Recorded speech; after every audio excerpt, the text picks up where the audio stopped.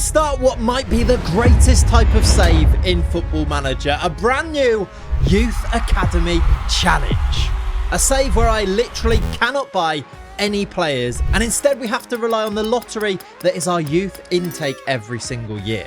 Yes, that's right, we're doing a youth only save in FM26. You guys have been asking for it, and today we begin our journey by heading to northeastern Spain, to the foothills of the Pyrenees, and to a club that I think is perfect for an adventure like this one. We're heading to SD Huesca. This is absolutely no Barcelona, no Real Madrid. This is rural northeastern Spain, a tiny talent pool to choose from. From here though, we're going to need to nurture talent to take us from the second division in Spain to the very, very top. That's the aim of this save. I want to be better than Barcelona, better than Real Madrid. I want to win the Champions League with this tiny Spanish club, and I cannot wait to get started. I hope you're excited for this one. If you are, drop a like immediately, and let's get into a brand new Youth Academy save, a brand new adventure. This is Huesca. This is the FM26 Youth Only save. Come on!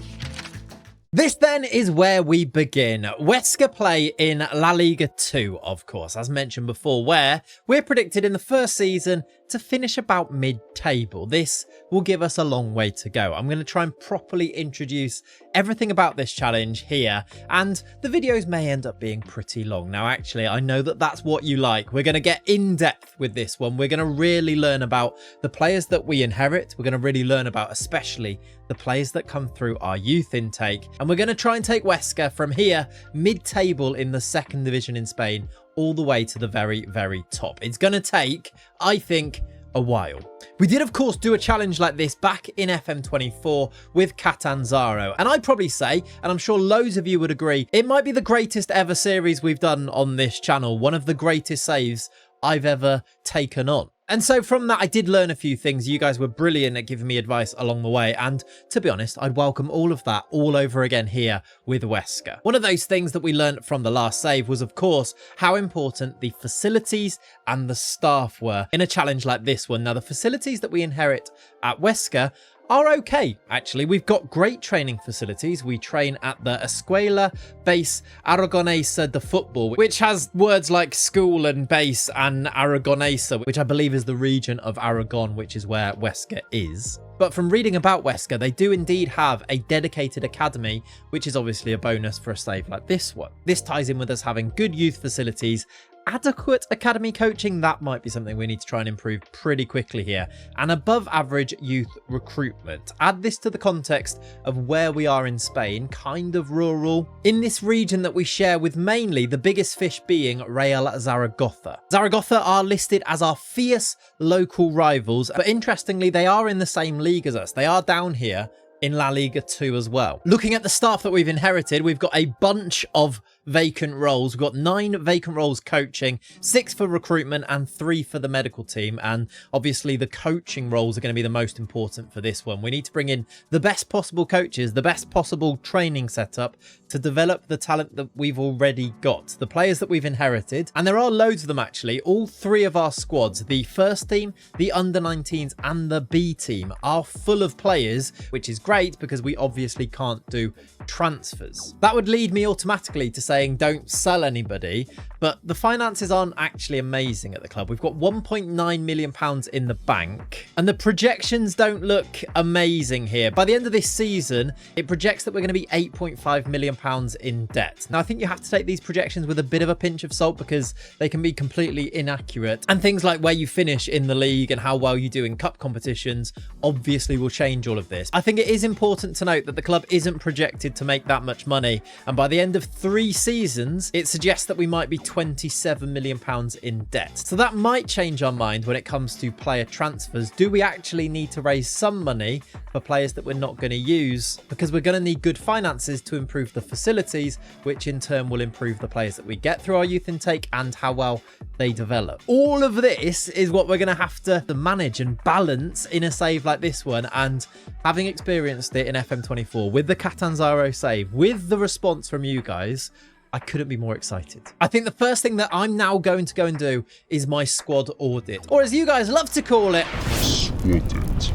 By the way, a quick look at the squad does suggest that there are a few decent players in here. James Sayoni looks like a good midfield option. We've got Ignacio La Quintana on loan from Bragantino in Brazil, who can play on the right-hand side. And then we've got the long-standing, and I assume captain, Jorge Pulido, as a bit of a leader at the back in the defence. I like the defensive partner for him too, Joaquin, who looks like a bit of me at 6'3". Once I've done this squad audit, though, I'm going to think about the style of play that I'd like to use. And I have actually already come up with a little bit of a system that is subject to change based on how well the players fit into this. But I really like the idea of being in Spain and properly adopting a tiki-taka style of play. Possession-heavy, beautiful tiki-taka football in Spain with all of the players that we've developed through our youth intakes, with players that learn the specific style and philosophy that we've got in mind, to me feels like doing a youth academy save properly. At the very, very least, I think I'm going to go strong with the idea of tiki-taka. The shape of the system may well change a little bit, maybe even some of the roles,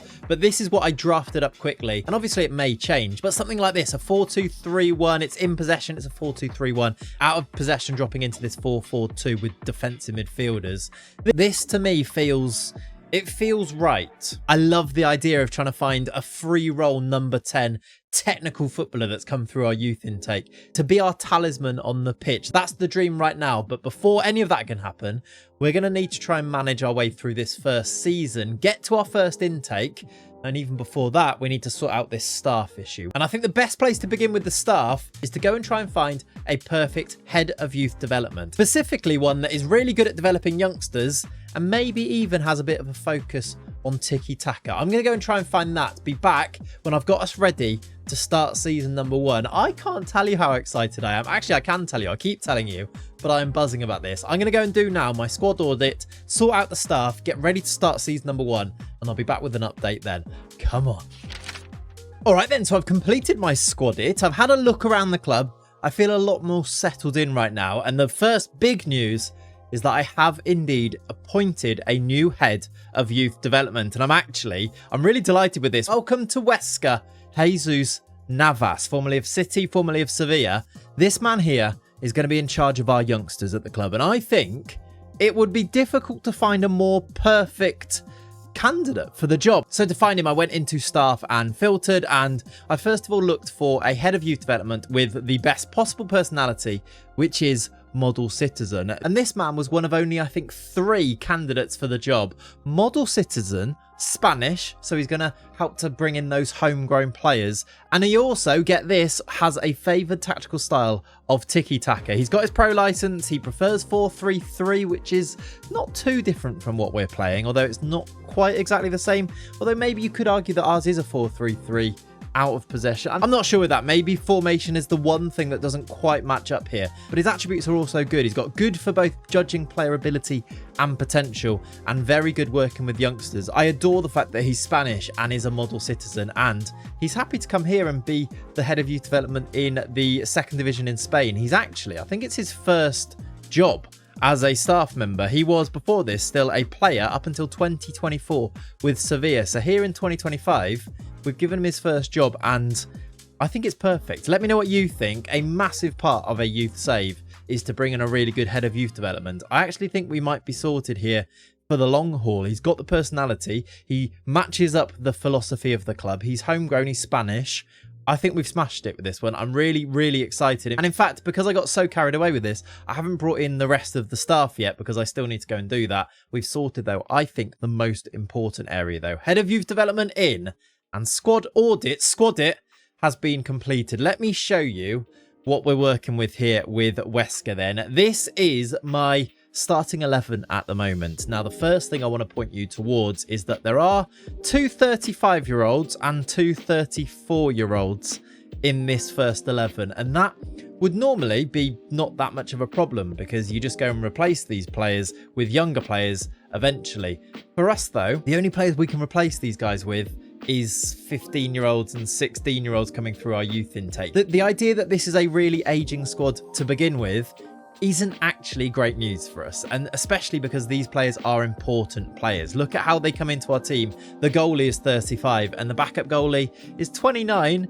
He's just not quite as good in Juan Perez. I think Danny Jimenez at the moment is still better, although Jimenez is only 5'10", with 13 jumping reach and 13 aerial reach. You will not be shocked to know that that's a little bit of a red flag for me, although I think he's going to be our number one for this year. Maybe we should transition in Juan Perez fairly soon. He's 6'3", but he actually also has the same aerial reach and worse jumping reach, so maybe actually it's fine, and we'll just go with Jimenez for this one. But the other players, Pulido as a starting centre-back, he's actually wanted. I've decided, by the way, I've sold no one, and obviously I've not signed anyone either, but I've decided to say no to all offers for any players. Joaquin, the other centre-back here, did have some interest from some other teams, and he's got okay value. I think the offers were about £1 million, which we could really do with because the finances aren't great, but I've decided we don't have anyone good enough to come in, and we're going to need to try and do well to settle in. So I'm going to keep all of the players here for season number 1. Other old players that I'm worried about replacing, Oscar Cialva has already said that he's going to leave at the end of the season, at the end of his contract, which is at the end of this season, 2026. He is, I think, our best central midfielder. And then our striker at the moment is Sergi Enrich, who was here on loan last season and scored 7 goals, but you can see by this that he was the starting striker last year as well. He's 35, which is never a great sign, and I do wonder actually whether I might start Enel Rodriguez instead of him once Rodriguez is back from an injury. He's torn his medial meniscus ligament, so he's going to miss the first 3 months or so of the season, but I think when he's back, maybe bringing him in. He's got good finishing, brilliant heading, really decent acceleration too, so I think he actually could be the guy for us up front. But that's sort of my squad audit. Our best player, I think, is Jaime Seone, who's going to play as our number 10 in this system here that I showed you before. I haven't actually changed it once I did my squad it. I'm actually happy with the way that the players fit into the philosophy, the system that I've decided we're going to play here. We've got fullbacks who can definitely play as wing backs. We've got a good natural DM in Agbek Pornu who's going to come in. Cialva in this central midfield spot, we're going to need to replace him eventually. Seone as the 10. La Quintana, one of our star players on the right hand side. Cantero is passable on the left hand side. He's a Spanish left winger, can play up front. And then as I showed you, Sergi Enrich up front, but maybe moving towards Enel Rodriguez eventually. Let's go and see what this team can do. Let's go and see if we can get some results here in La Liga 2. Ultimately, I think I'd be happy with a mid-table finish. Anything that avoids any type of relegation issues. I'm actually kind of wary of not getting promoted too soon here, because if we do go up to La Liga and then these old players leave, we're going to have to throw in 15-year-olds, 16-year-olds in their first season in the top flight, which I actually don't want to do. I think it would benefit us long-term to stay in this division. Maybe for the next 2, 3, 4 seasons even, get these young players that we bring in through our youth intakes to develop, be able to give them first team football, and then make our way to La Liga, because I'm really wary of going up and then getting relegated, and suddenly you can find yourself out of a job. And if we get sacked, I'll say it now, that would be the end of the series. So we do need to try and navigate this a little bit. Be smart. Let's not aim too high. Let's not get carried away and get ourselves promoted here. But also saying that, I'm not quite sure that that is going to be the case. This team is distinctly average. They don't want to play under pressure. They don't want to play under stress.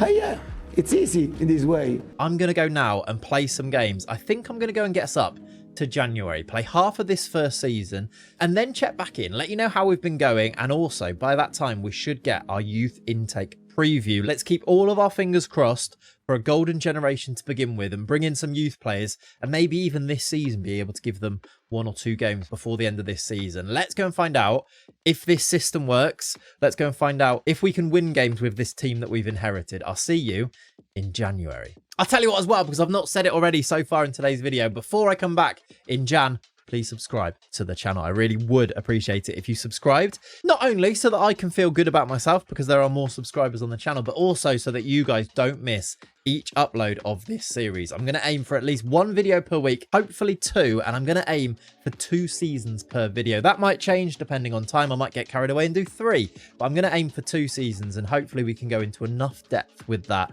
to really show you what's going on in this save, because I've got a real feeling that this one's going to be a good one. So make sure you subscribe, turn the bell on for notifications, and I'm going to go play some games, and I'll be back in Jan.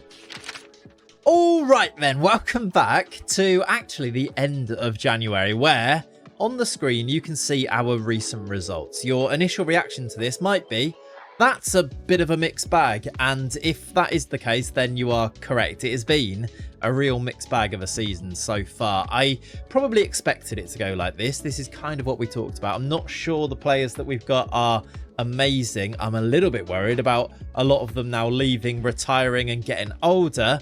But there are some nice green shoots of recovery. Some positives that I need to tell you about as well. First of all, though, let's start with on the pitch, where these recent results, you can see that we've won one game in January. It was a cup game where we did go through to the 4th round of the Copa del Rey.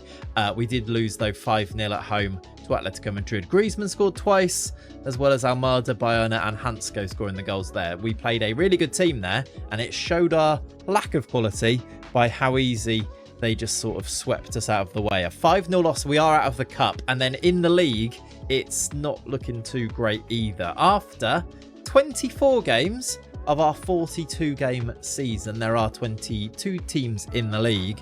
We're 15th. 24 games, 8 wins to just 1 in 3 in terms of wins. 6 draws and 10 losses, a goal difference of -4. 30 points is, I mean, it's well clear of the relegation zone, which is down in 19th here on 22. We're 8 points clear of that, so I'm not actually too worried about relegation, although things could get a little bit slippery. Although if you're an optimist, you could say that we are only 6 points off 9th here, and maybe actually 1 or 2 wins can see us leapfrog a few teams up the table too. It looks like Malaga are going to be the team that go to La Liga this year. We're going to be looking and hoping that we're going to finish mid-table at best, I think, after this first half of the season. Let me show you the squad as well and how they've been performing, because I think it does tell the story here of what we're working with, really. A lack of goals, to be honest with you. I have brought in Enel Rodriguez after his knee injury. He's played 7 times now and scored twice in those games. It was Enrich before that who, in his 28 games, scored 8, which is, I mean, he is our top goal scorer, but it's not particularly great either.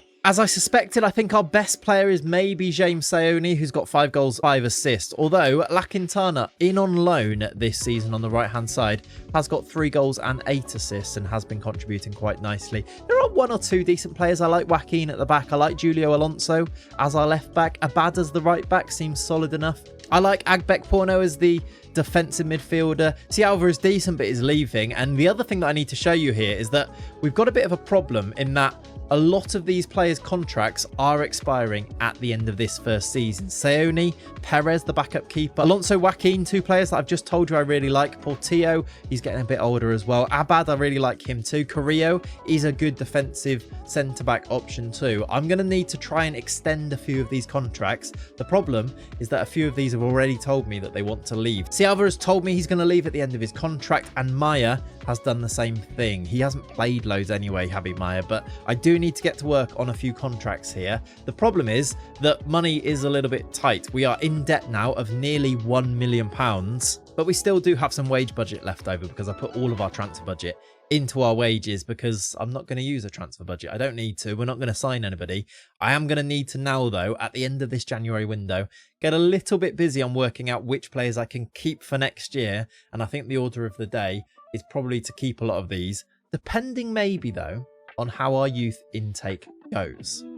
And you may have seen there a little wry smile on my face as I mentioned that, because we have had our youth intake preview. If we go to the youth setup here, this is going to be a screen that I think we will get a little bit accustomed to over the course of this series. I have to keep an eye on all of the players at the club, including these players here who are in the B team that might well need to be playing somewhere down the line. Asnar and Almeida as centre-back options, especially if a few of the ones that are in the first team leave at the end of the season. But let me cast your eyes instead over to the bottom right-hand corner where our youth intake preview is here. If I click into it, this is how our intake is looking for our first season, and it is listed as a golden generation for the club. Now, I must say at this stage, it's something that we did a lot in the Catanzaro save. Take the idea of a 5-star golden generation intake with a slight pinch of salt. This is always relative to the squad that you have at hand. Our squad, as I've told you about, are not particularly great. So these players coming in, they might well be world beaters, or they might just be really good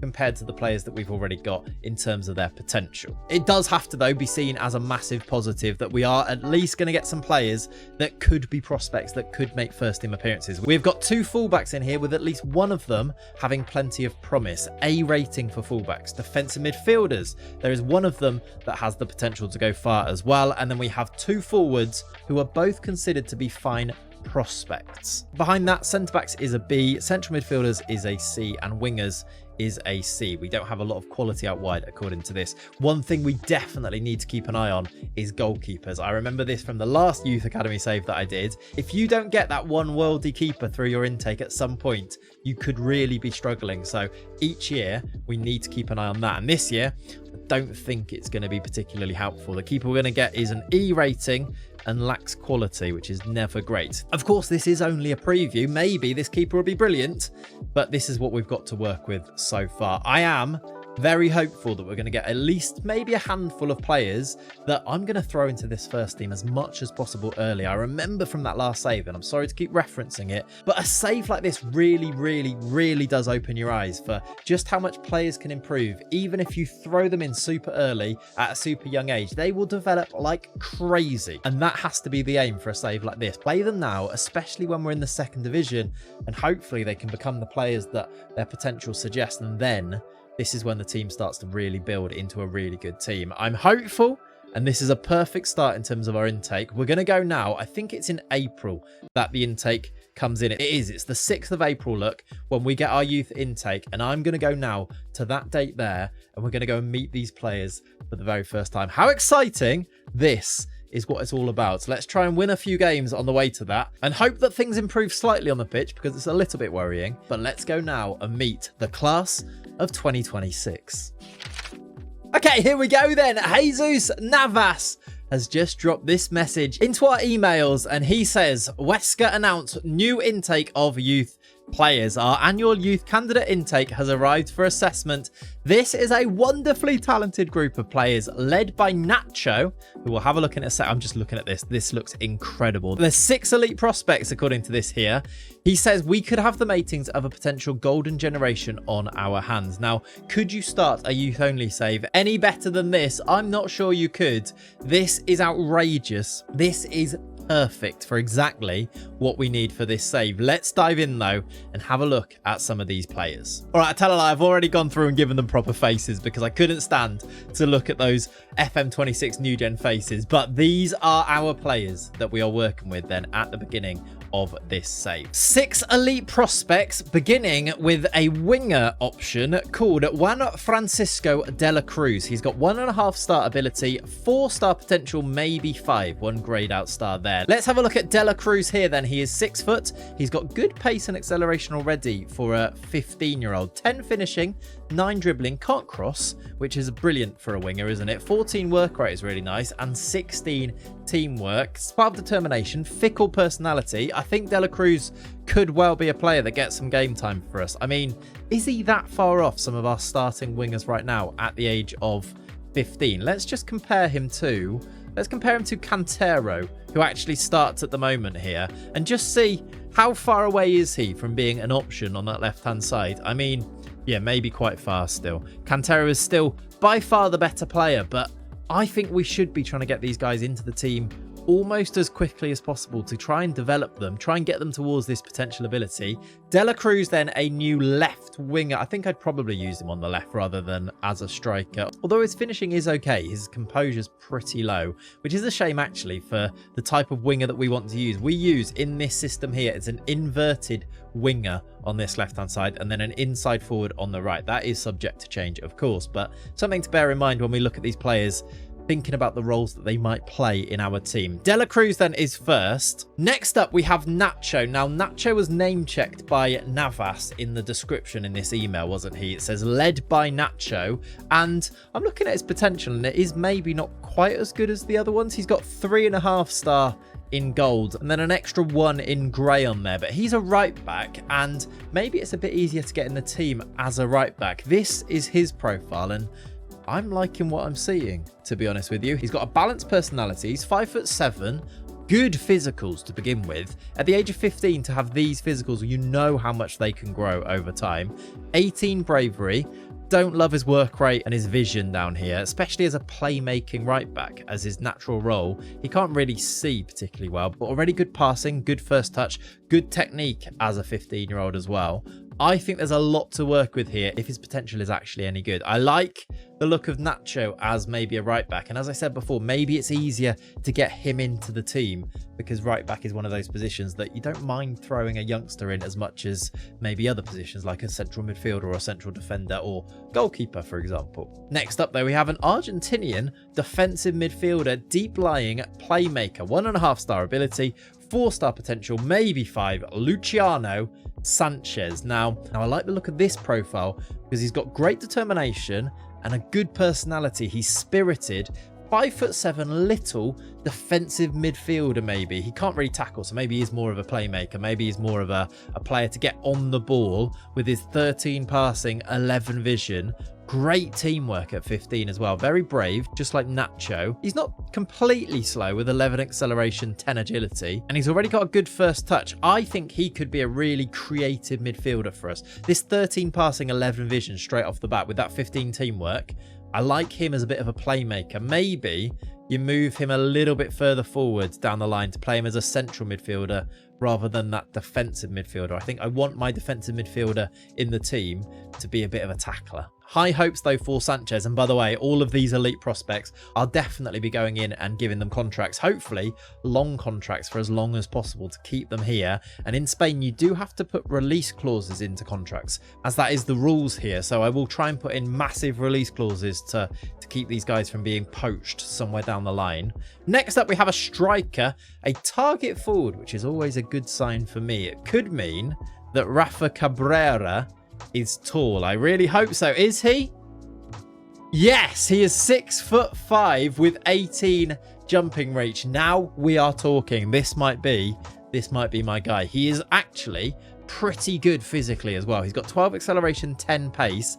He cannot finish his dinner despite being a striker, though, with 7 finishing, 9 first touch. He also can't head it. I always find myself being really critical of the attributes, and they are so young that actually, is it even worth analysing these too much? Or instead, especially for a save like this, are you instead looking for the positives and how you can turn them into real positives down the line? That's probably the better way of doing it. And with someone like Cabrera here, he's got great teamwork, great work rate, he's massive, really good physicals. If you can actually nurture those, maybe things like finishing and first touch and heading can be worked on later down the line. He's already got the good technique as well, actually, at 13, which is always good to see too. Great determination at 15 and a decent personality of resolute as well. Another one that I think we stick into this first team and try and get him on the pitch before the end of this season. Try and give him game time, because with that game time, if we can improve this profile, we could have a striker for many, many years, especially if this potential ability is decent. 2 more players then in the elite prospects, which we need to have a look at. Roberto is a centre-back who is 6'4", 16 jumping reach. He's got 10 heading, 13 tackling, 13 positioning. His physicals are a little bit rubbish. Now, again, these can really improve over time, can't they? But 7 acceleration, 7 agility, 4 balance, 6 strength. He's a bit of a beanpole, is Roberto. We're going to need him to work on those before we can really throw him into the first team. I think with some of these other players, they've got the physicals where they can at least compete, and then maybe it's some of the technicals that they need to develop. I'm thinking of Cabrera here, for example, and even players like Sanchez and Nacho. They're already able to compete, I think, at this type of level. Whereas Roberto, he might have high potential, but he needs to improve physically before we can actually play him. And that takes us to the final elite talent, which is Fabrizio Ramirez, who is a defensive midfielder from Venezuela. And I'm actually looking at him and thinking him and Sanchez could be a nice little midfield pair. If we played Ramirez deeper, this man does have the tackling and he does have the positioning and the work rate to play as a defensive midfielder. He does need to work on his strength a little bit, and a little bit like Roberto, maybe lacking a bit physically. His balance is better though, and his stamina is better. And even some of these 8s, they could quite easily become 9s and 10s, and then we're not really saying this as much. He's 6 foot, he's fairly professional with 12 determination. I think there is a player in here as well. I think we should be trying to get him game time, develop him, and I can see a future where he plays first team football for us. I really can with a lot of these players. This is really promising. There are some top prospects too, which we should have a look at without maybe spending as much time on them though. Musa Ng is a midfielder from the Gambia. Great work rate, great technique, decent passer, good first touch, fairly professional.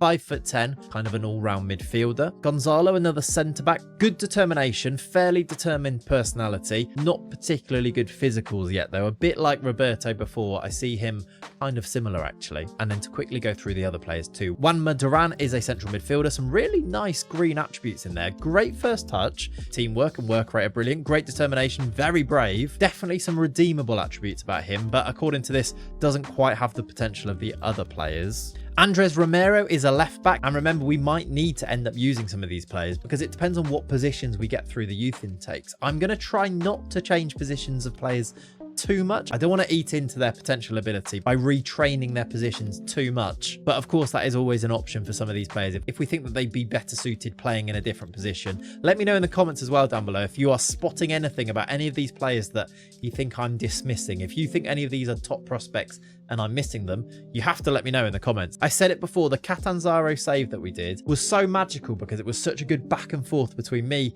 and you guys watching. It felt like a shared experience, so I'm all about your comments on today's video. Romero is a left back. Casero is a right midfielder. We'd probably have to push him up to play as a winger. He's got okay pace acceleration, good crossing, decent technique. Navarro is another winger, a little bit more promising actually. Decent physicals on Victor Navarro.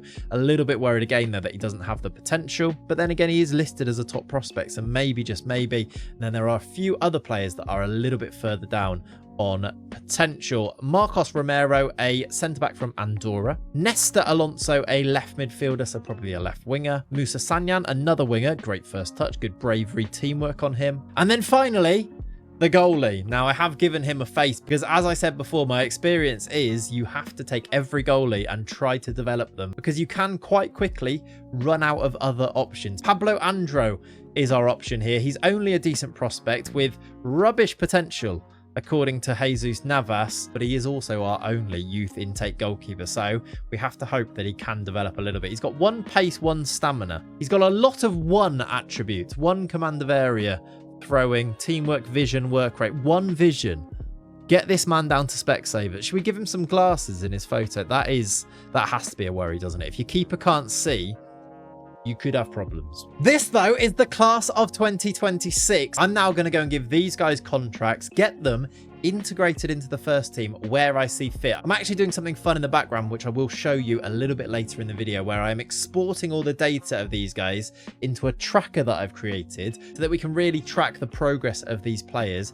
And you'll notice that I'm calling these guys the class of 2026. I really want to track the intakes like that as well, so that we know which intakes these players came from, and also keep an eye on what happens to their careers later down the line. If we sell them, keep an eye on how much money we make. I'll show you that a little bit later in the video though, but I have created this view to keep an eye on some of the most important things for me for young players. So you can see I've now sorted them by potential. I think this view does give us a good idea about some of these players coming through. I'm going to go and put some of these in the first team. I can definitely see a world where we give De La Cruz, Sanchez, Ramirez, Nacho, definitely Nacho, Cabrera, definitely. Give them some first team debuts at the end of this season. As long as we can avoid relegation, I think we can get these guys some game time, and then season 2 maybe put them into our squad and see whether they can become first team members next year. I will see you though at the end of the season, and hopefully some of these guys have played some football. I'll see you at the end of season number 1. What an intake, what a start, how exciting.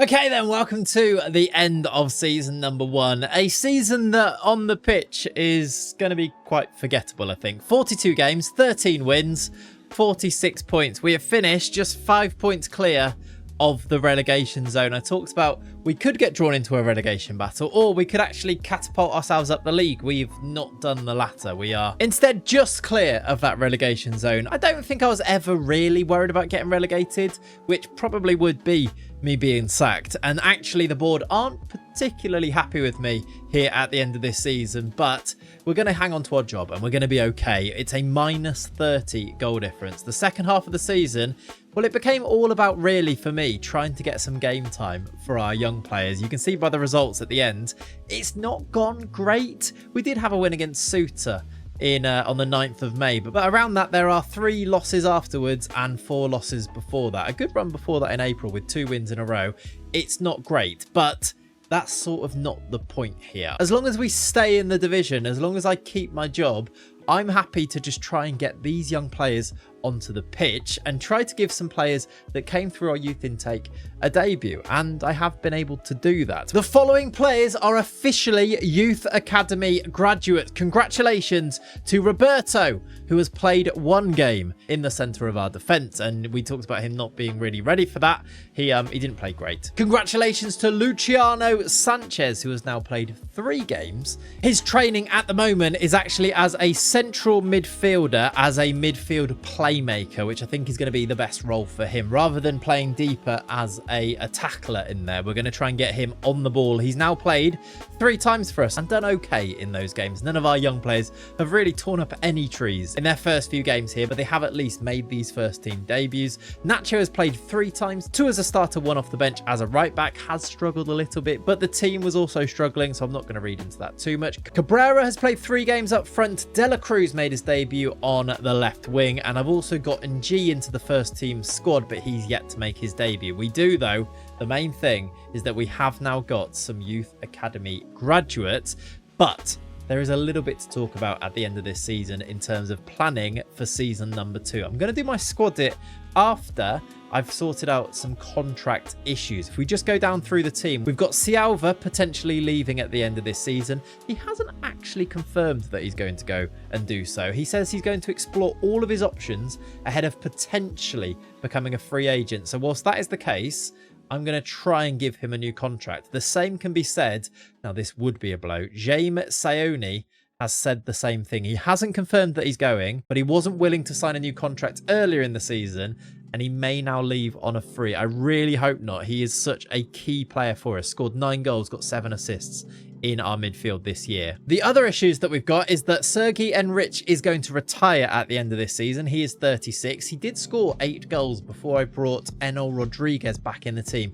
Rodriguez scored 6, got 2 assists, and was much better in the second half of the season. But there's also a bit of a cloud hanging over Alvaro Carrillo, one of our centre-back options, who also says he's going to explore all of his options. I am kind of hoping that these guys might well change their mind. I have seen it before, but most likely what usually happens is if they say this, they actually then do end up leaving on a free contract. Fingers crossed, though, that we can convince them. That, I suppose, is what I'm going to have to go and work on right now. I'm going to go and do my squad it for season number 2. And I guess another question here is working out where these young players now fit in to my squad. Are they going to be used as backup options, trying to give them as much game time as possible? Or would it best serve them find them loan moves? That's what we have to balance here. In my mind, playing football is key. If they're going to play whilst here, we should keep them. If they're not, we should probably loan them out. But amongst all of this, we also need to make sure that we've got enough players to be able to put out a team every single week. So balancing all of this is where our squad is going to come in. I'm going to go and do that now for season number 2 and work out how we're going to approach our second season. We kick off on the 8th against Burgos, and if I go across to the league table, the media prediction for this year has us finishing 15th, which is about where we finished last season, and it's kind of about right, I think. I don't think our squad has got stronger, if I'm going to be honest. We haven't made signings to improve our position in the squad. In fact, we've really only seen a few players leave. So at 25-1 odds, I think this is probably about right, but we are going to aim a little bit higher, hopefully with the development of a few of our young players. We talked about it before, but actually staying in this league for this season, maybe even the next couple of seasons, might be the best for the long-term health of our club, for the development of our young players. So I'm going to go and play some games now, and I'm happy as long as we can sort of finish mid-table-ish, to be honest. It's all about survival, game time for the youngsters, and the greater good. I'll see you when I've played some games in January. All right then, welcome back to January, where the plan's going pretty well, actually. I want to start with my squad screen at this stage here. It is the 2nd of January, and without showing you the league table, because I think that is actually secondary at this point, as long as we don't get relegated, which, spoiler, we're not at the moment getting relegated. This is all about integration of the youngsters. Those youngsters that I've made backups in the squad it are now becoming that in this 11 here. You see by the 11 on the pitch right now, there are none of our youngsters on it. Currently, But if I scroll down to this subs bench here and show you some of the names that have come through our youth intake, players like Roberto, the young centre-back who cannot really run, he's now played 5 times this season. If we go down one more, Cabrera, the young striker, has started 6 games this season and has also come off the bench 7 times. We have a youth intake graduate scoring a goal for the first team. The save is well and truly underway at this point here. It's 11 league appearances, a goal and a 6.58, which is fine considering he's only started 4 of those games. He also got a goal in one of his 2 appearances in the cup, so it's 6 starts, 2 goals, and the type of exposure to football that is seeing this young man develop very nicely. We are going to need to grow to love these little yellow up arrows on our players' profiles. And what I've really missed from a save like this is really keeping an eye on things like the attributes and just how much they are growing. I might go on a night out, for example, when Rafa Cabrera hits 10 finishing. That is the level of detail that you can really get into in a save like this. He's now played then a few games for the first team, as has Luciano Sanchez. 4 starts, 4 sub appearances. He's also got himself an assist for the first team. He's really played quite well, actually. 7.08 average rating in his first proper appearances for the first team. And he's also got some lovely up yellow and green arrows on his profile. I think for Sanchez, it might be all about the pace. 10 pace, please, Luciano. He's reminding me a lot of a young Cesc Fabregas, actually. He can definitely pass. Great technique. Decent vision, but no real strength and no real pace at the moment. That's kind of what I'm getting from Luciano Sanchez. He's done very well, though. He's also got himself 3 under-21 caps for Argentina and scored a goal from them. If you're getting into the under-21s team for Argentina at the age of 16, this bodes really, really well for the future.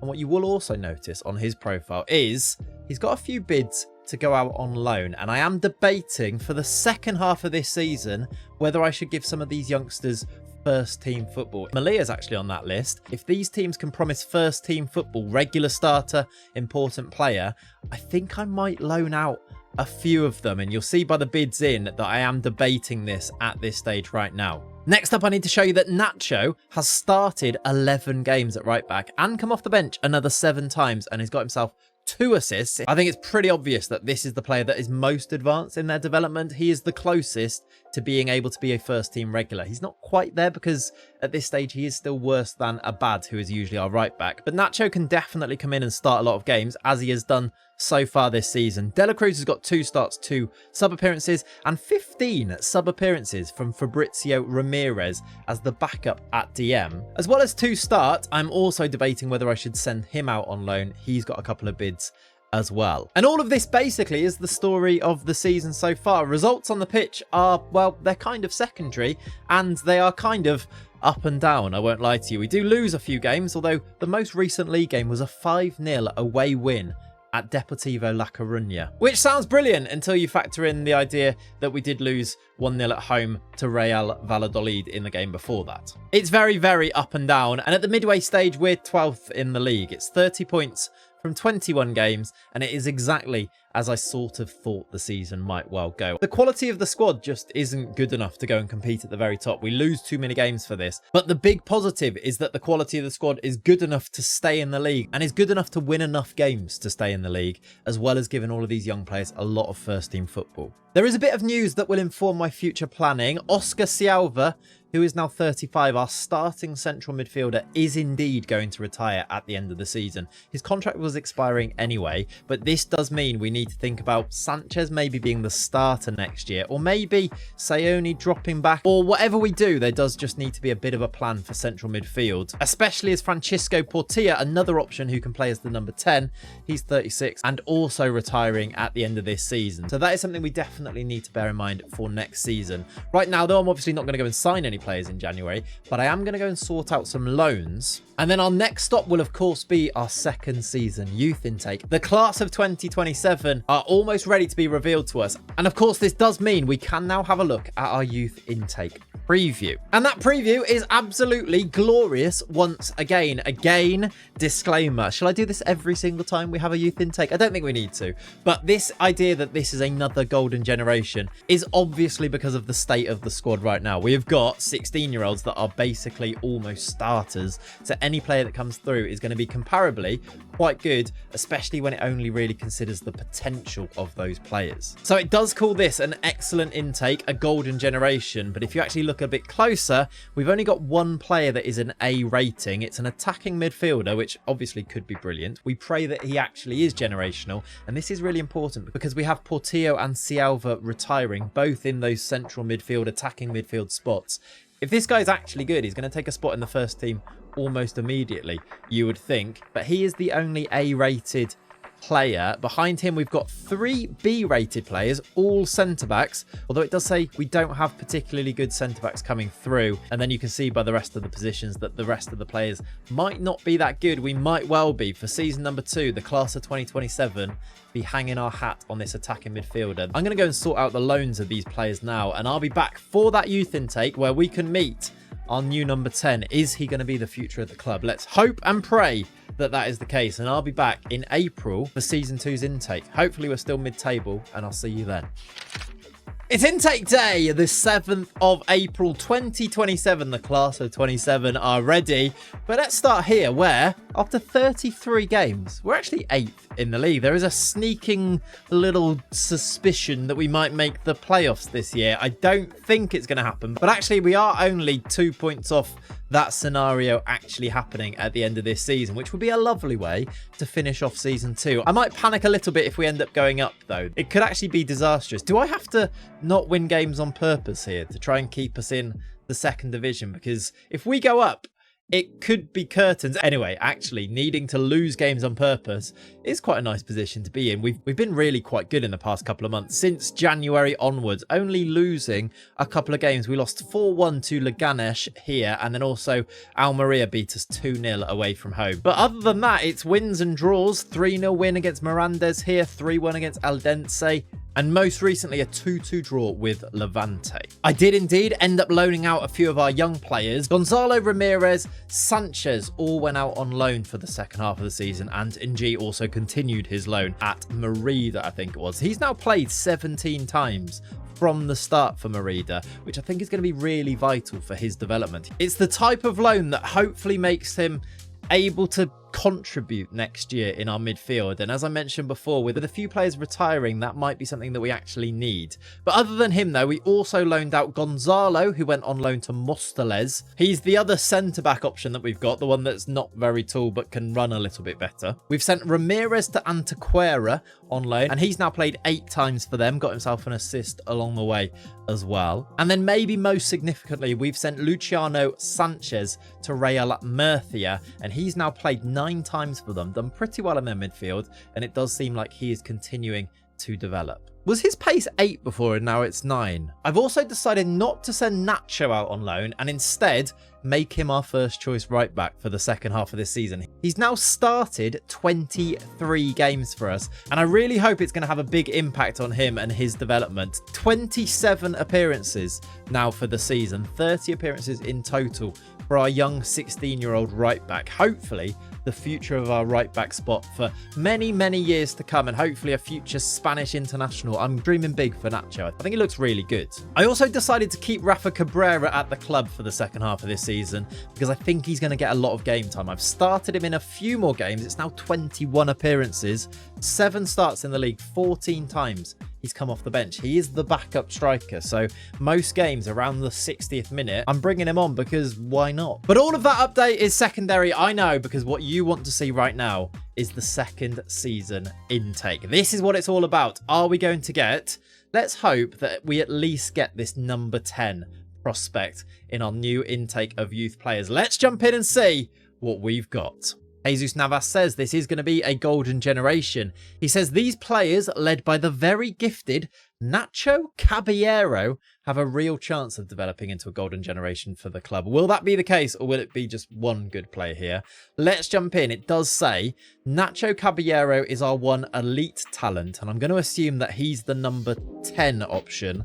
And then we've got 4 top players on this list here: Armengol, Mario, Lugo, and Al-Azhari. Let's jump in.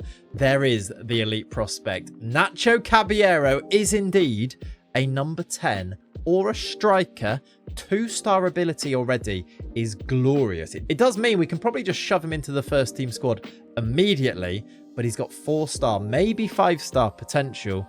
Let's have a look at the profile for Nacho. Here he is, 16 years old, and already, I think, pretty good. Nothing massively jumping out, but he does have good pace and acceleration, really good acceleration at 14, especially if we were to use him a little bit deeper. His passing isn't great if we use him as a 10, and he's only got 7 vision as well. He's more of a striker, I think, although his composure's low. He does have great technique, great first touch, and already decent finishing at 11. His dribbling's good as well. Maybe something like a shadow striker rather than a creative number 10. More like a secondary striker in behind the striker. He is only 5'5" with 1 jumping reach as well. Is that going to hold him back? At least in my eyes. Especially when you consider that I'm his manager. I'm going to have to push past that and try and give him game time despite that, I think. What we have to hope here is that this is the starting point and that he does have really good potential, and maybe game time should see him become a really good player in the future. He is listed as an elite talent. It does say he's going to be really good. Let's see if we can nurture him to reach that potential. Other players then, we've got Ezequiel Armengol, who is a defensive midfielder that can kind of tackle and can't really do too much else. He does have an unambitious personality with 6 determination, which isn't particularly good. He might be one that we might need to loan out and get him game time in lower leagues. I don't necessarily see us being able to throw him in, at least for a while. Next up, we have Mario, another midfield option. Now, it is good that we are getting midfield options. That man does not look like he's 15 years old, but apparently he is. He's a central midfielder, 5 acceleration, 6 pace. Is always terrifying. Good teamwork and work rate though, and very aggressive, can tackle. Maybe more of a defensive midfielder rather than one that's attacking. With that tackling and that lack of passing, I think he's maybe the second best option so far, maybe a bit better than Armengol. We've also got a Venezuelan called Francisco Lugo, who's 6'4", but also unambitious. Another midfield option. I don't think he looks amazing. Yusuf Al-Azhari, a right midfielder, right winger, can also play as a 10. He definitely needs some developing. The coach has given him a D rating, which is always a bit worrying. And then a striker, Jorge Villar, 6'3", is always promising, and really good finishing, first touch, heading, very aggressive, great composure. His mentals are actually really quite impressive.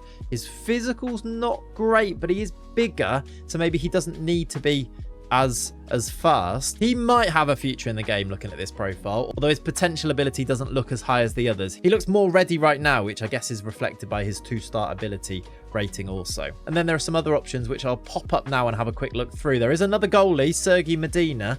We'll need to compare him with Andro to see if he's better, because the best goalie prospect is going to be the prospect that we're going to need to go all in on and play as much as possible until a better one comes along. Medina or Andro, I will compare them. We've got Miguel, a centre-back. We've got Jose Naga, another centre-back. Oscar, a left-back. He looks like he's got okay physicals straight off the bat. Roberto Sanchez is a left midfielder. Hugo is a right midfielder. And David Soto is another striker option. Good finishing, okay physicals, although his potential is apparently pretty rubbish and he's got an E rating. That's the end of the good prospects. There are 3 decent prospects. Abbas Maiga is a right back. Yonut Opris is a centre back. He is 6'6", but he doesn't look like he's going to be that good. And then finally, Wilfredo Pena is a left winger from Peru who also isn't particularly rated by our coaching setup. That is indeed the class of 27. I think I'm going to go and throw Nacho Caballero, the number 10, straight into the first team squad. See if I can get him his debut before the end of our second season. Let's go and find out now, though, if we can sneak into the playoff places. And if we do, we might have to make the decision of whether we actually want to win that. I'm going to go now, though, to the end of our second season, and I'll see you then.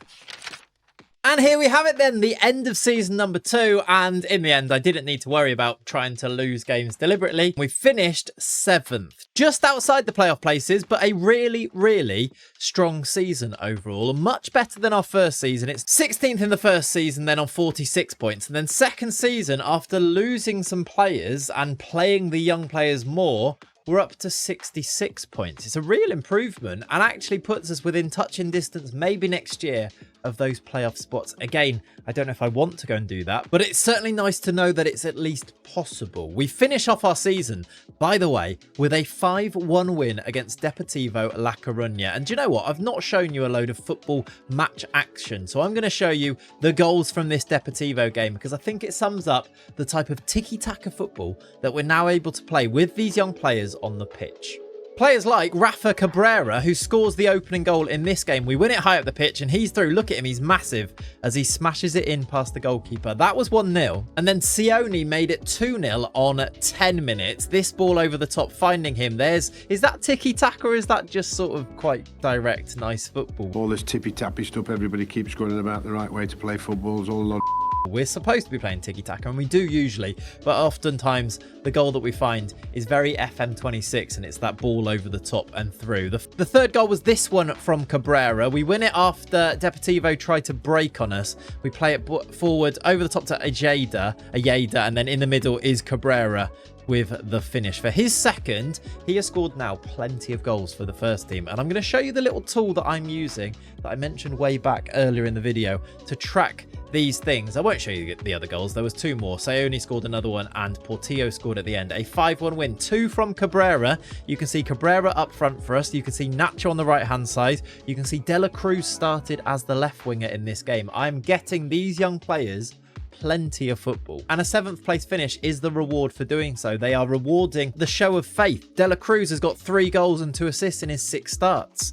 Cabrera ends the season with 12 goals in just 13 starts. He did come off the bench another 17 times on top of that. So it is 30 appearances in all competitions, 12 goals for the youngster. But it's so nice to see this 7.1 average rating, an improvement there as well. 2.5-star current ability for a 17-year-old in our team who is continuing to get better and better as well. I want to say his finishing was 8 before, and now it's up to 9 as well, which is massive. We still have to get that night out planned for when he hits 10. But Cabrera is not the only massive success story of this season. Nacho, I told you in April that I was deciding to start him in basically every game as our right back for the second half of the season. And looking at his profile now, you can see the profound effect that it seems to have had on him. His value has shot up to £26 million. 36 league appearances in this second season, 30 from the start, most of which after January where I made him and locked him in as the first choice. 3 in the cup as well. He's got himself 4 assists in total. I think he's our new right back, even though Abad, who usually should be starting, is really good.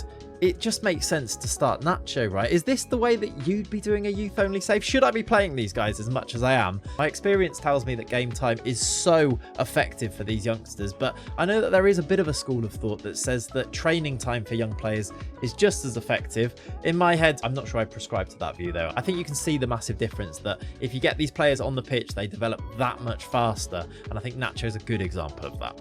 The lone players as well, by the way, did play a lot of football also. Ramirez played 14 times on loan at Antequera. Gonzalo 15 times at Móstoles, and lovely up green arrows on him. These are what we're really looking for, aren't they? And Luciano Sanchez, 12 starts for Real Murcia. He's now up to 9 under-21 caps for Argentina as well. A real regular in that under-21s midfield, it seems.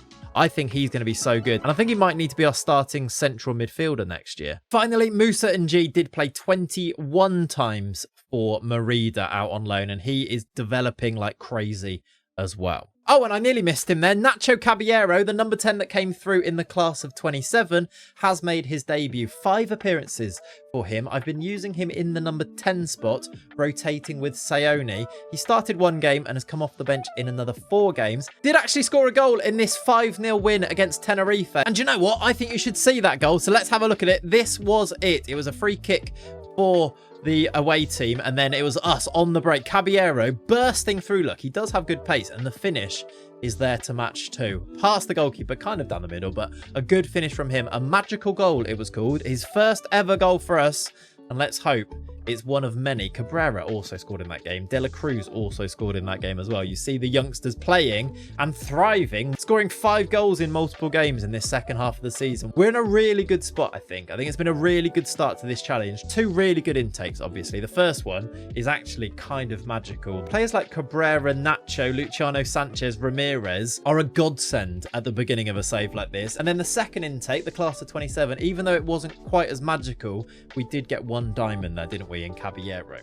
And this is the result on day 1 on the first day of season number 3. I've just completed my squad audit for our 3rd season, but I wanted to show you the result of that audit actually by showing you the team that just played Leganés away from home on day 1 of season 3. We got ourselves a very nice 3-1 victory in this game, and even though that scoreline looks kind of comfortable, it wasn't actually quite as comfortable because we did have less shots, less XG, and our 2 winning goals at the end here were both scored by our centre-back, Joaquin. Perhaps the biggest positive was the opening goal from our young striker, Rafa Cabrera. He's that 6'6" striker who latches onto this through ball here to slot past the keeper to give us the lead. He is our main striker prospect in this squad, and he came through our intake in season 1. He scored the opening goal on the opening day here before they equalised. But Joaquin, our centre-back, or one of our 2 centre-backs, gave us the win with 2 goals pretty late on. This was the first one, a lovely header at the back post. Notice who put that cross in. It was Nacho Caballero. He was the star of our 2nd season intake, and he's coming on off the bench in this game and making an impact. That made it 2-1 before Joaquin was there again. Another one from a set piece to smash home with a finish that doesn't look like a centre-back's finish, that one, does it? That was a 3-1 win, and that, at this stage right now, has actually put us to the top of La Liga 2. Now, I talked about in the intro wanting to try and get promotion this season. It has to be the aim, even if we talked about this being something that might bring with it a few problems. Even though we are top right now, the media prediction does predict us only to finish 18th. And in fact, even worse than that, if you look at the odds here, it's not factoring in Barcelona, Athletic and Castilla, because neither of those teams can get promoted because of their affiliations with Barcelona and Real Madrid. So technically we are the 3rd worst team in the league, and this is calculated by the current ability of the players. We're in this weird spot now where we do have some brilliant young players coming through our intakes. We found out all about them in the first episode of this series, didn't we? Players like Nacho, Cabrera, Luciano Sanchez spring to mind immediately, but they are only 16 to 18 years old, and the players they're playing alongside, the players we inherited, are mostly either in their 30s or just not actually very good. And so that's where my squad it for this season comes into play. This here is my plan for our 3rd season. I don't want to dwell on it too much because I know that we're going to get to know these players even better as we go through this series. We're not going to make signings, so the team, the squad, won't change that much. Instead, it's a case of following these players, tracking them as they make their debuts, as they make themselves first choice in the squad. For now, I've kind of gone down the line of making all of the youth intake players from season 1 and 2 the backups. For example, Perez continues in goal with Andro, the young keeper who can't really see, as the backup. We really need a good youth intake goalkeeper. Maybe this season, this next intake, could be that intake where we get someone who's better than Pablo Andro. I really hope that one day we're not relying on this guy. So he's going to be the backup. Likewise, Nacho is going to be a backup for Tony Abad at right back. Abad is the more experienced player. He's 30, but Nacho, I do wonder if by the end of this season, he's taken that first choice right back slot in the squad. We'll see by his performances, and I'm going to weigh up what's better for him. To be the backup in the first team and used every now and then, or to make him available for the under-19s. Loads of you were telling me to do this, so that he plays a lot of football, and that might be just the most important thing for him. Where I have made a big call, though, is in midfield with Luciano Sanchez coming in as my first choice central midfielder. He's got these 10 under-21 caps for Argentina, and that is telling me something in my mind. This man surely is destined for the very, very top. He had a solid loan at Murcia for the second half of last season, and I think this guy is ready for first team football. He's going to be my first choice centre-back, taking the place of Oscar Silva, who retired at the end of last season. Portillo as well also left, and it has left us with a bit of a gap in the squad. We don't actually right now have a backup for Sanchez in centre mid. And so I think what I might need to do is recall Musa Ng, who I've loaned out to Ibiza. Now, there is question marks, obviously, about whether sending a player to Ibiza for a year is going to be good for his development regardless. But I did loan him before I quite realised just how few centre mids we actually had. And because of this, I've actually activated our clause to be able to recall him from his loan. It's been over a month since he's gone there, and the window is still open, so I've decided to bring him back. Musa Ng returns to the club tomorrow, and he's going to come in and be the backup for Sanchez. But the forward Jaime Sione is going to be the number 10 first choice option. He does have good value at £4.7 million. We might need to sell him. He has asked to leave the club as well because he wants to move to a bigger club. But I think I will try to hold on to him. Otherwise, it would mean starting Nacho Caballero in every single game. And he's only 16. I'm not quite sure that this is the best idea, even if I'm always very tempted to play all of these players, especially if it seems like they've got good potential. The money would also be really useful, to be fair. We are £660,000 in debt. We did go up to, when we got our prize money from last year, we went up to 300,000 in debt, and it's already on its way down again. So maybe selling Sione and just starting Caballero as the number 10 might be the move. On the wings, it's going to be Ojeda and Cantero. De La Cruz is going to be the backup on the left-hand side, and then Cabrera is going to be my number 1 striker this season. He will start with Rodriguez as the backup, and I've no real doubts that Cabrera can score goals for us. He started 11 games and scored 11 goals last season. Who knows how many he can score as the main starter. He's already got 1 in the first game of the season. I kind of hope he can go to new heights this season. And speaking of new heights, he's actually up to 20 jumping reach. I think we can see that if we go to his training and then go to his progress report. If I then isolate this jumping reach attribute, you can see that around about midway through May, he did jump up past from 18 here to 20 for his jumping reach. Maybe we need to keep an eye on this finishing. I swear he was at 9 finishing once. He was. I think he went up to 9 finishing and then's gone back down to 8. We talked about wanting to go out on a night out if he hits 10 finishing. Maybe, as a bona fide starter in the team, we can get Cabrera to his 10 finishing, and you guys can join me on a night out. That might be over the top, but it could be quite fun. That, though, is my squad it for season number 3. I feel like we got straight into things in today's episode. So I do just want to say, before we go and continue, I'm going to go and play the first half of this 3rd season. I'll get us up to January. We'll get our youth intake preview at that stage as well. Did somebody say another golden generation? Oh, yeah. I did. Season number 3's intake preview is here then, and it says this. Jesus Navas has given us the update. He says, we have an early assessment of your youth intake set to graduate later this season. I really like the way that it names the players in this. You can get to know them before you get to meet them. Later on down the line, he says, what has marked out Adrian Perez at youth level is their willingness, especially when things aren't going well, to try to rectify the situation right up until the final whistle, which I guess, yeah, that's pretty good. Pedro Villegas is able to get up to speed very quickly, and it is something that ought to be kept under close watch in the future. That'll be his acceleration it's talking about, right? And then finally, Jonathan Martinez almost always seemed to follow a coach's instructions at youth level in tandem with working well with all of their teammates. Now, this is then another 5-star excellent youth intake that could have the potential to be a real golden generation at the club. Again, disclaimer, this could just be because the current ability of the squad is pretty low right now. Remember, our predicted odds were the 3rd worst in the league. Or it could genuinely be another fantastic intake. It looks then like this, and I've just seen something that could be vital for this series. We have at least one of our goalkeepers looking like a great prospect. There's one keeper who has an A rating. There are 2 other positions with A ratings. Defensive midfielders, there are 2 of them, with one of them having the potential to go far. And then there's another central midfielder who looks like a top prospect in the centre of midfield. So 1 DM, 1 centre mid. And then there are also 3 centre backs. One of them looks promising. There isn't really a great deal of quality at fullback, so we're not going to get that left back that we do need. And I am a bit worried again that there aren't really any wingers. So far, I can only really think of De La Cruz that is likely to play first team football for us. But at least we do get right at the top here, potentially a goalie that can be our number 1 for years and years to come. Let's just hope that he actually is brilliant, because this one could be game changing. It's all very exciting, and game changing is kind of what we need right now. Look at the form that we're in as we head into January. It's the 28th of December, and we've won 1 league game out of the last 7. It's not actually amazing. We did beat Burgos 2-0, and Rafa Cabrera scored twice in this game, but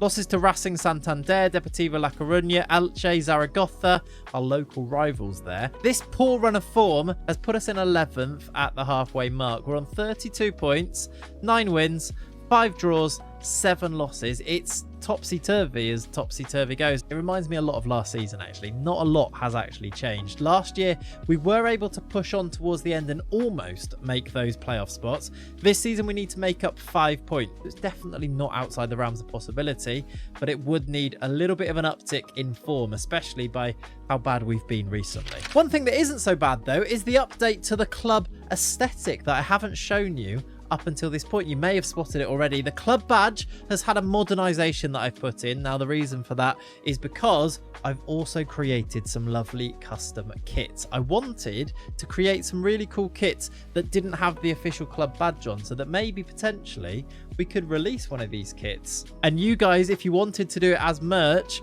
could put your favorite new gen player from the series on the back. It's just a little idea that I had. And actually, I quite like the thought of a new era at the club, a slight little tweak to the club badge with these lovely Nike kits that I've created as well. I did want to show you that. It's something that I always love to do in every save that I do. FM Kit Creator, by the way, is the place to make your kits. And then I just use Canva for the club badge. I'll get that in there because I know somebody will ask me about that. But I, of course, do appreciate a lovely football kit. So I've updated them in the game to try and make this club feel even more like mine.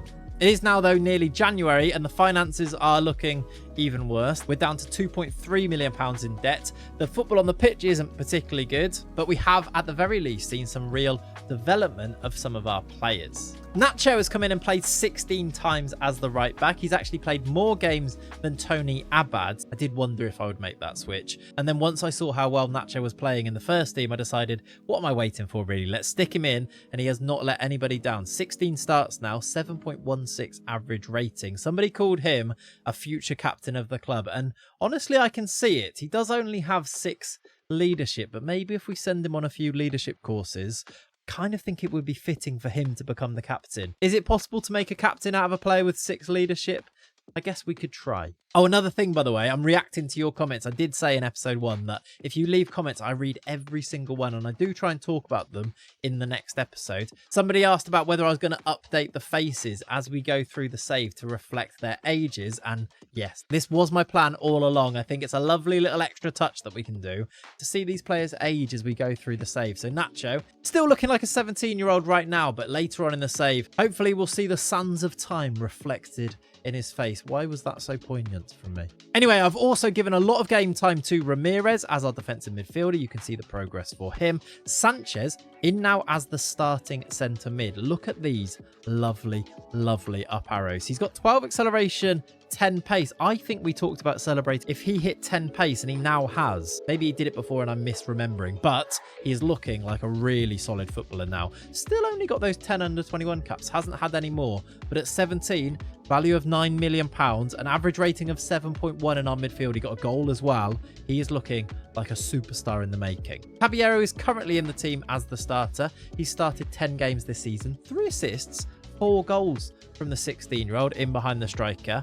And that striker is, of course, Cabrera. He's got 11 goals in 21 games starting up front. 4 assists as well, a 7.08 average rating. He's continuing to do very, very well indeed. 9 finishing now.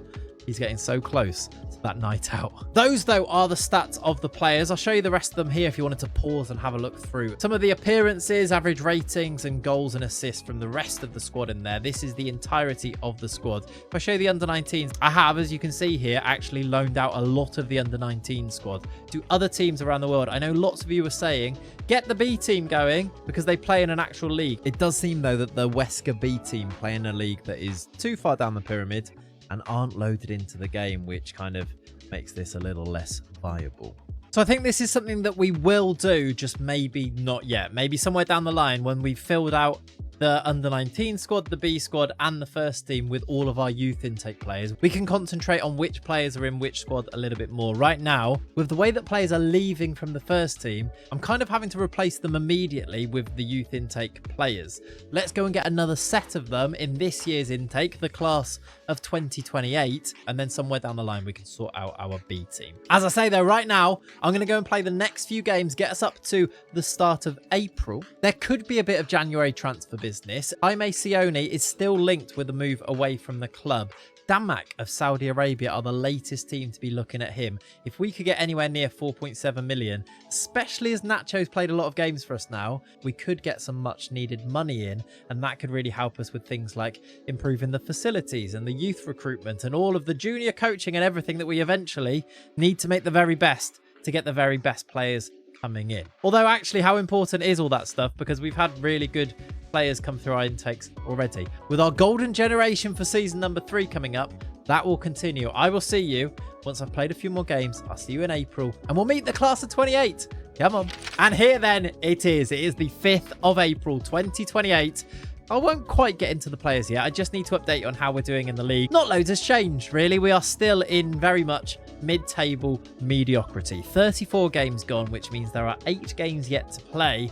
We're on 49 points. I'm almost ruling out the possibility that we get playoffs for this year. It's 58 points. Barcelona Athletic are in there, which means Mallorca are currently the team that is holding on to a playoff spot because Barcelona Athletic can't get promoted. But even then, they're 7 points ahead of us, which doesn't bode too well. I just don't think it's going to happen. Our results recently, I mean, again, they're not particularly good. We lost to Barcelona. We lost to Levante before that. We did beat Castilla. Brera did score another 2 goals in that game. He is continuing to be our main goal-scoring threat up front. But now, of course, our attention needs to turn to this year's intake. Let's have a look at the players then. There are 5 elite prospects in this year's youth intake. If these are actually 5 elite prospects, this one might be the best intake so far. This is beginning to look suspicious. I would not blame you if you felt like this was a little bit over the top. And the disclaimer is obviously there that these guys are Golden Generation's elite prospects compared to our current players, but they might actually also be really, really good. It says, whisper it quietly, but this so-called Golden Generation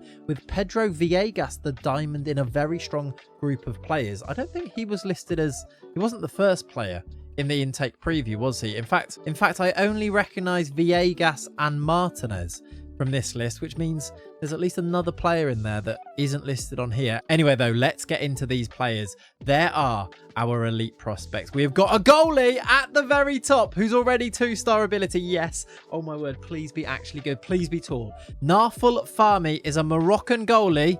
He's 6'4". Praise the Lord. Oh, my word. Praise the FM gods. A goalkeeper. 6'4", 17 jumping reach, only 11 aerial reach, but he is only 15 years old. He's got 12 reflexes, which to me is the most important attribute for a goalie, and that is decent enough. Does he not look to you like he could play first team football pretty soon here? He's got a fairly ambitious personality with 11 determination. He looks like he's a real viable option for the future for SD Huesca. I'm overjoyed that it seems like we've got a really good goalkeeper here. Next up, a winger. I swear it said none of the wingers were actually going to be good. Roberto Gonzalez is a right winger. 1.5-star ability, 4-star potential, maybe 5. A Spanish right winger who is also right-footed. He's already rapid, 15 acceleration with 12 pace. Okay, maybe not rapid, but very quick to get to full speed. 5'9", fairly ambitious winger. Can't cross, good technique at 12, can't really pass, can't really see. Okay work rate, very low teamwork. I don't think he looks that good. And the fact he's got 15 acceleration, I guess that has a massive impact on the way that the coaches rate them. He's next anyway. Oh my God. I didn't even notice this. Why have I managed to miss the fact that there is a 4-star ability, not potential, 4-star ability defensive midfielder, Pedro Villegas, and a centre-back, Jonathan Martinez. Pedro Villegas then, the diamond in this very strong group of players. This is him. Oh my word, look at all of those yellow attributes already. He's a model citizen. Maybe the head of youth development, Jesus Navas, has had an effect on that. This guy's going to be an absolute world beater. He's only 15 years old, 16 acceleration, 12 pace. I don't think he's a defensive midfielder, though. He's only got 9 tackling. Surely you move him forward and play him as more of a box-to-box midfielder. He's already operating at a La Liga 2 level. Our first intake was really good. This one might be better. The middle one, second season, was fine. We had Caballero come through it, but this third season intake could be the foundations to base the rest of the save on. Pedro Villegas, you're going straight in the team, I think. You're going to be our new central midfielder. What does this mean for Sanchez, though? Do you play him deeper as more of a box-to-box playmaker, even though he can't tackle? Maybe he learns to tackle, and you use Villegas as the DM with Sanchez as the centre mid, maybe. I think that's now what I'm thinking. You have to let me know in the comments if you think I'm misusing any of these players. If you're like, that guy should be a striker, also do bear in mind the other players that we've got there. That's what I'm factoring. It isn't just this guy. If I looked at him, I think he would be a better central midfielder, but we do have Sanchez there. Maybe Sanchez. I think 9 tackling isn't that bad if you get like a box-to-box playmaker from deep, and maybe we tweak the role. It's kind of against what I like to do, but we do want to play tiki-taka. Do we need a brute in there? Maybe not if the player who plays 6 is as good as this guy. Pedro Villegas, then. I've dwelt on you for a very long time because you are so good.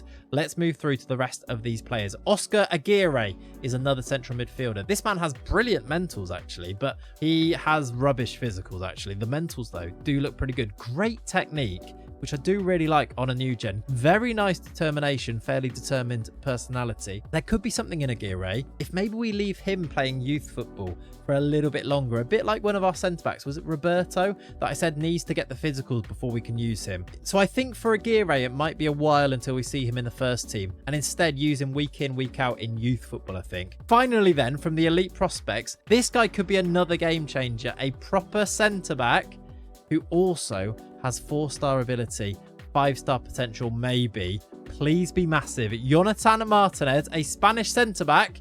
He's 5'11". Okay, he's not massive, but he does still have 11 jumping reach. It could be worse without it being too good. I am definitely focusing on the wrong things, though. Look how good he looks all around. He's got 15 tackling. Oh, my word, he's a right back. But we've got Nacho at right back. I guess because of lack of other options at centre-back, we'd have to use him probably in that area, but this 18 teamwork, 16 work rate, he can cross as well with 10 crossing. He could be a really good right back. Maybe actually a wide centre back could be his true calling here.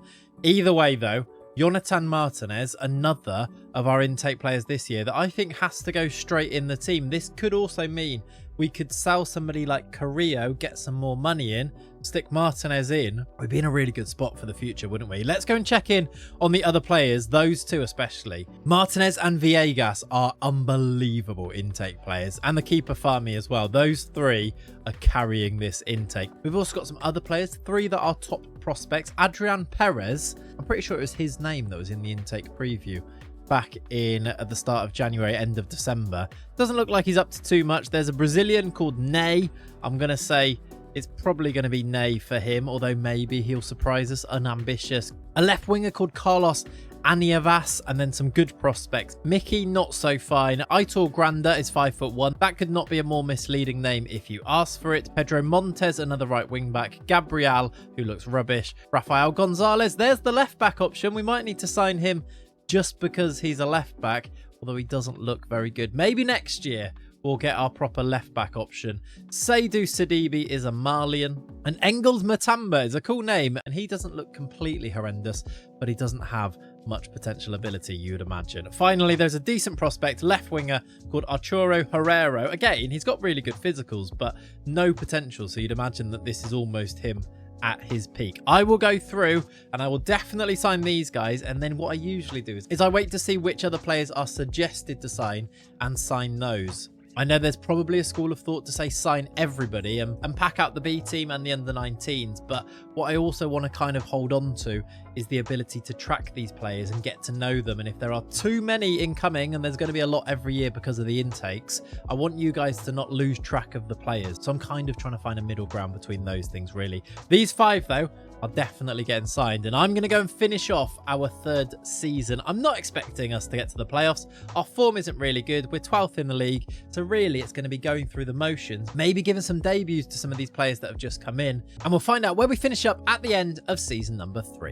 And here it is then, another season in the books, and a 10th place finish. Last season we finished 7th, the season before that 16th, so it's kind of up and down, and we found ourselves right in the middle this year in 10th. 64 points is our record, 18 wins from the 42 games. It's not really good enough, is it? 14 losses is definitely too many, and it left us 9 points off the playoffs. Sporting Gijón took that last playoff spot. Barcelona, obviously, as we talked about before, don't get the playoff spot, so Gijón on 73 take the last spot. Our quest for promotion is going to get shifted along to season 4 at the earliest. I will finish up though season number 3 by showing you the squad screen and showing you some debuts that have been made from some of our youth intake players from the class of 28. In goal, Narfal Farmi did play 3 times before the season was up. I wanted to give him some game time. The games didn't really mean anything, so why not throw in a youngster and see how they do. He's already massive, so we've got no concerns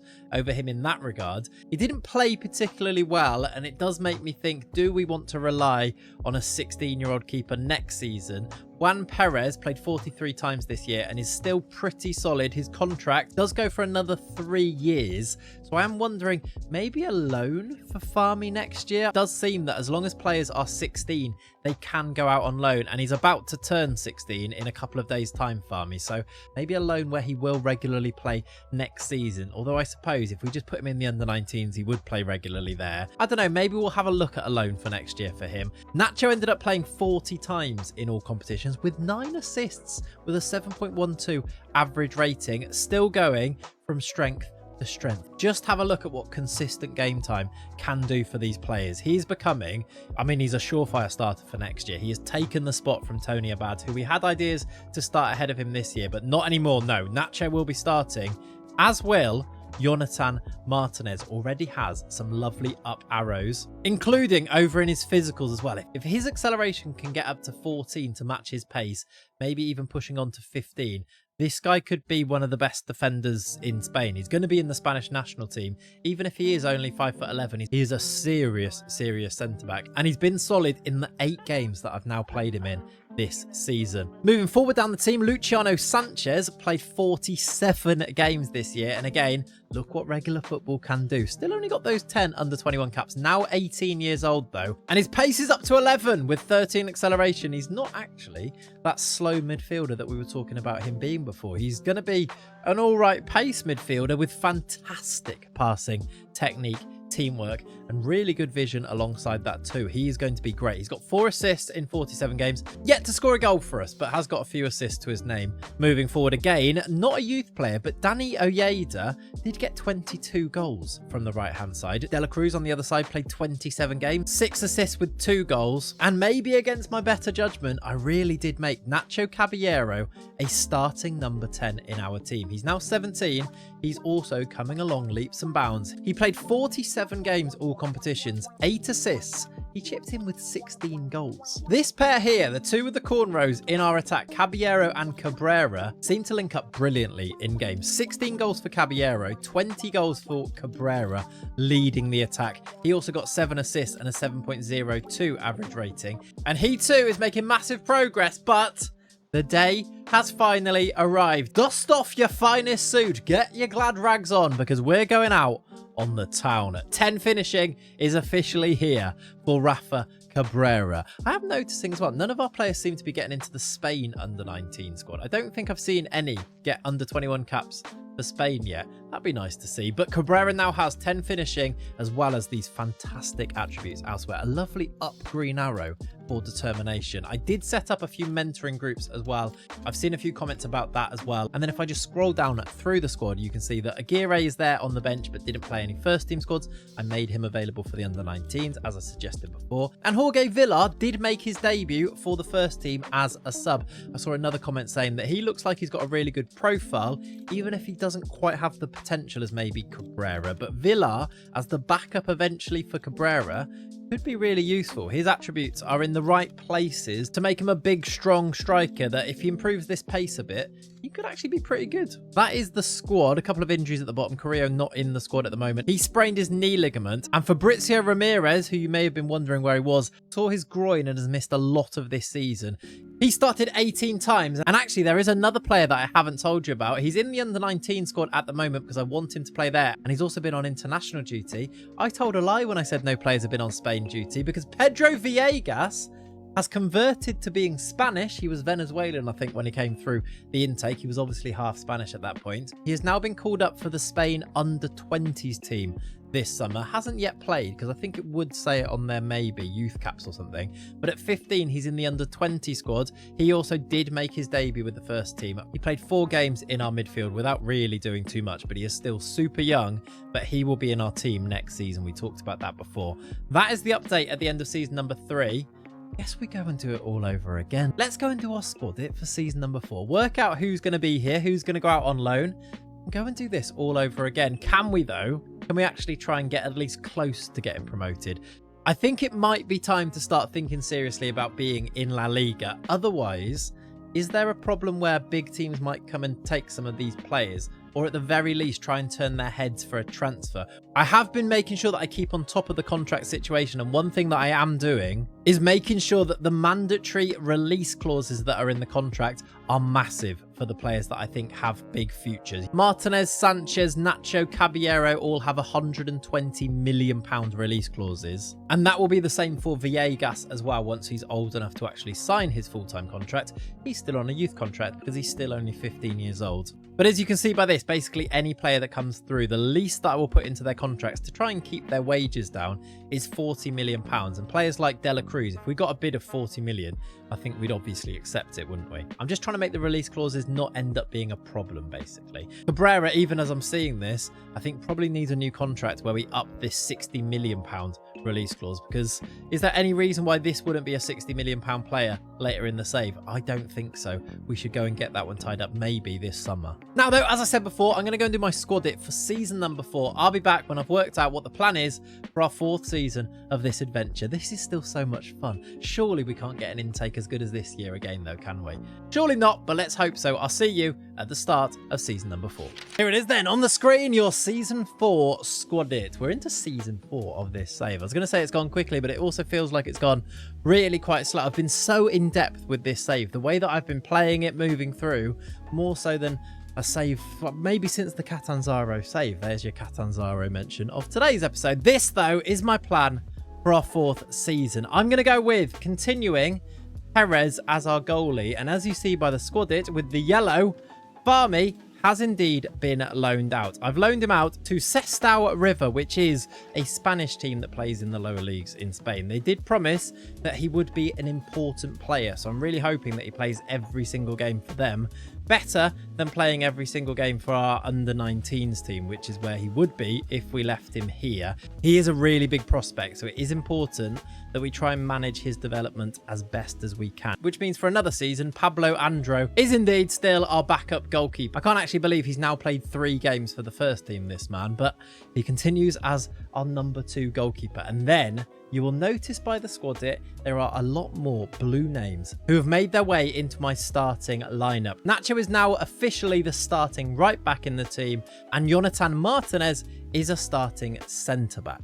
This wouldn't necessarily have been the case had it not been for a sale that I made in the summer. There's actually a couple of pretty big sales that I made over the course of this transfer window, which has made our finances look a little bit healthier. We're up to £5.4 million in our finances, and I actually do have 1.6 million left in our transfer budget, which I can of course move across to our wage budget, but we've got loads of money left over there as well. £145,000 left over in wages. I definitely don't need to be using this right now, but over time I will be trying to put our players on big wages to compete with the other teams and to basically make them stay here. We might as well use the money in this way to keep our players at the club. But those sales that I talked about are these here. Still no signings in, of course. We've sold a couple of players this side of the transfer window starting. Joaquin went for £2.1 million to Al Khalij. He's got 6 assists in just 10 starts, because Joaquin was the player that got sold in the end. It's £2.1 million profit for him. And Liberto, now another player that I didn't mention before and probably should have done if I go back one season,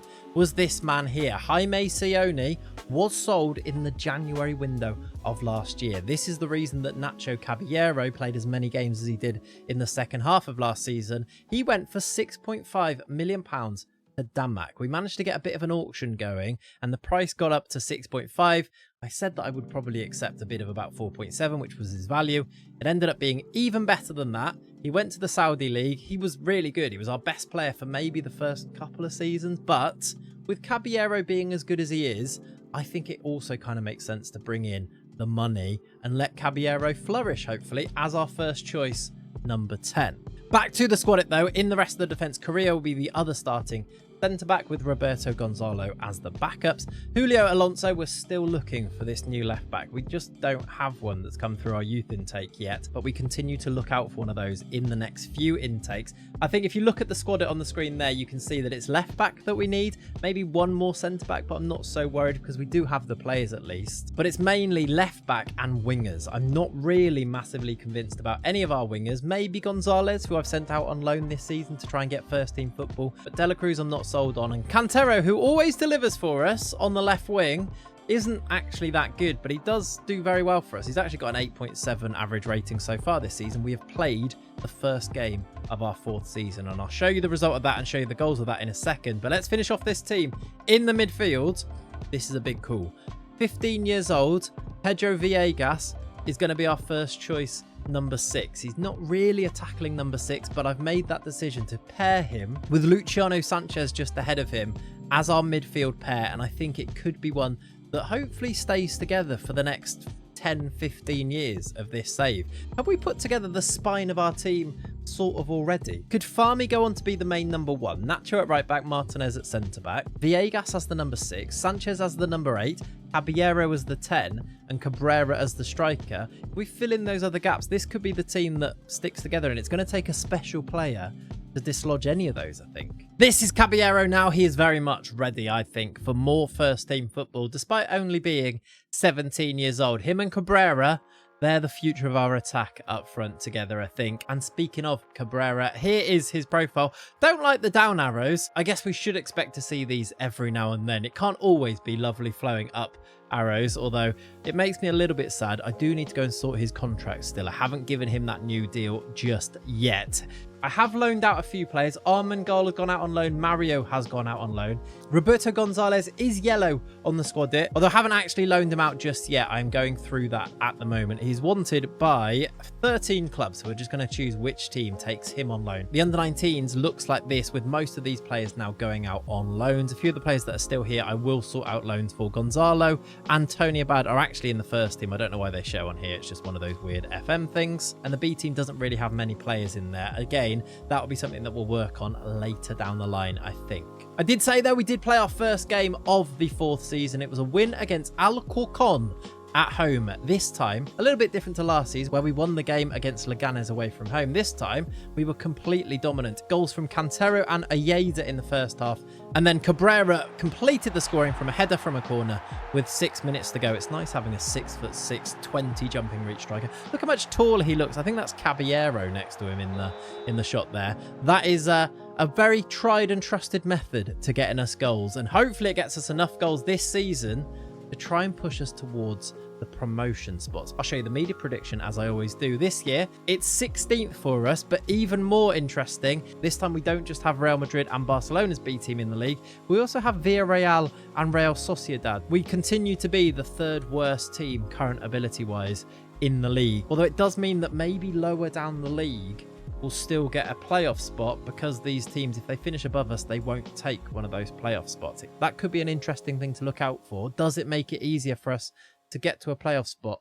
I guess it could do. Oh, and by the way, I know we talked about the B team a little bit before. I did actually scroll through all of the Spanish leagues that are in the game that I've got loaded in. Huesca B don't play in any of them. So any of these teams that we are sending players out on loan to are going to be playing in a higher division than they would be playing if we put them into the B team. Now, eventually it'd be nice to have players in the B team, and eventually they could maybe get promoted up through some leagues so that they could be a viable option. Or we could maybe get an affiliate club and keep them together and try and persuade them to play the right type of football. But for now, I've just sort of spread them far and wide across the teams that are playing in the leagues below, in the Primero Federación Grupo 2 and 3, etc, etc. For example, here you can see Sestao River, which is the team that has taken Farmi, the goalkeeper, on loan for this season. They're in the same league as Ibar's B team. Our B team, Huesca's B team, nowhere to be seen. Real Sociedad's C team is in that league there. That, though, is the full picture for season number 4, and you know what's next. It's time for me to go and play some games. I'm going to go and get us up to January, and then we get our youth intake preview once again, and I'm going to try my absolute hardest. There is no thinking about throwing results to avoid it. We're going for promotion this season. I'll see you at the end of December, start of January, whenever we get that intake preview, and I'll let you know how things are going then. We pray again for a brilliant group, another golden generation. Why not? Wouldn't it be nice if we got one every single season in the save? That would be a little bit ridiculous, but literally in the first 3 seasons we have, right? I'll see you at the halfway mark in Jan. The streak is over. It will be no golden generation for season number 4. It's a good intake. It's 4 stars according to Jesus Navas. Now, it is the 28th of December, which actually nowadays seems to be the day that we get this youth intake preview. It is about halfway through the season. I wonder if this one's going to be not quite as good, or is it reflective of how good our players are becoming now that they're getting into the first team and developing? It could be that. Maybe because we are quite a good side right now. I'll show you how things are going on the pitch in a second. But first of all, we need to dive into this. I really like, as I said before, getting into finding out the names of the players that we've got coming through. So Navas says, Marius Turciu has a really safe pair of hands in all weather conditions. That means he's a goalkeeper. Turciu, is that Romanian? I want to say Marius Turciu sounds like a Romanian name. We're going to have another goalie. It does say, though, that the intake lacks quality in goals. So this keeper that they're talking about, Turciu, is only going to be C rated. We don't know how accurate that actually is when it comes to it, though, do we? They could be better or worse than this. We do, though, have 2 B rated positions. Centre-backs, we don't have particularly good centre-backs coming through. Those 2 things don't really seem to add up, but there we go. And strikers, we have a forward who could be considered a fine prospect. At youth level, Angal Kusart could routinely be seen reaching above the opposition to get their head on the ball. This could be a huge asset for the future. Now, that's either a centre-back or a striker, you'd think. And if it's the centre-back, a big, tall, strong centre-back, that could be right in my wheelhouse. Fingers crossed that is the case. Finally, it says getting shots on target more often than not is one of the hardest but most important skills in football, which is why Carlos Alvarez's propensity to get their efforts heading in the right direction is already noticeable. Now, that suggests that that's maybe the striker, which could mean that Kuksart, being massive and winning headers, could be the centre-back. I guess we don't know until this comes in. The rest of the intake looks like this for the class of 2029. Now, though, with that news in mind, I must show you the league table. This is how we're doing this season. We are in 9th place. We have got 33 points on the board halfway through the season, and we are only 3 points off the playoff spots. It's not quite where we want to be. I'd much prefer it if we're actually in the playoff spots, obviously. But it does look like 7th place is going to be a playoff spot this year, because Barcelona Athletic are in joint top at the top of the table, 2nd place behind Real Valladolid. Can we close that gap in the second half of the season? I actually think we can. Our form at the moment is pretty good. We had a couple of rough stages, but other than these 2 losses to Real Valladolid at home and Racing de Santander away from home, we've actually won 4 of our last 6 league games. We beat Oviedo, we beat Castilla, goals from Cantero Caballero in that one. We beat Levante, Nacho Caballero with the winner in that one. Caballero is scoring a lot of goals from that number 10 spot behind the striker. And then most recently, a 3-1 win away at our rivals, Real Zaragoza. 3-0 we were ahead. Sanchez with the penalty, Cabrera and Pedro Villegas with a goal. Pedro Villegas, still only 16 years old, and have a look at the development of this man. He has got the 10 tackling. That means that now I would not be scared to play him as a defensive midfielder, even if this was in La Liga. That's always the thing. I think, why does 10 look so much better on a player than 9? 9 looks like a weakness. 10 looks like a, it's fine. He has played 21 games in the league this year. Got a goal, got an assist, got 1 play of the match, and a good average rating as well. He's only 16, Pedro Villegas. Let me show the rest of the squad by going to the tactics screen here and show you who's been playing most of the games and who's been performing the best. Martinez has played 22 times at the centre of defence. Villegas and Sanchez have combined really nicely and played a lot of games together in midfield. Caballero and Cabrera doing brilliantly again this year. Caballero has got 10 goals in 23 and Cabrera has got 14 goals up front. Our one squad issue has been the downturn of Danny Oyeda. He's really starting to show his age now at 34 years old, and his performances are usually so strong, he wasn't really doing it for me. So I've decided recently to give a little bit of game time to this young man, Yusuf Al-Ajari. He came through the intake in season number 2, and he was out on loan last season, but at 17, he's a Moroccan under-21 international, and he's one of very few wide players that we've had come through our intake. And a really solid average rating at 7.23 as well. I've been using him here. I've also used Cantero on the right-hand side quite a lot so that I could use De La Cruz starting on the left-hand side. But as you'd expect, the squad is malleable and evolves over time to try and get these players game time. Heading into January, this is now where I look at players that haven't played as much and wonder, should I get them some loans to try and get them first team football for the rest of the season? Players like Fabrizio Ramirez, who's back from his injury and has barely featured this year. One, because he continued to be injured for a long time, and two, we've had Pedro Villegas come through our youth intake and take his spot in the team, really. So there might be a loan needed there for Ramirez, possibly. To update you on the loan players as well, I need to find a new loan in January for Roberto Gonzalez. He's barely featured, out on loan at Sant Andro. He's only played 10 games with 3 starts on his loan there, whereas Farmi is the starting goalkeeper at Sestao River, but they don't actually play that many games. So he's only played 12 times for them. It's probably 12 times more than he would play here, though, in the first team. But if I bring him back, maybe I could just use him in the under-19s team and he'd play more games there. These are the things that I'm going to weigh up in the January window. I will go and do that now, though. You know what is next? We will see the actual season 4 youth intake when I return in April, as well as finding out if this playoff push for season 4 is actually going to happen.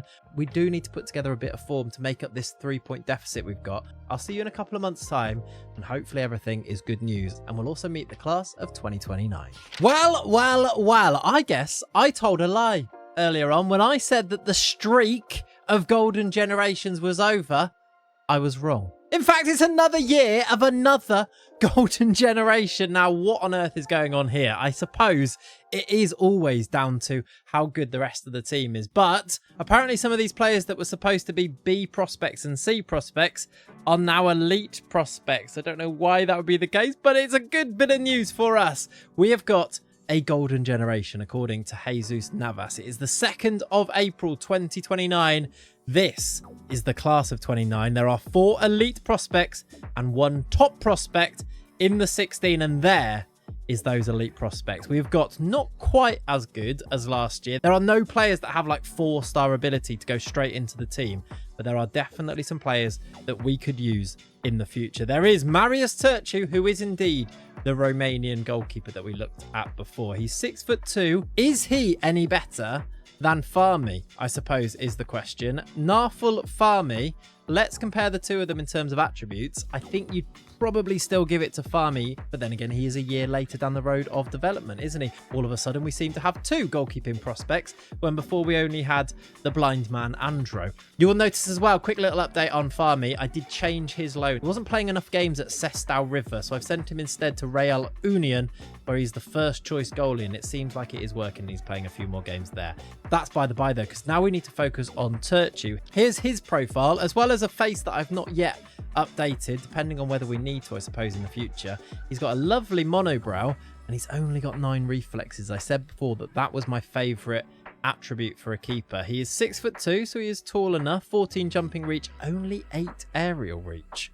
What's going on there? 15 one-on-ones is good, 16 handling is good. He doesn't look that good, or at least he's definitely not as good as Farmi, is he? Maybe Turciu becomes the backup keeper to Farmi and he becomes a very able backup over the course of his career here. Maybe, or we sell him for a profit if he's got good potential, maybe. Perhaps that's the way to go. I'm not quite sure. I'm not massively impressed with him, though. Next, though, there's an Argentinian. Now, we've had a good experience with Argentinians in the save so far. Luciano Sanchez is brilliant. Will there be a new bit of striker competition for Cabrera in Carlos Alvarez? Maybe. Looking at him, 16 years old, he does have 15 finishing. That is outrageously good. The reason I say maybe in the way that I do is that he's not oven ready, as a few of the players that have come through the intake recently have been. He's got 12 acceleration, 9 pace, good natural fitness. He's got a driven personality. That's good. Amazing determination. So maybe he's more likely to reach his potential. Great flair. I do like that. 11 technique. And his real strength then is this finishing at 15th, 14th first touch as well. He does look good. Maybe try and give him his debut before the end of the season. I'm not quite sure these guys, even though it does say it's a golden generation, these guys aren't as good as the last ones.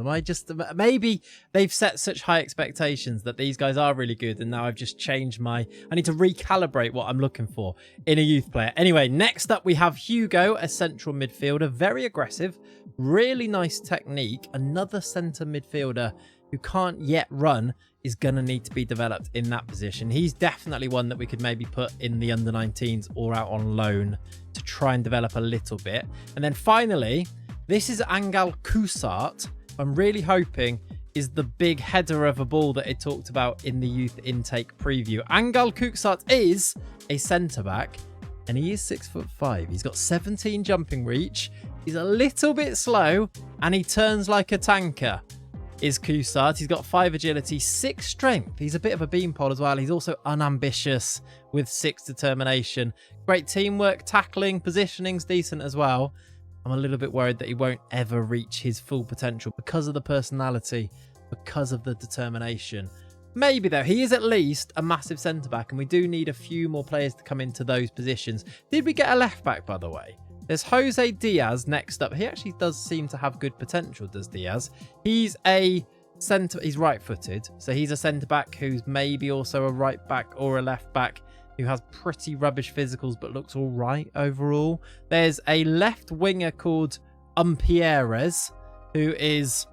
I mean, I'll show you the players in case they jump out to you, but because they're not as good as those top players, I kind of always just look past them. There's Hidalgo. And then we've got 5 good prospect. This guy can play all the way down the right-hand side or as a left winger. George Belauer from Romania, another Romanian, is a striker who doesn't look amazing. Danny Nino is a great name for a Spanish new gen, but he's also not particularly good. There's Geronimo Guzman, which is, again, a really good name.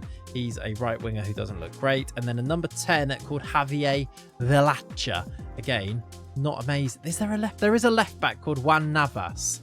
He is an unambitious, for determination, rubbish player, really. We're going to struggle for left backs, maybe. Diego, not very good. Gibril Ndiaye, probably not going to get signed. Same with Boubacar Ouattara. I think this is a good intake, but it's not as amazing as it has been in the past. I think I've got pretty high hopes for Alvarez. Maybe Kusart can turn it around and become quite good at centre-back. He's got the profile. He's massive, I suppose. And then other than that, I don't know. Is Hugo going to be good? Maybe he is. Maybe I'm being harsh on him. Turchu, I just don't think he's going to be as good as Farmy, I don't think.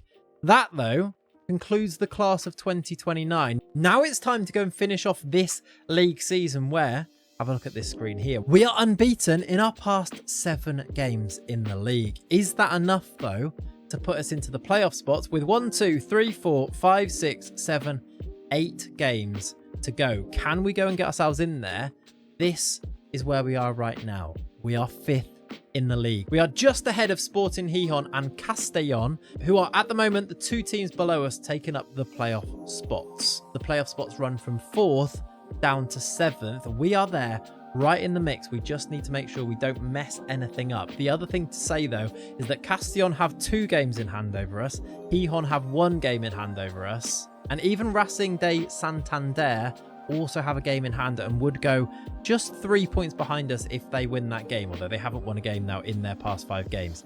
I think we're in a good spot to go and get ourselves into the playoff spots. I'm going to go and finish off the season now. Fingers crossed, I'll be back and we'll be in the playoff spots. And if we are, we're going to do them as a live comp. You will get to see some live match action as we go for a place in La Liga. That is, of course, if we actually get into the playoffs. I'll see you in May when that is confirmed. And here it is, indeed, confirmed. 42 games played, 73 points. We have snuck in to the playoff spots by the absolute skin of our teeth. It was Castellón that fell away a little bit from the playoff spots. Racing de Santander have snuck in as well. 73 points for us, the same as Sporting Gijón. 3 points behind Oviedo in third. We were 9 points off the automatic promotion spots, which would have been really nice because Barcelona won the league. The teams in second and third actually got promoted. We, though, are heading in to the playoffs, where we will play Sporting Gijón. Now, I did just check. Our games against Gijón this season, we drew the away game and lost the home game. So our record against them, it's not actually that good. I've got us up to game day. As I said before, we are going to do this as a live com. It is the 6th of June now, so heading straight into this summer window. We've got one small problem, and that is the goalie is injured. Now, he's out for 3 days. It does say he's failed his fitness test and is not recommended to be selected, but we could put Perez in. Instead, though, it's going to be a debut for Turchu. Farmi is still out on loan. I don't really have a choice. We're going to go with Turchu as our goalkeeper because I think we actually have to here. We're going to go with him in goal, with Perez ready to come in and play the second leg, which is in 3 days, so he should be back for that one. We're going to go Nacho at right back, with Martinez at centre back, Alonso at left back. I am going to make a change at centre back and bring back in Carrillo as the starter alongside Martinez. Villegas and Sanchez are going to be our midfield pair. I'm going to bring Dani Ojeda back on the right-hand side. I just had a weird feeling that I want some experience in this team. Otherwise, look how young this team is going to be. 16-year-old keeper, young centre-back and right-back, young midfield, young attack. There's only really Carrillo, Alonso, Cantero, and then Ojeda who have any type of experience in the team. So we're going to go Ojeda on the right, Cantero on the left, Caballero and Cabrera up front. I'll tell you what I did do, though, and what I was thinking. Carlos Alvarez, I did use on his debut, and he's made his debut. I did use him as a right winger. I wonder if that's where his future could be on this right-hand side. Does he have better potential than Roberto Gonzalez, perhaps? That's something we'll need to maybe have a look at. That, though, is going to be our team. I'm going to confirm it, get into this match. Let's get into our first live com of the series. There could be a lot of these because I imagine there's going to be some pretty big games in our future. This is just the first one on that journey. Can we go and win the first leg of the semi-final of the La Liga 2 playoffs? There is our team. For the first time, we get to see our stadium graphics as we walk out for this game here. There's the Sporting Gijón team. We're underway. The game has begun. This is massive for our future. If we go up now, I think it's about right. If we stay down, I'd want to go and challenge at the top of the league, I think, next year. How do you make those jumps, though? Usually it's about signings. I go and make a transfer, or 10, and we'd be able to close the gap and be able to outperform our season preview. Saves like this, though, it's a little bit more difficult to do, isn't it? Here we go, though, on the attack. Ojeda brought back into the team here. Nacho down the right-hand side. Skips past his man. Here's Caballero. Caballero to the byline. Ojeda comes back to Caballero. It's in! Nacho Caballero with the goal. No assist because I assume it came off the defender. He has been a superstar this year. First proper season where he's been a proper starter. He combines with Ojeda. I've given him the number 10 as well, by the way, Caballero. He slots this one beautifully past the keeper. And we've got the lead. Maybe a place in the final beckons for us. If we can go and win this one comprehensively, I can go straight to the final and do that as the live com, hopefully. Although, maybe I'm speaking a little bit too soon.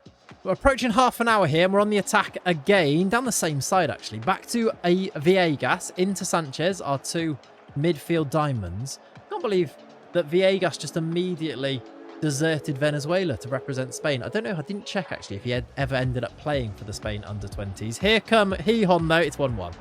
I talked all over that about something completely irrelevant. Mikel Rodriguez has equalised for Gijón. Now, this is our home tie. If we don't win this one, it could be really bad news. And it's back to square one. We're back level after half an hour. It's a nice run down the right-hand side from Torres. A good finish. Turchu, the 16-year-old, nowhere near it. Maybe we could have done with having a proper keeper in goal. Maybe. Still 7 minutes till half time, and we've got the ball on the attack now then. It's Alonso down the left into Sanchez. You can see the numbers that I've given them now as well, by the way. Sanchez has the number 7. I've given Villegas the number 6. Ayeda still has 8 because he's still really useful here. Here he is. That's how useful he is. He's just put the ball in the back of the net. Nacho with the assist. He gets a lot of them from right back. Our number 4, Nacho. Not because it's necessarily a right back number, but he does request that. It's his favoured number. So I did give it to him. This little through ball here justifies why that is the case. Danny Oyeda, the experience that I put into the team, has given us the lead again before half time. Can we get to halftime still in the lead, though? Because here come Gijón themselves, looking for another equaliser. Space for Sanchez. Poor pass. He's going to win it back, though. He's taken it down on his head. He's going to play a little 1-2. No, it's gone to the other side. Masque, Torres, Mikel Rodriguez. It's in. Villalibre. Azier Villalibre has again equal. It's 2-2. Oh, they are going to check it. There's a VAR. I didn't even realise we had VAR. It's disallowed. He's offside. It's a disallowed goal. And what a lovely surprise that was. I didn't even realise we had VAR on the go there. But apparently we do. And he is just offside. He's strayed a little bit past Martinez, who's smart enough to step up, despite only being 70. Caballero's got an injury. We're going to need to deal with that at half-time. Maybe make a change. I guess we do have some decent options to bring on. I'm going to say I'm not happy. What type of injury is it? It is a potential knee injury. That's not good news. I think I'm going to have to replace him, but who do we even bring on as the number 10 here? Is it the youngster Alvarez and then move Oyeda? Is it just to bring on... It's probably just a case of bringing on Al-Azhari, to be honest with you. We could do Aguirre. Ramirez can play further forward. We could do Sanchez further forward as well. I think I'm going to play it safe there. We're going to go Al-Azhari. And then if we need to make a change later on the right wing, we go Alvarez or Gonzalez there. Or even De La Cruz, actually. I think I'm going to do that for the second half. And we'll get ourselves back underway. I think we just need to try and hold on to this lead. We've got the lead because of that disallowed goal. Can we go and extend it or at least hold on to it as we head into the final stages here? I say head into the final stages. It's the 47th minute. Can we add another goal straight after the halftime interval? Nacho down the right-hand side. Driving at the defender. Ayeda. Villegas. Sanchez. Good ball into Nacho. Into Cabrera. That was a chance. It's a corner, but that was a real chance. It was good football. Tiki-taka stuff from us. The keeper made the save, though. Our keeper, Turchu's on a 6. Oh, he's on a 6.7. It's not too bad. I thought that was going to be a problem. Here come Gijón, though. Torres. They do look threatening when they go forward, don't they? Masque. Dubassin. Have they made changes? Maybe. I don't recognise Dubassin if he was on before. Maybe he was. Mikel Rodriguez. Is Mikel Rodriguez the first? Well, their goal scorer. I was going to say the first one, but the second was disallowed. Rodriguez into Villalibre. That's a great goal. He scored again. He was the first goal scorer and the second one. That's a fantastic finish into the top corner. 20-yard blockbuster, the game calls it. Turchu couldn't really get near it. It's 2-2 here in the home leg. Do I need to go for this? After this point, it's actually Gijón on the attack again here. They look really quite scary. Cabrera's on a 6.4. We've got Alonso on a 6.4. This is where you don't have good left-back options coming through our intake. Will that cost us? Gaspar down the left-hand side. Cuts back to Torres. Back to Gaspar. We hit it hard. And it's gone just wide. We're under the cosh a little bit here as we approach the hour mark. I'm looking at our team thinking maybe a striker change. Cabrera's not played well at all. Danny Oyeda, he might be knackered, but he's kind of our best player. I'm going to have to make a change just because it's our home game and we want to go and win this. Cabrera off. And I guess we go Enel Rodriguez, who was really good for us in the first couple of seasons. And then maybe, I think I'm going to do De La Cruz on for Cantero. I guess I should also do a change at left back as well because Alonso's not having a good game. So Abias on for him. I don't know if I love those changes. I don't know if I love the 11 players that I've got on the pitch now to try and get us a goal or two here. But maybe I'll put faith in them. Here we go. Down the left-hand side with Abias. Into De La Cruz. Skips inside his man. Goes down. Penref. Surely. The referee's not giving it. Surely he was clipped there. It's going to go out wide. We're going to go and attack anyway. Nacho to the byline. Maybe he'll win a penalty. He gives it to Oyeda. It's deflected and the keeper saves. Was that not a penalty? Was he just not tripped there? It looked like it to me, although I am heavily biased in this situation. There are 15 or so minutes to play. A goal for Hihon could be disastrous. A goal for us at least makes the advantage of playing at home sort of tangible going into the second leg. Here come Hihon though with the ball. We've given it away. Space out wide for Amado. I fear the worst here. I really do. Amado to the right. I've done the byline. Gaspar off the bar. Turchu again. It would be nice to have the main keeper back for the second leg. Do we just try and get out of here with a draw? Is that the worst? It's not the worst result, is it? 10 to play. I might just tell them to just go balanced a little bit. I might just say, give them a little shout of just saying a little bit of encouragement maybe with 3 to play here. I don't want to do any more changes. I don't think it will make us stronger. 3 minutes added on. Are we going to regret not taking a lead back? Are we able to go and get the lead now? It's Hihon on the ball. Can we steal it from them in added time? We can. Enel Rodriguez into De La Cruz. De La Cruz down the left-hand side. Can he find somebody in the middle? It comes to Enel Rodriguez. De La Cruz off the post. That might have been the chance. I think we're going to go back now. We're going to go away from home. Level after the first leg. It does mean we're going to have to go and play that second leg. 2-2 draw at home. Maybe getting the keeper back will help. Maybe some of these injuries hopefully can subside. It's Racing de Santander or Real Oviedo that we will meet in the final. If we can get past Sporting Gijón, I won't lie to you. 2 to 4 weeks for Caballero as well. We're going to have no Caballero.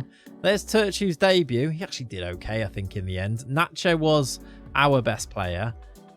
I don't think it's a great result, and I'm a little bit worried. But I'm going to go and get us up to the second leg. I'll see you for that, and hopefully we can book a place in the final. All right then, second leg. I've just put the team together. It's only 3 days after that first leg. So Juan Perez, the goalkeeper, is back. His match sharpness is pretty low, but he has passed his fitness test, which is good news. He starts in goal. It's one of just 2 changes. He replaces Turchu, and Al-Azhari replaces the now very injured Nacho Caballero. I'm a little bit worried about this one. I feel like it really does make us worse. Caballero, 18 goals, 8 assists in his 46 games. Let me tell you, that is some miss from our attack. We're going to be relying a lot on Cabrera away from home here. And he wasn't very good in that first leg, was he? Let's get into this game and see whether we can turn... I say turn it around. It's not quite turn it around. Can we do the business away from home? Can we make it to the playoff final? It's never a good sign when you get the "we are the underdogs" team talk, is it? That actually really goes to show what the odds are looking like for a game like this one. There is the Gijón team. Gaspar starts on that left-hand side. That striker, Villilabra, something like that. Definitely not that, but something close, is a threat. And was it Martinez, the goal scorer twice? Mikel Rodriguez, that's the man. He was the double goal scorer in that first leg. Here come Gijón on the first attack. Then we failed to clear it. Header at the back post. The keeper's back in net and he makes the save comfortably. Now, I think Turchu might have made that save, but Juan Perez, it gives me a little bit of extra confidence. Here's Carrillo.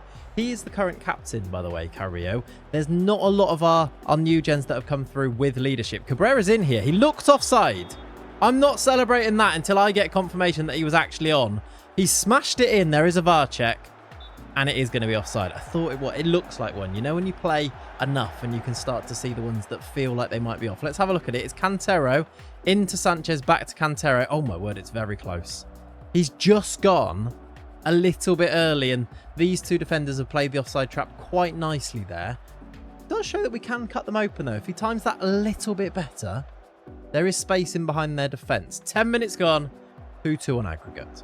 Another highlight starting then. I was just thinking as the time went by a little bit there, it would be a real shame if we don't at least make the final here. I'd like to finish today's video, even if it is with a defeat, at least with a final, with a real shot at going up. If we just get to the playoffs and then lose... Oh my word, that's gone over. Was that a highlight? If that's a highlight, does it mean that there's not going to be many other chances? Does anybody else's brain think like that during a match? As I say though, is it a bit of a damp squib if we get to the playoffs and then go out in the semi-finals because Sporting Gijón are a little bit too strong for us? And that is kind of what is being proved here. 6 shots for them, 5 on target compared to our 2 with neither of them on target. I'm worrying a little bit about this attack. We're missing Caballero, I reckon. It's a corner for them. Gaspar to swing it in. An in-swinger with his right foot. Headed away by Alonso, but it comes out to Mikel Rodriguez. He's a threat. That's nice football, and they have ballooned that. Guillen has smashed it so far over. Again, is that really a highlight? If it is, maybe this just goes 0-0 and goes to penalties. Maybe. Campos, their keeper, has it. 36 minutes on the clock. Booted long. Straight to Nacho, who wins the header, but gives the ball straight back to Hihon. You think he might take a touch there. Diego down the left.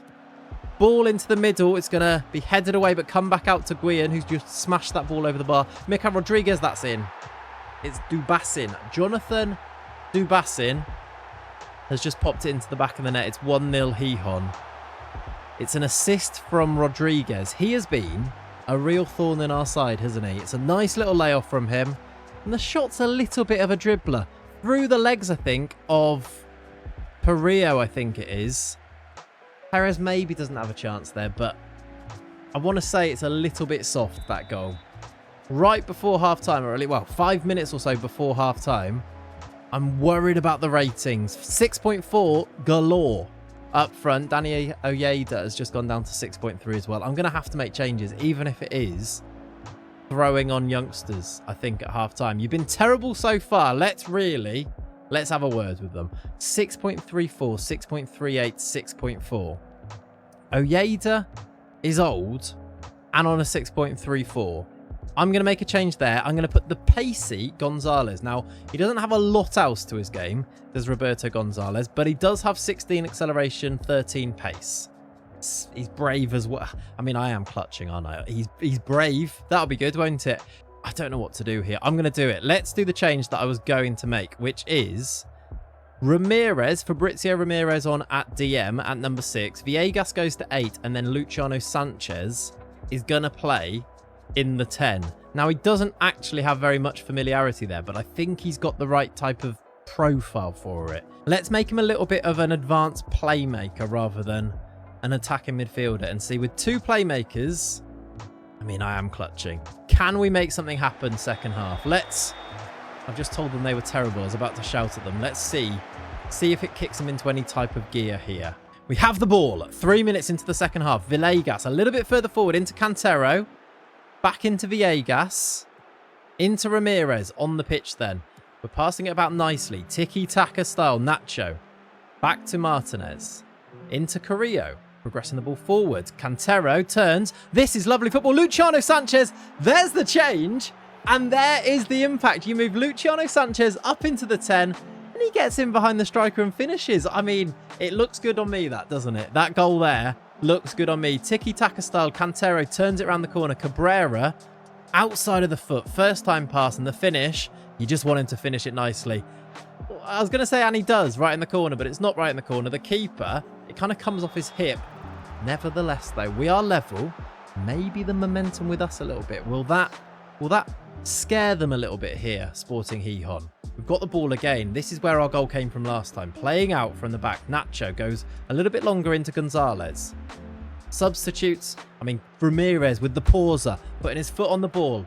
Here's Sanchez a little bit further, deeper than he was before. Cantero out wide to Nacho. There's a lot of players in this box here. Can he find one of them? The keeper comes out. Cabrera gets up above the keeper, and that's 2-1. And that is why you have a 6'6" striker up front to beat the keeper in the air. This was a strange pass from Cantero, but it works out nicely. We had players queuing up in the middle. Very high cross that. But you can do these high crosses, these lofted crosses, if you've got the big striker in there.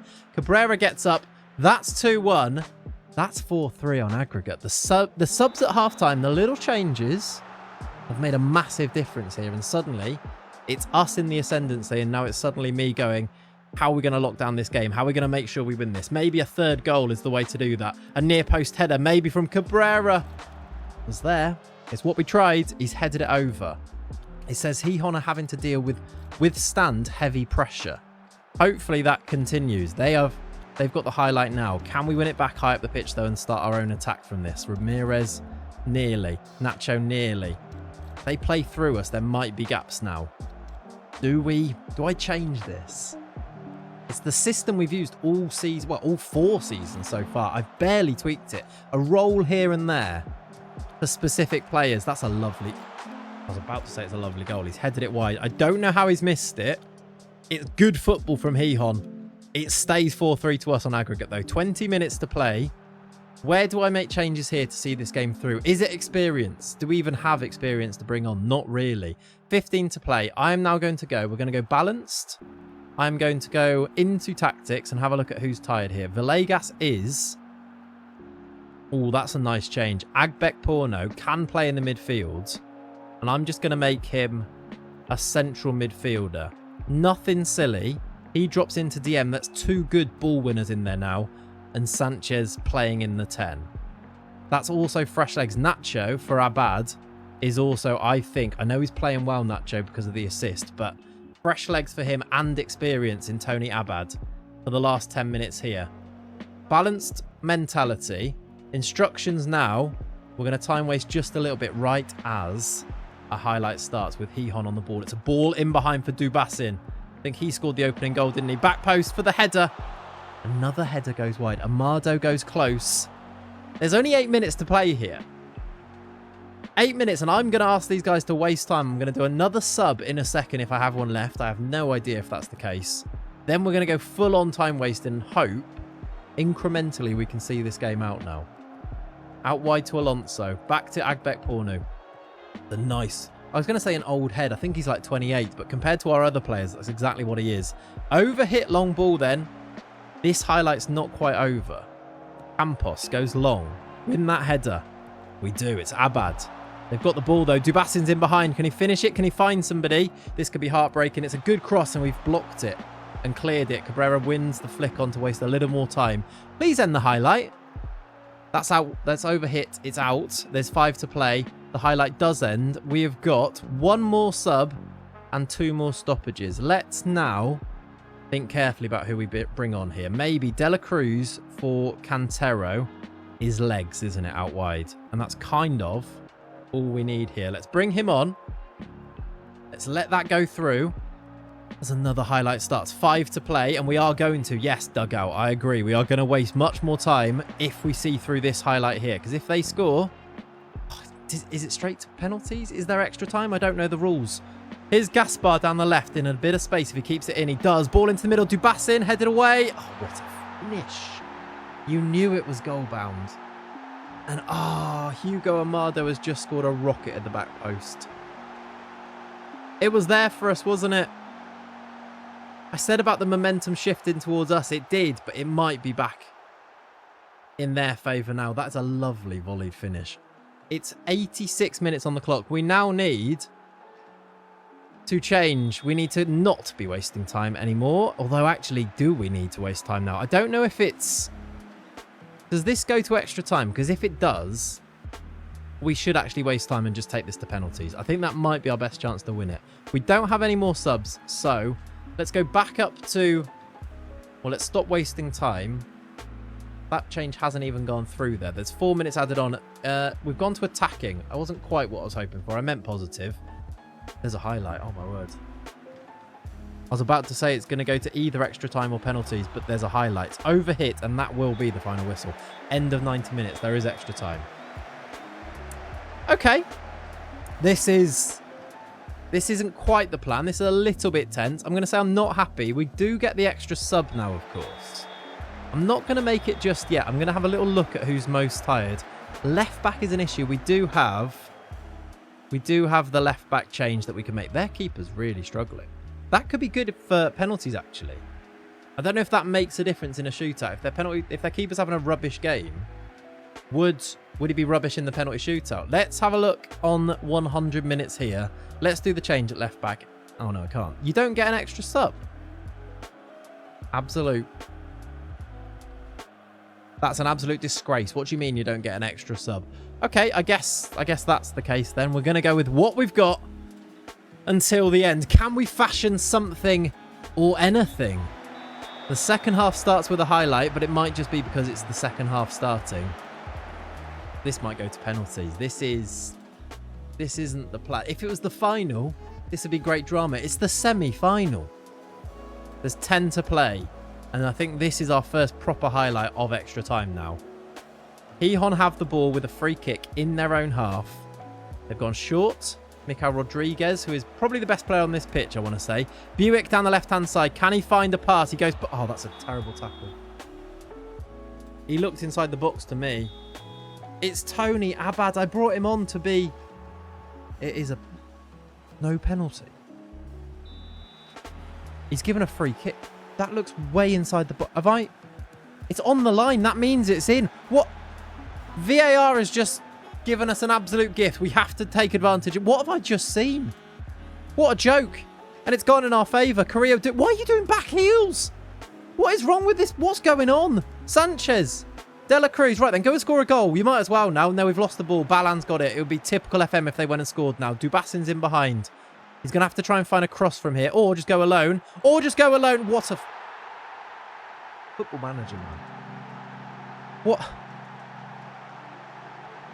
If you don't laugh, you'll cry. Dubassin has smashed it in. It's 5-4 to Gijón. Agbekpornu lost it in the midfield. Balan gives it Buick. I mean, we pushed him so far wide here. Dubassin has no business to score a goal from here.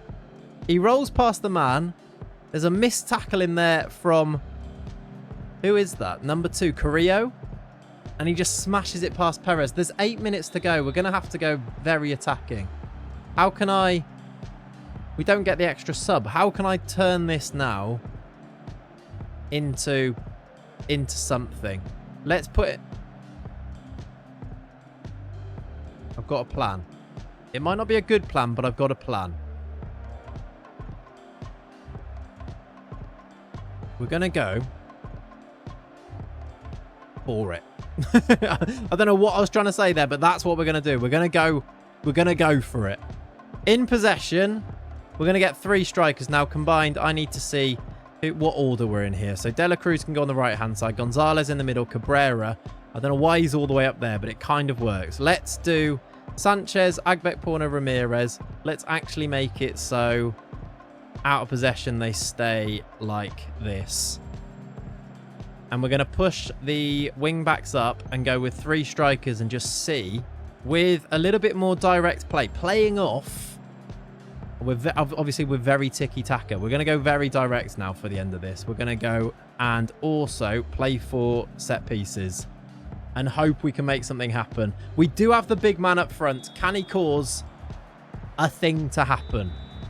It's a free kick for Gijón to begin with. Buick. It's crossed it.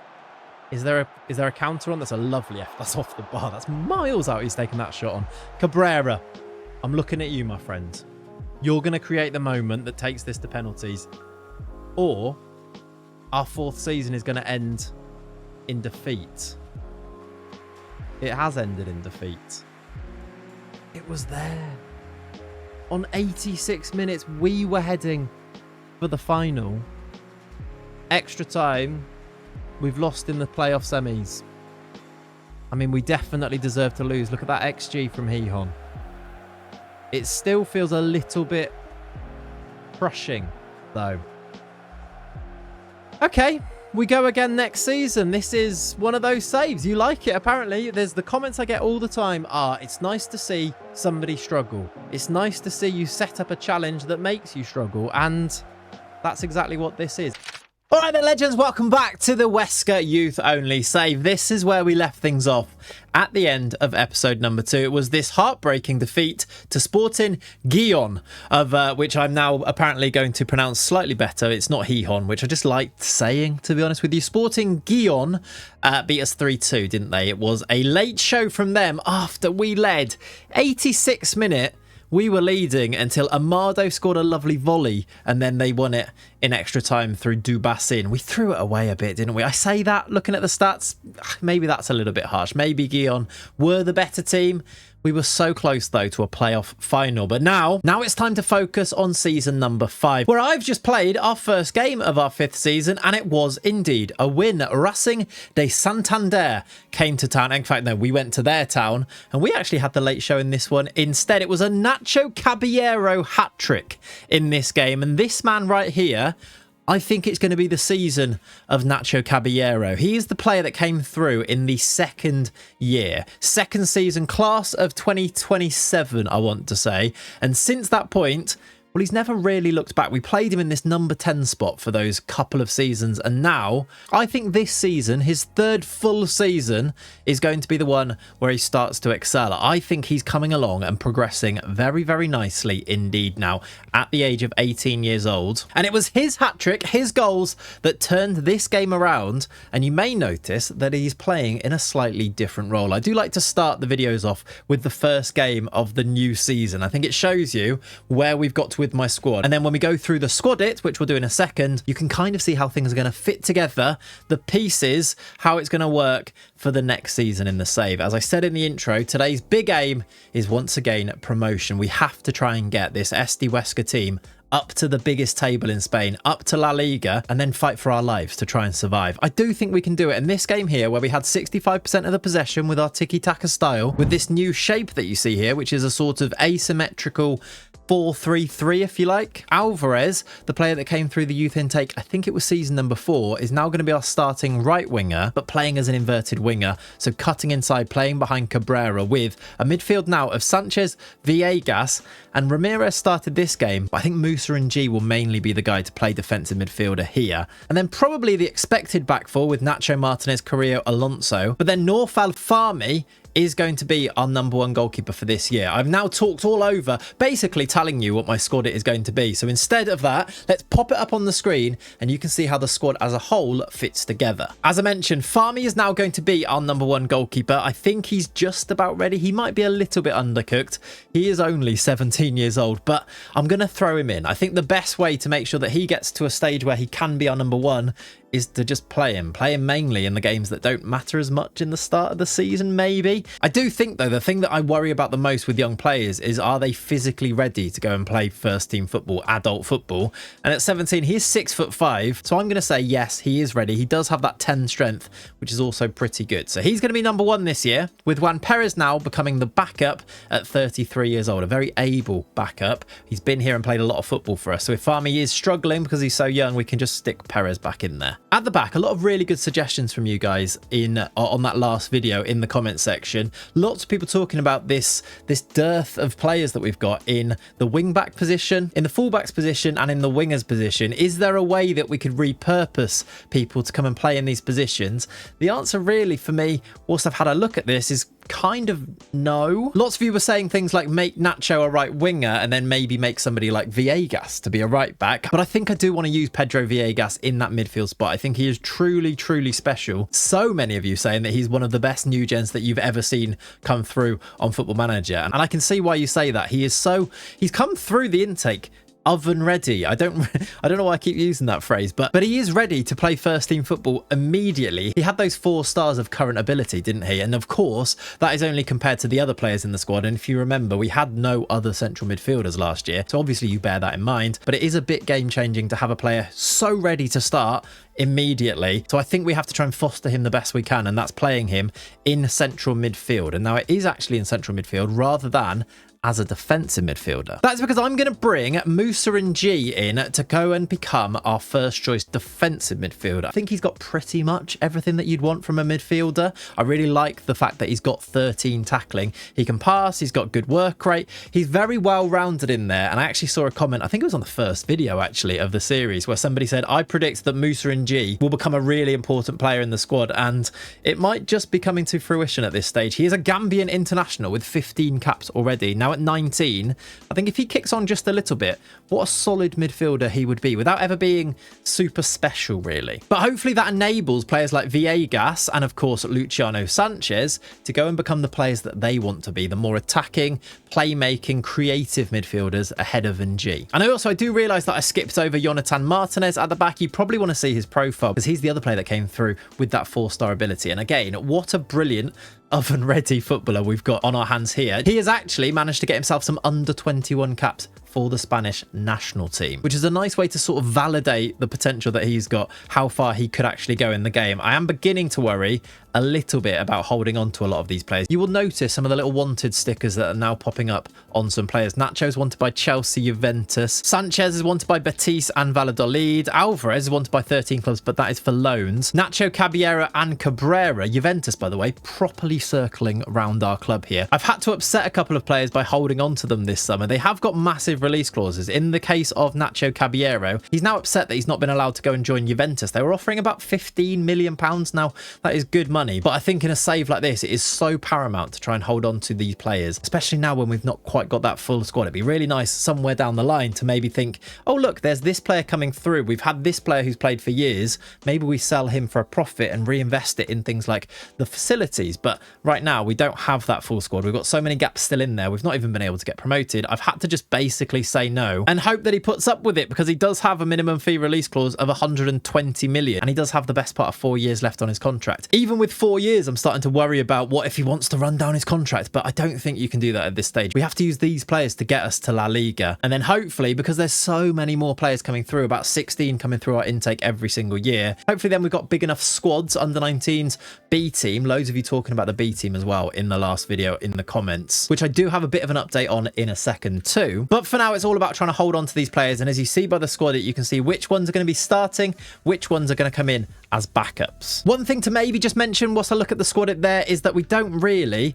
in fact, we don't really have a backup for Nacho at right back. So I think at the moment, it's not ideal, but I think at the moment I might need to use Roberto as the backup right back. It's very Jake O'Brien at Everton. He's 6'5", can't really run very fast, definitely can't cross or dribble, but must a little bit. I'm hoping he doesn't have to play too many games and Nacho will play basically every game this season, but we just don't really have another right back. Carrillo could maybe go and do that, but I kind of want him to start at centre back because he's so good. And then maybe there's the argument to try and give Angel Cusack game time to try and develop him, because at 6'5", if he gets a bit more physical, he could actually be an asset somewhere down the line in the save. I'm very aware that you are listening to me waffle about the squad, but I'm hoping that this is sort of what you're here for. This is the essence of a youth academy save, isn't it? Somebody did leave a comment though saying a lot of waffle for not a lot of gameplay, and you're absolutely right. So I think if you enjoy the waffle, you should leave a comment down below and show that guy, because I'm not rattled at all. All right. Anyway, before any more game time, let me show you this tactic in a little bit more detail for the season. This is what I've cooked up. I don't know if it's going to work, although it did win the first game of the season. This is how we're going to line up and the roles that we're going to be using. It's still very much this tiki-taka style. We're still going to be a positive mentality to try and score goals. It does include 2 midfield playmakers, because I do think it might get the best out of players like Sanchez and Villegas, with Ng mopping up as the defensive midfielder. Let me show you how it looks in possession and then out of possession. It is pretty much the same, although Villegas will drop back a little bit further to make 2 DMs when we don't have the ball. I had a bit of a think about whether we should push up the fullbacks to wingbacks in possession, and that might be something we do later down the line, but for now, this is how we're going to line up for the season. We did get ourselves off to a really good start. We did win game day number 1, and we are joint top of the league. And our media prediction is actually a lot more healthy than it was last season. This goes to show that these young players are definitely developing. We are 20-1 odds for the season now, and I think we were 50-1 last season, which was the 3rd worst. So this is progress, and it is a good way to see, I suppose, the progress that these players have made. Now, though, I need to go and play some games. I'm going to go and play us, as we usually do, up to the start of the January window. At that point, we'll be about halfway through the season, and of course we'll also get our youth intake preview. Can it be another golden generation? I actually have a feeling that it probably will be, and that is actually something we need to talk about in today's video as well, based on your comments. Now though, let's go and play some games. I'll see you in January. And here we go then, another youth intake preview in the save. It is indeed the 28th of December 2029, and we're about to find out what our class of 2030 is going to look like. Now, as we look at this youth intake preview, I'm going to take this opportunity to chat about some of the comments on the last video, some comments that, let's be honest, I expected. Now, there are a few people questioning the legitimacy of how good our youth intakes have been so far, and to be honest with you, I would feel exactly the same watching this. They've looked in lots of ways brilliant every single season, the type of thing that FM players dream about. Now, there is the big disclaimer that we do often, which is if the level of the team is a bit rubbish, all of your youth prospects that come through look a bit better and their current ability stars are going to look higher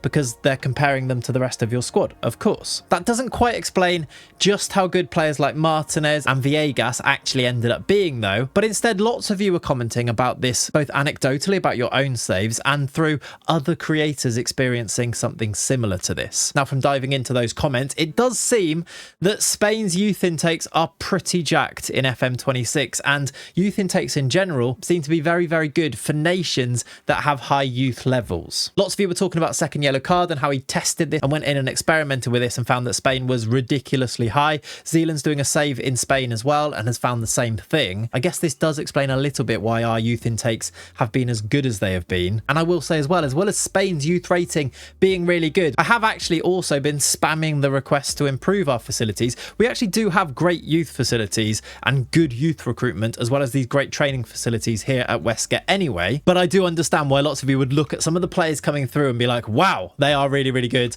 That's sort of the same for me as well. And I understand why some of you would be like, it's a little bit suspicious. I guess I just have to ask you guys to trust me. I promise you, this is legitimately the way that these players are coming through in this save. Believe me as well, as a creator, it's a lot easier if they're not so good, because then you don't have to explain these things away like I'm having to do right now, right? We started this save because we wanted it to be a challenge. Luckily, even though the players coming through are brilliant, I'm still finding it a challenge. We are struggling on the pitch, as you might have noticed by this screen here, where we haven't won any of our last 3 games. We in fact won just 1 league game in the month of December, where we did beat Deportiva La Coruña 6-0. We then beat Murcia in the cup before losing to Getafe, losing to Eibar and drawing to Barcelona's B team. Is it their B team? I think it's their B team, Barcelona Athletic, isn't it? It's their B team rather than some other team that they've got C team or something. All of that means that we are currently 6th in the league. I talked about wanting to try and get promoted based on us getting to the playoffs last year and ultimately losing. It would have been really nice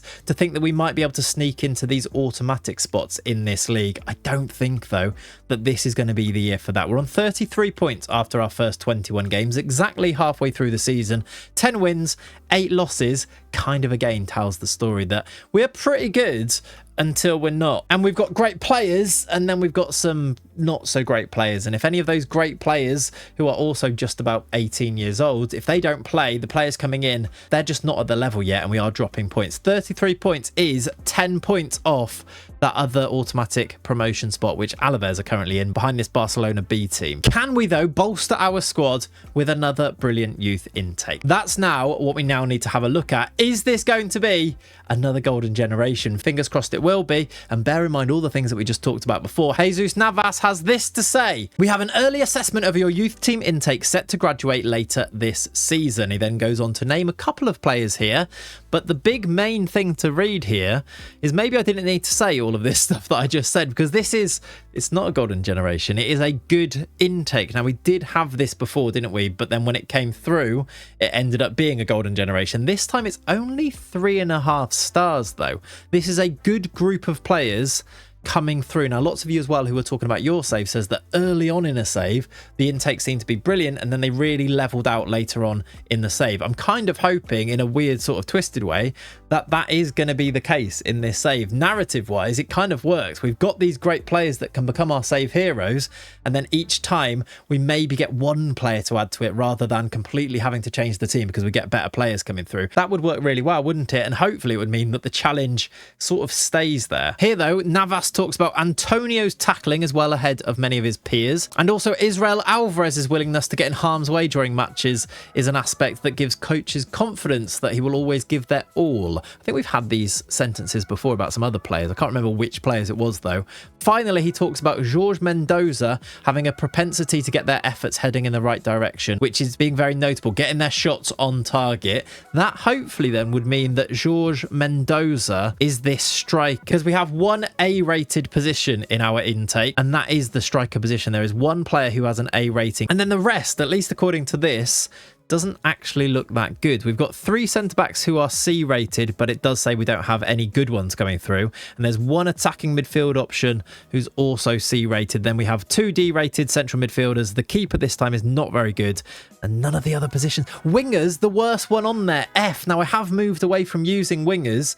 Not because I don't want to use wingers, but because we don't really have any. I'd love to get through some really good wingers. We talked about it last time, but getting through some really good wingers would be so helpful for our squad building in the future. It would give us the flexibility to change into a system that uses wingers. That and a left back especially is what we really need to look at, as well as maybe a right back, because as we said before, we don't have that backup for Nacho. Is that a little bit disappointing? Is that a little bit more in line with what you'd expect? Maybe just actually FM26 is broken, and the better your facilities and youth recruitment, the worse intakes you get. Maybe that's it. Or is this reflective of our team developing because the current ability of the players must be better? Our media prediction was better. Maybe these players are still about just as good, but the rest of our squad is better relatively. Maybe, although Villegas and Martinez are kind of the opposite argument for that, aren't they? Let me show you here though how our players have been performing in this new shape of ours. Am I massively sold on it? Do I think this is the way that we're going to play forever more now? Probably not, if we're going to be honest here. I'm not sure we're quite as balanced as we were when we were playing this system, which felt a bit more routine with the wingers cutting in from the sides. I've not hated it, and I have enjoyed a lot of our midfield player. In G, Villegas and Sanchez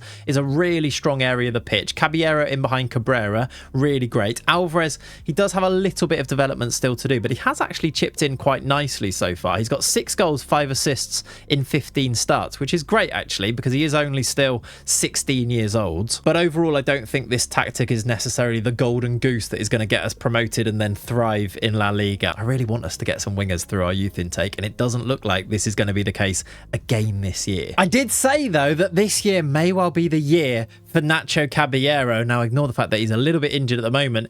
He has scored 16 goals from this number 10 position, where I did change his role to shadow striker. I actually think when he first came through his intake, we talked about him being maybe more of a shadow striker rather than a creative number 10. Since changing his role here to be that shadow striker, because all the creativity comes from Sanchez and Villegas, it seems to be working. 16 goals, 3 assists from 19 starts, a 7.41 average rating.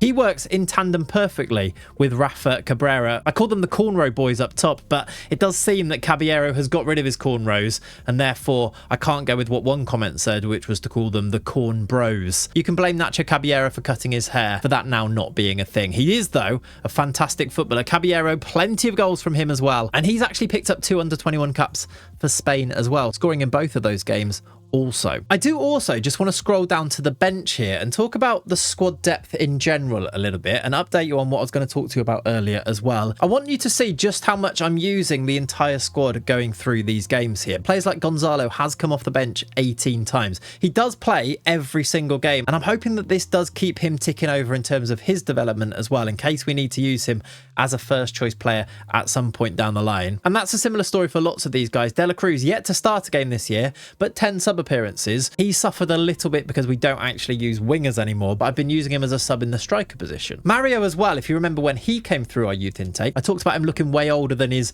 age suggested when he came through. He's been out on loan this year at Ponferradina, and he's played a load of football and actually looks like he's progressing really nicely. Could definitely, maybe even next season I'd say, could definitely be an option as one of our midfielders, especially if we continue, well, using 4 of them really. He can play as that number 10. Probably wouldn't use him as a shadow striker, but he could actually come and play any of these positions in our midfield. He's a defensive midfielder, centre midfielder, and an attacking midfielder, so could definitely be an option for us next season. Now, what I wanted to talk to you about earlier, though, is actually the B team. I did make a bit of a plan regarding this B team. My plan was to try and sign as many people as possible to try and fill out the B team to see if we can start to make them successful. This means then that we don't need to loan out players to teams lower down the divisions, and instead the other players in our squad can benefit from our really good or great training facilities. The issue that we had before was that Huesca B didn't play in a playable league in the game. This season, though, that has changed. At the end of season number 4, Huesca B got themselves promoted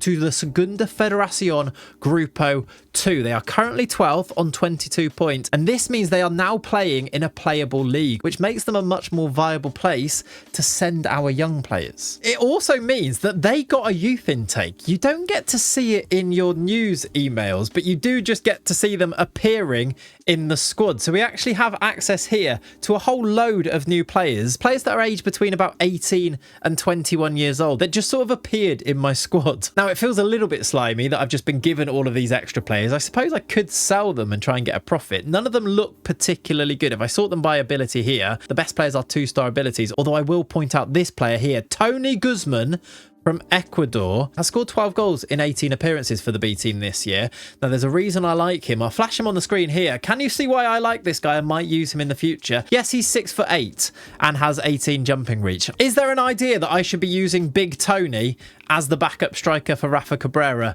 in our first team? Because let me tell you, I'm very tempted. This, though, with Huesca B now being a viable option for our youngsters, will change the way that I approach the transfer window next season. It will also probably change the way that I approach this youth intake this season. I will probably sign every single one of our intake players, and any players that I'm not particularly impressed with or think will develop all that much, stick them in the B team. They might end up be better than the players that are there. Again, though, regarding the B team was a comment that loads of you were making on the last video, so it is something that I have investigated, and it's something that I will bear in mind going forwards. Keep your comments coming. I'm trying to ensure that I read every single one, because not only do I massively appreciate them, but I think it's a massive part of a save like this one. It's a shared experience in loads of ways. And also, I guess you should also subscribe to the channel. We set a target of 150k last episode, and I'd like to keep that going. There are loads of you who have joined since we started this series. I appreciate all of you so much. Please do keep that support coming, liking the videos, sharing it with all of your mates. I'm going to go now, though, and see if I can improve on this pretty poor form that we're in,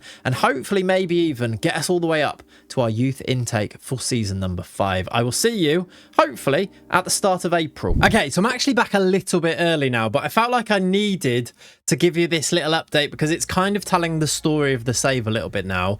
It's now the 3rd of February, so we've still got a couple of months until we actually get our intake to come in. However, I wanted to show you the squad screen now and just show you the level of interest that our young players are now attracting from some of the biggest teams around Europe. The goalkeeper, Nouf Al-Fahmy, is now wanted by Chelsea, for example. He's 17 years old. He's played 26 times for us. I think he is developing quite nicely. We do have some lovely up arrows in there. But yeah, Chelsea are now in for him. Nacho is wanted by Inter, Napoli and Al-Ettifaq. As soon as you start getting these Saudi teams wanting your players, we could be in a little bit of trouble. Martinez is wanted by Chelsea and Inter. Chelsea, Inter, Juve. They're the main culprits here. They seem to want all of our players pretty much. Carrillo is actually wanted, although this one's slightly different. I do wonder, I don't think we've got enough good defenders, but Carrillo, he's still only 27. I think we hold on to him, actually. I've talked myself in and out of that for a second there. This one's an interesting one. Musa Ng actually received a bid from Juventus in January. He's now wanted by Napoli. I really like him, and I think the answer is no, but is there a small argument that I should maybe be thinking about moving on in G if we were to get a bid of like £17 million, which is right where his value's at?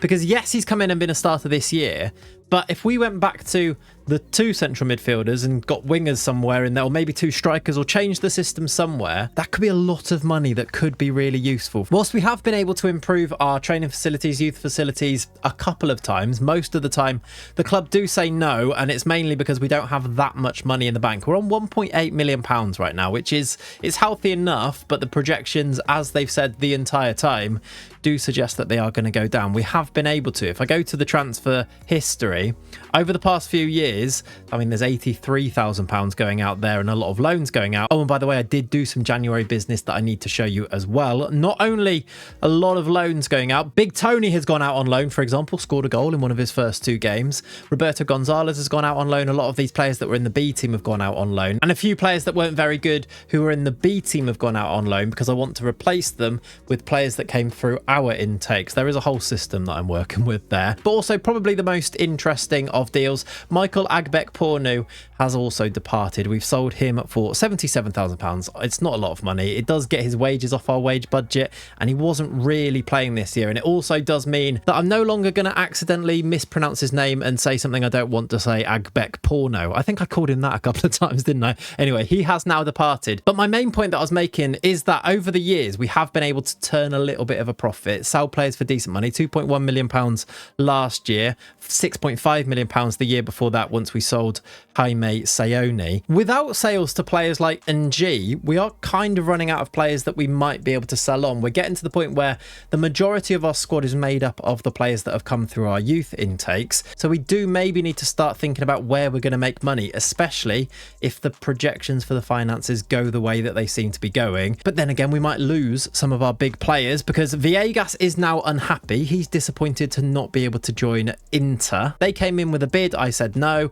He got upset. I told him I didn't want to sell him. I'm hoping that basically you can play yourself through these things sometimes. You play enough games, you do well enough that they turn around and go, oh, I'm happy again. And at that point, give them a new contract is the plan. All of these guys, though, Villegas included, he's got 2032, another 2 years left on his deal. But I do believe as well as that, he does have this optional 3 years. So it's kind of 5 years left on his deal at this stage. So I'm not so worried. There's nobody that looks like their contract is going to expire in the next 2 seasons. And as long as that is the case, I'm hoping that by that time, maybe a promotion to La Liga will change their minds and get them to stay. It'd be a real shame to lose them on a free, but it'd be a real shame to lose them full stop, to be honest. I can actually also show you the transfer activity. If I turn off active only and just scroll down here, you can see some of the bids that were coming in. There's the bids for Villegas. It was 4.5 million up to 11.75 in G. There's that bid from Juventus, 14.75 million pounds in total. It does obviously include a few clauses, but this was maybe the only one that sort of tempted me. Ultimately, though, I did say no. Let me know what you think. Should we sell? Is it even a conversation to sell any of these guys? Maybe, maybe not. Sanchez, there are the bids from Inter and Al Ettifaq and Nacho Caballero, Chelsea and Burgos. Burgos made a few bids for our players as well. Burgos play in, they did get promoted to La Liga, so that's probably why that is happened. They actually bid £10 million, rising to 14.5 for Nacho Caballero. That extra element of things to deal with as the manager, though, has kind of been the story of January, and that's why I wanted to show you and come back a little bit early to tell you how that was going. I know we're going to come back at the start of April anyway. I just wanted to show you the form that the team are in now that we've completed January. We went out of the Cup to Villarreal. Obviously, that is their first team in La Liga. We then lost to their B team in the league. We beat Racing de Santander. We've got quite a good record against them. We beat them on the opening day, I think it was. It was Alvarez, Caballero and Villegas with the goals. Nacho scored an own goal. And then we've just most recently drawn to our rivals, Real Zaragoza. It means that at the start of February, we are 7th in the league, just inside the playoff spots. I think the aim for the rest of this season, if we win our game in hand, puts us a little bit more comfortably in there. Although actually Deportivo have got the same amount of games as us. I think the aim has to be, can we sneak into these playoff spots? The form maybe suggests that that might be a little bit of an issue, but that's kind of what I'm aiming at. Let's go another couple of months now, but actually I should also share with you a little bit of extra news too, that we are currently attracting interest amid takeover rumours. This would change the idea of selling any players. If we were to get a takeover, take it with a pinch of salt though. We did have this last season and it got rubbished and dismissed and it didn't happen, but takeover rumours are indeed back. Obviously, if that goes through, I will be back to update you on that too. Now though, let's go to the start of April. Let's go and meet the class of 2030. And here we go then. It is indeed the 2nd of April and this is our 5th intake on the save. 4 golden generations so far. This one was supposed to be a good intake. How good though? Let's have a look. Here is Jesus Navas who says we could have the makings of a potential golden generations. Ladies and gentlemen, it's happened again. It's another golden generation. It does only have 3 elite prospects. Now, we've definitely had more than that in the past. The question here is these 3, Antonio, Jose Ignacio and Jorge Mendoza. Tell me how you pronounce that name. Is it Jorge, George? Let me know, Spanish speakers, in the comments down below. I do try to listen to you and try my best with the pronunciations, but obviously I'm not Spanish. I don't know if you've noticed that. Jorge Mendoza, though, 3 elite talents. Will they be Pedro Villegas, Martinez level, or will they be more players that we need to develop? There's 1 top tier prospect in Alma Palomino, and then there's a good prospect in Mansouri. Let's dive in and have a look. I'm not clicking it because I want to see what their star ratings are here. Do we have any 4-star players? No. 3 elite prospects. It's a centre-back, a midfielder, and a striker. A striker? Now, I obviously have no idea what his profile looks like, but there is a suggestion here that he could play as a winger. and that could be game-changing. Let's get to him. I haven't given these faces yet, by the way. They'll have proper faces by the start of next season. Don't you worry about that. Antonio, though, to begin, he is 1.5 star ability, 3.5 star, maybe 4.5 star potential. Centre-back, we do maybe need one more. We've got Coussart and Martinez. If we got another really good one, Martinez or somebody else could move wide. Martinez could play as a defensive midfielder or a right back. Lots of you have said that too. How good is Antonio though? He's 6 foot tall. He's fairly ambitious. He's got good heading, good marking, very good tackling. Oh, he's not amazing. Like, some of those attributes are in a nice place. Let's look at the full profile here and see. He's naturally a centre back. He is 6 foot. He does only have 9 jumping reach. C+, exciting young prospect. You'd have to hope that this potential is quite high because I think he's got a long way to go. It's 12 determination, which is fine. His personality is good. I'm a bit worried, as I have been with other prospects that have come through. I'm most worried about the physicals. Physicals can massively grow, can't they? And I guess it is good that he's got great tackling. I like a centre-back that can also pass. This guy's got 6 passing, 3 vision. I don't love that. Can you repurpose him? What would you say about this? I'd love to hear your initial thinking on these guys. It's almost like this would be really good as a stream, wouldn't it? Because you'd be able to give your opinion straight away. Very good at being naturally fit. I think he's one that maybe we put him in the B team. And he can become a bit of a... I was going to say, can he become a bit of a leader in the B team? He's got 1 leadership. So many of our youth intake players have got low leadership. I did see one comment that said that Farmy, the goalkeeper, has pretty good leadership, so maybe he could be the future captain. 15 leadership on North Farmy. He is developing like crazy, by the way, where he is the main man, 32 appearances. Definitely coming on leaps and bounds in our goal. Maybe a future captain there. He does indeed have the leadership and he's massive, which I think is good for a captain if they tower over everybody. But we are distracting ourselves, although I did just spot something that I do need to update you on. I have made a change to the system, to the tactic. We'll get into that in a second though. First, let's go through the rest of these intake players. Antonio is apparently the leading light, although I'm not necessarily convinced. Next, we have another central midfielder. I don't think we've had enough central midfielders. It seems to be the only position we get. Jose Ignacio is a very cool Spanish name. He's 15. He is either a number 10, although I wouldn't say he's a shadow striker with 6 finishing in there.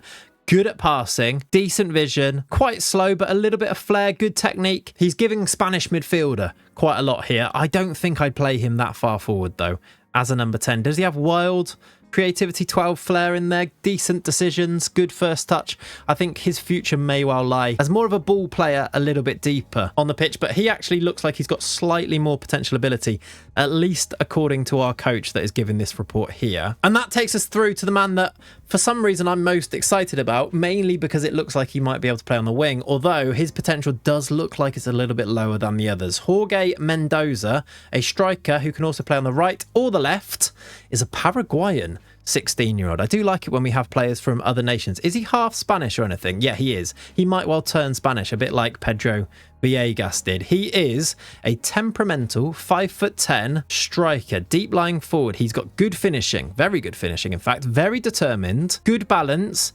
He's not quick yet. I guess you have to say that. Good vision, good work rate. I don't really know if he is a winger. His dribbling is a little bit low for that. His agility is a little bit low for that. Obviously, he is 16 years old, so that can improve.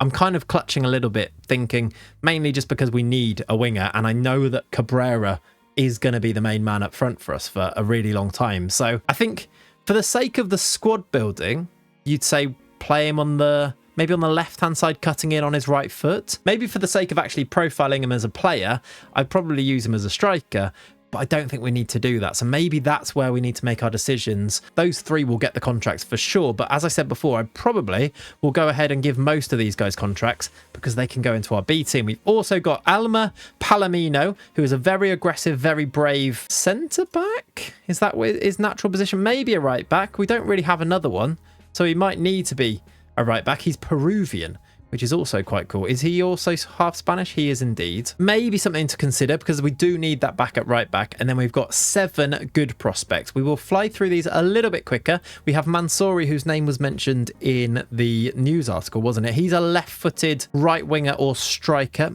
Could be a winger, I suppose. You probably use him. He just doesn't look like he's going to have much potential. There is a left back, although actually, is he a centre back? He's a centre back that can also play left back. but is also 5'11", so he's probably a left back. Good passing, can't cross, can't really run yet. Jaume Cano. How do you say that one then? Because you told me that Jamie is Jaime. How do you say it when it's got a U in the middle then? You can once again teach me. We've got Yemi Adio from Equatorial Guinea, right winger who can also play right back. I quite like the physicals on him. Again, the problem is that he's just not going to ever be really good, is he? Because of the low potential. But I mean, physically, he's almost where you need him to be to maybe play him in the future. Then there's Oscar Gerardo, a central midfielder. Israel Alvarez, who was mentioned, I think, in the initial youth intake preview email. He is a right back or a left back. Is he right-footed or he's left-footed? Maybe a left back for the future then. Maybe he's our left back prospect. Perfectionist personality, great determination. He's one that you sign just to have in your squad to help with the squad personality, because apparently in a save like this, that's also something that could be quite important. Israel Alvarez might be an option, definitely one to sign. Anyway, a right midfielder called Severa and a left winger called Julio. Then there are finally 5 decent prospects. Eduardo is a goalkeeper who looks a bit rubbish. Junior Valencia is a central midfielder, can play left mid, who is another Peruvian. Usman Mbengue is a centre-back or defensive midfielder. Gil Gomez from Guinea-Bissau. I've signed so many players in my 3 counties stream save from Guinea-Bissau that I'm kind of interested in signing him. He looks okay as well. Again, it's lack of potential, isn't it? He's an E-rated coach report player. And then the last player is Carlos Pereiro, who is a left midfielder. Why do players always come through as naturally left mid? Who's playing? Like, which coaches are using left midfielders these days? Anyway, Carlos Pereiro then rounds off the class of 2030, and that puts us now just before the end of our 5th season here, where we're probably not even going to make the playoffs, if we're honest. We're in 9th place with 9 games to go. We are 5 points off the final playoff place, which is currently occupied by Getafe. It is Getafe, Cordoba, Albacete and Alaves who are in the playoffs at the moment. Eibar currently getting promoted automatically, even though they're 3rd, with Real Oviedo very close to tying up the title already. As you could probably guess from this league table here, our results haven't been that great, and this is actually what they look like. It was most recently a good win against Espanyol B. Nacho Caballero scored another 2 goals. He is the shining light in our team this season. Cabrera, very regular goal scorer. Caballero, though, he is the one. He is that diamond that plays in that number 10 spot. I remember right at the very start, I said, wouldn't it be cool to have like a free role player in behind the striker? He's not quite that, but he's a massive, massive asset for us. He scored the goal in a win against Cadiz before it was actually 6 games without a win after this win here against Alcorcon at the start of February, right after where I last updated you, which was this 0-0 draw with Real Zaragoza. That 6 games though without a win did prompt me into making a change. I wasn't, as I said earlier, I wasn't massively impressed with the system that we were using with the sort of asymmetrical style. So I've stuck with asymmetrical, but I have made a slight tweak, and it kind of goes into what we talked about earlier in the season too, where I have pushed up our wing backs to go in and play now as wing backs rather than back here as fullbacks. In possession, I'm using this system here. It's 2 centre-backs with a defensive midfielder, with 2 wing-backs, and then a midfield 2 with the number 10 behind 2 strikers. The big change really is that Alvarez is now being utilised as a striker, which actually fits his profile quite nicely. And one thing he has shown is that he can chip in with goals. He's got 7 in 21 starts this season, despite only being 17 years old. And then out of possession, it drops into this sort of very narrow type system. I don't think it's necessarily a problem, but I have been really thinking about how you can even make this work without wingers in there, basically. But the wing backs drop back in, and one of our midfielders drops back in to defensive midfield, which is Villegas alongside. At the moment, it's Ramirez. Aguirre's just had a start in there because of a few injuries. Nacho, by the way, fractured his lower arm, but I have given him protective equipment, which I assume is like an arm brace thing that he puts on. It does mean that he's been able to play through his injury for the rest of this season. I didn't really feel like I had a choice because we didn't have any right backs. We definitely don't have any right wing backs in this new system here. So this is what we're going with. The big news, as I said before though, 21 goals, 5 assists from Nacho Caballero from this number 10 spot. Still not even playing as one of the strikers. Cabrera's got 17 and Alvarez chipping in with 7 himself. 5 goals from Cantero from the bench. Luciano Sanchez, you may be wondering where he is. Currently injured. He has got concussion, but he will come back in. And NG, if I'm honest, does usually start in one of these positions here. If I show you what the lineup usually looks like, it's a little bit more like this with Fahmy, Martinez, Carrillo, Nacho, Alonso, NG as the DM, Villegas and Sanchez as the 2, and and then, well, it looks more like this in possession. These two behind Caballero and then the attack. That's the way. I think it is a little bit more balanced than it was before. This is what I'm hoping gets us home this season. Probably in mid-table, if we're honest, because we're a long way off these playoffs. But is there a sneaking chance we could sneak in? If we do, we'll go and do that as a live con, because that is at the end of episode number 2. So I will be back. I'm going to go and give contracts to those young players and maybe even give them some game time. I'll be back, though, at the end of season number 5. Okay, welcome to the end of season number 5. Now, if I was to sum up the season as a whole, I think you'd have to say it was a bit of a disappointment. However, I'm feeling quite good about myself right now, because this here on the screen is the form that we finished off our 5th season with. It's the form that we'll take with us into season number 6, and I think it means that we carry a hefty amount of optimism for our 6th season. It does ultimately mean here that we finished 9th in the league, though. We were outside of those playoff spots. 66 points was our total in the end. How does that compare to last season when we did obviously get into those playoff spots? We got 73, so it is a slight regression of 7 points, and I suppose it's a bit of a reversion back to the season before that, where we finished on 64. However, with all of this considered, it's the end of season form that makes me think that season 6 could yet deliver the promotion that we so desperately seek. And that's because of this form here. Now, when I last saw you back on intake day, we were just off the back of this 3-0 win against Espanyol B, and I talked to you about changing our shape, changing our tactics ever so slightly. It was actually quite a subtle change, going slightly more narrow, going with the wing backs rather than full backs. But since that point here, we have lost just 1 game from the remaining games in the league. These games here, we drew to Malaga, beat Castellon. You can see the goal scorers on the right-hand side as we go through. Bit of a spoiler, it's mainly Cabrera and Caballero who score all of our goals. We beat Almeria away from home with those two scoring the goals there. We beat Tenerife with Cabrera scoring the goals there. We drew to Barcelona. Barcelona, by the way, did finish 2nd in the league, their B team. So they are a decent outfit. We drew with them away from home. We beat Lugo with a Ro Abias. That's a slight difference in the goal scorer there. The backup left back scoring the goal in that one. We beat Deportivo La Coruña. Luciano Sanchez doesn't score that many goals. I've just been completing the La Cantera tracker so that I can share it with you at the end of this season now. And one thing I did notice is Luciano Sanchez plays every single game. He doesn't score that often.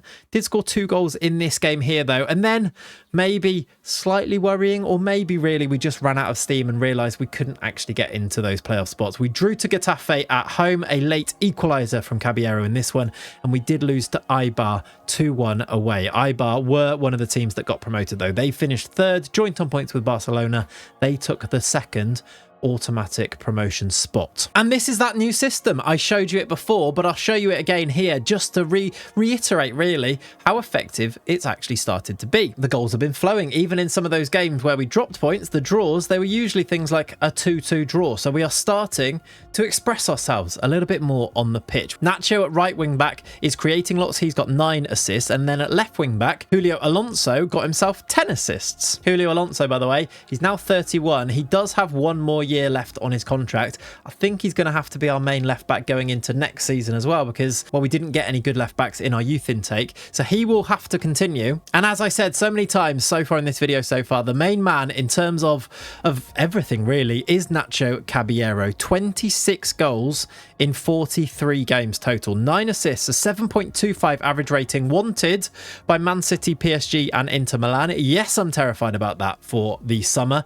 although he does have a £120 million release clause, so I'm just going to say no and try and keep him here. Basically, he's got 3 years left on his deal. Now, I am a bit worried that is 3 years and that is it, and that I've already exercised the extension. I have, so we will need to try and get him to be happy again and extend this at some point. 3 years, it's a long time. Hopefully it means there's a promotion in there and he will come around to being happy again. He's actually not unhappy right now. I wonder if I speak to his agent, will he?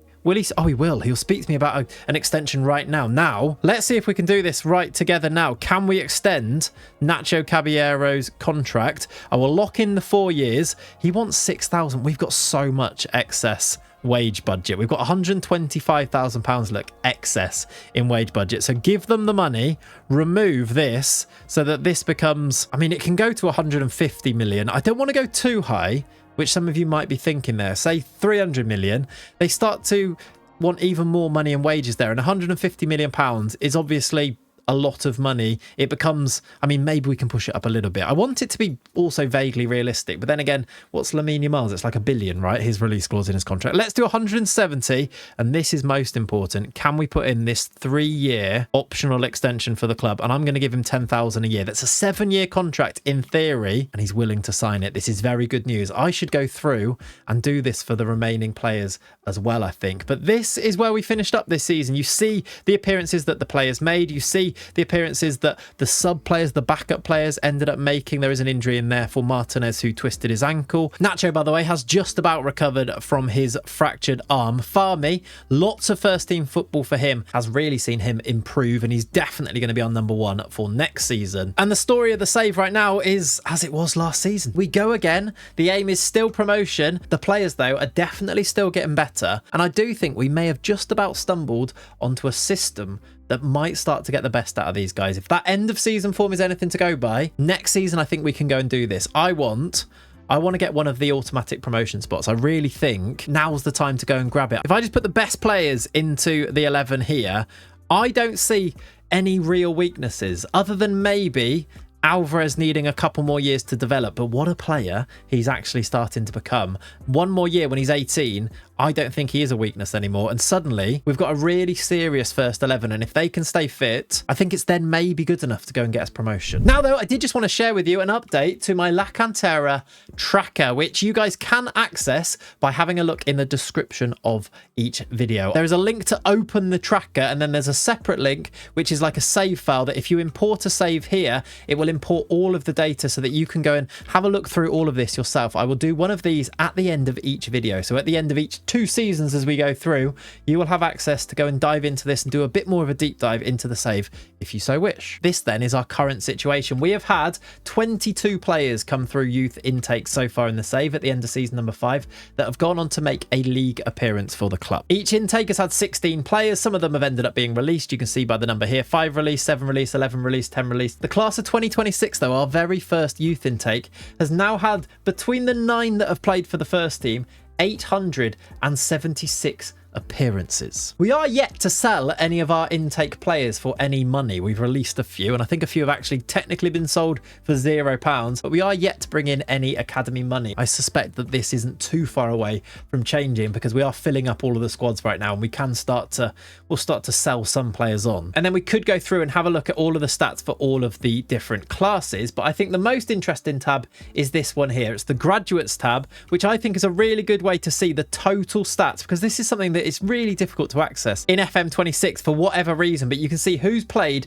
the most games for the club. At the moment, that's Nacho and Cabrera, who interestingly have actually played the same amount of appearances as each other. 83 goals for Cabrera, 24 assists, and a very impressive 34 assists from Nacho at right back. Luciano Sanchez, 145. Caballero, 61 goals in 141 games with 25 assists as well.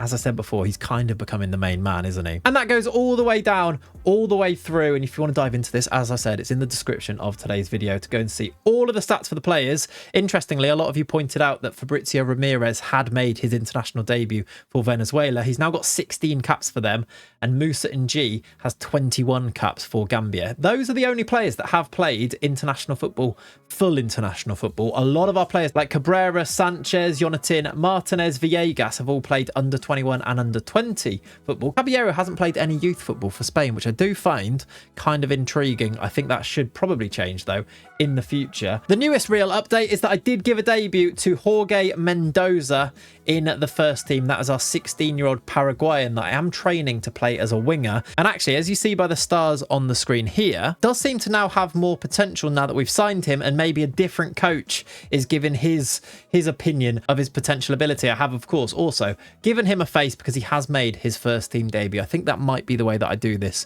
in the future. Anyone who plays for the first team then gets the official faces in there, which will probably save me some time for players that you never even get to see anyway because they get released usually. This, though, is my tracker. I think it's a really interesting way to show you some extra little insights in the save. And as I said before, you can find this in the description of today's video. Now, though, it is time to go and get ready for our 6th season, and we're going for promotion. I'm being serious about that. It's about time.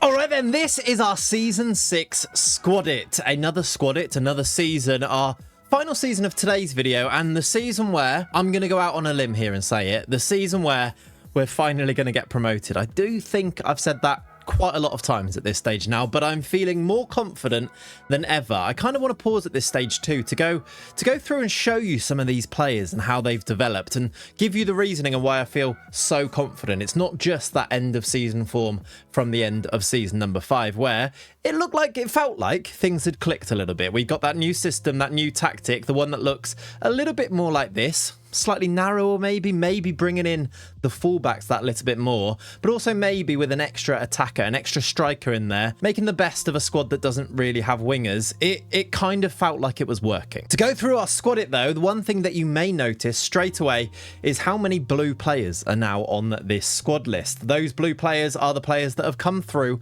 our youth intakes in this save. Now we are into season number 6. You'd expect to see the majority of the squad made up with this, and that is now the case. There is 4 players on there. We've got Perez, who is the backup goalkeeper, to now Farmy. And Farmy, by the way, I wanted to show you how good these players are becoming. Really kicking on as a goalkeeper. He's got 13 under 20 caps for Morocco, and surely now he's not that far away from making his debut. Who is the Moroccan keeper? Is it still Bonu at this stage in 2030? It might be. Either way, I think Farmy might well be on his way to getting into that full national team. He is coming along leaps and bounds. He's a big lad and he's very, very good at football. He's our first choice. Perez in behind him, and then in defence it's pretty much the same story. Nacho will be our right back.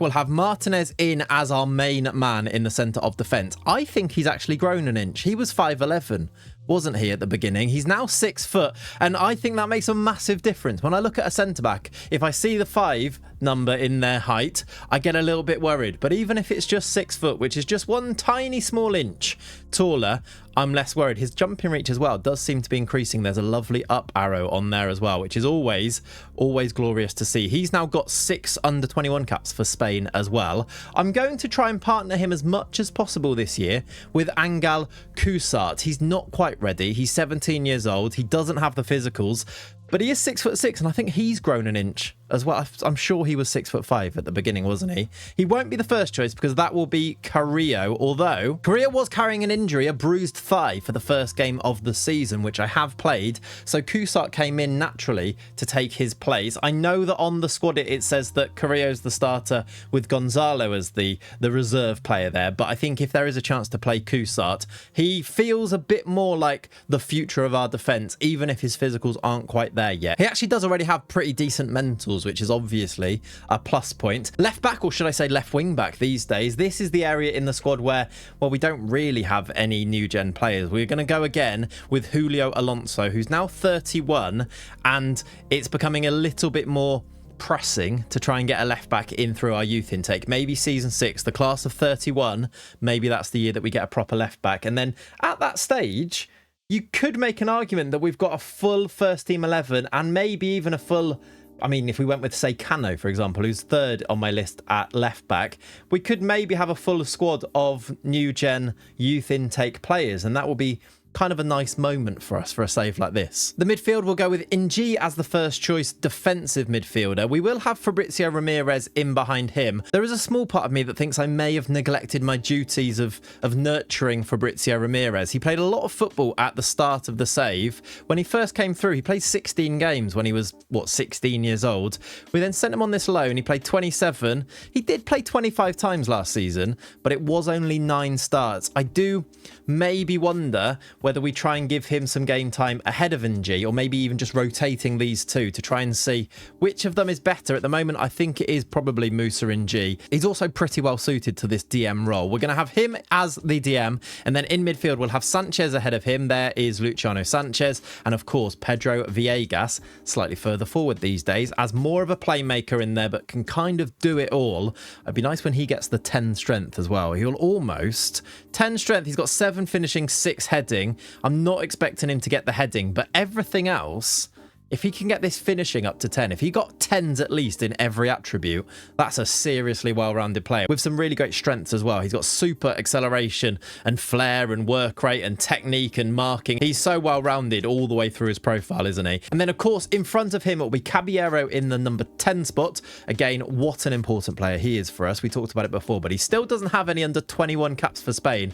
I find that a little bit crazy. I'm actually looking at his profile here and thinking, maybe it's because I've just looked at Viegas's, but I am looking at it thinking, I think he can actually improve quite a lot still. The coach report does seem to suggest that he still has a little bit of room to grow, so hopefully that is the case, but he's already so effective on the pitch, and he has scored, as you may notice from the side here, he has scored in his first appearance of the season, the first game of the season. In front of him, he will have Carlos Alvarez and Rafa Cabrera, of course, but I guess it's actually in the backup players that our squad it becomes most interesting. We have players like Mario now, back from his loan, is going to be a backup player behind Sanchez in midfield. And maybe most notably, I'm going to make Jorge Mendoza our backup striker. That means he's jumped ahead of Jorge Villar, who I've actually put into our B team. Now, you'll notice on our squad at 2, I've now made a column for the B team made up of players that I'm not going to include in my first team squad, if that makes sense. Jorge Villar, Al-Azhari. If you look at the list, it's got players like Al-Azhari, Jorge Villar, Hugo, who came through the youth intake, I think last season, Andro, the keeper with no eyes. It's now got some familiar names in there that hopefully those guys continue to develop, but also maybe, just maybe, develop our B team. Some very bad news, though, on the B team, and that is that, well, they got relegated. We were celebrating the fact that they were in a league last season. It turns out, well, they got relegated from that league last year. They finished 14th in the Segunda Federación Grupo 2, and that's got them relegated to, well, to obscurity and a league that's not actually loaded in. They're managed by Adrian, the former Liverpool goalkeeper, by the way. I'm hoping now that they can bounce back. They managed to get promotion from this league, the Tercera Federación Grupo. They managed to get promoted without that league being loaded in. Now with proper players in there, with Villar leading the line, I'm hoping they can go back up and this plan that we had can actually come to fruition. It's a bit worrying, though, that they did get relegated. Maybe one final thing to mention on our squad it for this season,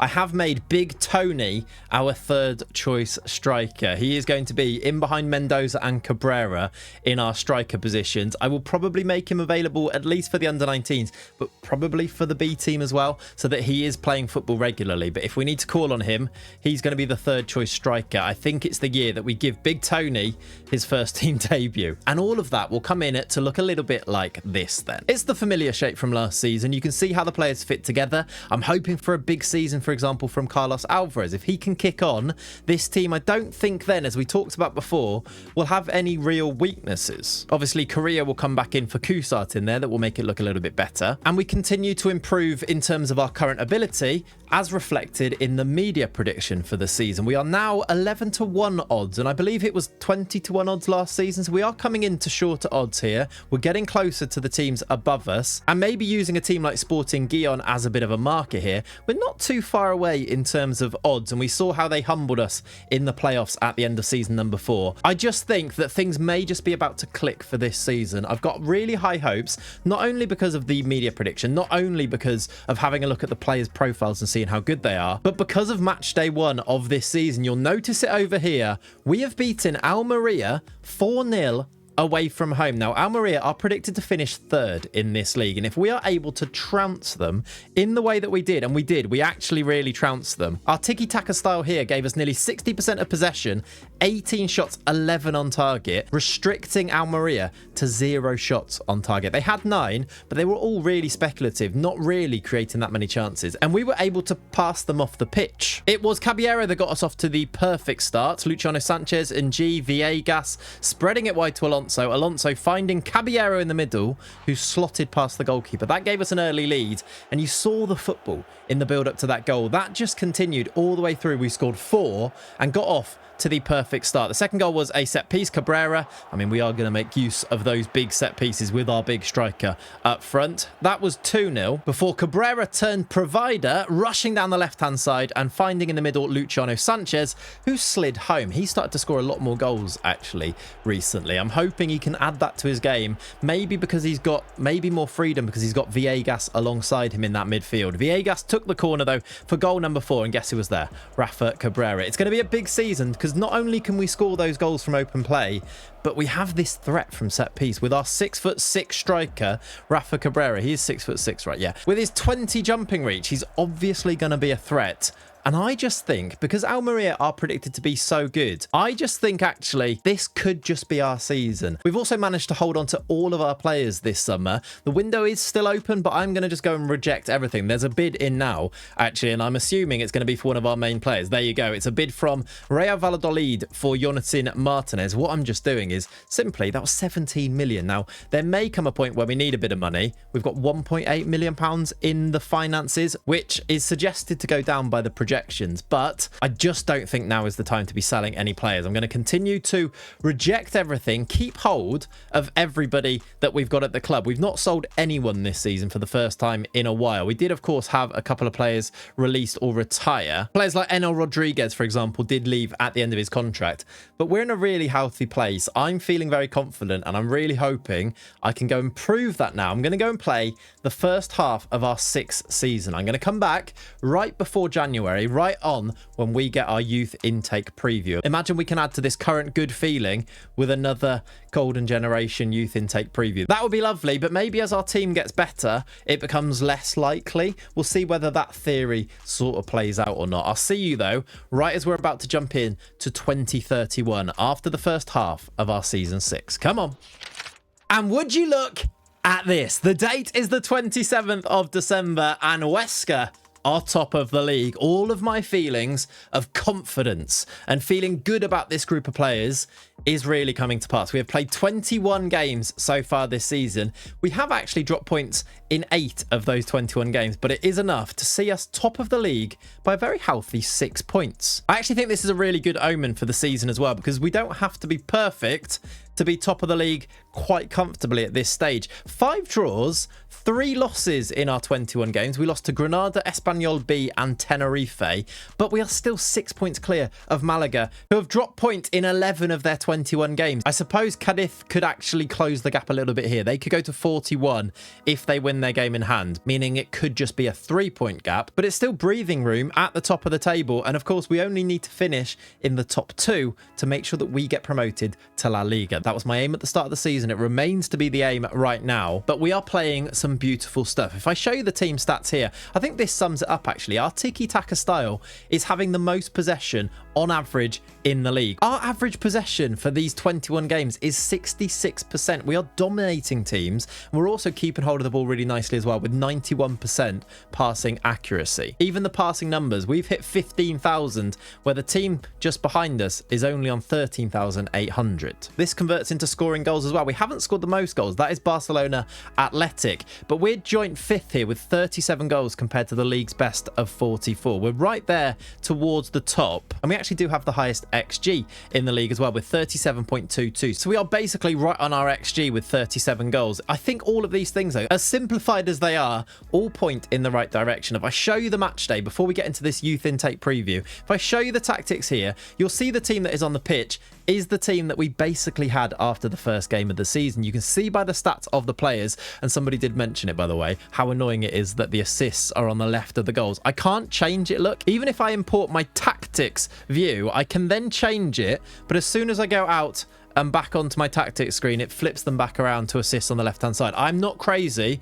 I would of course have goals then assists. It does this. It's a Football Manager 26 thing, and I hate it too. So that one user that did point this out, I am completely there with you, and I apologize on behalf of FM26 for this. But if you look at the stats of the players and revert the assists and the goals, we've got 15 from Cabrera. We saw a couple of those in the first game of the season. 10 goal contributions now from Carlos Alvarez, who doesn't play every single game, because I have been able to give 3 starts and 4 sub appearances to Jorge Mendoza. He's scored 2 goals and got an assist in that time too, and I think at 16 years old this could be invaluable for him, hopefully to take him to a level where he can actually be a threat to the starting lineup. Maybe Alvarez then could become a right winger, and we could do something, maybe making Caballero a left winger. I've seen a few of you suggest that maybe turning Caballero into a winger wouldn't be the worst choice. Keep your suggestions coming, by the way. It's all really good food for thought for me as I read through the comments. I'm like, oh, that is a good idea actually. Maybe like an Alvarez right, Caballero left, and it becomes a more routine looking 4-3-3 could actually work in the future. Keep the ideas coming, though. I do read every single one of them. Speaking of Caballero, he's also got 8 goals and 8 assists, which is beautiful to see. Maybe the biggest talking point is actually that Angal Kusart has been able to start 17 games in this first half of the season. I've decided, because we're really good and we're winning games, even if he's on the pitch, I've decided to go against my squad a little bit and make him the starting defender. Now, if results drop a little bit, maybe we'll go back to the more experienced Carrillo. But for now, we're winning games. He's playing quite well. He's got a long way to go in his development, but I'm hoping it can kind of fast forward his development to make him a viable starter maybe for next season. And more recently, I've sort of decided the same thing for Fabrizio Ramirez. He started 7 games, 3 sub appearances, but I've decided more recently to bring him in for NG. NG started 14, but maybe if I want to develop Ramirez and make him a real viable competition for NG, I need to give him game time, and I think it's working actually. These recent games here, his mentals are kicking on massively. It's these physicals. He's 6'2". I'd like him to be a bit more of a unit physically, I think, on the pitch. He is still only 20 years old though, and these players are so young that they can still really kick on from this point here. In fact, that's really underlined. If you go to the squad screen, just look at the ages of the players. 18, 18, 17, 20, 20.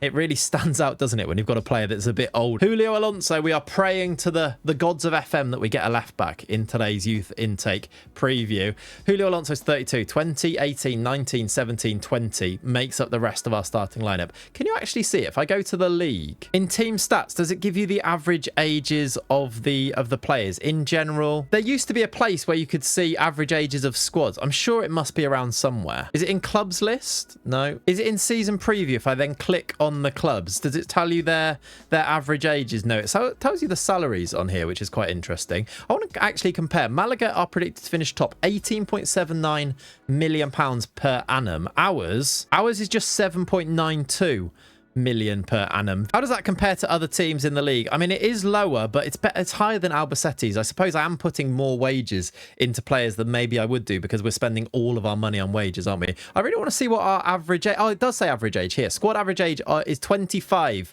for Deportivo La Coruña. Ours is just 20. I'm sure we're not going to see a team that is lower than that all through the league. 25, 26, 26, 26. The teams at the top here, 27, 26. 24 for Malaga is quite young, but ours is only 20. That is a little bit crazy, isn't it? I guess as well, though, that is only going to go up because these players, maybe when players like Alonso retire, it might come down a little bit. But actually, all of our players now, like Cabrera, are 20, about to turn 21. So maybe this is as young as it's going to be. Maybe if we do get promoted, which looks likely at this stage, we'll by far have the youngest team in La Liga next year. It does make me a bit scared. If we do get promoted, whether we can actually survive. Predictions in the comments. Do you think we can survive with this squad as is? Or do you think, as sometimes does happen in saves like this, we're going to get relegated back down? And secondly, do you think I keep my job if we do get relegated? Or do you think I get sacked? Surely they'll give us at least one grace period, one chance to get back up. Fingers crossed that is good. I'm already worrying about the future in case we do get promoted here. Now, though,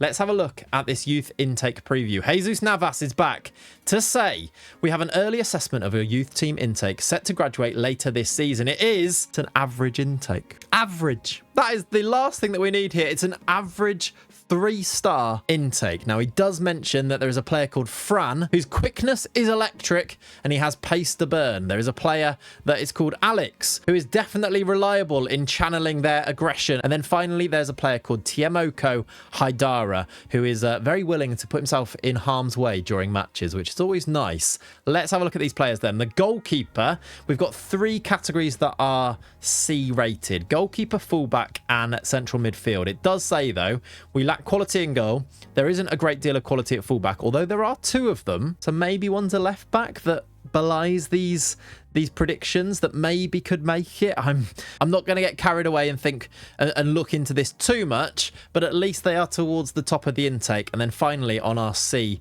rated areas, there is a central midfield, 3 central midfielders, though it does say this isn't a great year in central midfield. The rest of the positions of D or E or F, and then there are no defensive midfielders or wing backs. Now, we actually do play wing backs, so that's kind of interesting too. There are no players that can play wing back coming through our youth intake, and it's only average. Is the streak now over? It does kind of feel like it is, doesn't it? However, this is less of a problem because at the very least we have put together a team that can win on the pitch, a team that is now looking very likely to go and get promoted. We have this 6-point lead at the top, could be cut to 3 by Cadiz. Hopefully that isn't the case. These are our remaining fixtures. We are out of the Copa del Rey, by the way. We lost to Deportivo La Coruña in that game there. I did use it as a chance to play some of the fringe players, Mario, Abias, Gonzalo, Ouattara, Turchu started in goal. It did not pay off. We went out of that competition, although we did just play them again in the league, and with our first 11, we beat them 2-0. I didn't actually show you the results. There's a game here that we won 8-1 against Sierras, but on the screen you can see just how dominant, how good we are, and it is pretty much the same story that every game on the goal scoring sheet, it's either Cabrera or Caballero that are scoring our goals. There are a few more from Ramirez, a few more from Sanchez in midfield too, but it's mainly those two that are holding most of the water when it comes to goal scoring. Now though, I'm going to go now straight up, I think, to our youth intake for season number 6. Hopefully when I come back in April, we're about to seal it. We're about to get ourselves promoted to La Liga. Finally, it will only take 6 seasons of being in the second division here, but maybe now we're starting to make things happen. We're starting to move along. I'll see you in April where we'll meet the class of 31 and hopefully be about to get promoted. It's another golden generation. At this stage, I don't really know what to say about this. We've got another golden generation coming through our intake. Now, it did call it an average intake earlier in the year. And looking at one or two of these players, looking at actually there are no elite prospects, probably tells you that this isn't actually a golden generation because we had so many elite prospects come through in previous intakes that this one surely can't be on the same level. There are 6 players that are top prospects, and then everyone else below that is either good, decent, and then there are no poor ones down the bottom. I'm not really convinced that any of these guys are going to be anywhere near some of the players that we've had so far, but technically, very technically, we've been given another golden generation, which doesn't help me because it means that there's still going to be comments saying you are cheating, which I actually honestly understand at this stage. I'm not. I promise you I'm not. Look at the players, look at how it all fits together, look at that big long comment that we did talk about earlier on, that there is seemingly some type of thing going on with the Spanish youth level, with the youth intakes that come through the game. The intakes are almost certainly going downhill here in terms of how the players compare to our players that we have in our squad. For example, the best player in this intake, according to ability, is the goalkeeper, David Castro. Now, he's actually not too bad, to be honest. He is 5'11", but he looks like he could well be maybe the backup keeper. Is he better or worse, I suppose, than Turchu? Turchu, I think, is the player that I've been thinking about to be the backup goalkeeper. I mean, they're pretty even. It looks like he's much more eccentric, David Castro. Turchu's probably, in fact, the best way to do this is probably actually to look at Turchu's profile, who has just played a game, actually. I think Turchu is actually better, and he's only 1 year on from when we've brought him in. He's only 17 now at this stage, and that maybe we weren't super excited about Turchu, so maybe that sums up where this youth intake actually is. Castro is maybe the best player, doesn't have the highest potential. There is also Ivan Aguirre, Tiemoko Haidara, who doesn't, I mean, he's got himself into the top prospects bracket, but only has 2.5-star potential, maybe 3.5-star potential. The same story for Ngala Tall, who plays right back. I am maybe interested, though, in this player. Ivan Aguirre has got 3.5-star potential, maybe 4.5-star potential, and his natural position, yes, you guessed it, is left back. Let's see if he could be the answer. He's 6'4". Why is there a 6'4" left back? I mean, maybe he's a centre back. He can't cross. He can't really dribble. His work rate and teamwork is low, which is kind of what I look for in a fullback or a wing back. And he's slow. And he's 6'4". He's very Dan Burn left back, isn't he? I actually had high hopes then when I looked at him there. The fact that he was our best intake player, maybe, and has the most potential, and he's a left back, was written in the stars briefly, but I'm not so sure. He looks all right. He looks like the type of player that you stick into your squad, stick into the under-19s, maybe the B team, try and develop him as best you can, and then he can fill in a gap. He might end up being our left back, because I don't know how many more years we're going to have out of Alonso. Is there a player in our squad that we make a left back? Is there a left-footed midfielder that we could just start converting now to be the left back, knowing that there is a bit of a gap in our future in that position. That might be something that I might need to look into. Ivan Aguirre, though, at this stage is probably the best prospect. Let's go through the other players, though. We've looked at Castro. We've got a midfielder from Mali called Tiemoko Haidara. He looks pretty good, actually. Very brave. Okay physicals. 5'10", left-footed. Is he a left back? If he had better teamwork and work rate, maybe this would be the guy. I'm not sure he's quite got the potential, though, either. There's a player called Ngala Tall next. Now, if this guy is not at least 6 foot, I'm going to be upset. He's 5'9" with a name of Tall. I've been lied to. This is a disgrace. Is he any good, though? He's a right back, probably. Again, I really like wing backs or fullbacks to have this teamwork and work rate. It's a bonus if they can cross, and actually his crossing isn't too bad at 9. He doesn't look amazing, though, does he, Ngala Tall? And then we've got, he doesn't look amazing, though, does it? He doesn't look amazing, though, does Ngala Tall? Or we should rename him maybe to Ngala Short. Is that something that we should do? Next, we've got a striker or winger. Now, last intake, we were talking about wanting wingers to come through. Then we've moved away from playing with wingers, but maybe if we got good ones, we could go back to it. Amadou Jatta, another Gambian. Him and Musa and G, both from the Gambia. He looks all right, actually. Only 4 determination, unambitious personality. Now, unambitious isn't necessarily the worst thing in the world. It means that they might be quite loyal, actually. And he does have good physicals. I really like the physicals, actually. He's right-footed. I was thinking, is he our left back? No, that's silly. I'm getting carried away. He might be able to make it at some point if this potential is okay. And then finally, for our top prospects, Alex is a left winger. Again, okay physicals. He's got 1 vision. Why is there another player with 1 vision and 1 marking? This is just not what you need coming through, is it? And that's apparently a golden generation. It's just not, is it? If this just came through then and said this is an average intake, you'd be like, yeah, this is an average intake. I don't know why it's being called a golden generation. Is it because the potential ability of these players would make them viable options to go into our first? Is that how that's calculated? For example, and I don't know what the potential abilities are, but if Ngala Tall had 130 potential ability and our right back at the moment, Nacho, has 133 current ability, and our current right back Nacho has, say, 125 current ability, does that mean that they're seeing him as the viable option to be the future? And because there's a few of these guys that would compare to them, actually it would be a golden generation. Do you see what I'm sort of saying here? I'd love to know what your thoughts are. So many of you guys have so much knowledge about these things for these types of saves. I'd love to hear, what is the thinking, basically? What's the rationale behind the game calling this, which to me seems pretty rubbish, calling this a golden generation? We should, of course, also do our due diligence by going through the remaining players. There is 4 good prospects. One of them is this Alex guy and this Fran guy, both of which were talked about in the youth intake preview. I think it was Fran that was supposed to be really quick, and he does have 15 pace, 12 acceleration. He's a left winger, very aggressive. Again, he's left-footed. Can he tackle? He's got 5 tackling, 5 work rate, 5 teamwork. So no, he's not our left back. Alex was also mentioned as being someone to put themselves, I think, was he the guy who puts himself in harm's way? I think so. He's got good physicals, though. Low determination personality with 4 determination is a worry. He actually does have the work rate and the teamwork.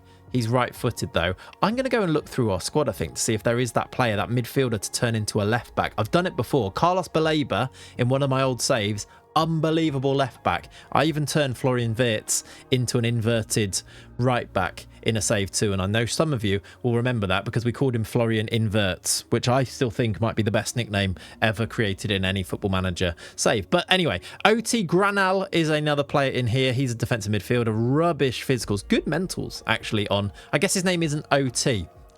His name's probably Ott. Spanish speakers, how do you say this name? Is it just Ott? Ott Granal is going to be... I mean, he does have good mentals. What's his potential like? 2-star, maybe 3. Probably not going to be good enough, isn't it? There's a player called Christian who looks rubbish. There's a player called Asanoun, who is another Moroccan. We do get a lot of Moroccans. Of course, Morocco is North Africa, Spain, North Africa. There are all of those links there, of course. Javier Zapata, great name. 6 foot, right-footed, centre-back, can play right-back or left-back. Jaime Martin, unambitious, left-footed. I mean, these guys are just much of a muchness. They're probably, some of these, not going to be signed. This guy does have cornrows. Interesting ones as well at that. He's not amazing. He's a left winger or a striker. I just want to look at this first team squad. I will also show you some of the stats of the players. You can see straight away Angal Kusart has played now, started even 27 games this season and is developing. The physicals don't look much better, but is getting better. And we are, by the way, still top of the league. I will show you the league table in a second as well. Just wanted to show you Fabrizio Ramirez has now started 15 games to try and keep developing him. All of our players are, of course, wanted at this stage. Caballero scored 14 and got 12 assists. Alvarez chipped in with 10 goals in just 21 starts this season. Cabrera is our top goal scorer with 19. The team it's doing the same thing, really. It's continuing in the way that we started the season. At the moment, Turchu's in the goal. I think that was an injury, perhaps, to Farmi, but Farmi is now back, so Farmi will come back in. Farmi, by the way, absolutely flying. To the extent, by the way, that Nour Farmi became our first ever player to be listed in the Next Gen news item. The top 50 wonder kids in the world. Naaf Al-Fahmi was, I think, 23rd in that list. The screenshot will be on the screen for you to see now, which is the first time any of our players, even players like Villegas, maybe Villegas was too young to get into it. Now he's 18. I'd maybe expected him to be in the same one as Farmi then. They are the same age, look, but no, Villegas didn't get in there.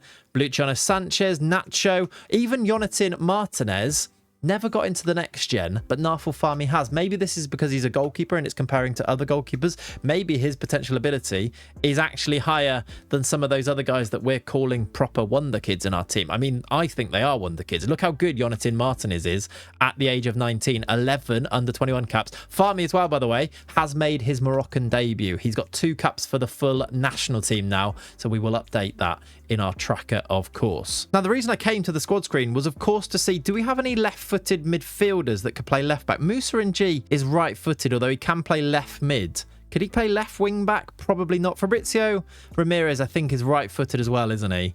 Can't really play left-mid. What about players like... What about Mario? He's got 13 tackling. He is right-footed. I don't know if I want to do an inverted left or right-back. This guy, actually, Wanma Duran, is left-footed, 9 tackling, does have the teamwork and work rate, came back from his loan where he was loaned to Sabadell and played all season long. I've tried to give him game time, 12 off the bench this year. I actually think he's quite good. He's got good mentals. I mean, he's a bit slow. 11 pace, 9 acceleration. He's 21 as well. So he came through, I think it was our first year's youth intake, Wanma Duran. I think it was either the first year of our intake when he came through, or he came through in Huesca's B team. I'm trying to remember now. Either way, I've actually tried to use him in the squad a little bit this year. Is that our left back? Should he be changed to a left back? I don't know. I'm not massively sold on it. Is there a better option in here? He might be the guy, though. Or is it just to play Carrillo there? He is right-footed, though. Roberto is right-footed. Maybe I should just go through and have a proper check of these guys. No one really jumps out. Are you seeing that? No one I'm looking at is like, they're definitely the player that should play left-back. Villegas, right-footed. Sanchez is right-footed as well, isn't he? Caballero, make him a left-back? I mean, probably not. That'd be a silly idea, wouldn't it? Yeah, I'm not quite sure. I guess that's something to continue to consider. But at this stage, let me instead show you the La Liga table then. Now that we've got our intake, and we'll go and sign those best players and maybe even sign all of them and put the rest of the players into the B team, as we suggested earlier. We are just off the back of, how many games is this? 7 games without a loss. Our last loss was against Malaga, where we lost 3-0 in this game. Kusart scored an own goal. But since then, wins against Levante, Barcelona, Athletic. Caballero scored twice in that game. Cordoba, a 4-1 win there. 2 from Alvarez. Draws against Cadiz, who are around about us in the league table. We'll have a look at that in a second. Alvarez scored in that. Ponferradina, a 2-2 draw. Getafe, a 4-0 win. Getafe, I think they were second. It might now be Cadiz. I need to check that. But a 4-0 win against title rivals. Sanchez with 2, Cabrera with 2. And then Castilla, we beat 2-1. Villegas and Sanchez with those. It all means that after 32 games, with 10 games to go, we've got a 7-point lead, which can become even more than that if we win our game in hand. Mallorca have just gone second, although Getafe have played the same amount of games as us, and it is a 7-point gap at the top. We're on the cusp, really, aren't we, of winning this league title here. We continue to have the most possession in the league, and we also now do have the best goal difference in the league. We still haven't scored the most goals. That is Leganés with 67 compared to our 61, but we have only conceded 30 and our goal difference is 31. We have won 20 of our 32 games. It's all coming home. It's about to happen. We're about to go and get ourselves promoted to La Liga. We're about to go and win a league title, which feels overdue. I'm not going to lie to you. Let's now go and confirm that, and I will see you at the end of our 6th season when I'm hoping, unless something goes badly wrong, we're about to be a La Liga team. Come on.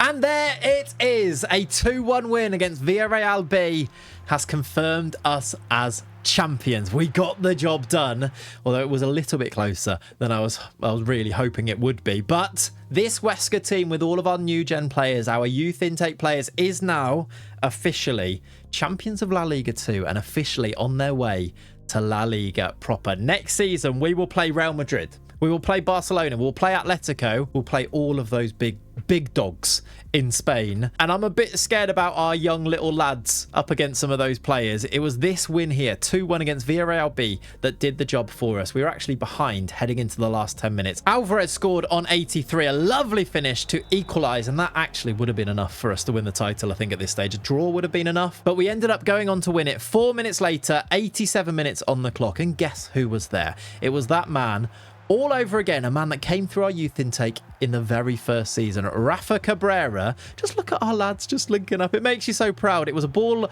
over the top, picked up again by Sanchez into Nacho.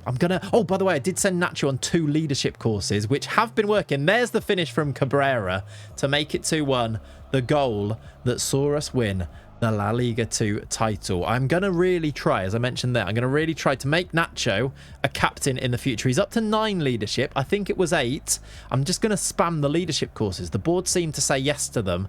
I think he's the rightful captain. We just need to get his leadership to a point where he can be that captain. Although the alternative is maybe Farmy, who does have 16 leadership. And what a player. What a player he is becoming in our goal. By the way, I actually love looking at this little screen here to show you how good they are. I even think Nacho Caballero's really come along this year to become an even better player. We've got downwards arrows, but that's almost expected, isn't it? Alvarez, massive jump in his quality this year, being used as a striker. Maybe long term he goes back on the wing, but I think using him as a striker at this stage sort of makes sense. He's not the quickest striker, but he's almost a perfect foil. He's like the little and the large combo with Cabrera in that attack there. There's Villegas. Look, wow. This is the best part about a youth intake save, is just looking through all of your players and just seeing how they're developing. It's just, why is it so much fun? It just really is. After this game, though, against Villarreal, we actually did have a pretty bad end to the season. We lost to Leganes, maybe because the pressure was off, and we drew to Deportivo. It meant that it ended up looking quite close at the top. It was 83 points for us, and then Leganes also promoted on 80. It's us two that will go up to La Liga next year, and maybe we should have a look who's coming down to get relegated. Las Palmas, Burgos and Eibar. Barcelona are La Liga champions, 98 points. Real Madrid in second, then Atletico. As you may expect, past winners are Barcelona. I mean, are they the top dogs right now? They are. They've won it the last 2 seasons. Real Madrid have won it the 3 seasons before that. So it's interesting to know which one of the two is the most dominant at the moment, isn't it? But now, this is where we will now go and prepare for season number 7, our first season in La Liga. This is where we're going to end it for today. A perfect point to almost leave it on a cliffhanger. Will we be able to go into the top division and survive? I guess you'll have to come back next time. Little old SD Huesca then are indeed a La Liga team, and this table, doesn't it just look so right as we look at it now? We are in there amongst teams like Atletico and Real Madrid and Barcelona, and right now, after the first game of our new season, our season number 7, we're above Real Madrid and Barcelona. Could we end the save now and say that we've sort of completed it? Probably not, but we have got ourselves underway, and we drew our first game of the season against Sevilla. It was a 1-1 draw, a little bit unlucky not to win it in the end. Well, I say unlucky. They equalised in the 81st minute, but also did sort of dominate us for the majority of the game. Here we are playing at Al Alcaraz, by the way, which is interesting because I think I mentioned it last time, but the board or the league told us that we would need to go and find a new stadium, and the board then told me that they're going to build a new stadium and we're looking for a site for it. That hasn't developed any further, and we seem to be allowed to play at our normal stadium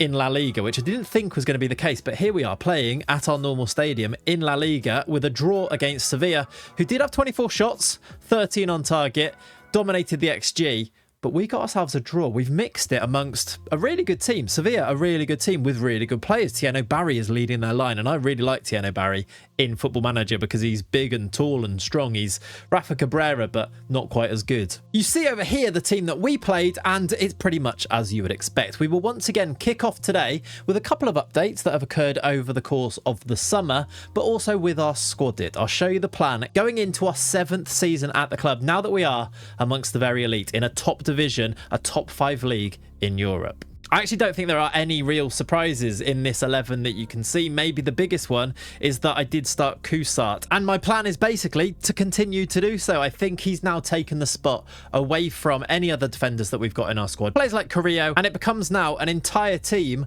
of our new gen prospects that have come through our intake, except for at left back or left wing back with Alonso. It was Luciano Sanchez who scored the goal for us. This was the goal here, playing it down the left hand side. Caballero into that space, it bounces back out. Sanchez there with the finish, our creator in the team, but I keep saying it actually, he is definitely chipping in with more and more goals now as he continues to develop. That was then our start to the season. Our start to the season after a fairly interesting summer. I'll show you the transfer history to begin with. Of course, there are no transfers in, and there's just one transfer out. We did wave goodbye to a really good servant for us over the years, actually. Alejandro Cantero was vital in those first years of the save. He's now 31, and we've moved away from using wingers, and I guess there is an argument to say that maybe we'd want to use wingers again now that we're in La Liga. I just looked at him and thought, I don't think he's quite good enough, and if we use him, we're stopping our other young players developing, even if those young wingers aren't particularly good. So I've decided to move him on. It's another £275,000 for us, and it is money that we do kind of need, although look at that lovely upturn in the finances. We do have £15 million in the bank right now. We were struggling a little bit before we got to La Liga. 2.43 million in debt. I think it was probably lower than that over the years. It's around about 2 million. We did drop down to 3 million in debt at times too. Our projection now, though, now that we're in the big leagues, is looking much more healthy. We did get that news item that says you're going to get something like 50 million from TV money. I can't remember the exact amount, but it makes things look a little more healthy, and I suppose it tells us that we don't need to go and sell players, something that I've had to be dealing with quite a lot once again over the course of the summer. No bids actually in at the moment, but players like Villegas especially has been attracting quite a lot of interest. Actually, our players aren't wanted at the moment, maybe because we are right towards the end of the window, and hopefully that will continue. But earlier on in the summer, we did receive interest in Villegas and Sanchez, and maybe most notably, Nacho was on the receiving end of about a £30 million bid from Atletico Madrid. I'll pop that on the screen for you to see now. Obviously, the captain, leader, legend that is Nacho, we rejected it. I am still, by the way, also continually sending him on leadership groups. I don't know if this attribute is on the way up. Maybe we should actually go into his training and have an actual look at that. If we go to progress report here and then individual attributes, I always turn them all off, because how are you supposed to make any sense of what you're looking at right there? It doesn't really help at all, does it? Which, by the way, is something that I'm going to build into my tracker, a way to track individual attributes and how they grow over the years. I have got it working. Hopefully in today's video I'll show you how that's going to go too, but just for the meantime, there is a nice little up arrow on leadership. If I turn everything else off, you can see that it is trending upwards. I wonder if these little jumps are, they're probably just jumps where he goes up by 1 on the attribute, isn't it? Probably not exactly where you hit a leadership course, but maybe there's hope that we can turn Nacho into a proper captain at some point. Anyway, that was very much straight into the waffle for today's episode. Thank you again for being here. I really appreciate you. I'll tell you what I also appreciate. All the comments saying you appreciate the waffle last time. We showed that guy, didn't we? And I'm really glad that you guys do appreciate that type of thing. I think that is what this series is all about, and so many of you echoed my own thoughts about things like this too. I think a save where you are developing players is going to mean that you're going to want to talk about those players and how they develop and the plans for the future and how you're going to utilize this player and how you're going to bring this guy into your plans. If you're not doing that, for me personally, you're not doing a youth only save properly. So thank you so much for at least the people who left all those comments for agreeing with me on that one. Now though, serious business. This here is my season 7 squad it. There aren't loads of changes here, and I don't think I'll dwell on it for too long this time around because of course I don't want to annoy people who don't like the waffle, but I will just go through the starting 11 and show you the profile so that you can also get a sense of how they're developing, what they look like these days. So of course in goal it will still be Norful Farmy. Marius Turchi will continue to be the number 2, and I'm kind of happy. I think we're going to have a pretty decent backup goalkeeper here. If we can keep Farmy going, who was in the next gen last season, and somebody did point out that the next gen is linked to reputation, and Farmy got his full international cap for Morocco and then appeared in the next gen, which might well be linked. The reputation boost that you get from representing your country could have been the thing that ticked him over and got him into that list. So maybe it's that, and maybe if some of our players can start getting things that boost their reputation, maybe now that we play in La Liga, we might start to see 1 or 2 other players see themselves in lists like that one, like the Wonder Kids list, like maybe even things like best under 21 player, etc, etc. And an update, I have sent Pablo Andro down to the B team. He's going to be the guy to keep nets down there. I mean, to be fair, he might not even keep his place in the team. There might be a greyed out keeper who takes his place because he still can't see. Right wing back will of course still be Nacho, captain, leader, legend, and I'm going to go with Boubacar Ouattara as the backup right wing back for Nacho. He's not going to be amazing, but I think actually if we can give him some game time, maybe he can develop a little bit and at least become a decent backup. I think really that is all you're really looking for. As long as you can get 13, 14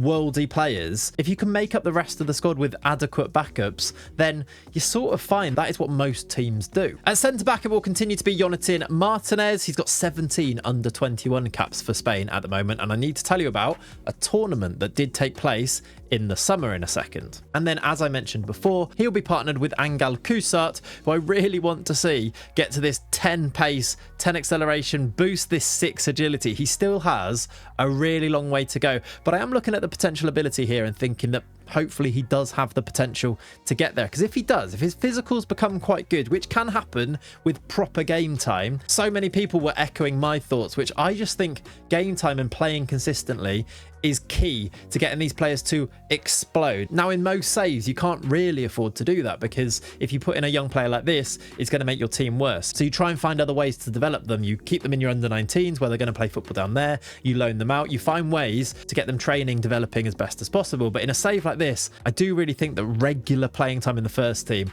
is the best way to get them up to proper standard. Left wing back Julio Alonso still has some life left in his legs at 32 years old, and a lot of you did back me up as well with the idea that maybe we should go with Juanma Duran as our backup left wing back. I do have him now training as a left wing back, and hopefully in the same way that Ouattara might be just an adequate backup, maybe this guy could be that too. He is now 21. He came through, I think it was our first intake back in the class of 26 if you like, but he too doesn't have amazing physicals, but his mentals are really good. The midfield is basically unchanged. Musa Ng will be the first choice DM and will rotate with Fabrizio Ramirez. Luciano Sanchez of course will be in the team, the heart of our creativity. He'll be alongside Pedro Villegas, and then I'm going to try and bring in a little bit of game time as a backup for Jose Ignacio, but also make him available for the under 19s, and Mario, who I think is pretty close to being a first team level type of player. Again, it's the physicals, the strength, the acceleration, the agility. If you can improve those, that's a solid footballer too. Number 10 spot is the Maverick in the team, Nacho Caballero, so good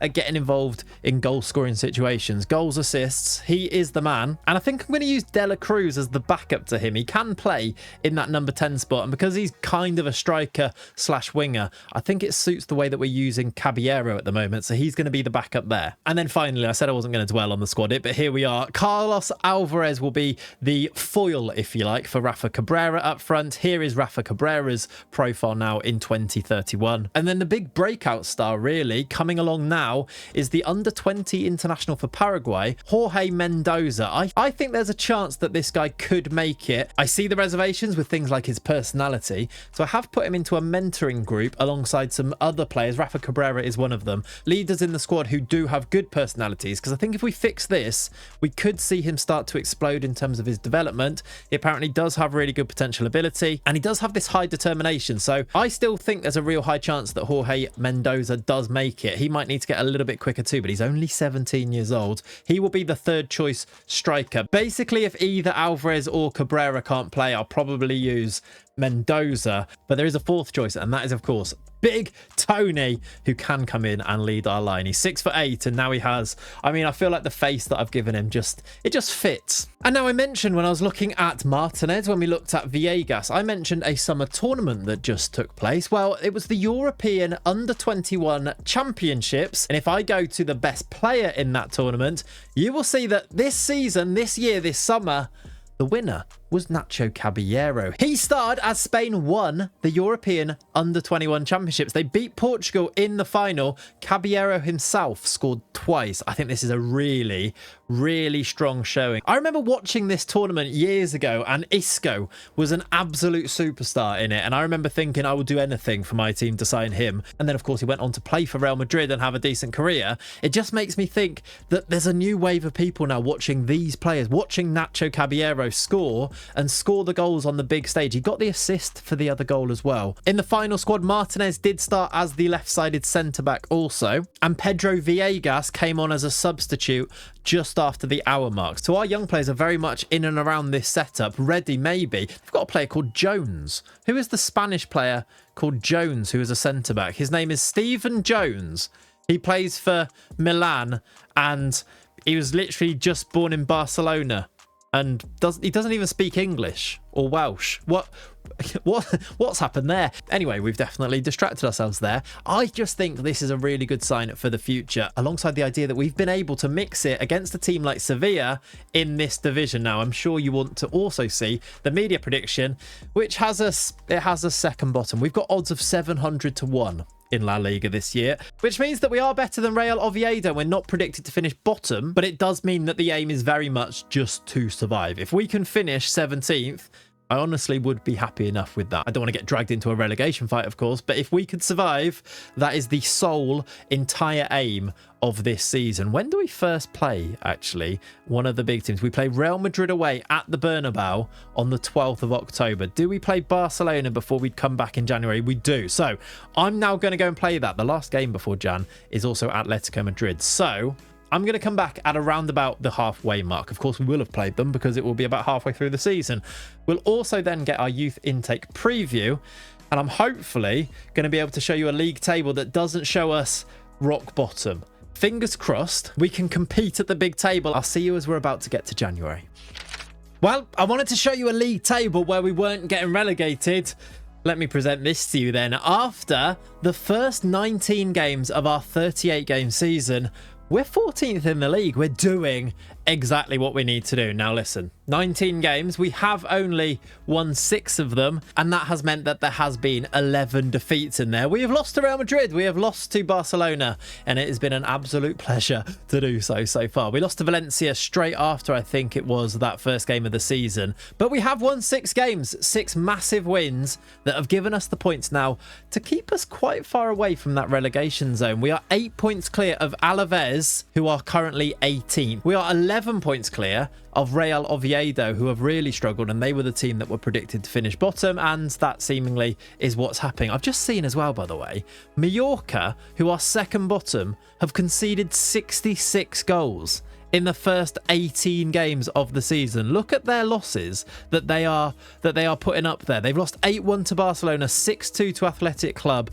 They lost 5-1 to Leganes, 5-2 to Villarreal. I'd suggest they probably need a new defence and maybe a new... Who's their manager? Maybe a new keeper as well. Zlatko Dalic. I mean, has he just got there? We're getting very waylaid again. This is what happens in a save like this. He's actually been there since 2028 as well. I don't know if he's going to survive that much longer with that level of goals going in against their team. We will see. We've only conceded 38 in 19 games. We have played an extra game. We should bear that in mind as well. So say if Elche. So if any of these teams below us do win their game in hand, it could be a little bit tighter, but overall 14th, halfway through the season, it's looking good to survive. And loads of you said when I asked the question in the last video, what should the aim be? What do you actually predict happens? Do you predict us to get relegated or stay up? Loads of you said stay up, but just. And I mean, maybe that will still be the case, but at the moment, I'm feeling pretty good. The team on the pitch has been basically that one that I planned to play in the squad it before the season kicked off. We have at the moment got a slight issue, and that is the African Cup of Nations. Both Fahmy, our goalkeeper, and Musa Ng are both representing their countries at AFCON. Ng for Gambia and Fahmy for Morocco. He's now got 11 caps for the Moroccan team. He, though, will be replaced by Turciu, and it does mean that there'll be a run of games for Fabrizio Ramirez. Ramirez, I had such high hopes for when he first came through in the class of 26 in our first intake. I think he's a really good case study almost of if you don't play these young players in every single game, they just don't develop as quickly as the players that do play in every single game. Players like Musa Ng maybe have overtaken him because of the game time, or maybe it's just because he had a higher current ability, potential ability than those players anyway. Here's Kusar, who is getting closer to this 10 acceleration and 10 pace. They are both now 9, and one day we're going to have 10s or above in all of his physicals, and he's actually going to be a really good defender. He's done okay so far. He's actually outperformed in terms of rating Martinez, his centre-back partner. These were the results then to show you. After that 1-1 draw with Sevilla, we did lose to Valencia. We then drew to Osasuna and lost to Mallorca. We actually lost to Mallorca. That's just occurred to me. We did score twice, so it does show that they're not great defensively, but they've got Abdul Fatawi. I really like him as a player. But yeah, the team that's conceded 68 goals or whatever it was have also beaten us this season. We beat Leganés and Real Oviedo, teams that we played against in the division below, of course. We lost to Villarreal and Real Madrid. This was our first meeting with Real Madrid then. A rivalry that I do hope develops into an actual rivalry over the course of this save. One day Real Madrid will be fighting against you and Barcelona for league titles. It might not be this year, but one day it's going to happen. And Nacho Caballero got himself a goal at the Santiago Bernabeu, which is pretty cool to have on his resume as well, isn't it? We did, though, after this, continue to lose to any team that is decent, really. We beat Espanyol, lost to Betis, beat Vallecano before beating Lorca Deportiva 6-0 away from home in the Copa del Rey. Cabrera got himself a hat-trick in this one. I took the chance to play players like Mario. We then lost to Elche, Celta Vigo and Girona, and then we beat Alaves before going out of the Copa del Rey to Real Zaragoza. It always seems to be our local rivals, Real Zaragoza, who knock us out. Are they still in the league below, or did they get promoted? They are. Oh wow, they've actually got relegated again. They're playing in the Primera Federación Grupo 2. They must have been relegated last season from La Liga 2. Our rivals. I mean, does this have a knock-on effect for us? If I go to La Liga 2 and go to last season, did they get relegated? Did they get relegated the season before and I've just missed it? Yes. Okay, so I completely missed that. Our rivals actually got relegated when we finished 9th in 29-30, so 2 seasons ago. Will this have a knock-on effect to the players that come through our youth intakes? Because they were our big rivals in terms of who we're competing against. Now, we're a La Liga team and they're in the 3rd tier. Surely players are going to choose us. So maybe we should have seen it already, but maybe we'll see a slight uptick in our youth intakes because of this. Or maybe it'll have no effect whatsoever. That, though, actually makes this result even more embarrassing, doesn't it? Because we got beaten by them even though they're 2 divisions below us in the Copa del Rey. We then lost to Sociedad, beat Athletic Club Bilbao, which I think might just be our best ever result. It's a 4-1 win in this game. 2 from Caballero, 1 from Alvarez, and a goal from Jonathan Martinez. He doesn't score many. And then we play Barcelona and Atletico Madrid. Now, the slight worry is that we have lost both of those games 3-0. So the morale around the camp might be a little bit lower as we head into January now off the back of 2 big 3-0 defeats. That's the thing that we're kind of working on here. It was a really, I don't know how we managed to win this game 4-1 after losing the 2 games before that. But if we can get enough points on the board, will be all right. I didn't really dwell on it before, but in terms of goal scoring and the stats of the players, it is Cabrera who is our top goal scorer. He hasn't got any assists, and overall I think the goal scoring and the assists are going to be lower because we're playing in a better division now. But he's got 10 goals in 21, 8 goals, 2 assists from Caballero are the main 2. Sanchez definitely chipping in with more goals these days, 5 goals, 2 assists from him in the midfield. And another thing to say as well is that I have been able to give Jorge Mendoza lots of game time this season so far. He still has this temperamental personality, so the mentoring group hasn't had an effect on that just yet, but 2 starts and 12 sub appearances and 1 goal. He does have a good average rating and he does seem to be developing quite nicely too. Now though, the reason that we've come back at the end of December is of course we are going to receive our youth intake preview. Let's see if it's going to be another golden generation. Jesus Navas says But no, it's a good intake, and it's kind of annoying looking at it. The first thing that I see is that the best player, and potentially the only good player, is a goalkeeper, a position that we've got an awful Farmy, and I think Farmy looks really good. He's the player that's been in the next gen already, and now the best player in this intake is also going to be a keeper. The other players below that are C rated or D rated at best. Now, another thing that loads of you keep saying in the comments is basically ignore this youth intake preview. They straight up lie to you, and that has seemed to be the case quite often. Sometimes they say it's going to be rubbish, then it's a golden generation. Sometimes they say it's a golden generation, then the players are rubbish. There are so many factors that go into that, of course. The only thing that really matters is the specific players, but it is nice to have a look at. Let's have a look at these players here then. It does mention a couple of them in the blurb that you get sent as well, but it is one goalie who looks a great prospect, and then the rest is, it's not a great year in central midfield. There's one centre mid. There isn't a great deal of quality at fullback. Now that is a worry. We still are searching for that left back prospect that we can just chuck in. I mean, if we get a 16-year-old left back who looks like he just can play left back, he's going to be in the team pretty soon, because Alonso, our last remaining starting real player, he's 32. So at some point in the next couple of seasons, maybe we can get him to play for another 3 or 4. But even by then, he's going to be so rubbish at football that we're going to need to find a left back. And it once again looks like that this intake isn't going to produce it. Every other position has not great options. And then actually wing backs, which specifically is what we use, there is one, and they are E-rated. Is that intake a little bit of a worry? And does it look like it's not going to really help us too much? I think that might be the case. Jesus Navas mentions Babacar Kamara, Guillermo Costas, and Paul Varela. I guess those are the players that we'll keep an eye out. It looks like Paul Varela is the goalkeeper here. As he talks about his reaction time being second to none. A few people trying to theorise about why we're not getting wingers or wing backs coming through our youth intake. Lots of you were mentioning Navas and wondering if it's because of his preferred formations.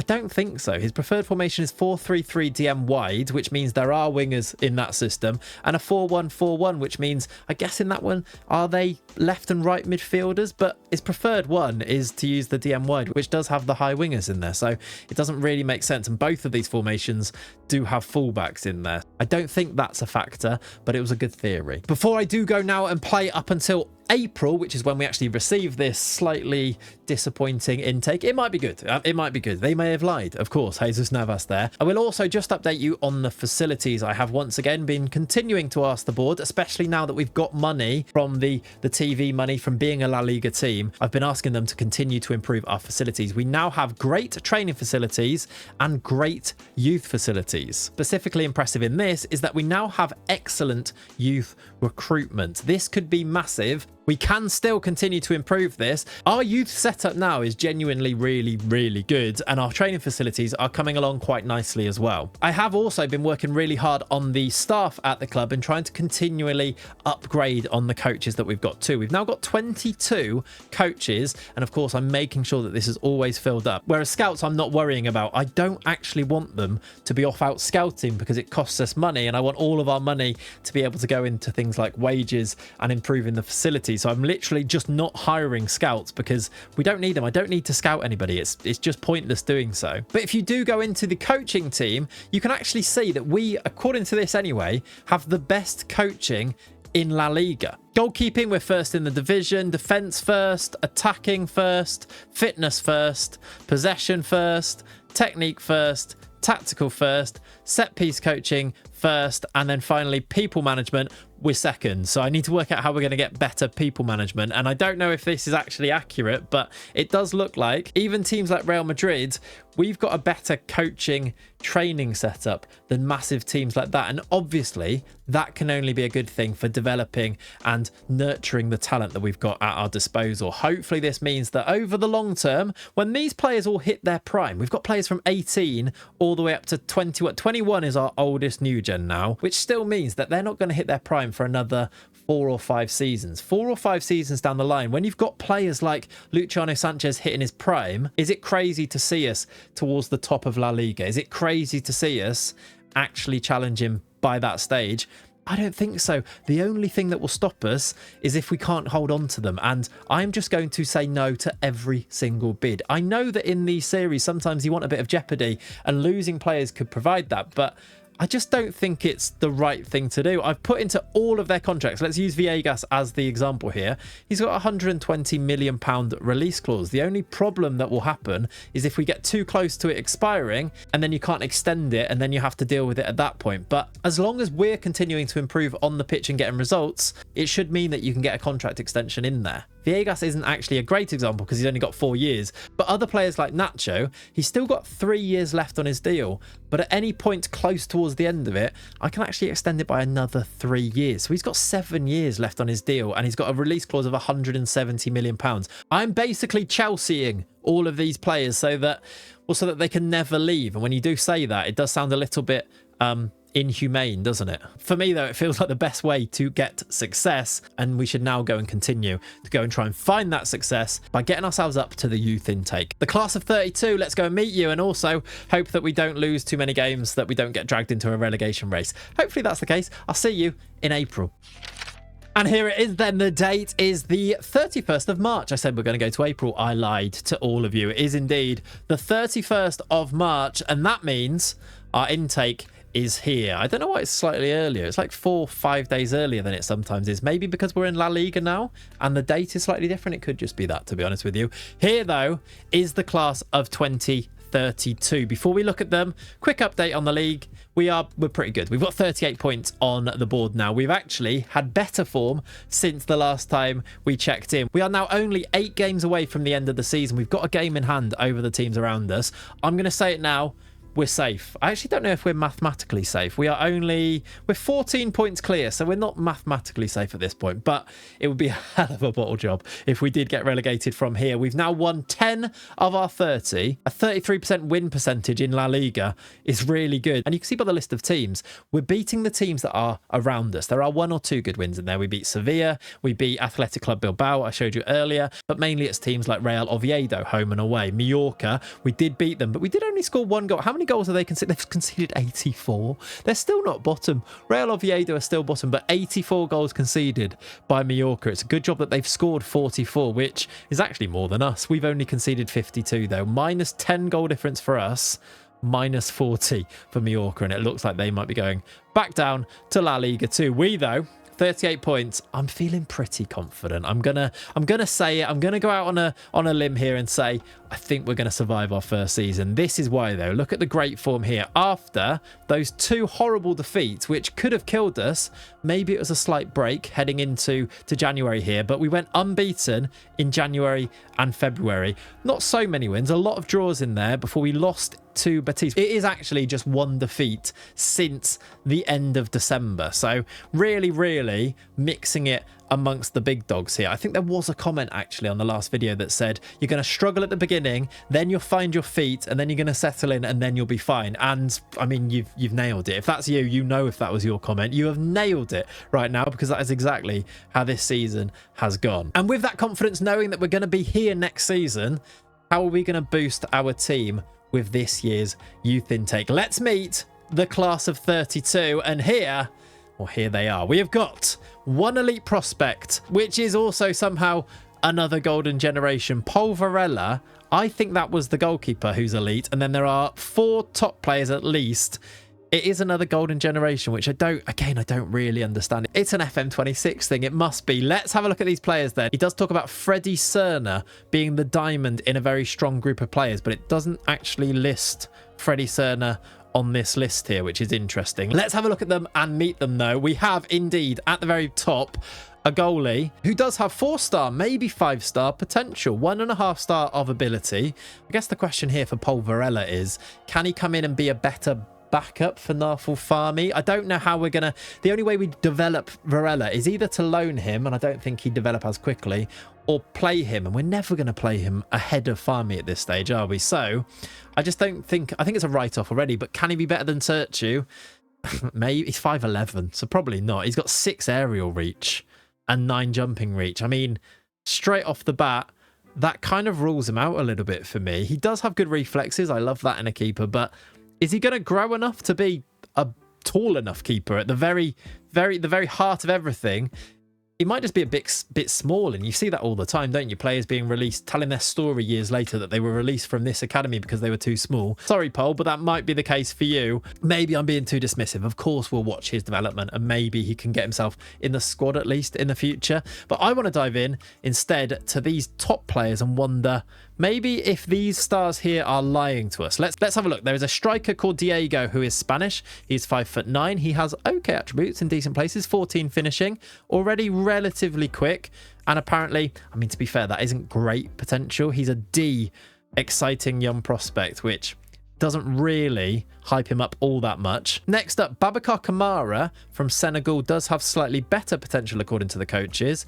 Let's see his profile. He is big. 6'3", defensive. He's actually not a defensive midfielder. He's either a centre-back or a midfielder.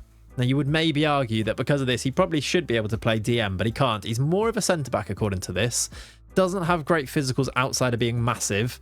Is very brave. I just think, compare this to the profiles of Jonathan Martinez or Pedro Villegas, and it is just night and day, isn't it? Look at the difference between the players that we're getting here and that beautiful intake day that we had when those oven ready players came through.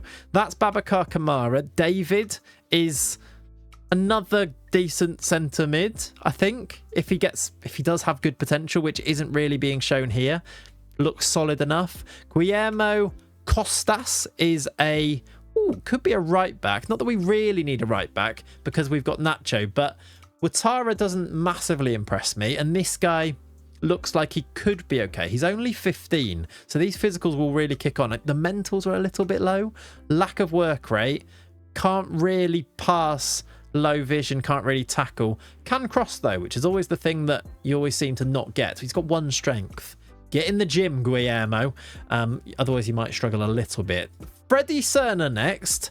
A winger. We don't have loads of these, of course. And if we do want to go back to using wingers, maybe this is the guy. Freddie Serna was the player that was mentioned in the email being the diamond in the golden generation group. And I'm looking at him thinking, is he? I guess maybe that's just because maybe he has the highest potential ability out of all of the players, and that's why he's being called that. Or maybe actually it's the other way around. Maybe he's got the highest current ability and then he's got decent potential ability, and maybe that's why he gets called that. I'd love to know, and I actually kind of don't want to know the actual, what's the coding there? What causes that string of a message to be put in there? Or is it kind of random? Or is it based on a coach's could be wrong reading of a player? Or is there something in the code that tells you, oh, if you get this line, it means they've got the highest current ability. If you see this line, it means they've got the highest potential ability. I almost don't want to know that because it takes away from the fun a little bit. But Freddie Serna then is a right winger option from Peru. He looks okay. He's got good pace and acceleration, I suppose. Can cross,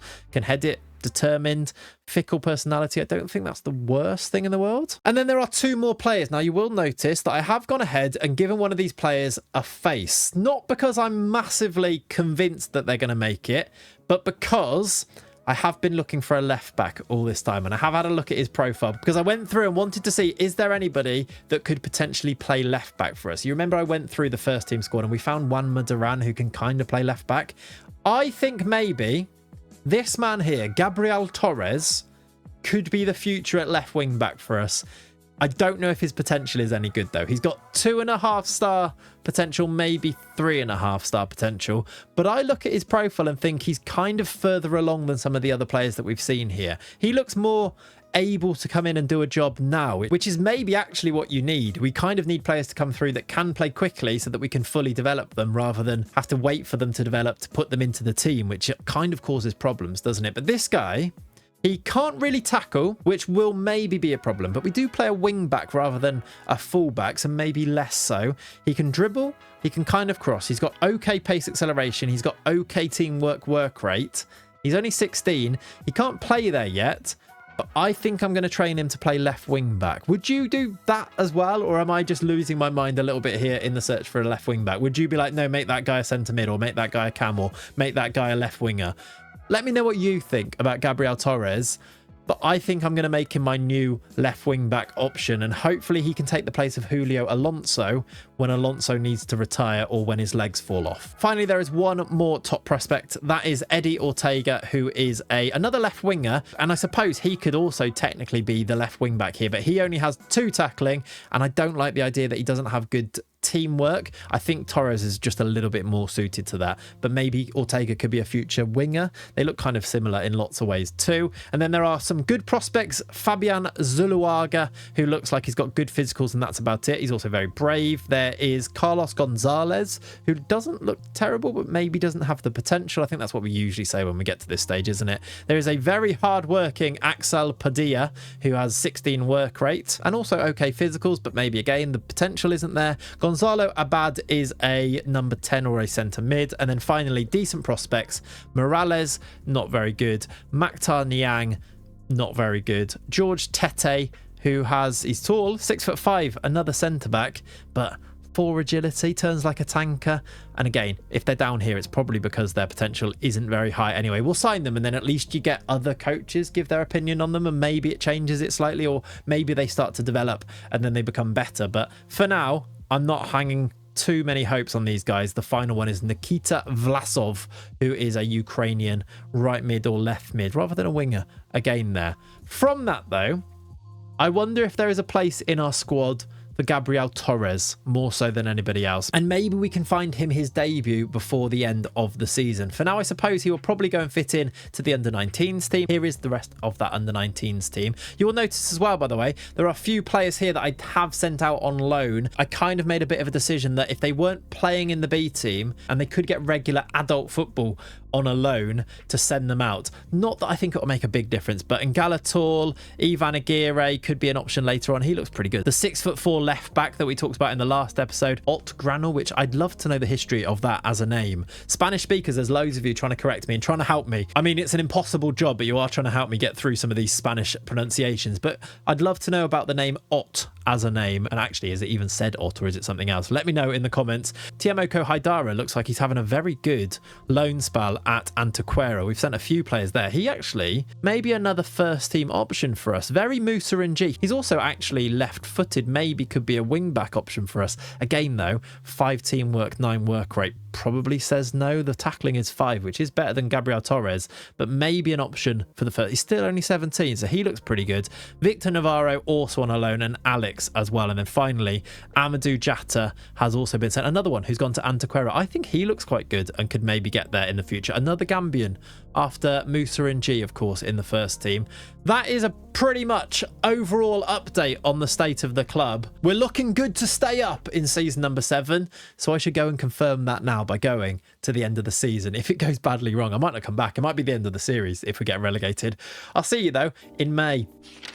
And here we are then at the end of our 7th season. Oh, you join me again after I've just lost 5-0 at home to Vincent Kompany's Barcelona. But don't let this get you down too much. I just wanted to finish here to show you there's still a long way to go in this challenge. Maybe the last little update was kind of me getting carried away a little bit when we're talking about our players coming into their prime and challenging at the top. We're a long way off that because Barcelona did beat us 5-0 at our place on the last game of the season. We did actually have more shots than them, but they took pretty much all of their chances. Farmy in goal got a 6.2, even though I'm going to jump in and tell you right now, by the way, we've stayed up. Don't worry about it. We have indeed managed to survive our first season in La Liga, but I want to share this news with you. Norful Farmy was named number 3 in the Next Gen award for 2032. Not only that, of course, he got in it last year as well. Number 3. He is the 3rd best wonder kid in the world, according to this list. But not only that, Pedro Villegas was number 13. It's lovely to see another player in there. That must be because of the reputation boost of being in La Liga, I think. And finally, Carlos Alvarez, one of our strikers who actually got our best rating in this team here, was number 20 on the list as well. And maybe he's flown under the radar a little bit, I think, because Cabrera scores most of the goals, and because Caballero and Villegas and Sanchez and Nacho and of course Farmy, because these guys are maybe, I don't know why, but maybe it's the way that I present them or in my head how I see them, those guys are the stars Alvarez has snuck up behind them, I think, and is becoming a real superstar in the making, I think. He's got 17 finishing, 15 acceleration, only 13 pace. If he can become quicker, not that he needs to be, because he's kind of this second striker behind Cabrera, there's a real player we've got on our hands there. Future Argentinian international, I am sure of it. But again, we should not get carried away because we have just been beaten 5-0 at home by Barcelona. It doesn't matter though, because we finished 12th. We finished, I'm going to call it mid-table. That's not even, I mean, it is technically lower half, but when does mid-table start and end? I think 8th to 12th is officially mid-table.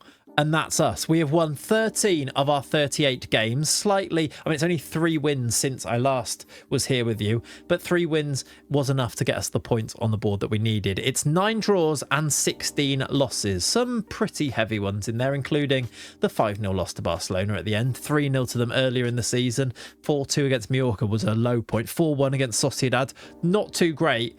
But I guess you take that, don't you? It's Real Madrid that are champions, so we didn't even lose 5-0 at home to the team that won the league. We've lost to Barcelona, who finished second. Betis third, Osasuna fourth, Sevilla fifth, Atletico Madrid finished 7th, and they've just sacked Diego Simeone, so there is a job opening up there. Should we take it? Should we just bin off the entire youth save and just become Atletico Madrid manager and spend loads of money? Probably would be a bit of a left field move for a series like this, wouldn't it? Can you imagine if I started a series and just sort of binned it off halfway and just took another job and just started doing something else? I'd love to do that and just see the comments. Maybe that could be a great April Fool's video to upgrade and just see how many people take it seriously. I actually think you guys are legend. You'd probably just be like, all right, fair enough, your game, let's see what the adventure holds for that part of the story then, because you are class. Let me now though show you the final results of the season before showing you the player stats, and then we can start to think ahead, start to think about season number 8. I was last here after this Elche 1-1 draw. We then beat Celta Vigo 4-0, Girona 2-0,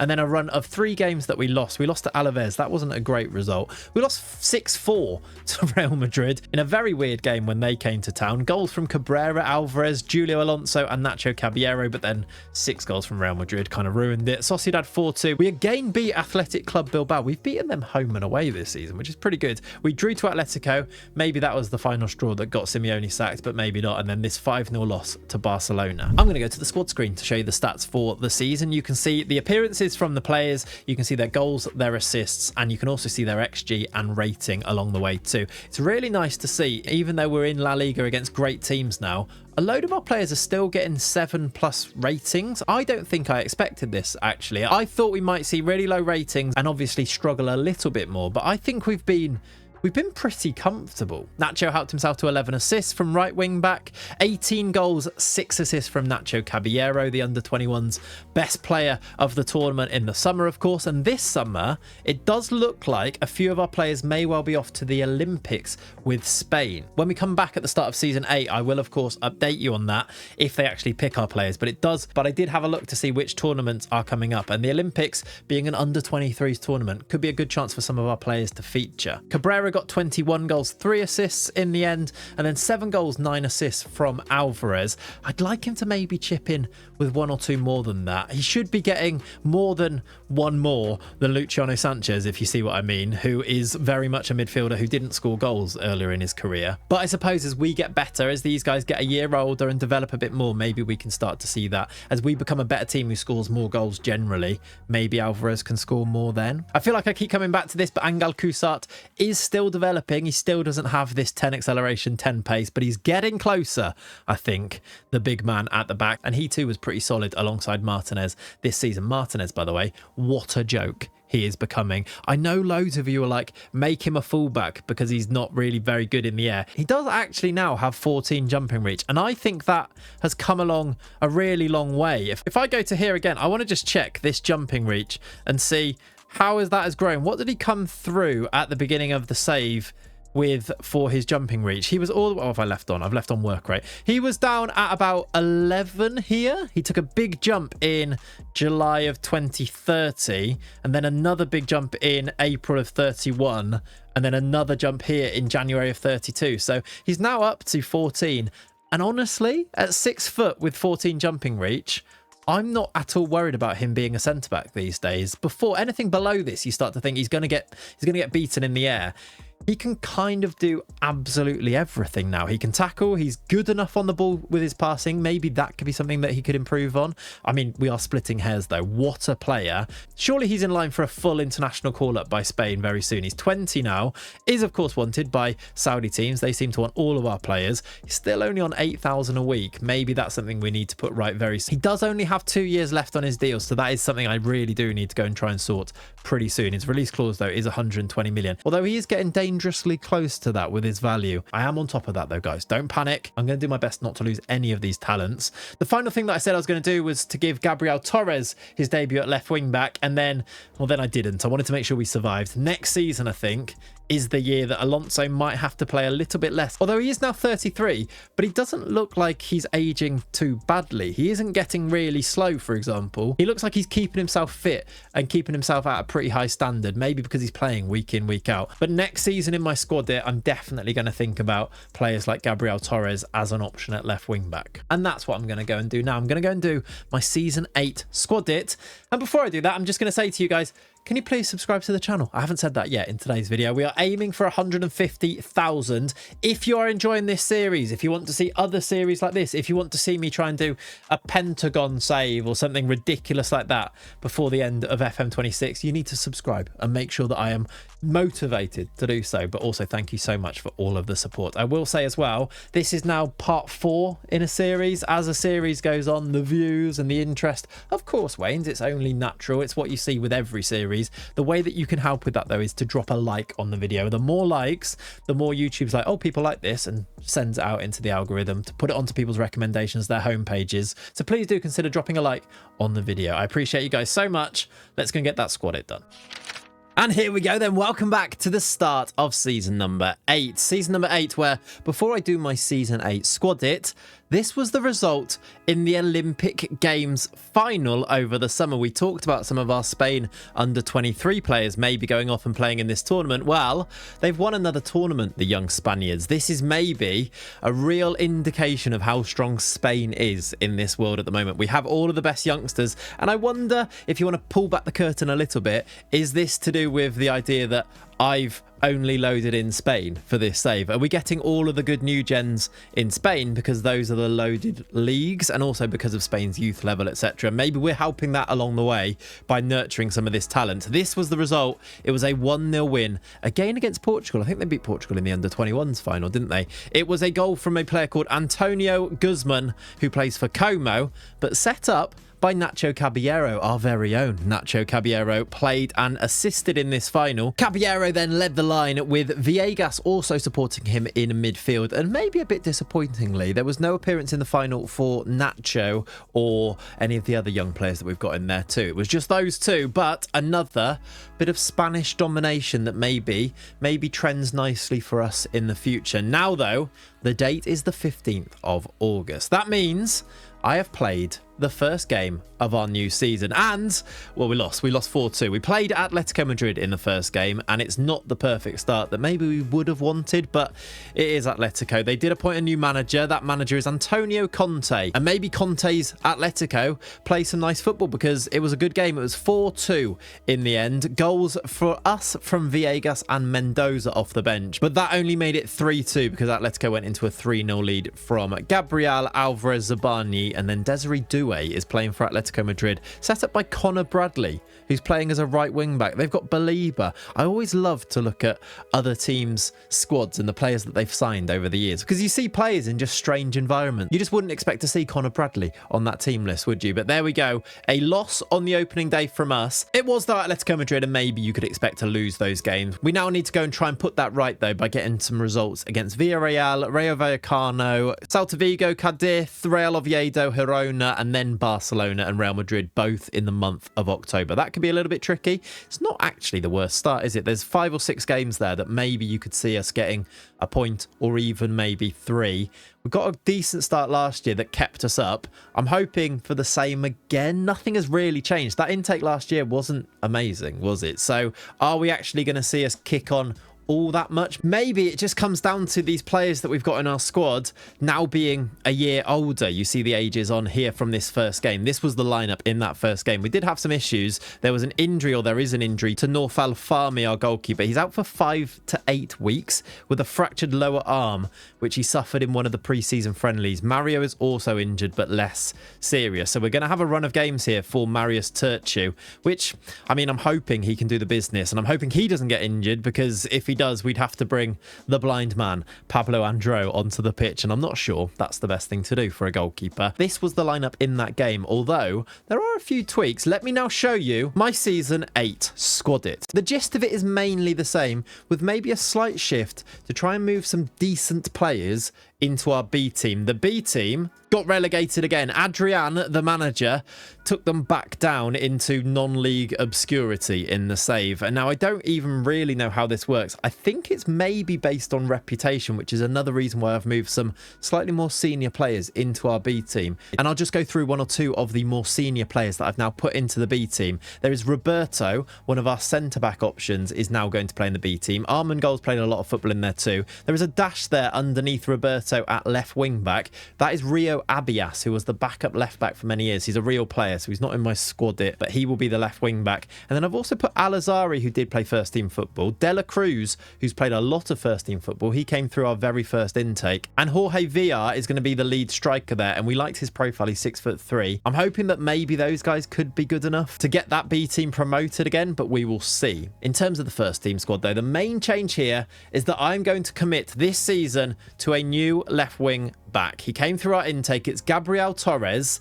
I don't think he's perfect for the role, but we're going to use him in this role anyway. I've started training him there, and he's picked up unconvincing familiarity as a left wing back. And I just, because of the lack of options at left wing back, because last year's intake wasn't great, I'm going to just commit to it. And I'm hoping that because we're not aiming for much this year, we're aiming to just stay in La Liga, I'm going to go and play him in a few games and hope he develops and gains that familiarity that maybe he can become an option there in the future. If we start to lose too many games, well, guess what? We'll be straight back to putting Julio Alonso back into this team. He's 33 now, and I am a bit worried that this might be his last season, which is why I'm preempting that. We talked about it before by putting Gabriel Torres in, maybe now, as the starter. The rest of the squad though is pretty much as was last season. The one other player I wanted to point out was Jose Ignacio, who I have maybe slept on a little bit actually since he came through our intake. I think this guy now is ready for a lot of first team football. I've made him the backup to Luciano Sanchez, but maybe, just maybe, I need to try and work out a way to get this guy into the team. I don't think we can, to be honest. We've got so many central midfield options. Maybe if we moved away from a defensive midfielder and had just more attackers. I don't know if we could get away with that in La Liga though. And he also looks like he's got loads of room to grow as well. I do wonder at 17, with this value, with that type of potential, with a decent personality and determination and really good passing, really good vision, if this guy could be a bit of a creative hub for the team. And the other reason that I think I want to develop him is also that I think maybe we might need to start planning for maybe one of these players being taken at some point. I told you I'm going to do everything I can to avoid that, and none of our players are actually unhappy at the moment. Even Pedro Villegas, I mean, look how good he is. He's still only 20, but I remember when he was a boy and he first came through. He's now 20 years old. Villegas drew interest this summer from Real Madrid. They put in a bid of over £40 million, and I rejected it. He didn't particularly love that, but I then promised him that if they bid something like 60 million, I think it was quite high that I could say, because his value is at 53 to 73.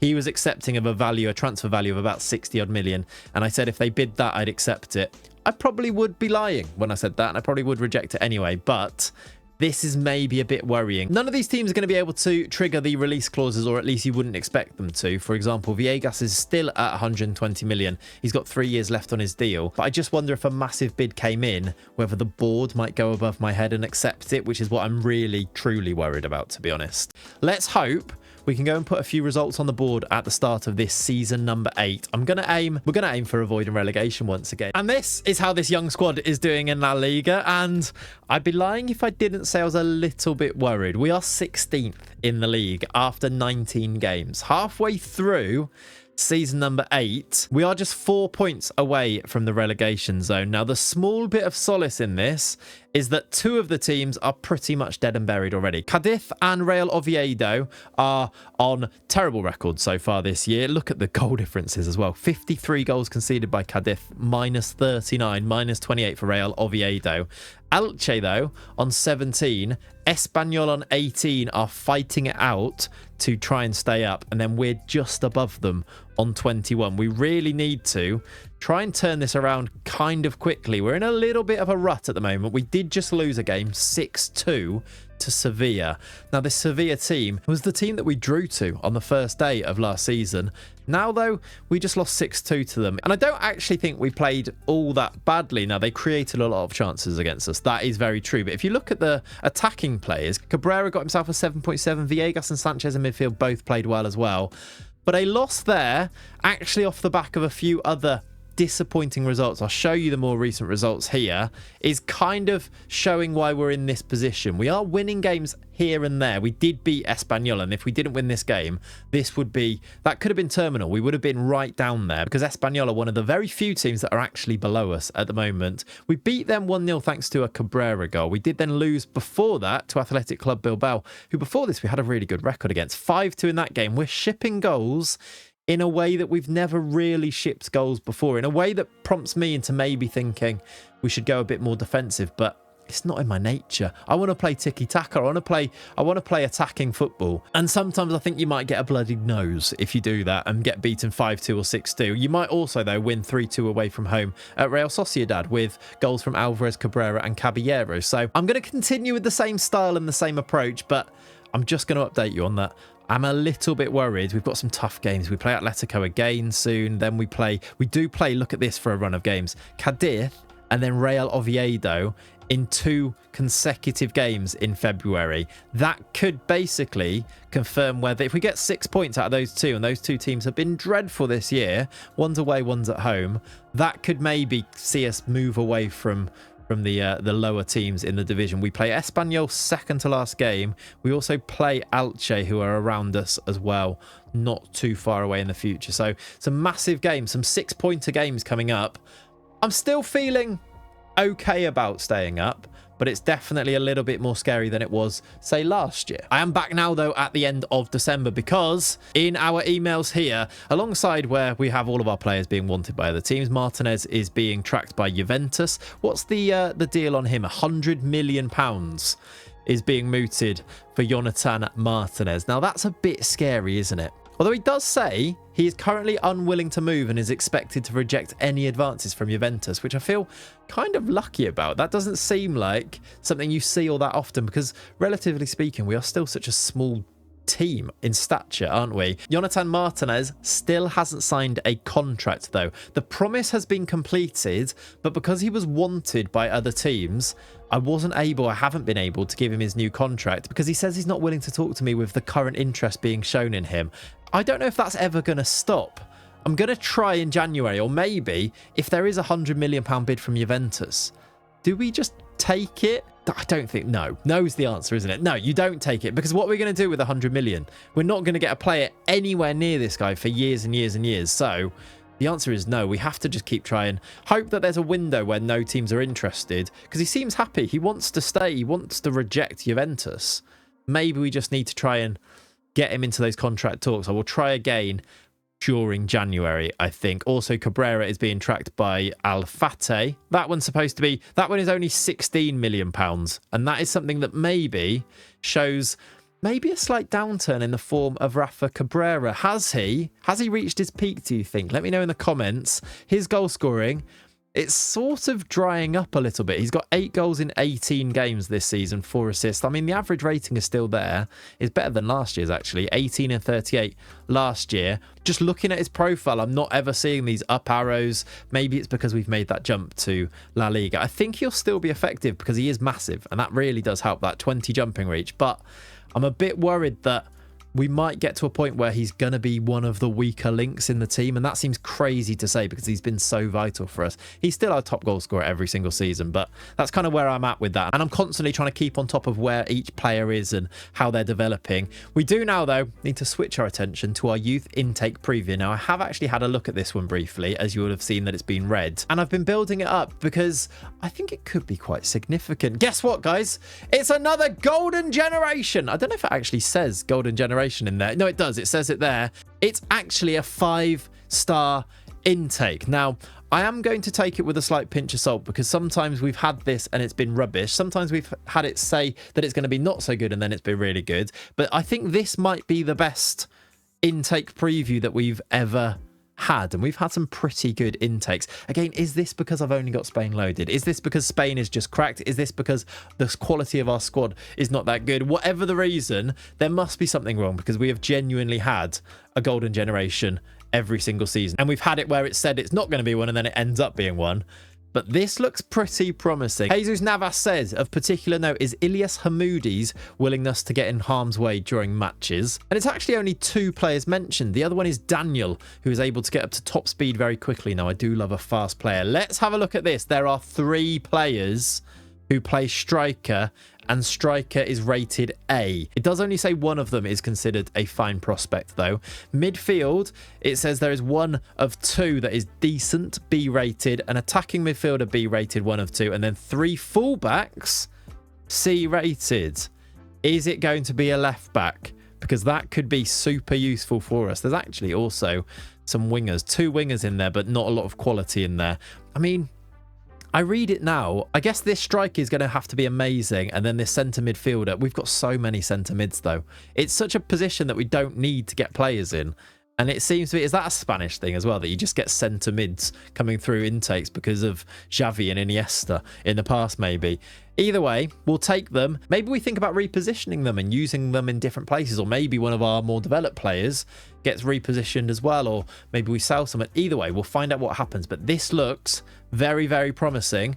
I'm not going to get ahead of myself too much, though. We have had this in the past, and also last year's intake was so bad that I'm now very skeptical about how good they're going to be. But we do, of course, have really good facilities, excellent training, excellent youth facilities, and I think I did show you the youth recruitment junior coaching as well, which is always on the move. If I go to the boardroom, you can see that I've just finished improving our training facilities. That finished in December. Also, you can see the leadership courses. Actually, that's a lovely update that I need to show you. The leadership courses that I keep sending our players on. Players like Nacho, who's got 11 leadership. We're making a captain out of Nacho. It's actually happening. I think that has finished now. Can I send him on another one? No, not yet. It's really helping. He's actually becoming a bit of a leader. I don't know how high you can take this. If you just spam the leadership courses, can they go from like 8 to like 15? Is that possible? Or does this max out as you'd probably expect it to? Either way, Nacho, we're going to make a captain out of him. And the other thing I needed to update you on is that the mentoring groups have indeed had an effect on Jorge Mendoza. He is now fairly determined. I can't remember what it was before. It was temperamental, I think, his personality. He is now fairly determined, and this could be massive. And maybe, actually, you're seeing the fruits of that already because he's got some lovely up arrows, and maybe that's because his personality has slightly changed because of the mentoring groups that we've got. I don't think I actually showed you the mentoring groups, but these are the ones that I've got on the board at the moment. We've got Jonathan Martinez with Angel Cusart. It's mainly for these two, and then I put Julio Alonso in there with a fairly professional, needs a bit of a team leader as well. The second one is Cabrera, Villegas, and Mendoza. This is what's given Mendoza that fairly determined personality. And then finally, Nacho, Ignacio, and Torres. I want these guys to take the impact from Nacho mainly, but also Jose Ignacio. I'm trying to nurture him into a real talent. He is looking really good. He's played 10 games, 9 appearances off the bench this season. I do also make him available for the under-19s, which is why he's played 13 times there. He scored 10 goals for the under-19s team. But I do think, as I said before, I do think there is a player in the making in Jose Ignacio. Now, though, let's continue. Let's get ourselves up to the actual youth intake. Will it be as 5-star as it just promised me, or will it end up being a disappointment? Let's go to the end of March, start of April, and actually find out. And of course, pay very close attention to the results on the pitch, because this is going to be make or break. Those Feb fixtures are going to be massive. Cadiz, then Oviedo. Win those two, and I think we're pretty much safe, and we can concentrate on developing players again, which is what we want. If we get relegated, it could be bad news. news. I need to get through January now and try and hold on to all of our players. Hopefully, by the time I come back, I'll have been able to give Martinez a new contract as well. That's obviously going to be massive, isn't it? Let me go play these games and let me come back at the end of March and I'll update you then.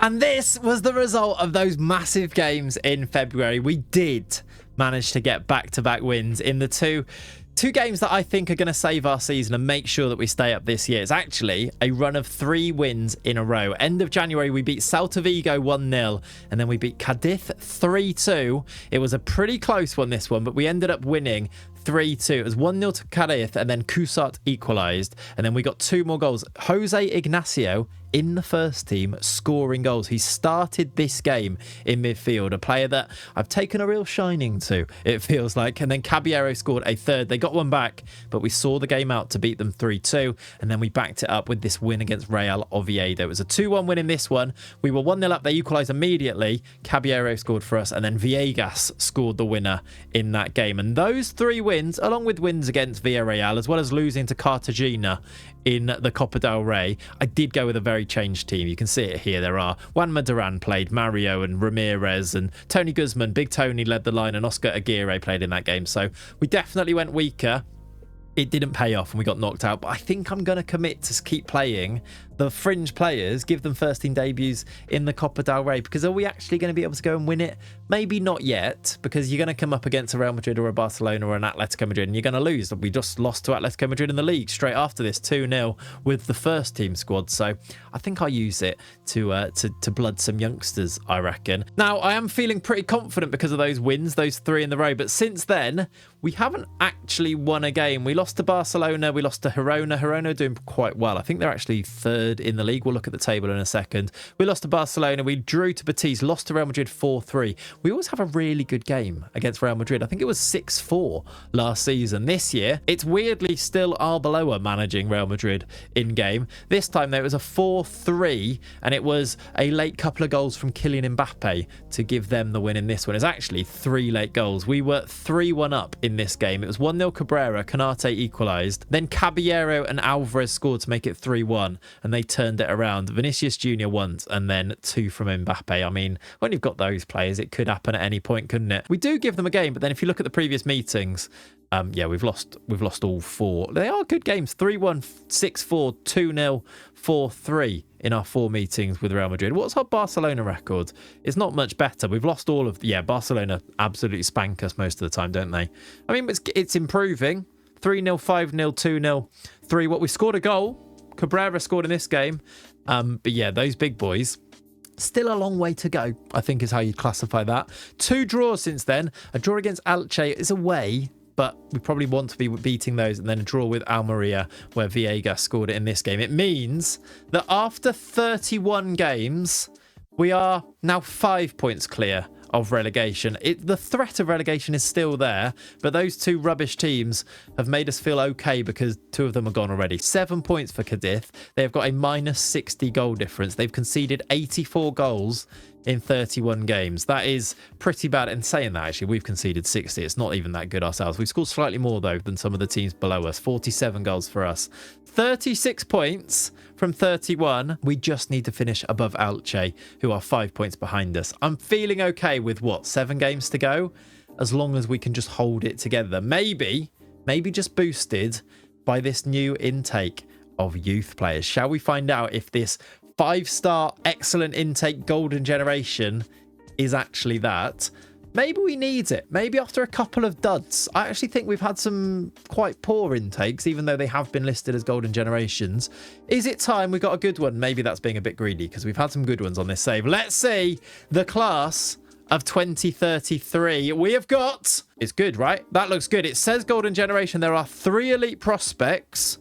Elite prospects are always good. It's in the name. We've got Yonat Harshan, Idrissa Jassi, and Josep Vizo. We've then also got Ilyas Hamoudi, Alejandro Sanz, and actually I'm noticing there isn't Daniel, and Daniel was mentioned as being real quick. It is listed as a real chance of a golden generation for the club, but that is every single intake for us. But this one actually does look good, right? The best player is supposedly Idrissa Jassi, who is the very gifted Idris Agassi, is leading this group. Let's now go in and see them. Okay, so there are... Oh, I like the look of that. It's not 4-star ability, as we saw with Villegas, as we saw with Martinez, but then our players are better these days. So actually, to come in with 4-star current ability, they'd have to be as good as those starting players, and that was only the case because our starting players were rubbish young players at that stage, if you remember. These guys look pretty good, though. Josip Viso... Why have we got so many midfielders? Jassi's a number 10, Viso's a number 8, and Harshan is a striker. Now, you could use Jassi wide, maybe, and maybe we could... I mean, where would we even put Viso? Unless he comes in for somebody being sold. I'm already worrying about where we fit them in because of the players that we've already got and because of the position. We get so many central players, and I don't think it's because of Jesus Navas, because he does play with wingers. Or do we change? Maybe let me know in the comments. Do you think I should see if there's a different head of youth development just to try and bring in some more variation in future years? I'm worrying about it, but I haven't even looked at these players yet. Let's have a look at the striker, Yonit Harshan, who is 5'10". He's got 11 finishing. He's okay looking, is what I'd say. He's got a mercenary personality, which I don't love. Okay determination, though. He's obviously got pretty high potential ability. He's right-footed. I'm not looking at him and thinking he's amazing, but I'm also not writing him off as a complete dud, especially when he should have decent potential too. So Harshan is the striker. This guy, Idrissa Jassi next, is considered to be very gifted and maybe the best player in the group. He is pretty good. He's not Villegas level. He's not Martinez level. But I don't think he's that far off. But where do we use him? What is he? He is naturally a number 10. He's got a professional personality with 10 determination. Vision's low. Technique is very good. Finishing is good. Pace and acceleration they're at a good starting point. 13 pace is really good. He's left-footed. Do you know what I just thought of? You know what I just thought of. Is he a left back? No, I don't think we move him to left back. But where do we use him? He can cross, he can dribble. To me, he's a winger, which begs the question, do we need to move back to using wingers? Do you use him as an inside forward, or inside forward actually is quite nice. It's the striker, the more striker version of a winger. Inside winger also maybe. But where do we fit him in? Or do we not worry about this for a while? Do we put him into the under-19s? Do we loan him?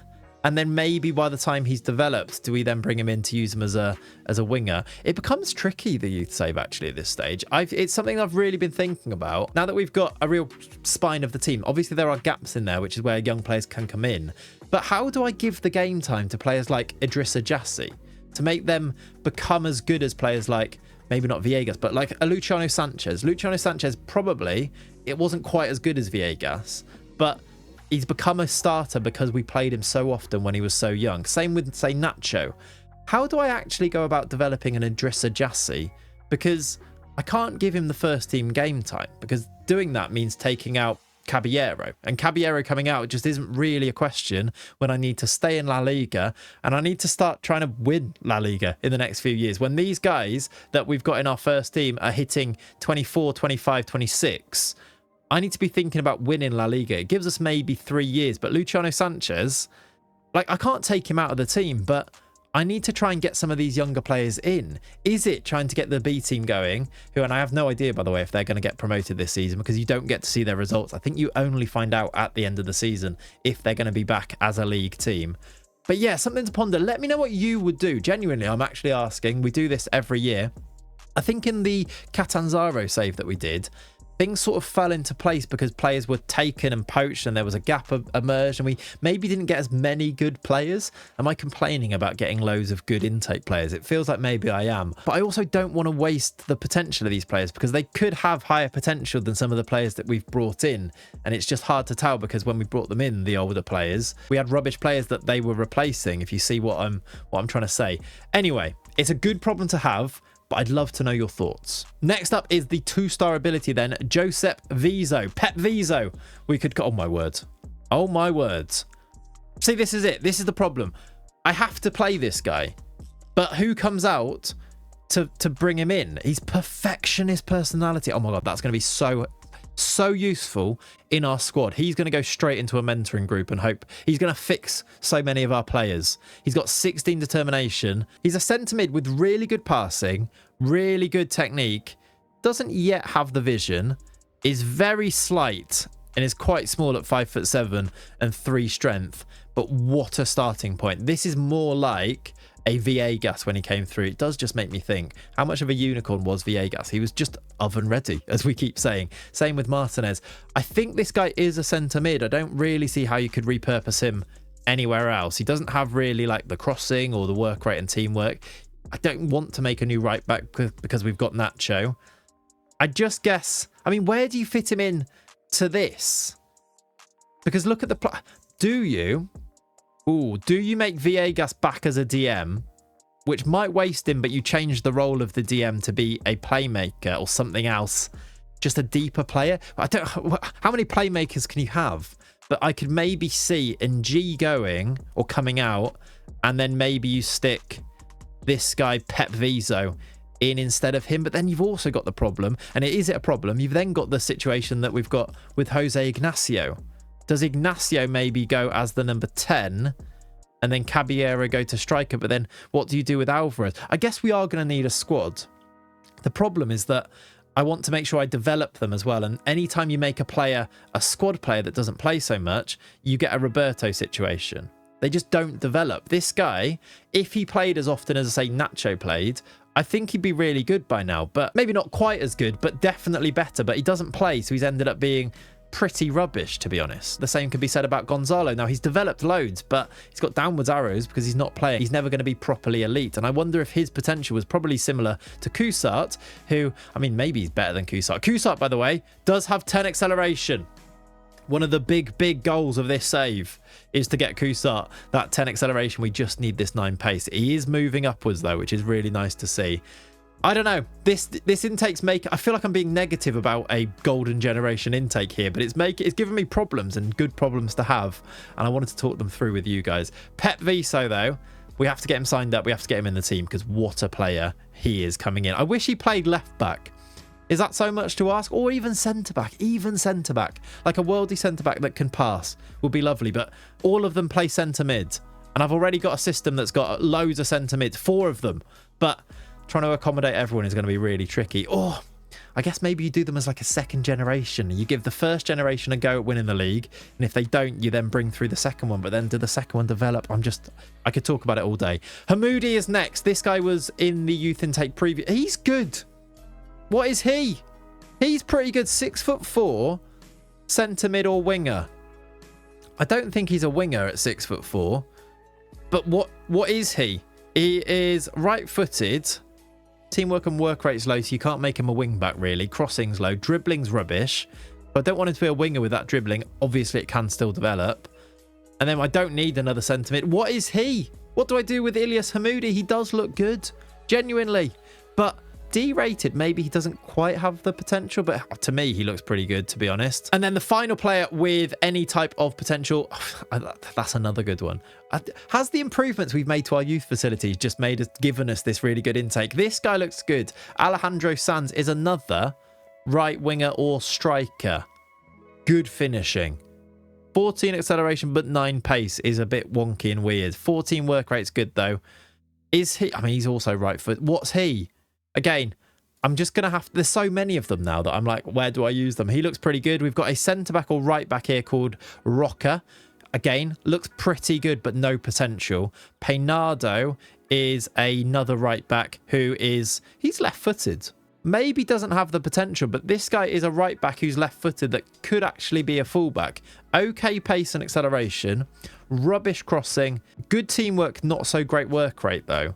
Unambitious, 5 determination. He doesn't look like he's got good potential, and he's probably not going to reach it anyway. But, I mean, he's more of a natural left back than we've seen in a long time. He's in there. We've got Nico Quainu, who is a actual left back who looks like he doesn't have much potential but looks good. We've got left backs, I suppose. They're just not great. Clayts Oregi from Cameroon. Good physicals on him. He's a left midfielder. And then a few Spaniards down here. Daniel was one of the guys mentioned for being quick, and he's down here in decent prospects. Is he quick? 15 acceleration, 12 pace. I guess he is quick, but it's kind of all he's got going for him. Fortes at the bottom, centre mid. I don't really need to dwell on these guys, although you can be lied to, of course, by Jesus Navas. I just don't think they lie this much that they'd give them 1 or 1.5 stars potential and then they end up being good. There's a player called Raul Zaragoza there. Raul Zaragoza, I should say. Carlos is another striker, and then Hector is a goalkeeper who I just don't think we need a goalkeeper. We've got Nigel Farming. We don't need one. That is a really good intake, though, and I've come away from it worrying, basically, because they're so good, and I don't want to... Why have I been burdened with all of this talent? How am I going to nurture them the best? I'm going to annoy you guys when I waste some of these players, aren't I? I just know it. Now, though, let's get ourselves to the end of the season. Let's go and finish off with these games. Osasuna, Getafe, Valencia, Sociedad Athletic Club, Espanyol and Sevilla are our remaining games. We need to pick up 1 or 2 wins to make sure we stay in the division. I think we can. I also might go and give a debut to Pep Viso. I don't know why I've nicknamed him Pep Viso. I think it's because of Pep Guardiola being called Josep as well. I'll see you, though, on the 23rd of May after this Sevilla game. Hopefully we've stayed up, and then we'll go through the stats from our players and reevaluate, ready for our 9th season in the save. We're not going to go and win the league this year, but the journey to try and do so continues. And here it is, the final day of our 8th season. It was a 3-0 loss at home to Sevilla. Sevilla have embarrassed us quite a lot this season, but I did want to show you this because I will show you that I did start a couple of our young players in this game. Not just Juan Mataran, who randomly played left back in this game because of some injuries, but Pep Viso did play centre mid in this game and is definitely on the right path to being really good. I've given him a contract, and look at his value immediately. 16 years old. I gave him a contract for 3 years plus 3 years, and he's got a £300 million minimum fee release clause. He does have a relegation release clause, which a lot of the players are insisting on these days, which is, of course, a bit of a worry. But I just think if we get relegated, we might get sacked, and we'll just deal with that if it happens. Hopefully, though, that's not going to happen, and it hasn't happened this season. In fact, look at this. For the end of the season, we've ended up finishing 11th out of nowhere. There was 8 games to go, 7 games to go.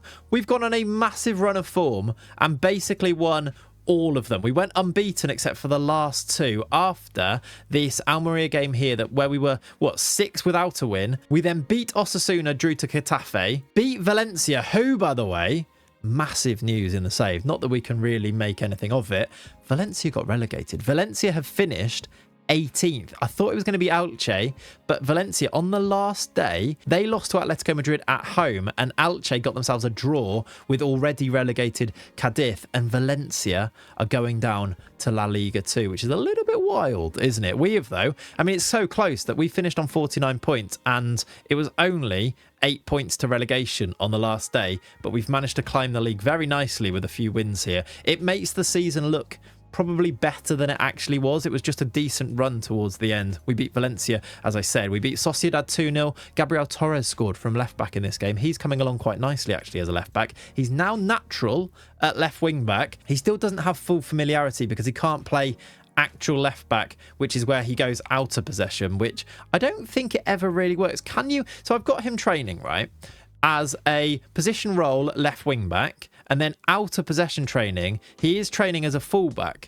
but he doesn't ever seem to pick up any familiarity there. Is that an FM26 thing? Is that a problem? Is that something that I need to maybe make the out of possession tactic left wing backs instead? Because he's got half a star of familiarity. And I don't know if this is going to hurt us, because we obviously go to this very weird phallic shape when we are out of possession, but I don't know. Is that something you've encountered? Have you managed to fix that? Do they pick up the familiarity? Because Torres actually, in possession, has now got a full start because he can play left wing back, and that's only going to get better. But overall, he's still only 3.5 grey stars of being familiar with these positions, which I always ignore them generally, which is why he's playing there. But it would be nice to know whether actually it will improve over time, basically. Anyway, we digress. After his goal against Sociedad, we beat Athletic Club Bilbao 2-1 to make our record against them a little bit better. And then we lost to Espanyol and lost to Sevilla on the last day, as I showed you. The other big news, though, other than we've stayed in La Liga again and we can start to plan for next season, the other big news is that there has been a new contract signed. Yes, we've managed to get Jonathan Martinez to sign to a new deal, and his value now is £95 million.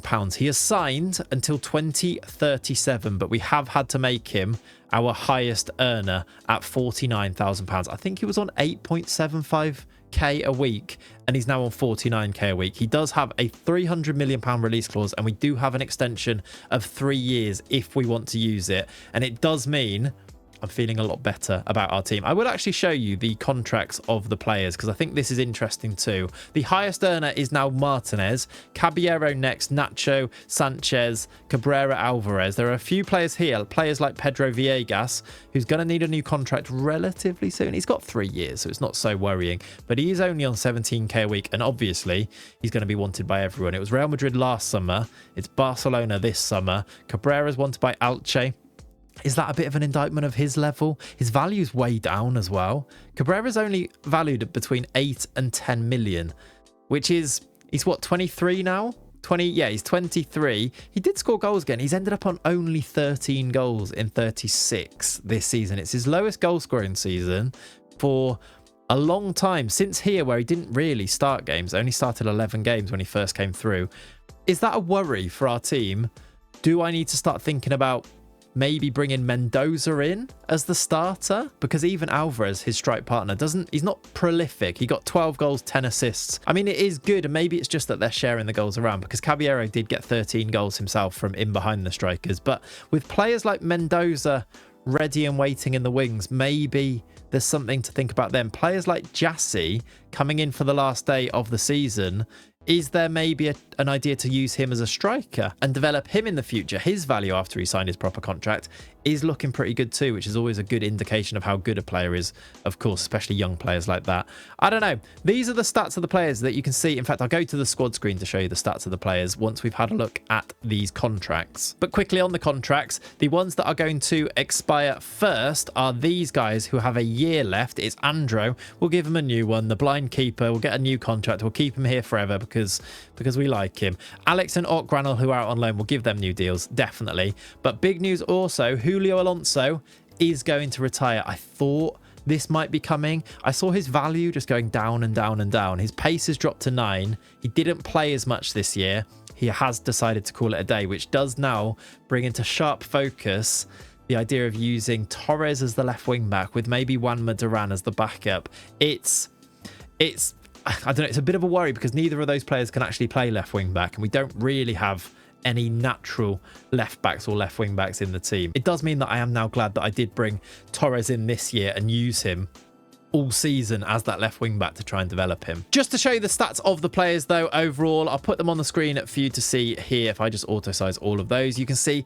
who's been chipping in with goals, who's had the best average ratings. If you want to have a little screenshot of this, you can see this does include the under 19s team as well, because obviously I use those guys pretty often. Lots of appearances on the bench, lots of sub appearances. Mario came off the bench 26 times, Alonso 31 times, 20 appearances off the bench for Jose Ignacio, who continues to grow into a likely first team option for next season. Mendoza got 5 goals from just 5 starts. Juanma Duran played lots of times at left wing back and can now play there quite nicely too. I don't think he's great though. And Antonio started 8 games and came off the bench 6 times at centre back, but also did play a lot of games in the under 19s, of course. Huesca B, you may be wondering about also. I have not actually received any news about this B team yet, so I don't think they've been promoted, which is a slight worry. You can see some of the stats of some of the players. This is actually added to by lots of players who are in the under 19s and the first team that I make available for all of the different squads too. But these are the players that have been in there permanently this year. I did loan out a few of them in January, but De La Cruz scored 19 goals in the B team, 10 goals from Jorge Villar, and also 14 goals in 25. I mean, they're scoring goals, which bodes well for promotion, but I haven't been told that they have been promoted yet. So fingers crossed that that does come through. The other bit of maybe surprising news is that Ivan Umpierrez was named in the next gen this year, a player that I basically forgot existed, to be honest. A winger option. He's a Uruguayan under 20 international, came through an intake a few seasons ago, was named in the next gen. He's got very good physical attributes and maybe something to consider for the future. The reason I've forgotten about him is that he's a winger, really, and we don't play with wingers. So maybe I need to think about how I can include him. If he's good enough to get into the next gen, it could just be down to the fact that he's played for the Uruguay under 20s team. I mean, he does look pretty good, doesn't he? So maybe I need to make a bit of a plan for him in the future. That, though, I think concludes our season 8 here at Huesca. 8 seasons and mainly finishing in the bottom half of tables in every one of those seasons, except for a couple. A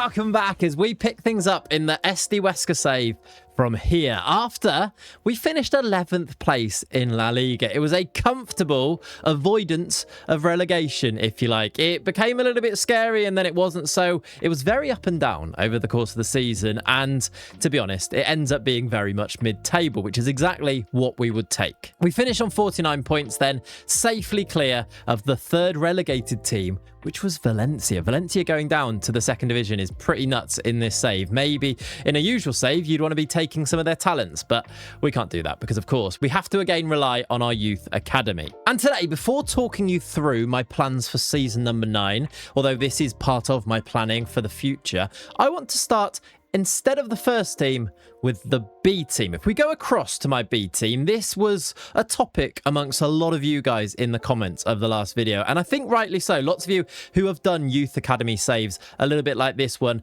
especially in places like Spain, have talked to me about the importance of your B team. If you can get this B team to play in a division that is usable and is of a competitive nature, this is a great breeding ground for development. This is a great place to put your young players and solve that issue that I talked about a lot at the end of last video, which was we've got loads of great players. I don't want to waste the potential of them. How can I develop all of them? Well, investing a lot of time and effort into the B team might just be the answer to that. So that is where I'm starting today's video, and that is because the B team did get themselves promoted once again to a playable league in Spain. They fell into obscurity, and then I think it was a couple of seasons where they weren't playing in a proper league, and now they are back, though, way down the pyramid, if we're honest here, in the Segunda Federación Grupo 2, alongside these teams here. They're in there with Osasuna Promesas, which I assume is the B team of Osasuna. They're in there with Sestao River. If you remember, they took Norfal Farmi on loan early on in his career, our star goalie, if you like. We will, though, have a B team that plays in a playable league, and this could be massive. Maybe not for this season, but for next season and the season after that, if we can get them promoted from here. So what I have done with my squadit is I've tried to make this squad competitive for that particular league. And the way that I can check that is by going to the league and going to the media description, which is over here, and seeing whether or not we are the favourites to actually go and win that. And we are now odds-on favourite to go and win that league with the team that I have put together. That team includes players like Ot Granel, who lots of you helped me out in the comments as well with his name. It is apparently a Catalan name rather than a Spanish name, Ot, and it is pronounced exactly like that. So he is now going to be in there, hopefully developing too, alongside Haidara. De La Cruz, he's a bit of a weird legend at the club, isn't he? He's played, I think it's like 140 games for the first team, but now he's going to hold it down with the B team. Watara's in there. You've got Jatta leading the lineup there as well. David Castro could be a good keeper in there too. What I've tried to do is sort through, and we'll go through these a little bit more in the squadit, but I have also sacked Adrian, who was the manager of the B team, and I've brought in a replacement who I think is going to play a little bit more football that is akin to what we play in the first team. David de Dios, which I think, does that mean David the God? I feel like that's got to be close to that. It's something like that, right? Let me know, Spanish speakers. David the something, Dios, will mean something. Maybe it means day. I'm not sure. Anyway, Spanish speakers, let me know once again. He is going to be our model professional B team manager. It does say he's got a bid, but that is our bid, which B team staff is a little bit funky in FM26. Sometimes you're in charge of stuff, sometimes you're not. I think I talked about this in the last video, but he is now the manager. 52 years old. He plays tiki-taka. He's got his pro license. He plays a 4-2-3-1, which is, I guess, the most similar we could really find for this weird system that we use in the first team. You're not going to find a manager that uses, well, this, are you? So the 4-2-3-1 will kind of work with this. And of course, really, it doesn't matter too much because most of the players that are in the B team aren't necessarily players that I want to get to first team level, at least not yet, because that B team league is so far down the pyramid anyway, and I'm not really hoping for much from those players except to get that B team promoted. This B team update, though, I think is a massive boost for us, and it does really inform us and help us with our season 9 squadit and planning for the future too. Let me introduce you to the first team squad for 2033. There are, in this squad, how many players in total? There are 3 that are on loan there that you can see. There are 24 players that have made it into my first team squad, 19 in the B team, and then the under 19s is the remaining players. I'm not so worried about the under 19s having a full squad, because it doesn't really matter if they win those games. They'll still be playing under-19s football. First, let me pop up on the screen my squad it. And there it is. I've gone back to, by the way, lots of you did give me feedback to say go back to the spreadsheet because it's much easier to read. And I thought I definitely will do that this time because this is my most in-depth squad it ever. There is 1, 2, 3, B1, B2, under-19s, under-19s 2, and then loan players. This was my plan that I've made, and there was a lot of moving players around to try and make them fit together. It's all about trying to prioritize game time, trying to prioritize results, trying to prioritize development. So if you really wanted to go and study this, you could pause the video and go through it, but I'll try and run through it a little bit with you now as well. So let's go with the first team and focus there, and you can see where the other players, and if you recognize some names, you can see where they fit in to my plan. Keepers is easy. North Alfami will continue to be our goalie, of course, with Turchu as the backup. And then, of course, in the first team is our favourite blind goalkeeper, Pablo Andreu. I don't know why he's still here. I'm so fond of him. He's so bad, and I really hope he never has to play for us again. But he's there in the first team. Defence now. Let's start with right wing back, where Nacho will continue with his 11 leadership now. I'm going to continue spamming those leadership courses. I want him to be the captain that we think he can be. And I did notice somebody saying, why are you spamming captaincy and leadership courses for Nacho when he's got 11 leadership, when you've literally got Pedro Villegas there, who is actually a really good leader, and he's got 16 leadership. And I'll tell you why. For my own immersion and fun in the save, in my eyes, and I don't know if you agree with this, in my eyes, Nacho is the captain. He was through that first intake. He feels like the captain. He just doesn't quite have the attributes in the game. And sometimes you have to lean into those things rather than the most effective meta thing in the game. And that's why I'm doing that. Okay, to answer your question there, it's completely valid to ask that question. And maybe if we get to 16 seasons in and we're still not winning things in this save, maybe then I need to go down that route of trying to find the meta. But for now, this is what FM for me is all about. It's all about creating the stories, and that's why they've all got faces, and that's why they change, and that's why all of these little things that I'm doing outside of actually just playing the save, they exist for this reason.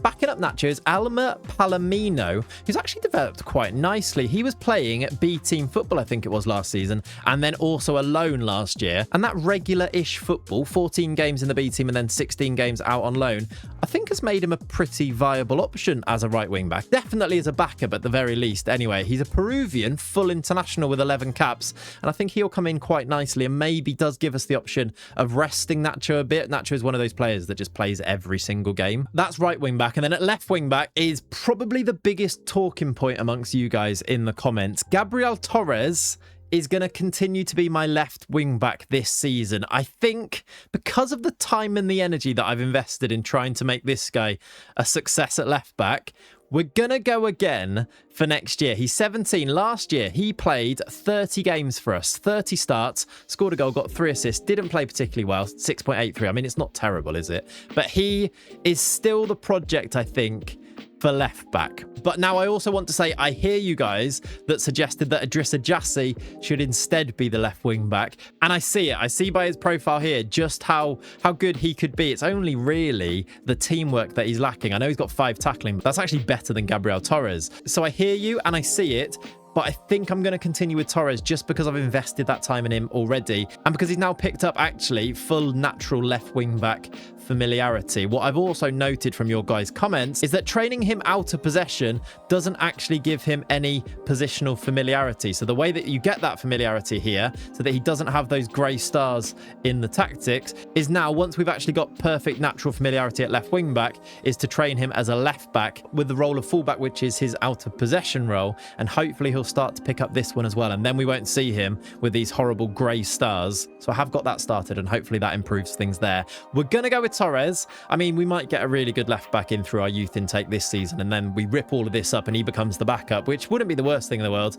But I think we're going to go with Torres for now. The other shout that loads of you did give, and it was one that I had previously, I don't know if I mentioned it, was the idea to maybe move Musa and G to a left wing back as well. I think this is something that I'm going to keep in my back pocket for now. I think this is something that I could well see myself doing, especially once we get a few of the young midfielders in, because we do seem to have a surplus of those really good centre mids, don't we? And actually, does G get shifted out to left wing back, and he'll be really solid there, and that's the way to keep him in the team, maybe. For now, though, I think I'm going to keep him in midfield because of my plans for those young midfielders. For example, Viso, who we'll come on to in a little bit as well. Centre back, and the big talking point here is not Jonathan Martinez, who will continue. He's got his contract until 2037. I think we talked about that last time. His value is £105 million. He still hasn't made a Spain debut. 32 under 21 caps. We haven't had a fully fledged Spanish international in the save so far, which is maybe, going into our 9th season, maybe a little bit surprising. And actually, that reminds me of something else as well. Lots of you wanted to see the other new gens in the save, to maybe compare them to the best of our team so that you can see actually what we're up against. I think that is something that I will do later on in the video. Martinez, though, of course, will keep his place on the right side. I'm going to go with Coussart for this season, and it was a big decision. It was Coussart at 20, with all of the development that we've put into him to get him to this stage here. 6'6", still only 9 pace. Please get to 10. 10 will be so nice for him. Or would we go with Antonio, who is now 19? And I've decided to loan out Antonio. I want him to go and play first team football. I think he's just about ready to take Coussart's place. But I actually think a season of giving him first team football could see him go to a really high level for next year. So my plan is season 9, Antonio out on loan at Levante. Levante are down in not even the 2nd division. I think it's the 3rd division here in Spain now. And I think hopefully we'll see a little bit of an improvement in these technicals. These physicals and mentals are not far away anyway. And then I think we would have a really solid centre-back for the future. He's definitely my plan to overtake Coussart. But I think now we know that we can trust Coussart. So he's going to be the starter with Antonio out on loan. The only other real change in defence is Ivan Aguirre becomes the backup left-sided centre-back, and he too isn't really too far away. I could maybe see him ousting Coussart at some point. He's got such strong physicals, and he's also massive and naturally left-footed, which is something that we haven't really had in here. Not something I've really focused on because beggars can't really be choosers, but a nice Martinez on the right, Aguirre on the left wouldn't be the worst thing. I think he's maybe got a little bit to go, but he's not far away. The midfield is much unchanged, really. We're going to go Ng, Sanchez and Villegas. Sanchez now at 23, fully fledged Argentina international, is the main creator in the team. Look at that, 16 passing, 16 vision. I think he might be my favourite player, Luciano Sanchez. He's also gone for the Eminem look for this season, which, do you know what? I rate it from him. It's bold. I like that in our midfield. He'll play alongside Pedro Villegas. We are so sorted in midfield, and we do keep getting really good new gens coming through here. We just don't need them in midfield. But Villegas and Sanchez will start, and I'm going to try and give lots of football this year to Jose Ignacio, who I also don't think is that far away from being one of our midfielders. He's got 17 passing, 15 vision as well. With 15 technique, another real technician in our midfield on the ball. And they'll play behind Caballero as the number 10 with Umpierrez as the backup. And then our strike force is going to be one more season. I'm going to tweak the role a little bit of Carlos Alvarez. This was a bit of advice from you guys. He was playing as a deep lying forward, which I think was good for linking things together. But we did see, now that we're in La Liga, we were scoring less goals, maybe making Alvarez, who might be the star striker. Well, he is the star striker now, isn't he? Look at those attributes there. He's going to become a poacher with Cabrera playing as the centre forward as the starter. This does mean that I have loaned out Mendoza. He's gone to Deportivo La Coruña, which I think is a nice loan for him.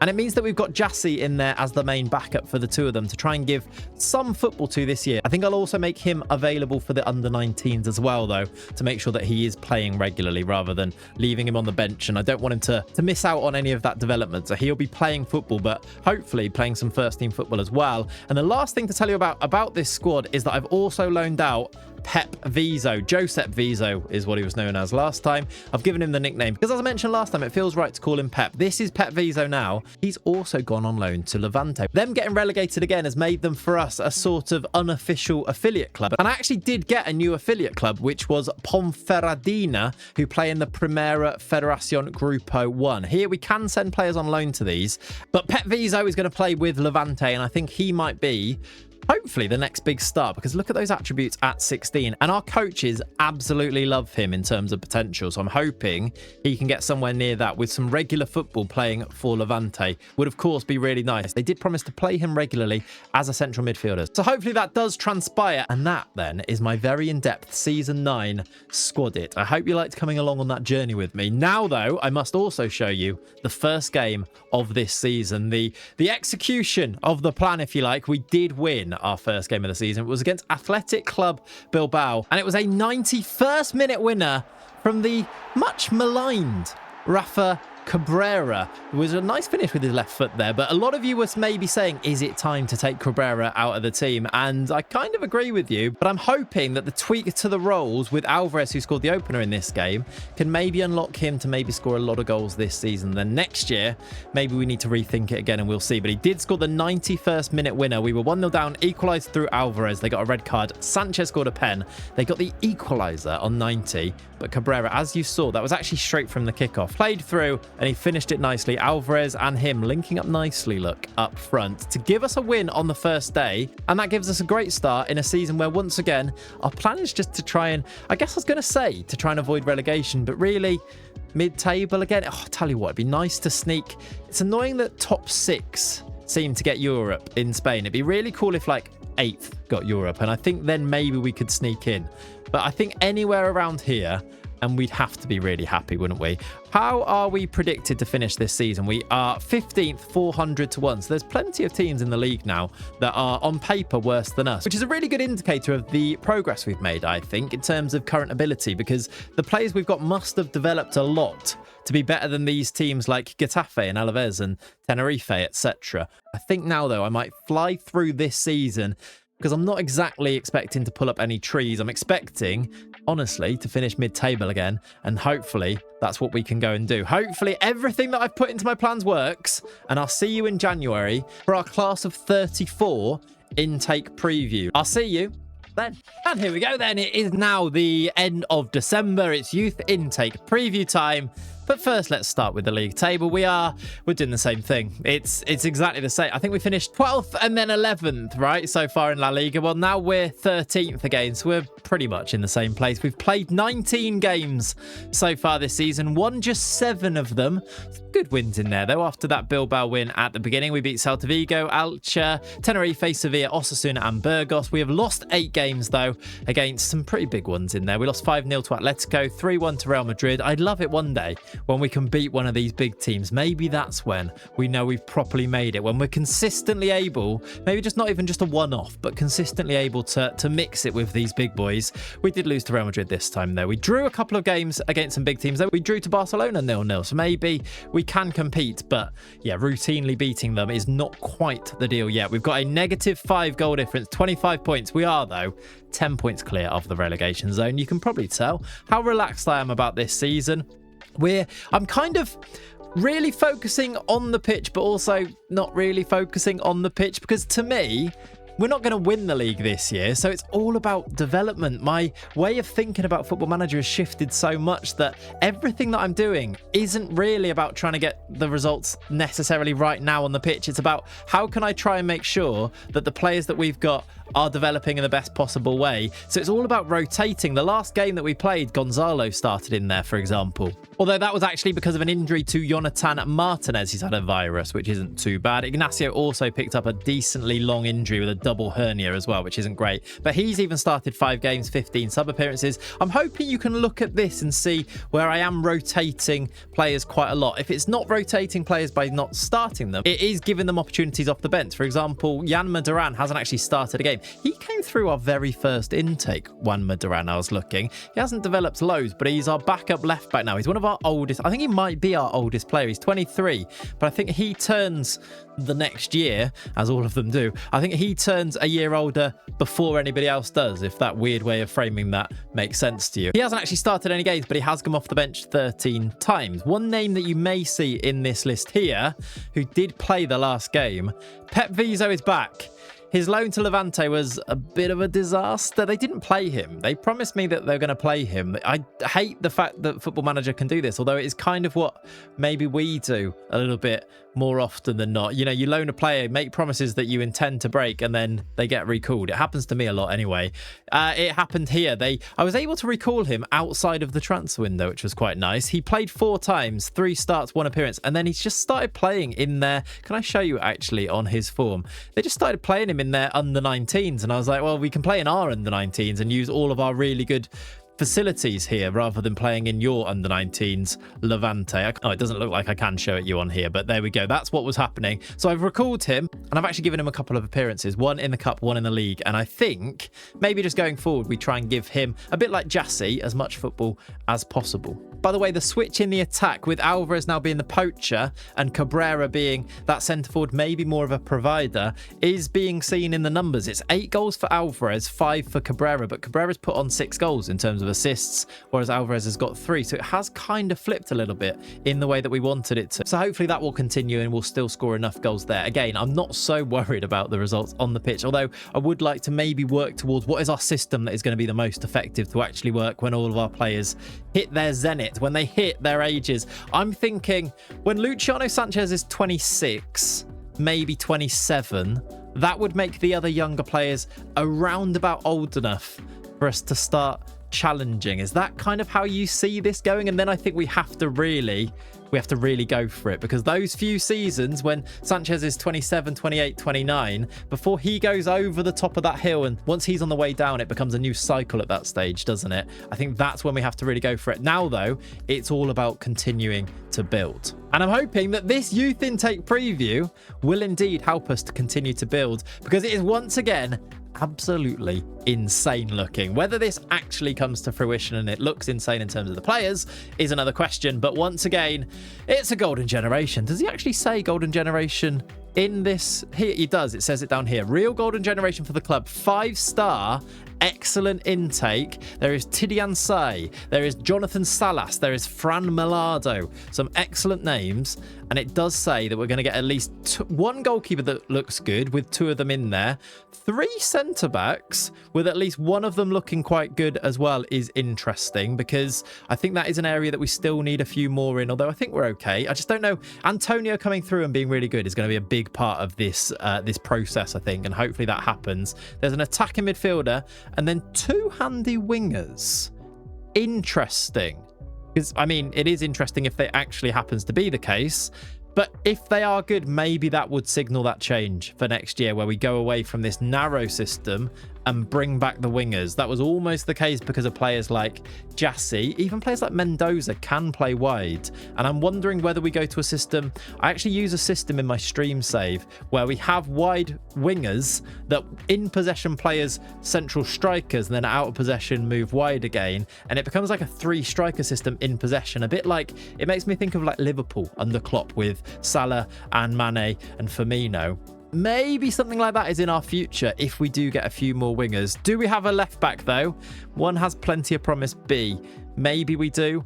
Maybe we don't. Let's now though go and find out if it actually will be a golden generation as it is promised. I mean, actually at this stage, we should maybe be expecting really good intakes, because our facilities are actually brilliant. We've got excellent training, excellent youth, excellent academy, and exceptional youth recruitment. We are at the point where we should genuinely, and it shouldn't be a surprise, we should be producing these really good youngsters. I don't know how that compares actually to the likes of Real Madrid and Barcelona. I should check that. What did their facilities say? So they have superb in both training and youth. So their youth facilities are 1 or 2 better than ours, but they do have the same youth recruitment as us, as exceptional. So I think they've got 1 better in academy coaching. So we are almost on par with Real Madrid's youth development, youth academy. I mean, that's a good sign considering we're not even close to finishing towards where Real Madrid finish every year. Oh, and that does remind me actually, you guys were asking about how do our brilliant intake players, our brilliant graduates from our youth academy look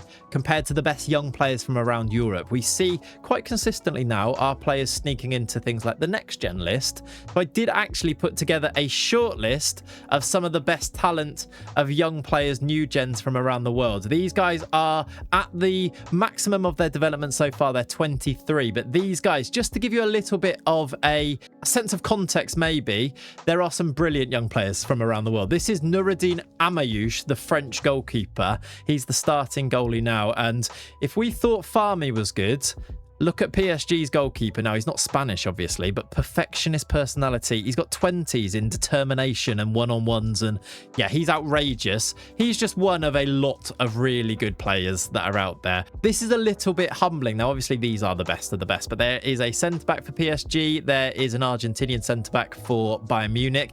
Again, another player with 20 determination in there. He looks outrageous. Obviously, I don't have many scouts, so a lot of these guys aren't actually scouted fully. So we just kind of have to get a bit of an idea of how good they are. There's a Danish player there. Anthony Williams is apparently Belgian. He plays for Liverpool. He's a winger.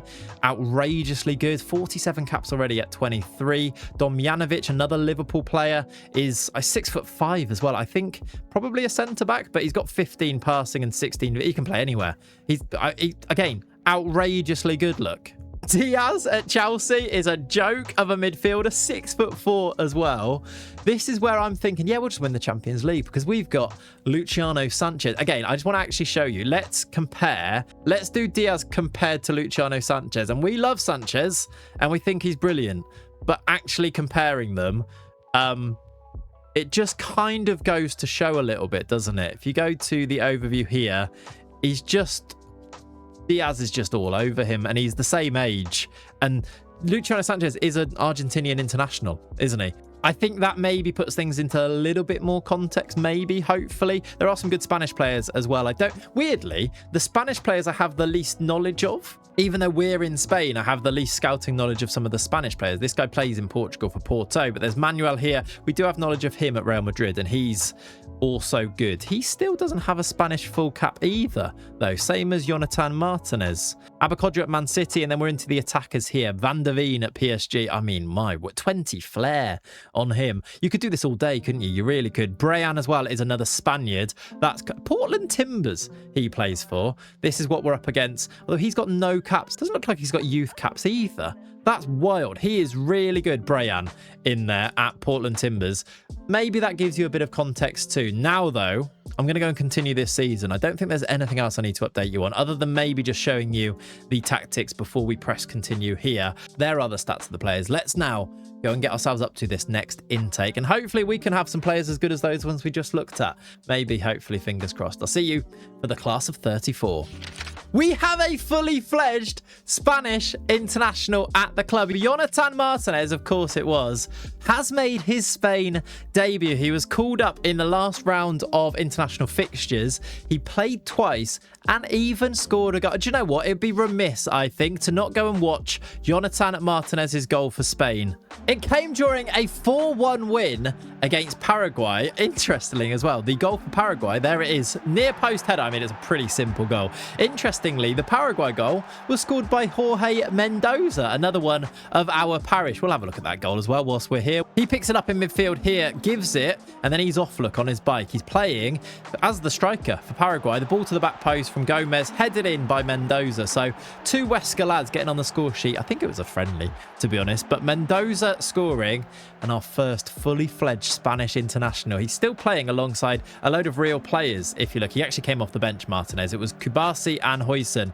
He has to try and get out of the team. This Exposito is a new gen, though. I think he's I want to say Real Madrid, but that might be wrong. But he's at Bilbao, which of course he is, with a name like Andoni Exposito. He is their right back. He's really good. He's starting for Spain ahead of Nacho, which I think might be the case for a while. Other than that, though, it's mainly all real players. Villarasa sounds like a new gen. He's a new gen. He's actually 24, so I think maybe I missed him on my filters before. He plays for Sociedad.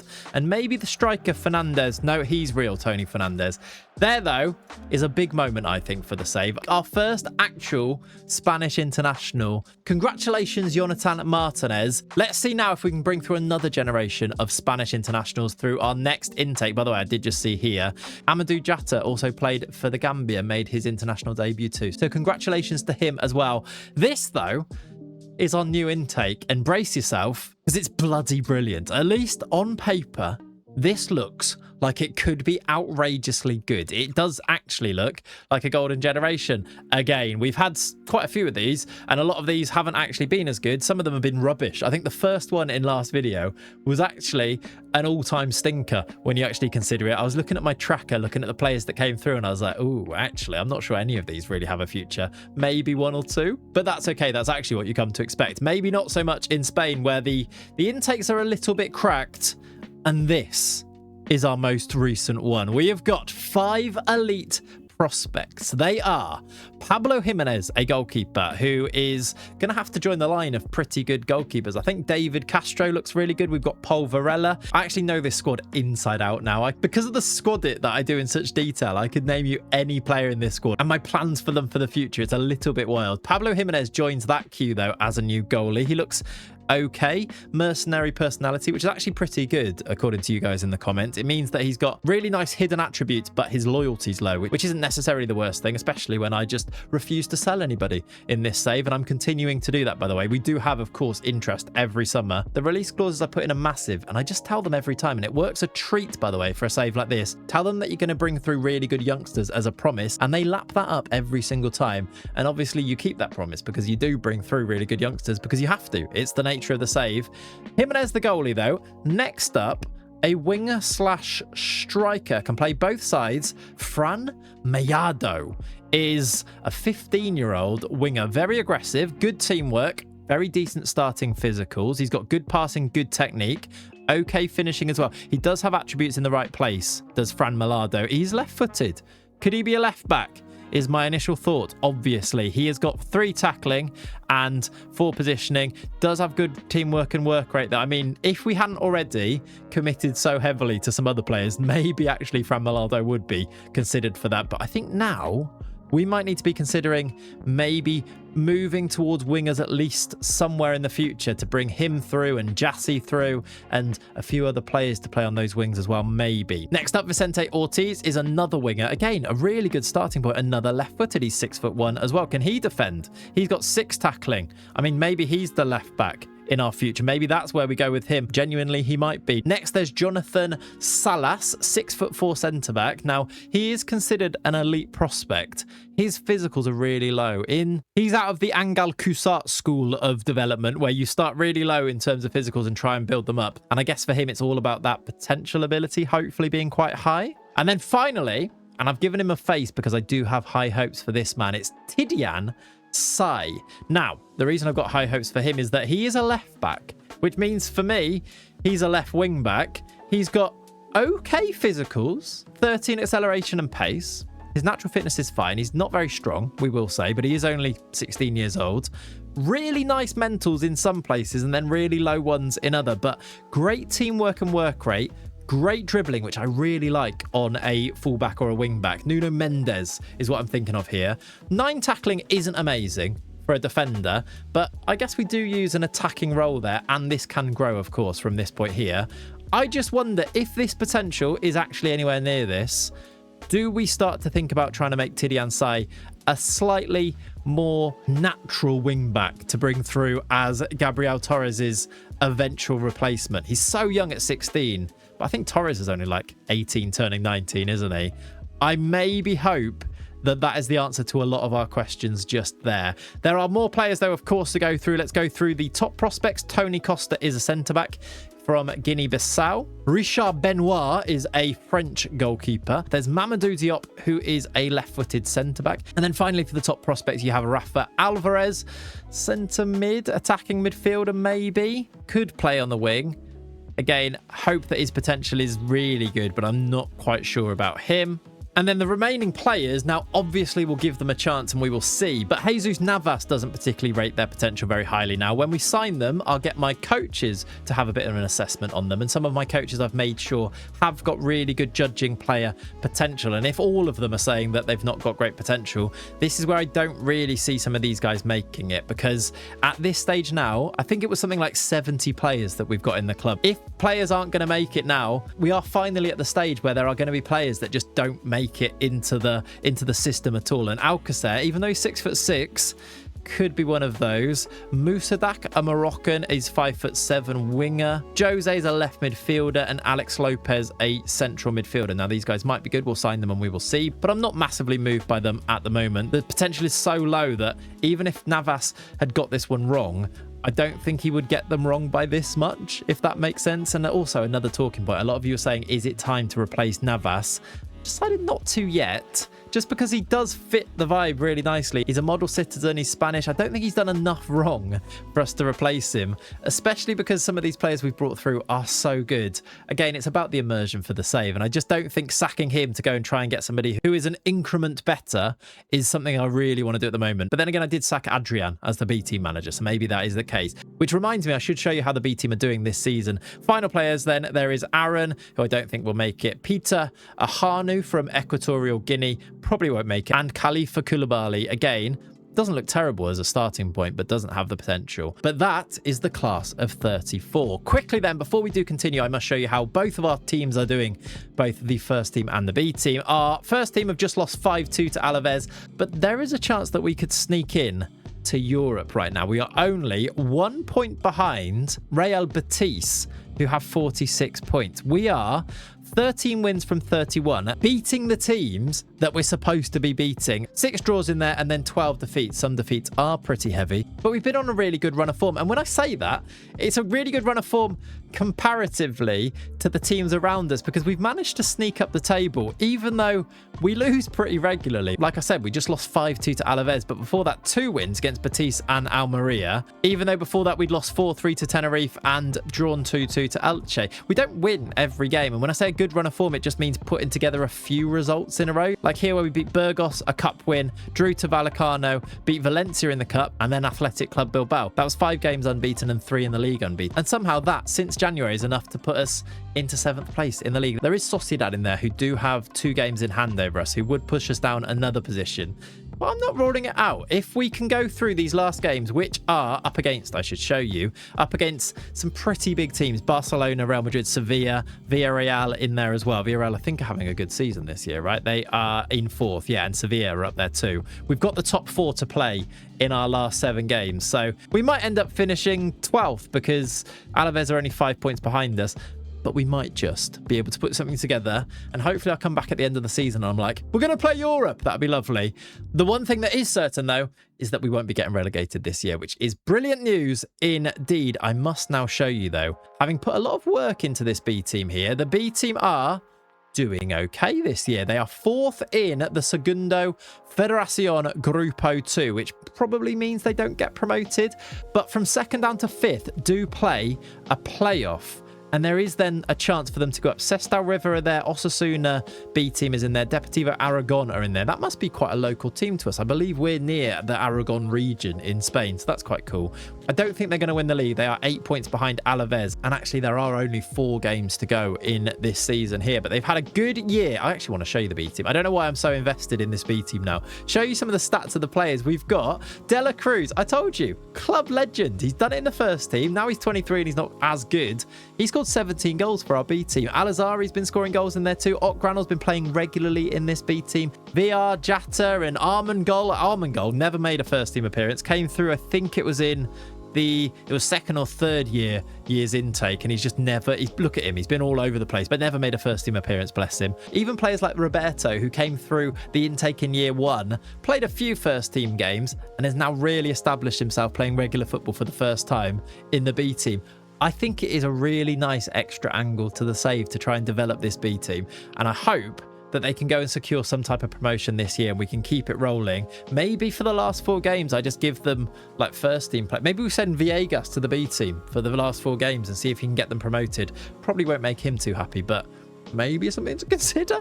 Now, though, let's go and get ourselves up to the end of the season, and I'll be back at the end of season number 9.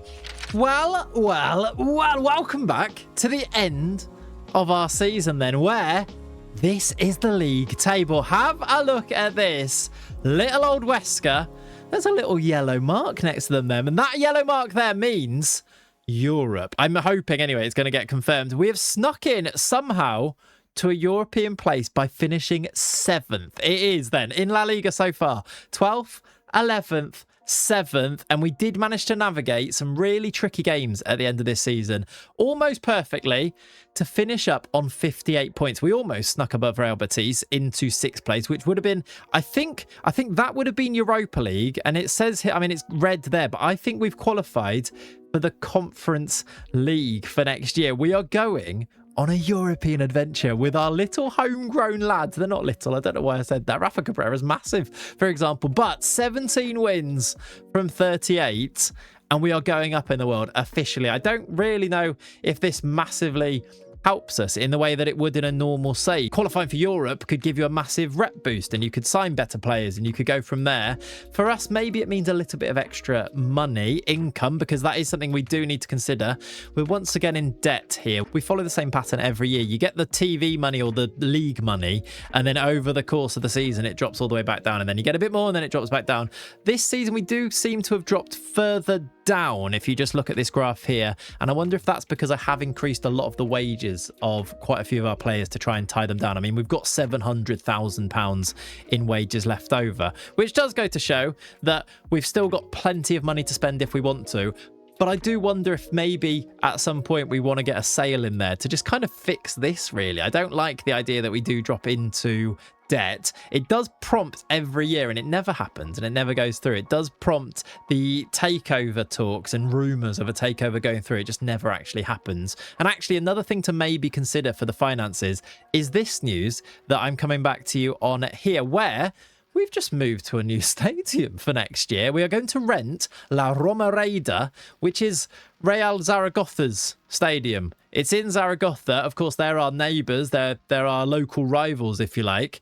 We're going to rent their stadium for next season. I actually don't know where Zaragoza are in the league right now. We should check that, shouldn't we? But this is because we are going to increase our own stadium, Al Alcaraz, by 9,000 seats. So they have just spent, or they're going to spend, £11 million to increase the capacity of our stadium. So we're off to La Romareda. I want to check, where are Real Zaragoza these days? They have got themselves, they're still in La Liga 2. They've been there since the beginning, haven't they? And they are in there now. Hopefully, I'll tell you what would really rub it in their faces. One day, Huesca B team is going to beat Real Zaragoza. That's what I see in the future. That's what we're going to... Is that when we end the save? No, that feels a little bit harsh, especially if you're watching as a Zaragoza fan, which I know there's at least one of you. So I appreciate you sticking around for a save like this one.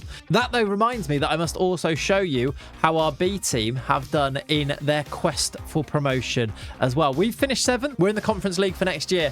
I'm going to just wait for confirmation of that. But the B team have finished 3rd. But what this does mean is that they've got themselves into this playoff. They did sneak into this 3rd position just behind Sestao River. I didn't give them Pedro Villegas and Nacho and all of our other main players. They managed to do it themselves with 68% possession, which I think is quite cool. They're playing that tiki-taka style now that I've put David de Dios in charge. Most goals, look, top goal scorer in this division, Juan Francisco de la Cruz, which is really nice to see. It does mean, I don't know if I can even show you, I can. The fixtures for the B team show you that there is indeed a playoff game going on right now, and they've played Vetusta and beat them in a 2-legged affair, and I believe this is the final, and they've just lost the first leg against Sabadell. I'm hoping they can turn it around in the home leg to go and get promoted. That's on the 28th of May, and when we come back at the start of season number 10, I'll be able to give you an update on whether or not they did manage to achieve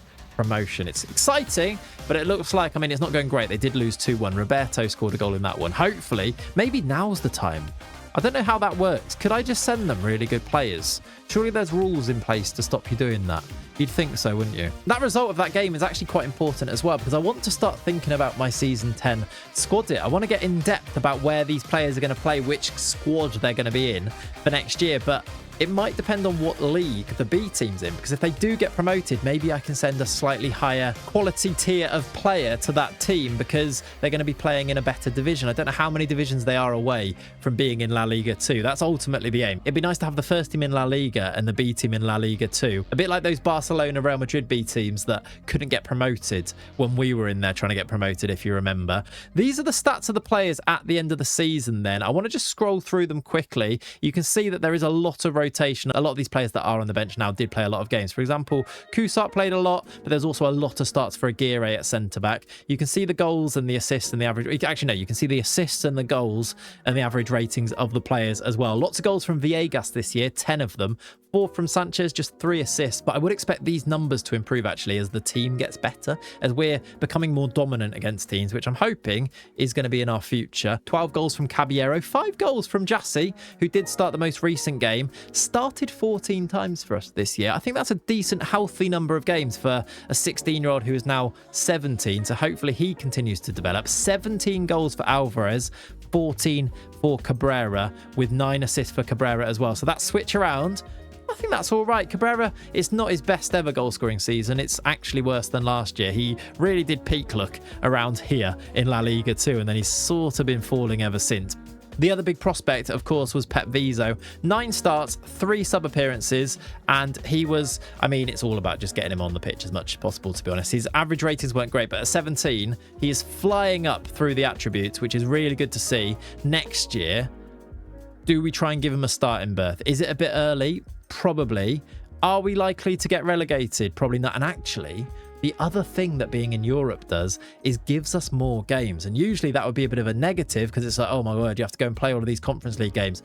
We can go and use those to get these young players game time. And that actually, maybe that's the optimum European competition to be in, because the level of the opposition isn't too good, meaning you can play all the young players maybe in all of those group stage games as long as you end up going through. I've actually just thought about that now, and that seems really good. There are the rest of the stats if you wanted to go and pause and have a look at them. Now, though, it's time to go and find out what happens with the B team, put together another really in-depth squad it, and start season number 10. Okay, then, season number 10. We are about to go and do, or I'm about to share with you, I should say, my season 10 squad it. But before I do so, a change is afoot. I have made a change to our system, to our tactic. For the first time in a couple of seasons now, we are back to using wingers. We did touch upon it. I've been thinking about this one for a little while now. We're going to go with this shape here for season number 10. Now, I'm saying this with the knowledge of myself, knowing that there's a high likelihood that I will revert back to what I know best and remove the wingers and go back to that at some point. But for now, the plan is to use wingers to bring in players like Jassy, to shift Caballero wide, where in possession, they play like strikers, but out of possession, they drop back down into these winger positions. This gives us, I think, hopefully, the best hybrid, the best of both worlds, as Miley Cyrus and Hannah Montana once said about themselves. And this is going to be our plan going forwards. It should mean a shift in role for somebody like Alvarez, who is now going to go through the middle and be our main striker. But it also means that because we've got so many strikers in possession, this could be any of maybe 6 or 7 different players, which we'll go through in the squad in a little while as well. I'm quietly excited about this one, but other than just in the shape of the team, there are some big decisions that I've made in terms of our approach this year too. The squad put it on the screen. Me, who is editing this video, this is my in-depth plan for our 10th season. Then a season where we're in Europe, so there should be a chance to rotate and play a lot of our younger players. A season where the expectations are sort of fine. I'm thinking if we can go and qualify for Europe again, amazing. If we finish mid-table again, but the young players in the squad have developed that little bit more, we've pushed towards our best players like Sanchez and Caballero and Nacho and Villegas. Once they're getting towards 25, 26, if we're mid-table going into next year, into season 11, I'm absolutely okay with that. So I'm going to bear all of that in mind, and I've put together this plan. Our goalkeeper will, of course, continue to be Farmy in goal, but I've made a change in the backup. David Castro had a really good season last year in the B team. The B team, which I know you want to know the result of their playoff campaign. And the best way to show you that is to go to the B team squad here and show you that they're still in the Segunda Federación Grupo 2 for next year. They did not get promoted, and it was quite unlucky, actually. If you go back to the end of last year, they had this 2-legged affair against Sabadell. They lost the first leg. They won the second leg 3-2. I think it went to extra time, and then the game just gave it to Sabadell on the... Is it the head-to-head? Is it the who finished higher in the league? Some ridiculous reason, which was the same reason that even if you go to penalties in the playoffs, it's the team that finishes higher or something. We lost on H, whatever that means. So the B team will be playing their football in the same division this year too. We got a lot closer.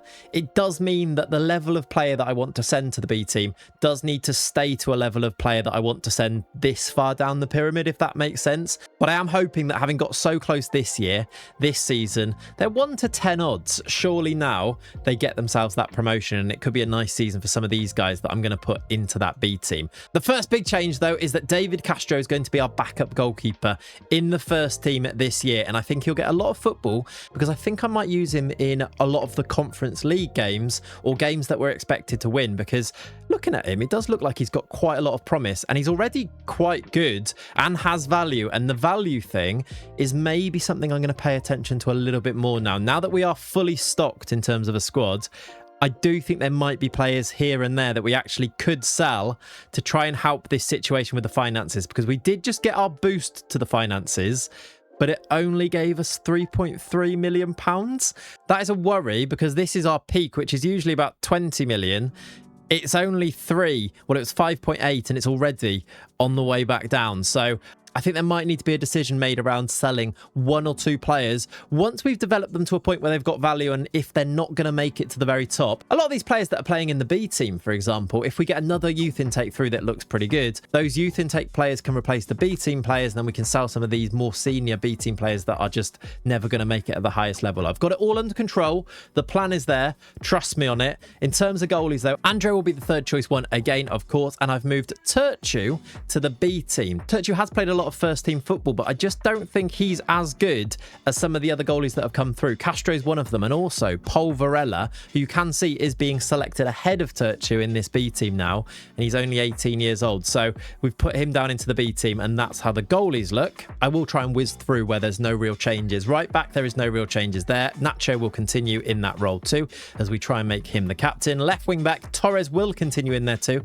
Still hasn't actually picked up that ability to play left back yet, although he is now awkward as a left back, so I'm really hoping that somewhere along this season he might be able to get there, and actually that might help a little bit. And then at centre back, the big call is that this season, as we talked about last year, Antonio is going to be our starting centre back alongside Martinez. He will continue as the first choice with Kusat and Aguirre as the backups.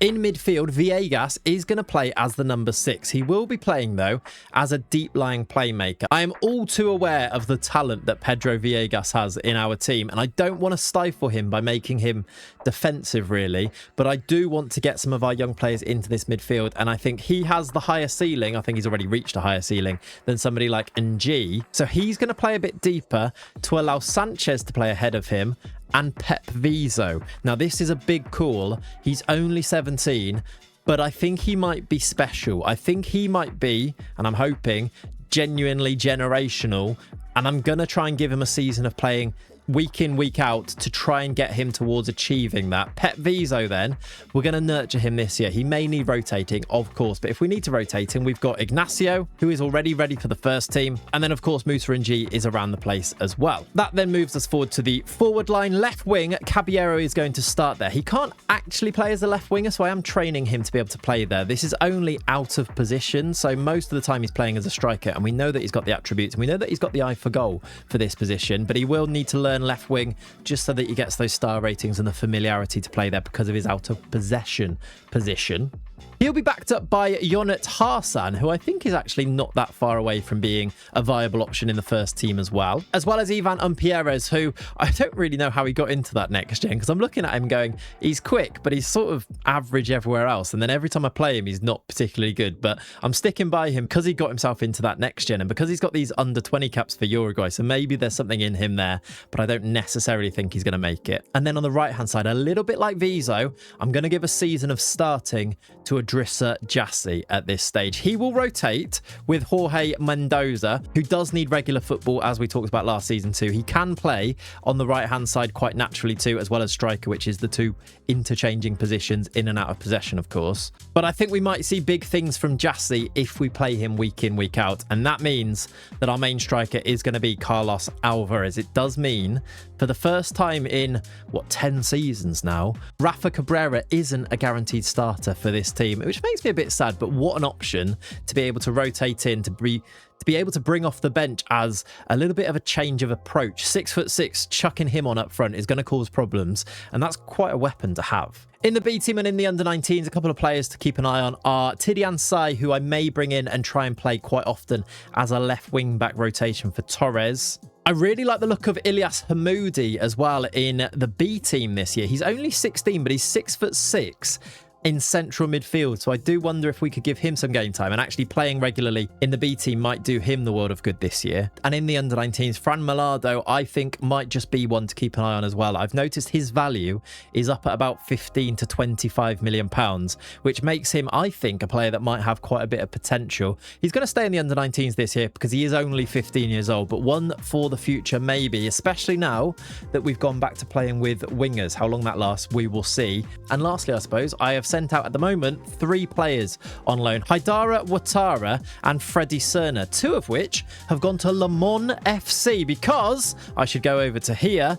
We have got ourselves a new affiliate club. I've brought in Le Mans, who play in the 2nd division in France. I've also loaded in the 2nd division in France for this reason. They not only will allow us to send players out on loan, go and play football across Europe, but also, I saw a few of you mention this in the comment of the last video, they will potentially send through a few players into our youth team in our intake. So we may just start to see 1 or 2 more French players coming through our intake in the future, which I think is only ever going to be a positive. I think now that we've got a team in France, we should actually try and do more of these and always continually ask for new affiliate clubs, maybe looking for teams outside of Europe. Maybe a Brazilian affiliate club to bring through young Brazilians could be quite fun. Something like that. Maybe South Koreans for some reason just popped into my mind.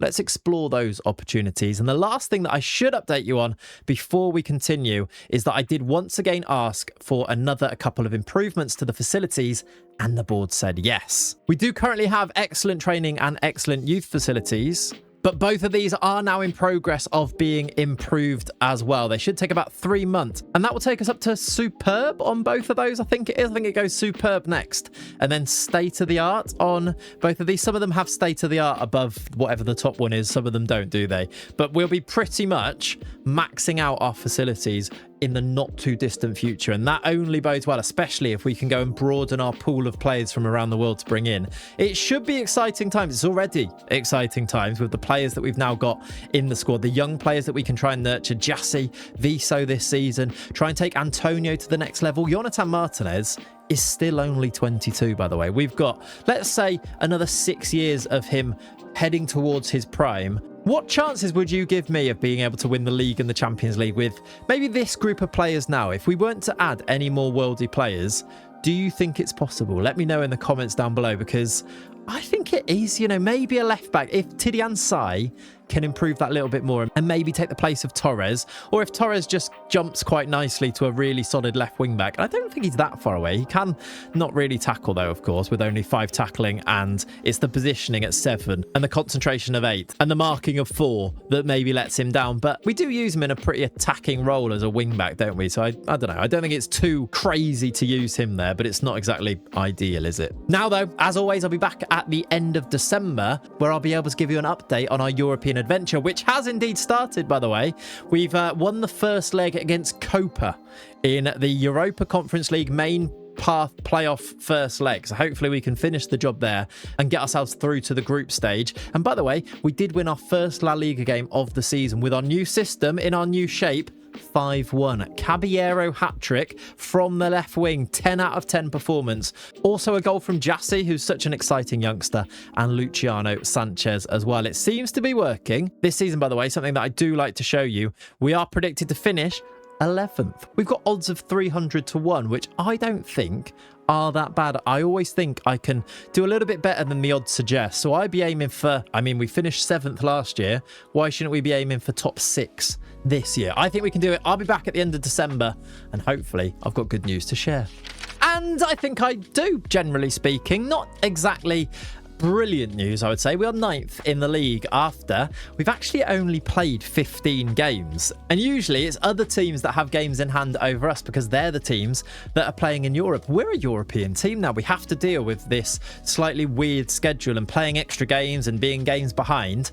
But we've picked up 27 points from our first 15 games here. We've won 8 of our 15, which is pretty healthy. We've beaten the teams, a game that we should be beating. That Alaves win, that Mallorca win, 2 5-1 wins in there, which is very, very nice. Valencia, who did get promoted back to the top division, we beat them, but they're a team that are struggling. You see by the table, they're in 17th. Eibar are bottom. So we've beaten the teams around us. We've drawn 3, including a 4-4 draw with Atletico Madrid, and we've lost 4 games. Those 4 games, one of them was Barcelona, who we were soundly beaten by. Another was Villarreal, who have been in this save pretty good so far. They beat us 3-0 too. And then a couple of more disappointing results. A 1-0 loss to Vallecano and a 2-1 loss to Tenerife.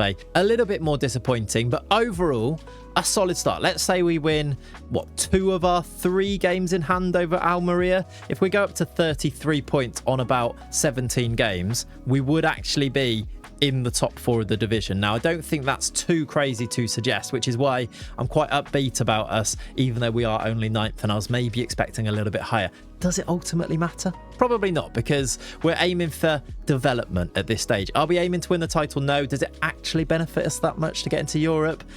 Maybe, maybe not. I don't know if I'd really want to get into the Europa League and then the Champions League, because then the games become really hard. The great thing at the moment is that a lot of these games in the Conference League are really winnable. For example, we just beat Torpedo. I don't even know what country Torpedo play in. Georgia? Is it? It is Georgia. And being able to rotate players and still win 7-1. For example, Duran played and G played, and then a bunch of players coming off the bench. Players like Ilyas Hamoudi and Harsan being able to get themselves on the pitch and get a 7-1 win is a bit of a cheat code for a save like this. We also beat Rakau Czestochowa 2-0. Again, rotation. Tidiane Sai played in that game. Tidiane Sai, by the way, has played 10 times this season.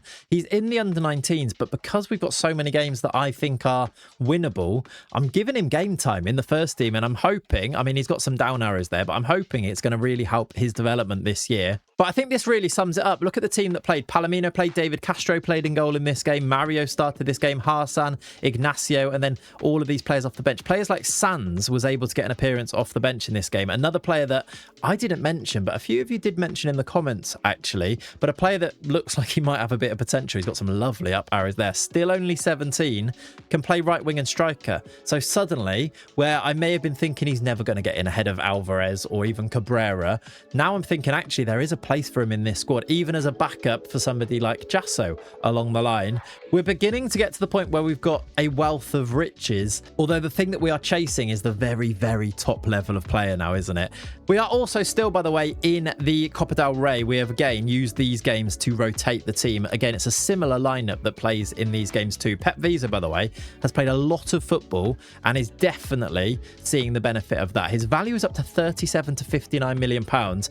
I think we might have a special one here. We're not seeing loads of output on the pitch, and maybe that's to do with the role that he's playing, and I just want him to be a really good solid player that plays in our team that can take us to the next level eventually. But his rating is going up and he has produced 3 assists and a goal now. It's actually 5 assists, 3 goals in all comps.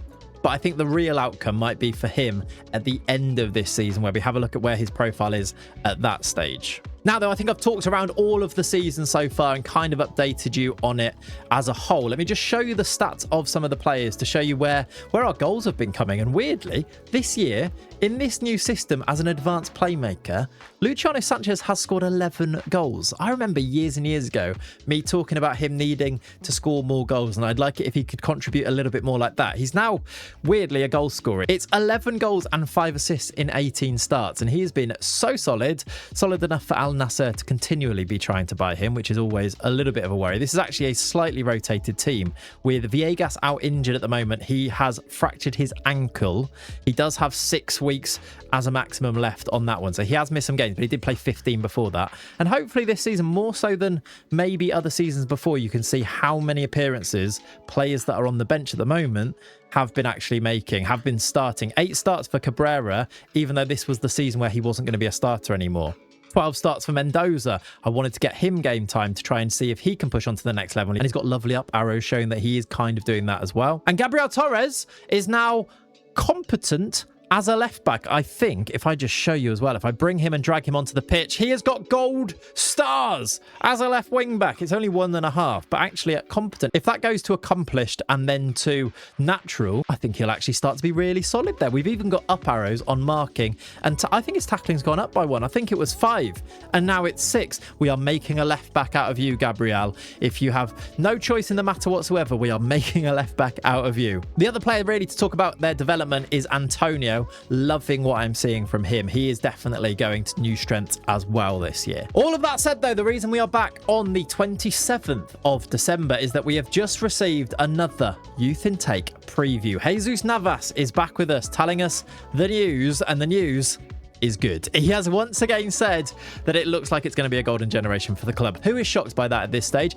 Absolutely nobody is the answer to that. He talks about Nil Kobo and Gabriel Arnaiz and Anas Chawi as good options in our youth intake, but he mainly says that there is a 5-star excellent intake on its way in, where there is one very handy winger with an A rating. There is also a fine prospect as a striker. This is much nicer to see now that we actually use wingers, right? And also up here, just to note, we are now up to superb training and youth facilities. It's so good to see the stadium, by the way. We are still playing in Zaragoza, La Romareda, of course. There is also at least one centre-back that looks promising, one top prospect in central midfield, and then from there onwards, they're not so good. The goalkeeper situation is bad, fullback's not so good, attacking midfielders, and then there are no wing-backs or defensive midfielders in there. It does say, though, it's a golden generation. It does say it's 5-star. We have 2 positions with A ratings, and there are 4 centre-backs here at B, so I would give this one a good chance of being really good, and hopefully when we get to the end of March, we'll actually find that that will be the case. We take these things with a pinch of salt, don't we, at this stage? But the other thing to update you on is that in the league phase in the Conference League, by the way, we did go through as one of the top 8 teams. We've played our 6 games. We won 4. We did lose 2 games. Earlier on, they were. We lost to Fenerbahce and CSKA Sofia. But we are through in the top 8, which means we skip past this playoff round and we await our draw for the round of 16. It'd be nice to go and get quite far in the competition, but I also don't think, with some of the teams that are in this competition, if we go back to that league phase, there are teams like Milan and even Forest being Premier League, and Hertha Berlin are in there, and Fenerbahce, of course, who we have already lost to.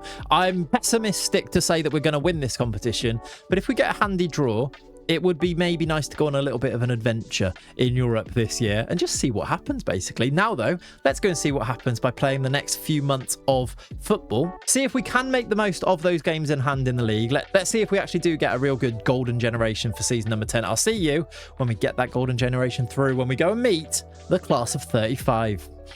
It's intake day. Welcome back to the end of March, and here is the league table. We are 29 games into our season, our 10th season of this save. I just want to say thank you so much for still being here, by the way. I feel like today has been even more chatty from me, but I love talking to you guys about this save. We are 10 seasons in, and we are still not particularly close to winning La Liga, which means there's probably another 10 episodes of this. I hope that you're all ready to stick with me and come along on that journey with me. We are, though, in a really good position. 6th in the league with 9 games to go. 14 wins from 29, 8 losses over the course of the season. We lost to Real Madrid, Barcelona, as you would expect, Villarreal as well. But 49 points with a game in hand over Sociedad could see us. I mean, there is potential for this, although we do love to throw in a loss every now and then, I will say. There is a chance that we could qualify for the Europa League by finishing in the top 5 this year. I mean, there is a very small chance that we could sneak into the Champions League, and I did say it earlier, but I'm kind of really hoping that we don't. I've really enjoyed our Conference League run this year. If I was to actually choose where to finish, I'd like to finish 6th and get into the Conference League again next year, because it was so much fun and it really did allow us to play those young players. It's given game time to a bigger spread of game time to the players that are in our squad. That big conundrum that I was in at the end of last episode, where I was like, what do you even do now? How do you make sure that these young talents play when you've got these good players that you also need to keep developing? How do you give them enough pitch time Well, the answer is the Conference League. It gives you so many extra games that don't even necessarily impact the league form because it doesn't matter whether you win them most of the time. So if I could choose, I would like to finish 6th this year. However, we have just been on a horrendous run of form. It could have been even better than this because we had a great run of form before this. Look at how it's been since the last time we were here. I was speaking to you just after this torpedo game in the Conference League. We then won every game between the 6th of Jan and the 24th of January. And then even after that, we didn't lose a game until the 14th of February, where, weirdly, the quirk of the fixtures this year meant that we played our away game at Real Madrid 4 days before we played our home game with Real Madrid. And we got a draw at the Bernabeu but lost at home, which feels like a weird way of doing that. And it kind of ruined our run of form after this. We did beat Valencia, who are pretty naff these days, but then we didn't win a game again until the last game we've just played, which we won 7-2. I mean, explain that to me. It makes no sense. But in that time, we actually only played 3 La Liga games, which is why we're still going strong in the league. One of the games we drew with Elche, we lost to Vallecano, who have beaten us home and away this year, and we lost to Celta Vigo. But we also lost to Nantes in the round of 16 in the Conference League. They smashed us 4-1 away from home, which was a little bit humbling, if I'm honest with you. I did think, having drawn Nantes in that round of 16, I was dreaming of a nice run towards maybe even the final of the Conference League. But yeah, they smashed us 4-1 away from home and then beat us 2-1 back at our place as well. Pep Viso did score, but they did knock us out. And then we've just been beaten more recently by Atletico Madrid in the Copa del Rey, which you would expect to happen. We have bounced back though, a 7-2 win, but we have some tough games before the end of the season. We play Atletico again in the league and then Villarreal after that. And then Sociedad is tricky and the other games are kind of winnable. And so I suppose we just wait and see what we can achieve in the league. It'd be nice to get back into the Conference League, I think. Europa League would also work, I think. But anything more than that, I don't want. And anything less than the Conference League, I also don't really want. So let's see what we can do. But before that, of course, the reason we're back now is because we have been given our new intake. We'll have a look at all of the player stats at the end of the season, I think. Now, though, let's meet the class of 35, as we do indeed have our golden generation. He says it here, Jesus Navas. He says, whisper it quietly, but this could be a so-called golden generation, with Victor Fernandez being the diamond in a very strong group of players. I don't think Fernandez was mentioned in that first intake, was he? But we've got 2 elite prospects in our 16 and then a few top prospects as well. It doesn't look as golden generation-y as we've had previously. We've had more than 2 elite prospects in other intakes, haven't we? But if these guys are good, it would be really nice. Francisco and Victor Hernandez are those players. And out of the 2, I'll say it now, I am quite excited about Victor Fernandez. He's a central midfielder, a position we don't really need, but I wonder if we've kind of got a new Pedro Villegas coming through here. He's Venezuelan, like Villegas used to be. I wonder if Fernandez is also half Spanish. He is. This is very much like Pedro Villegas. He might even change his nationality, just like Pedro did those years ago. Let's find out, though. This, though, is his profile. He is about as oven ready as we've had in quite a long time. He is not a big jumper, 1 jumping reach, which is a negative mark for me, but as a midfielder, I'm not so worried. But he does have brilliant teamwork and work rate, very aggressive, good determination, light-hearted personality. I'm pretty sure Pedro Villegas had that personality as well. I think we've just got a regen of Villegas, maybe not quite as good. 6 tackling, 9 passing, good vision, good technique, good first touch as well. I think he could be one to watch, though. He's probably going to be a player that we keep in the under-19s for next year. And if we are in the Conference League, we may be given 1 or 2 games in that competition, potentially. I've given him a face already because I am excited about him. But then there's also a centre-back who can play right or left-back called Francisco that has come through. Now, Francisco is right-footed. He is 6'1", and he is, I mean, kind of average looking at his attributes, but he does apparently have very high potential. So that's maybe what we look at there. Another one that I think we'd probably put in the under-19s for next year and see how he develops and then make a decision for him. But then there's also a few decent looking players in the top prospects. And actually, I think a few times we've had better players come through the top prospects than some of those players that were elite prospects, according to Jesus Navas. We've got Arnaiz is another goalkeeper. I mean, he looks really good, but I just think we've got so many good goalies now. Maybe goalkeeper is where we make our money. We still haven't sold anyone, have we? Maybe players like Turchu could be sold, or David Castro. And we've always got a constant revolving door of great goalies, maybe. Arnaiz is the latest in those. There is a left winger called Sergio, who, again, looks like he's got decent starting attributes and okay potential. Anas Chawi. Ooh, Anas Chawi's got 15 finishing, 15 first touch, 15 technique. He's also not slow. Left-footed, maybe left winger / striker as an alternative to Caballero later on in the save. He looks pretty good. If this potential, he's only got 3-star potential, but that could be wrong. He could be one though. His attributes look good. Gerardo Diaz. Now I like Gerardo Diaz, and that's why I've given him a face, mainly not because of his attributes or his potential, but because of his model citizen personality. I think we'll keep him around, even if that's the only reason to do so, because having him in there makes the squad personality better, and having a better squad personality helps all of the players, doesn't it? So that's why he's got himself a quite early face in this save. He's a Peruvian. And then we have Francesco Cioni, a right or left back. Daniel Araque is a left back, left wing back. He doesn't look too terrible, you know. Is he the answer to our left-back dreams? I don't know if he's as good as Tidiane Sai, who I've taken a liking to. I do like Sai. I think he could be a good option for us. He's played a lot of games for us now in the first team already. But actually, Araque would be one that we'd be celebrating a few years ago when we were looking for that left-back, I think. He looks pretty good. There's also Canosa is a right wing / striker. 20 determination for him is always nice to see. And then another left mid, left winger called Udi Lueza is a 15-year-old. Again, good starting attributes. These guys look pretty good. I think that is maybe a slightly higher current ability of youth player coming through, which is probably to do with our facilities being even better these days. That might be that. And then obviously potential is kind of dynamic, and we kind of rely on maybe finding a jewel in there. Maybe Victor Fernandez or maybe Francisco is that player in this particular intake. And then there are some good prospects, which I will show you very quickly. Fonseca is a midfielder. Juan Carlos Lopez has fantastic hair and is, I mean, he can play anywhere, actually.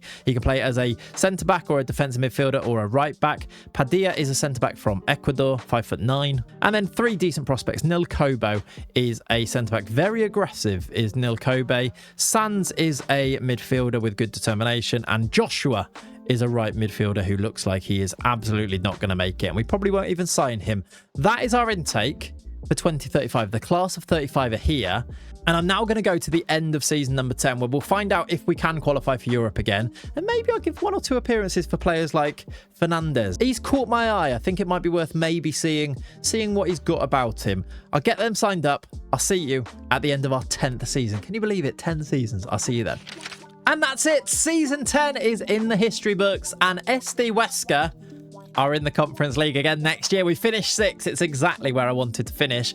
It wasn't actually the best of end of seasons from us, if I'm completely honest. We ended on 18 wins, and I'm trying to think how many wins we had last time I was here with you. And I don't think we've won many more since that point. It's 9 draws, 11 losses. We finished 7 points behind Real Sociedad in 5th. So if we were trying to get to that Europa League place, we weren't even particularly close to doing so, but we've done enough to finish above Celta Vigo in 7th and Girona in 8th on 54. There wasn't that much pressure look behind us, and if we'd finished 7th I would have been disappointed, but then again we finished 7th last year and did get Conference League, so I wonder if we maybe would have done, depending on who won other competitions, or was it to do with the coefficient? It could have been. Either way, 6th place I believe should secure us Conference League football for season number 11. There may be a shift. We might get bumped up to the Europa League, actually, thinking about it. We will find out, though, at the start of next episode. Now, though, I want to finish off by showing you some of the performers from this year, how our players actually did in this new system, then. I think we could call a success. Maybe it's not been a roaring success. It hasn't taken us that much higher in the league, but we are now a top 6 team in Spain, and that, I suppose, in itself is a little bit of progress. But these are the stats of the players. In fact, if we go to the squad screen here, it might show you some of the stats a little bit better as well, because the goals will actually be the right side of the assists mainly. The star man in our new system, I'd have to say, has been Nacho Caballero. He scored 24 goals in 41 games with 8 assists in this new role, and the player that I thought was going to be the main man, Carlos Alvarez, actually only scored 11. Now, Caballero did play more games. He started 41 games. We've got like most of the players either in the low 40s or high 30s for starting matches. But if I just scroll down, I do think I've done a really good job at playing a lot of our other players in lots of games. For example, Rafa Cabrera actually started more games than Carlos Alvarez because he started so many games in the European games. He started 33, came off the bench 15 times, did score 18 goals. He's ended up having, even though he wasn't first choice, a season as good, maybe better actually, because he's got the average rating too, better than last year. Maybe a bit of a resurgence for Rafa Cabrera. I think we could officially say that he's pretty much reached his potential now, although he does have up arrows. But I'm thinking with his value being at 6.2 to 7.4 million pounds, even though he's got 3 years left on his deal, I don't know if we're going to see loads more from Cabrera at this stage. And that's kind of fun to see that we've taken a player right to the very top that they can get to. Anyway, he's had a good season, but I wanted to show you these other stats too. 20 starts with 24 sub appearances for Ignacio, 27 starts for Musa, 23 starts for Mendoza with 22 sub appearances, 9 goals. I am managing to get these players in onto the pitch, even if they are not a starter. And that's because of the Conference League, which we are in again next year, which is the best thing. 11 starts, look, for Tidiane Sai, who is on his way to, I think, maybe, hopefully, superstardom as our new left wing back. He could well be the new starting left back even from next season. I don't know. Let me know what you think. Do we persist with Gabriel Torres, or do we just get Sai straight into this team now because he's kind of already there. He's got slightly better tackling and really good teamwork and work rate and great dribbling and crossing. Still has rubbish marking and no concentration and loads of other areas of weakness perhaps as a left wing back, but he might just be slightly more suited to it than Gabriel Torres. But I will say, Gabriel Torres is coming along quite nicely as well. He is still only competent as a left back despite training there all season, but did put in a shift as our left wing back this year. 29 starts in the league, but 38 starts in all competitions. Got himself 6 assists, 2 player of the matches, a goal. 6.92 is fine, really. It's not crazy, is it? But I wouldn't say that left wing back is a massive hole in the team now, as it definitely was a few seasons ago. But I guess the biggest thing here for this squad is that I feel like I've got such a good grip on where we are with it now. I think we've got such a good plan for where we want to go to the future. Players like Pep Viso now coming through and going from strength to strength. I said we'd need to look at his profile at the end of the season to see his development. I think you can see it there. I think you are seeing a midfielder that is happy and settled and qualified to play in our midfield now. He got 10 assists, 8 goals in all competitions, 5 goals in the league. The average ratings aren't really there. That might be a role thing. I wonder if we change him from channel midfielder. I'm trying to not just make him a playmaker though, because we've got the deep line playmaker and the advanced playmaker. What could I even give him that suits him better? He doesn't strike me as a wide central midfielder, but maybe more of an attacking midfielder. Could you just use this centre mid here as an attacking midfielder? Is that a little bit too attacking, or is actually that something we could do? That's why I went for channel, really. It feels like he kind of fits in and helps out defensively with our wing backs pushing on. With these players going so narrow ahead of him, it kind of felt right, but maybe a little tweak there. Let me know what you think in the comments, as always. But it's another season of serious development. Players like Villegas now are surely on the cusp of a Spanish call-up. A player as good as this. I mean, just go through the players. Martinez, look at the state of him. Farmi, what a goalkeeper. That PSG keeper we looked at earlier in the video, he's up there, right? Farmi is up there in terms of ability. Antonio going from strength to strength. Nacho, not out of place. He wouldn't be out of place in Atletico Madrid's team, I don't think. Luciano Sanchez, still so good. Jassy, only going to get better. Alvarez, a striker you'd love to have in your team. And then, of course, Caballero, who I feel like we've kind of forgotten about a little bit with all of the goals he scored this year from the left-hand side. What an asset he is. We finished 6th in La Liga, and I mean, we're 10 seasons into a save now, and usually I'd be like, we need to be winning everything by this stage, but 10 seasons in and finishing in the top 6 actually feels like an achievement in a save like this one, where we can't, of course, make any transfers. It's our best ever finish in Spain. Last year before that, we finished 7th. Before that, it was 11th, and then the year before that, we finished 12th, and then I believe we were back down in La Liga 2 before that. So it's been gradual improvement. We've actually gone up by positions every single season. And if we do that again, heading into season number 11 now, we'll be looking at a Europa League place, or even maybe should we be aiming for the Champions League? The problem with Spain is that you do have to break into this group of teams, which is, of course, Real Madrid and Barcelona. The past winners in Spain have been exclusively those two, by the way. And then Sevilla are actually quite good these days, and Atletico Madrid are obviously really good. Previously, we've also seen Sociedad have been quite good, and Villarreal, even though they finished down in 12th last year. I'm pretty sure they finished, yeah, they finished 3rd the year before that. So we've got a very decent group of clubs there that we need to break into.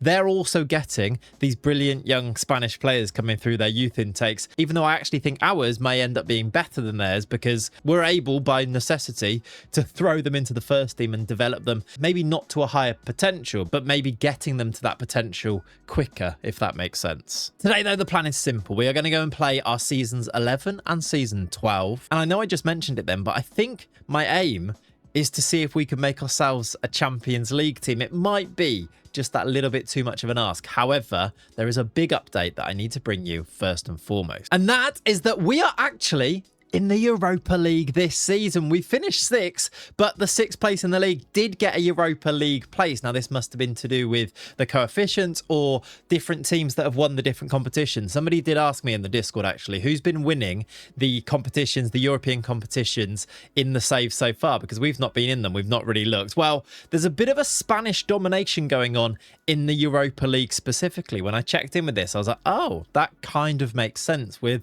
talked a lot about the Spanish youth level and how good these players are that are coming through are. Well, Atletico, Villarreal and then Sociedad last year have won the previous 3 Europa Leagues. Now, I don't know if Sociedad winning this one and then qualifying for the Champions League gave us the extra Europa League place. That could well be the case, but I do think this is quite interesting generally anyway. It might actually tell us a little bit more about the level of these teams that we need to break past, let alone getting past Barcelona and Real Madrid. Past winners in the Champions League, though, there hasn't actually been any of this Spanish domination there. Barcelona got to the final in 21-32, so 4 seasons ago now, but lost to Bayern Munich, and then it was Chelsea, PSG, Liverpool, and no real Spanish participants except for Real Madrid winning it in 26-27, so that actually might be a bit surprising. But then again, we did look at this PSG team, and actually I think there was a couple of Liverpool players. When we looked at how good some of the new gens are in the save, those 2 teams had some good ones, didn't they? The Champions League, though, might be a conversation for later on. Maybe and hopefully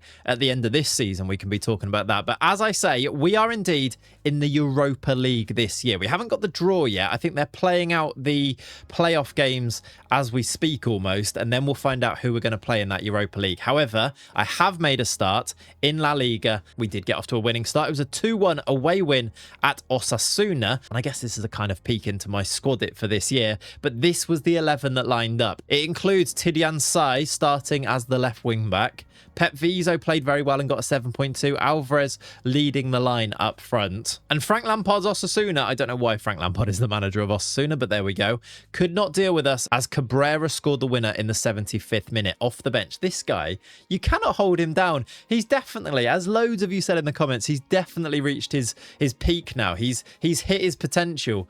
But he just keeps scoring goals, even when we're like, yeah, we're going to phase him out. Last year, he played 36 times, 22 starts in the league, scored 12 goals, and just so consistent in the save. And do you know what? And I'm really not going to rule him out doing exactly the same thing this year, because 1 game, 1 goal, off the bench, scored the winner.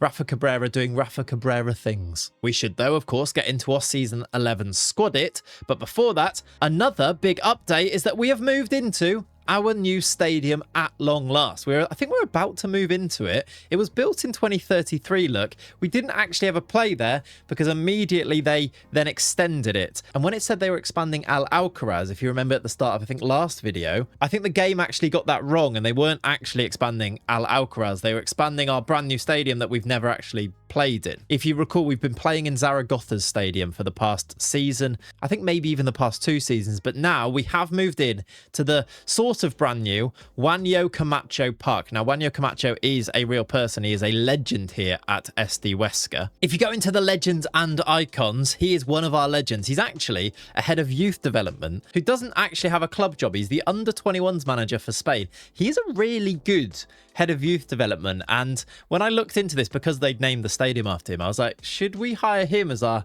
head of youth? And then I actually do like Jesus Navas. I know loads of you were asking for him to go, but I think he's done a pretty good job at bringing through some good players at this club. We've done all right. We're 6th in La Liga now with the players he's managed to almost bring through the youth intakes. He does play a 4-3-3, which is what we play. It's not tiki-taka, but it is controlled possession. So maybe we could lean towards that. Let me know what you think in the comments down below. Should we actually be going and bringing in this guy, Juanjo Camacho, as a club legend, head of youth development? Maybe. Would he even be interested? Well, no. I mean, maybe that's not a conversation for now. There isn't a job in joining Huesca that interests me, apparently, but maybe somewhere down the line. Let me know if you think that's something I should be looking into, because maybe if he doesn't have this under-21s job for Spain, he might look into it again in the future. Anyway, just thought that was interesting. By the way, also, as an aside, we are still not a legend at the club. In fact, none of our players are legends at this stage, not even Rafa Cabrera. Can you believe it? Roberto, by the way, that's not the Roberto that we've had come through our first intake that's barely played any plays and now he plays in the B team. He's not a legend. That's a different Roberto. We do have some icons, though. Cabrera, Caballero, Villegas, and that's also it. I'm still not an icon. Can you believe that? Not even a favoured personnel. And this isn't because I'm holidaying through the games, by the way. They genuinely just don't particularly care for me. Maybe I need to win a cup or eventually the league to be put onto the favoured personnel. It feels a bit harsh. Alvarez is on there and Julio Alonso, our former left back, is on there as well. Just to show you, by the way, I am playing these games. We're over 300 games played and 148 wins now. And so, yeah, I feel a little bit jilted. If whoever's in charge of deciding who the favoured personnel is could update that fairly soon, that'd be nice, please. Maybe I do, though, need to go and try and win some type of competition that isn't just La Liga. I got us promoted. I won La Liga too. I'm not having that. I'm still not having it. Look at that history. 12th, 11th, 7th, 6th. Maybe we need to go and qualify for the Champions League. Back to the stadium, though, really quickly. It's a 24,000 all-seater stadium with undersoil heating, which I don't know if is standard. I assume it probably is. And it has a perfect pitch condition at the moment, which you'd like to see. We do own it as well, by the way, which is maybe also something quite important here. We've got really impressive facilities and stadium now at this stage. Superb training, superb youth, exceptional academy, and exceptional youth recruitment. I am constantly spamming this, as I'm sure that I've told you many times before. We're up to superb now. I think that's only one away from state of the art. And if we can get there, we'd actually maybe even be better than Barcelona and Real Madrid, I think, at that stage, which would be really cool to see. If we can make ourselves the absolute best, not just in Spain, but in Europe, we can then really expect to see those wonder kids. Even now, you'd be expecting to see wonder kids coming through your youth intake with facilities like this, wouldn't you? This is becoming a real big check-in on the state of the club, which actually is maybe a little bit overdue. I've talked a lot through the squadits on the state of the squad, but maybe the club as a whole, I might have breezed over a little bit. You can see where I'm doing my requests here, where the expanded stadium, not that I asked for that, but that's on there. I've been asking for more coaches constantly. The affiliate club, which was last time around with Le Mans coming in, and then training facilities is actually being improved as we speak. I forgot that I'd asked for that as well. So we may even get the state-of-the-art training facilities in today's video, which would be really cool. And leadership courses, constantly asking for Nacho to go on these leadership courses as well. Our finances, though, they are kind of still struggling, but you will notice that there is a bit of an uptick here, and we haven't yet received some of our money for being in La Liga, the competition money that usually takes us to about 19 million. We got to 5 million. We are at now 300k. It was 2 point something million there, but we haven't actually received all that money yet, and that's because I've changed tactics quite a lot, but that is something we're going to get into with our squad. Before that, I just wanted to quickly also show you the staff at the club. I think somebody asked this in a comment. They mentioned that I'd given an update saying that I've been constantly improving the coaching team, but I didn't actually show you that coaching team in too much detail. We have now got 23 out of 25 roles filled. There's a couple of performance analysts that I just need to go and pick up, because at the end of each season, their contracts do run out, and I'm like, I look at them and think, actually, I think we can do better. I'll get a new one, and then I get around to actually getting a new one. But the thing that I wanted to show you is if I go to the coaching team, we now have the very best coaching setup compared to any team in La Liga in all areas: goalkeeping, defense, attack, fitness, possession, technique, tactical, even set pieces, which I think was what let us down last time, and people management. We now have the very best in all of La Liga. So we have the best coaching setup. We have really good training and youth facilities. We have a brilliant new stadium. We are certainly now at a point where we're hopefully maximizing everything that we can squeeze out of a save like this. Let's now then have a look at my season 11 squad. On the screen, you can see how I've managed all of the players at the squad. This lists out the entire playing staff for SD Huesca for season number 11. It shows you the first team squad, which is your 1, 2 and 3, then the B team squad, B1 and B2, and then the under-19 squad, under-19s 1 and 2, and then also any players that I've either already loaned out or plan to loan out. There are actually 1 or 2 players on here that I've got a separate list of players that I'm trying to sell, because that, as I talked about previously, is where I've changed tactic a little bit. I have sold some players, like 4 or 5 players have been sold. Nothing major, nobody major, but that's why there may be 1 or 2 more gaps here. Having an intake coming in, and every year it's 16 new players joining the club. Now, a lot of those players won't make it, and once I've got my coaches to assess them, I usually or quite often release them at the end of that season. So some players you actually would see in the intakes and then probably never see again. It's because my coaches and me looking at them, and then also Jesus Navas, when he presented the player, have all sort of said that they've got no potential. So we've let them go. Now, we may miss some maybe that might go on to have a good career, but the likelihood is if there is a coach saying that they've got 1 star of potential, at best they've got what, 3-star potential, and even at this stage 3-star potential might not really cut it for us anyway, so I'm not feeling too bad about letting those players go. However, this is the area of the save where I feel like I get the most control about everything that's happening. I'm trying to maximize everything that's going on, and not in like a shady cheaty way and things. Like, people are asking me, do I do the training thing where you can spam certain training sessions to improve your players the most? No, in fact, I'm not even doing training. How do you even, if I show you the training overview, this is literally just set up by the assistant manager, because I don't really go near training in FM. I find it really boring, if I'm completely honest, but I've never really enjoyed that process, to be honest. So in terms of a save like this, yes, obviously I'm trying to get the best coaches and everything, but in terms of actually setting up the training units and doing that, I leave it all to the assistant. The only thing that I do in that area is I set up which position and role players are training in, and also if there is a specific need for a player. For example, Pep Visa, if we look at him, if I was like, I really wanted to improve his pace, I'd maybe do his individual focus to focus on quickness, for example. So individual training I take control of, but overall training I still leave to the assistant. That said, this is then my squad for this season. Fairly obviously, there's a lot of these players that are continuing from last year. Farmy, goalkeepers wise, it's Farmy and goal continuing as the number 1. He's now 53 caps in for Morocco and is 23. And then Castro will be the number 2 in the squad. I think he's more than capable. I actually think potentially, and that's why I've just shown you the B team and under 19 keepers here too, I actually think Paul Varela might end up being a better goalie than David Castro, but I'm actually leaving him in the B team because I want the B team to do even better. And because I think he's got higher potential, I think I'd rather him be playing regular football for the B team, whereas Castro's kind of sat on the bench for me in the first team. I've also got pretty high hopes for Pablo Jimenez as a young goalie as well. He's only 17, and even Gabriel Arnaiz, who came through the intake last season, looks like he could be decent, although he's a little bit small for me. I will say all of that is probably bad news for Marius Turku, who's probably going to be sold, I think, in the next couple of windows. I did look into the possibility of selling him now. He doesn't have loads of value, but even taking a little bit of money for these players is probably going to be worth it once we've got, I mean, we've got too many goalies now, and we really need to see which ones can we extract some value from. And of course, we will never sell Pablo Andro, our blind goalie. Right backs wise, it's going to be Nacho. He's going to be backed up by Palomino as per usual. And then at left wing back, Tidiane Sai is going to play a lot of games this season. I've seen loads of you saying go all in on Sai and just start him because he's got way more potential, and eventually he will be so much better than Torres. I fully agree with you.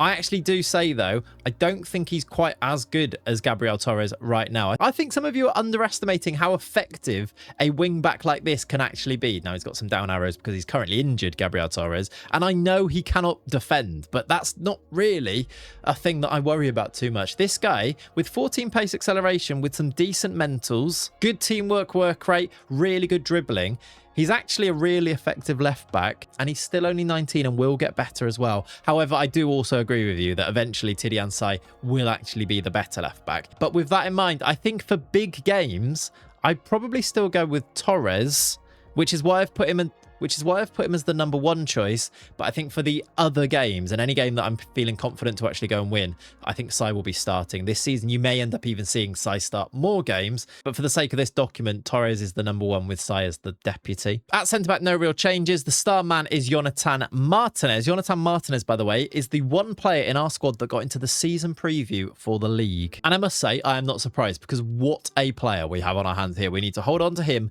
forever. He's 23 years old now. He's got 5 years left on his contract, so we can really hold on to him. He'll be partnered by Antonio. And then the midfield is basically the same. It's Pep Viso coming in to start now. I will show you Pep Viso's full profile here because I've got super high hopes for him. Only 18 years old, played a lot of games last year, has played the first game and played very well in this. I'm hoping that this is the season where Pep Viso kicks on a little bit. He has got all the makings of a brilliant midfielder, if you ask me. Cannot defend, as is the way with so many of these Spanish players, it seems to be. Loads of them are just brilliant on the ball, but don't really have any interest in defending. He's not very strong and he can't tackle, and his work rate's not great, but just give him the ball with his passing technique, his flair, and he's not slow either. 5'7", perfectionist personality, only 18. This guy is going to be very, very special, I think. If we look at his ability and potential here, it looks like, even though he's this good already, he should have loads of room to grow as well, which might just be the key for Pep Viso. He'll play alongside Sanchez and Villegas, who plays that little bit deeper. And I have moved Ilyas Hamoudi into the first team because he's 6'6" and already such a good footballer. Now he only has a C+ coach report, does Ilyas Hamoudi, which might suggest this potential isn't actually that high, and maybe he's done most of his growing already, but he's got under 20 caps for Morocco, 6'6", 17. Because of his height, now he's suggesting to be a winger here, but I don't think I'd ever play him there. Because of his stature, he might end up being a really effective player, even if he doesn't reach the highest current ability, is kind of what I'm thinking with him. I think he's a really useful player to have in our first team, and hopefully with the training that comes with being in the first team, maybe he can kick on a little bit further as well. He'll be one of the backups in our midfield alongside Ng. Ignacio's almost ready, I think, to really be starting, but he's a little bit unlucky that he might be better than Viso right now, but I just think Pep Viso has that higher ceiling, which is why Jose Ignacio's like the backup for all of these guys. It says Hamoudi, but actually, for example, if Viso got injured, it'd be Ignacio that would come in, as well as if Sanchez got injured, it would be Ignacio that came in, and Hamoudi's kind of further down the pecking order in that regard. And then finally, into the attack, it will be Jassy on the right-hand side. Jassy will be rotating and competing, really, for the place with Jorge Mendoza, who won't be far away from the team as well. 31 caps and 13 goals for Paraguay for Mendoza these days. And then the attack will be Alvarez as the main man, starting with Cabrera. You can't hold him down, though. Cabrera as the backup. Just to show you one or two of the players who are in the B teams and the under-19s, one player to focus on a little bit is Diego. Diego, who spent time last season out on loan, has come back, I think, a much more accomplished footballer, a player that is going to be the main striker in the B team this year. He scored 10 goals in 31 games for Real Murcia last season, and I actually think he's got a bit about him here. He's not ever, I don't think, gonna come in and compete with Alvarez or even Cabrera. He doesn't really, I mean, the pace is good and the finishing's really good. I just think he might be a level below, but certainly would be one that if we got an injury crisis, he'd be one that could step up and play first team football, I think. And he's the type of player that you would just miss in a save like this, and because I waffle quite a lot, it's very difficult to tell you about these guys in as much detail as I want to. I'd love to tell you. I'd love this to be a 6-hour video and I'd tell you absolutely everything about the save. Maybe we should do a stream sometime where I show you literally everything and we really dive into everything in like the nth degree. I mean, that's kind of what we do anyway, but there are all these other little extra stories that I'm kind of managing as I play through that you guys may not even see. Players like Gerardo Diaz, by the way, not going to be too far away from being into the first team squad, I don't think, in the future. Model citizen, which is why I signed him. I think he looks really good. Our coaches really like him as well, it seems. Oh, and by the way, I did go through and I've given every single player in the squad, at the club even, have now got a proper face. There are no FM26 new gen faces on show here anymore, which took absolutely ages, but also I think it's so worth it. They like actually getting to know all these players by these faces that I've given them, and some of them are pretty out there. For example, I really enjoy Bryce Fonseca's mullet and moustache combination here. I think he looks absolutely brilliant. The B team, by the way, did not get promoted last season, if you remember, so they will be playing again in the Primera Federación Grupo 2, where I believe they'll be one of the favourites for the league again. They are 8 to 13 odds to go and win that league. I hope they can do it. I feel like I've given them a good squad. Players in there are really good. In fact, there was a player that I've not shown you that I did want to show you who I think I've got high hopes for too. Jonathan Salas at centre-back, I'm hoping can be quite good too. Again, the coaches just seem to really like how much potential this guy has, and he's already, I think, at an okay level. Obviously, these physicals need to improve, but 6'4" maybe doesn't have the best personality and determination to grow to his potential, but let's see with regular football in the B team if that can help him along a little bit. Maybe a mentoring group could be something for him in the future too. Now though, that is your full update. This is our season that we're heading into. Media prediction has us to finish 11th place, mid-table 100 to 1. Maybe we were 50 to 1 last year. Maybe that slipped down a little bit as other clubs maybe have improved potentially. They've got their own intakes happening, of course, and they can sign players as well is probably the main thing. But there's the season preview, and I think the best thing in here is that Jonathan Martinez is in that season preview as a centre-back, which goes to show his level. There are some real players still in here. Camavinga, Bellingham, Endrick, a striker called Luna. Matthias Luna is a new gen striker for Atletico Madrid who is, I mean, look at that value on him. He doesn't actually jump out. I mean, obviously we haven't got the full scouting on him, but he doesn't jump out as looking like he'd be worth 200 million there. And he doesn't actually even score that many goals. Imagine the value of some of our players if they went to a team with the reputation of, say, an Atletico Madrid. Their values would skyrocket so much. Some of their values are really high anyway, and they play for us, and we're barely a Europa League team. Right, anyway, that is probably the most waffling I've ever done about the save. Hopefully you can just see how much I love this save, though, and I want to share it all with you. Let's now, though, go and play some games. Let's go and get ourselves up to about the halfway point. I'll see you in January or at the end of December, where we'll get our youth intake preview, and we'll check in with how we're doing. We will have also started our Europa League campaign. Let's see if we can win some games in the second best European competition. I'll see you at the end of December. I think I'm a bit disappointed. I think I am. We're 6th in the league after 18 games. Just about halfway through our 38-game season, and we're not in the Champions League places now. I think it was probably a long shot. We were predicted to finish 11th, of course, but I thought we'd be a little bit closer if I'm not going to lie. We are a point behind Villarreal, who are just above us. They also have a game in hand, and then it's 6 points to 4th place Sevilla. The top 4 teams are the 4 teams you'd expect. It's Atletico actually leading the way, although Barcelona would go back to the top even if they draw their game in hand there. Then Real Madrid, then Sevilla, then Villarreal, and then it's us. To be honest, it's probably about where I think we actually really are in the food chain. We finished 6th last season. Sociedad are the only other team really that might be a bit of a threat to us, and if they win their game in hand, they'd actually go above us. That's the case, by the way, for Betis and Celta Vigo. If they win their games in hand, we could be down as low as 9th here in this league, and I think that's probably why I'm a little bit disappointed. We did win our last game. It was a 3-2 win against Sevilla. So one of the teams right there towards the top. A 3-2 victory. 1-0 up. It was Cabrera. Cabrera, by the way, I don't know what to say here. This man, he's like a cockroach in a really positive way, though. You cannot destroy him. He will just keep bouncing back. Somehow he's our top goal scorer this season and has started 13 of our, was it 18 that I said? 13 of our 18 games that we've played in the league so far. He's played in the other 5 as well. 10 goals. He's going to have a better season, you'd imagine, than he's had for the past 4 or 5. I think he even may get to, I mean, he might actually beat his best ever goal scoring tally here. He's got 24 in 37 back in 29-30.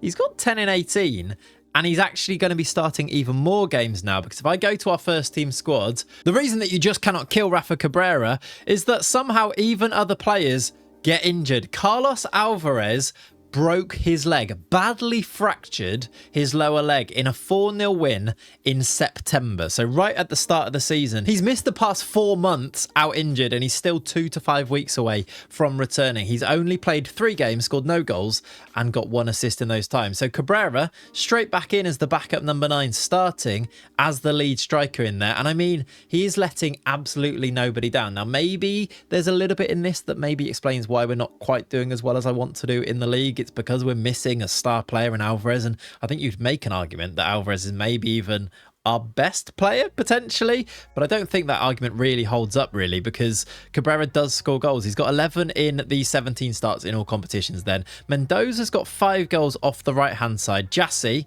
has started 17. He's got 6 goals. He's currently a little bit injured as well as Hamoudi's got a slight injury at the moment. But we do also have the AFCON coming up as well, which is why Fahmy and Ng are currently away. You can see by how many games these guys have played. To work out who the starters usually are, I should probably put in Sanchez Torres usually has been started in there as per our squad at the beginning. Villegas comes back in there. And then it has been a rotation between Torres as our left back. He started 14 of the games, and Tidiane Sai, who started 12 of the games. Sai, I'd probably hope to see a little bit more in terms of improvement. I mean, he's not far away, and we do have some up arrows in there. But considering he has now played 15 games this season, maybe I'd like him to be growing a bit quicker. Compare that to Vizo, by the way, who has these up arrows. That's what I'm looking for, especially as Vizo and Sai are actually the same age. They're both 18, and maybe I'm being harsh and actually Vizo is just special, which is probably the case. He's been, by the way, very, very good in our midfield. 3 goals, 3 assists for him, although overall our average ratings, they've not actually been amazing. Our best performer, at least of those who actually start every game, has been Caballero with his 4 goals, 3 assists. But even by his standards, that's kind of quiet in front of goal. He got 19 goals in the league last year, 3 and 13 this year. By the way, I think we glossed over it too much. Maybe we didn't. Maybe we talked about it a lot. But 24 goals from left wing for Nacho Caballero last year. What a man. What a player. What a hero he's been in this save. That was a brief little rundown of the squad. Let me now show you the results that take us up to this point here. After that first win with Osasuna, our results have been pretty good in the league. We didn't lose a league game until October, when we did crash to a 4-2 defeat at home to Atletico Madrid. Again, these games against these big teams, Atletico are leading the league at the moment as it stands. We do kind of struggle, although even though we lost to Betis in the game after that, we did beat Barcelona thanks to an 81st minute winner from Jonathan Martinez at the JC Park, as I'm now calling it, the Juanjo Camacho Park. So it was a really good start to the season, as you can see. A few draws in there, probably too many. Like drawing 0-0 at home to Alaves is maybe a bit disappointing. And then there was this, our first ever Europa League game. PAOK, or PAOK of Greece, were the opponents. I rotated the squad quite heavily in this one, and I very quickly learnt my lesson. I was like, yeah, we can beat PAOK with a changed team, with Castro and Palomino and Coussard and Camara and Ng and Hamoudi and Millardo all starting. No. You can't. We lost 4-1 to them. Millardo did score a goal in that game. He looks like a real prospect. Although another one that does have down arrows at the moment, which is just sad to see, isn't it? I did learn my lesson from this though, and in the next game it was Lech Poznan. Straight away you can see it's a much stronger team, and I'm trying to drip in rotation options, try and give game time to players like Victor Fernandez, who's that youngster that is the Pedro Villegas clone, if you like, and he has got lovely up arrows actually. He is only 16 years old and has played a couple of European games. He's played 2 Europa League games, 1 game I think off the bench in the league, and then 2 games in the cup as well. 5 first team games, but there's also 15 games because I have of course kept him in the B team and he's available for that team as well. But yeah, much stronger team for this Lech Poznan game to make sure that we won it. And then we also beat Salzburg and drew to Feyenoord and beat Hamburg in the Europa League. So there was a Rennes draw in there as well. We've got a couple of games to go. We played Club Brugge and also Juventus in that Europa League phase. I didn't show you the league phase because it hadn't been drawn before we started the season off. There are some really strong teams in the Europa League. Porto, I mean Juventus, as you've just seen in there. Manchester United, Spurs are in there. This just takes me back to the Vaduz save. And if you watch that Vaduz series, then you'll know how much trouble we had coming up against teams like Manchester United and specifically Spurs. Although I will say, it is nice to be reunited with our good friends Viking from Norway. I really hope we get to play them at some point. Again, if you didn't watch that save, you have no idea what I'm talking about. If you did, up the Viking. It's nice to see you, my friends. I hope you can get through. You're in 20th place right now. We're 9th in the group stage. 2 more games to go, as I say. 1-3, drawn 2, lost 1. We should be good. It'd be nice to try and sneak into this top 8 and not have that extra round. Although, a bit like the Conference League last season, having the extra games does help with developing players. The problem is that the Europa League, the teams we're playing are much better. Club Brugge are going to be a much tougher task than some of the teams that you come up against in the Conference League like we did last year, which is why I was really happy to finish 6th and qualify for the Conference League again. FM, as per usual, had other ideas. Here are the results though from November and December. Some good wins in there. We beat Tenerife, beat Getafe, as well as this really good win against Sevilla. Maybe, and I'm hoping this is the slight upturn in form from this stage, because before that we did lose 2 games in the league and drew a game in the Europa League. We lost to Real Madrid at home. Tidiane Sai got sent off in this game, a straight red in the 83rd minute. Not exactly ideal from him.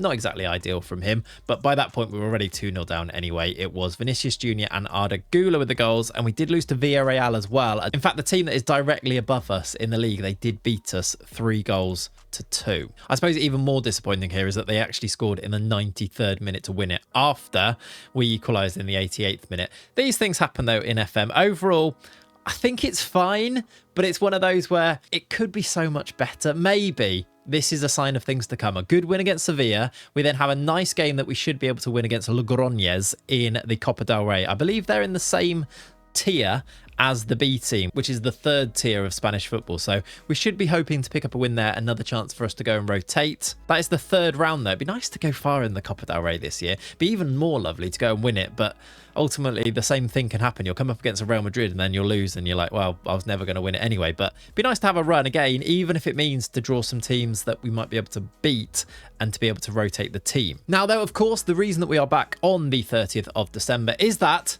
we have got our youth intake preview. Jesus Navas says, guess what, everyone? It could be a real golden generation for the club. This is just, I mean, I think it's bugged, to be honest. I think we've talked about all the reasons why this might be the case, to do with the current ability of players and the youth level of Spain, but ultimately it's probably just bugged, and at this stage we're having so much fun with the save, we're just going to have to cop for it a little bit. This doesn't necessarily mean that the players are actually any good though. Is, I suppose, a bit of a saving grace at this stage, but there are some players that have caught his eye. We've got Eric Onguene, Ignacio Prado and Fernando Romero as the players. I didn't show you the players I sold. I've just remembered. I've talked about it. This is why there's so much to try and tell you. We're £9 million in debt, by the way. The players that I sold didn't really help, but it might inform what we do in January. I sold some players, as I said, in the summer window. We sold Mario Peinado to Dijon in France for 500k. Wanma Duran, who came through our very first intake, has also been sold to Albacete for 160k. And you can also see the loans out here. The big one really for me in terms of loans out is Jonat Harsan. I've actually got really high hopes for him. And it looks like he's playing some games and scoring goals for Ponferradina, one of our affiliate clubs in, I think that's the 3rd tier of Spanish football as well, that one. 6 goals and 16 starts for them. But before the tick over date, so if I go back to last season, there was also a couple of extra sales in here. I sold Freddie Serna to Inter. Now, I decided that he didn't have any potential and he looked a bit rubbish and I wanted to sell him. And then Inter made a bid. And that did give me pause and make me think, maybe he is good then. But then I've decided, actually, 600k with, by the way, a clause so that if he ever does become really good, we've got 50% of his next transfer fee coming to us as well. We could sell that for another 600k on top now, but I'm hoping that there's a reason that Inter bought him and maybe this value can go up a little bit more in the future and we at least give ourselves or protect ourselves a little bit with sell-on fees. Peinado also has a 30% of profit fee that we could give ourselves an extra 200k in there as well. It might become a case that we might need to start thinking about selling more and more players because our finances, well, they don't look too good. The final sale, which isn't actually being listed as a sale yet, is Mario, another player that's been here years and years and years and just didn't really ever develop. It may have been because we didn't give him game time. It may have been because his potential wasn't that high anyway. Either way, I'm looking at his potential now. He's 2.5 stars potential, 2-star ability. He's really slow. He's got terrible acceleration and agility. He played a lot of football for us, but I've sent him out on loan to Elche, and there is a future fee involved in this sale too that is actually already arranged. It's a mandatory future fee of £1.5 million. It's going to be our record sale for the save, and actually, I think it's probably about right. His value's actually gone down since going to Elche. So it was about 2 million when I sold him for just below the value. That's now dropped down and they're going to have to pay £1.5 million to have him, as well as 53k to loan him during this time as well. They are a La Liga team, so I wonder why his value has gone down. Maybe to do with his contract? No, his contract runs until 2038. We'll take it. £1.5 million for him, though. He does depart, and that will help us a little bit for next year as well, because as I say, we've not really got much money in here. Let's go, though, and find out what that intake looks like in a little bit more detail, though. It is 5 stars. We've got, in terms of, 3 centre-backs with an A rating, at least 2 of them looking promising as well. Now, that actually brings me on to something that we need to talk about. We had, some of you noticed at the end of last video, that Angel Cusart was very unhappy because he wasn't playing enough football. I think he had the unhappy sign in there.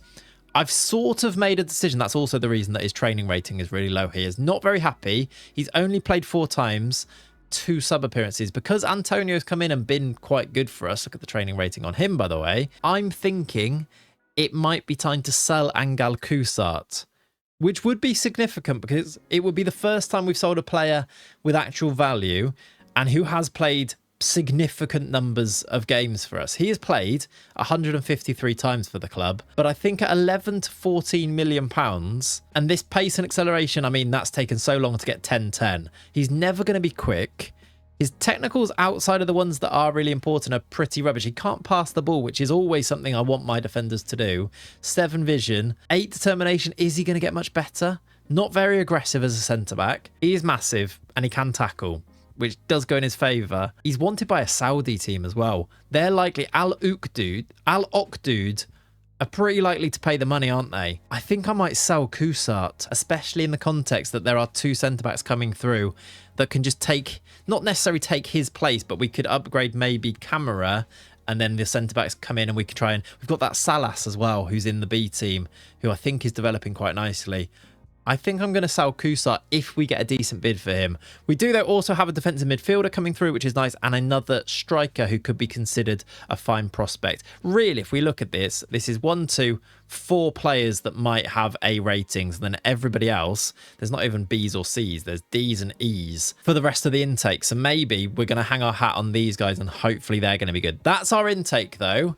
That's the state of play for us right now. I guess we go and find out if we can sell Kusart, and then we come back for our intake and see if these new centre-backs are actually any good. Should I wait to see whether they're any good before I sell Kusart? Or should I take the money now whilst he's got Saudi interest and it's January? I guess I maybe speak to the agent and see whether any bids are likely to come in, and we go from there. I'll update you on that, though, when we come back at the end of March, which is after these games here, some more Europa League phase games. Hopefully, I mean, I'm not actually holding out too much hope of getting any results in these. Maybe we'll have a playoff game after this, which hopefully we'll have won. I think we would have played it before we come back, and hopefully some good results. And this is a very winnable month, actually, looking at it. In fact, even January doesn't look too bad. Espanyol and Athletic Club Bilbao and Osasuna are all quite winnable. Athletic Club Bilbao may be the more tricky one, although I don't think they're doing very well. No, they're not.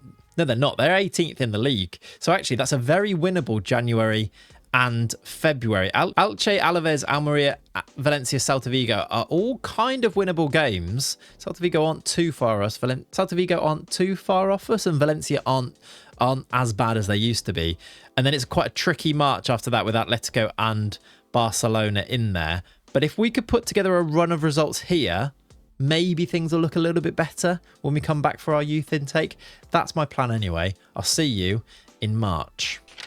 Okay, I've not come back in March, I lied. It's now actually April, and we have received our latest youth intake. I'll show you that in a second, but first, things haven't... I mean, they have improved, but it doesn't look like they've improved if I show you the league table. We are still in 6th place. However, if you do look into the numbers in a little bit more detail, you can see that we are much closer to the teams above us. We do have a game in hand over Celta Vigo, who have been on a great run themselves. They have played extra games, though. If we win our game in hand, we go to 56 on 32 games, which would put us in and around the top 5. Now, Sevilla also have a couple of games in hand over us, but we've legitimately put ourselves above Villarreal and Sociedad just below us, and we're in contention for the top 4 places. We are a little bit off it, but our results in those games that I said were very winnable have been very, well, winnable for us. If I go back to show you them, this was then January. We beat Logroñez in the Cup, which actually gave us an extra game, which was against Celta Vigo, which we also won 3-0. That Logroñez game, by the way, I completely changed the team. As you would expect, players like Anas Chawi played as the right winger in this one. Victor Fernandez played again. Kusart played in this game, but if I hover over Kusart's profile, you will see we sold him. I did sell him to Al Okdud. I've sold him on. It's our new record sale.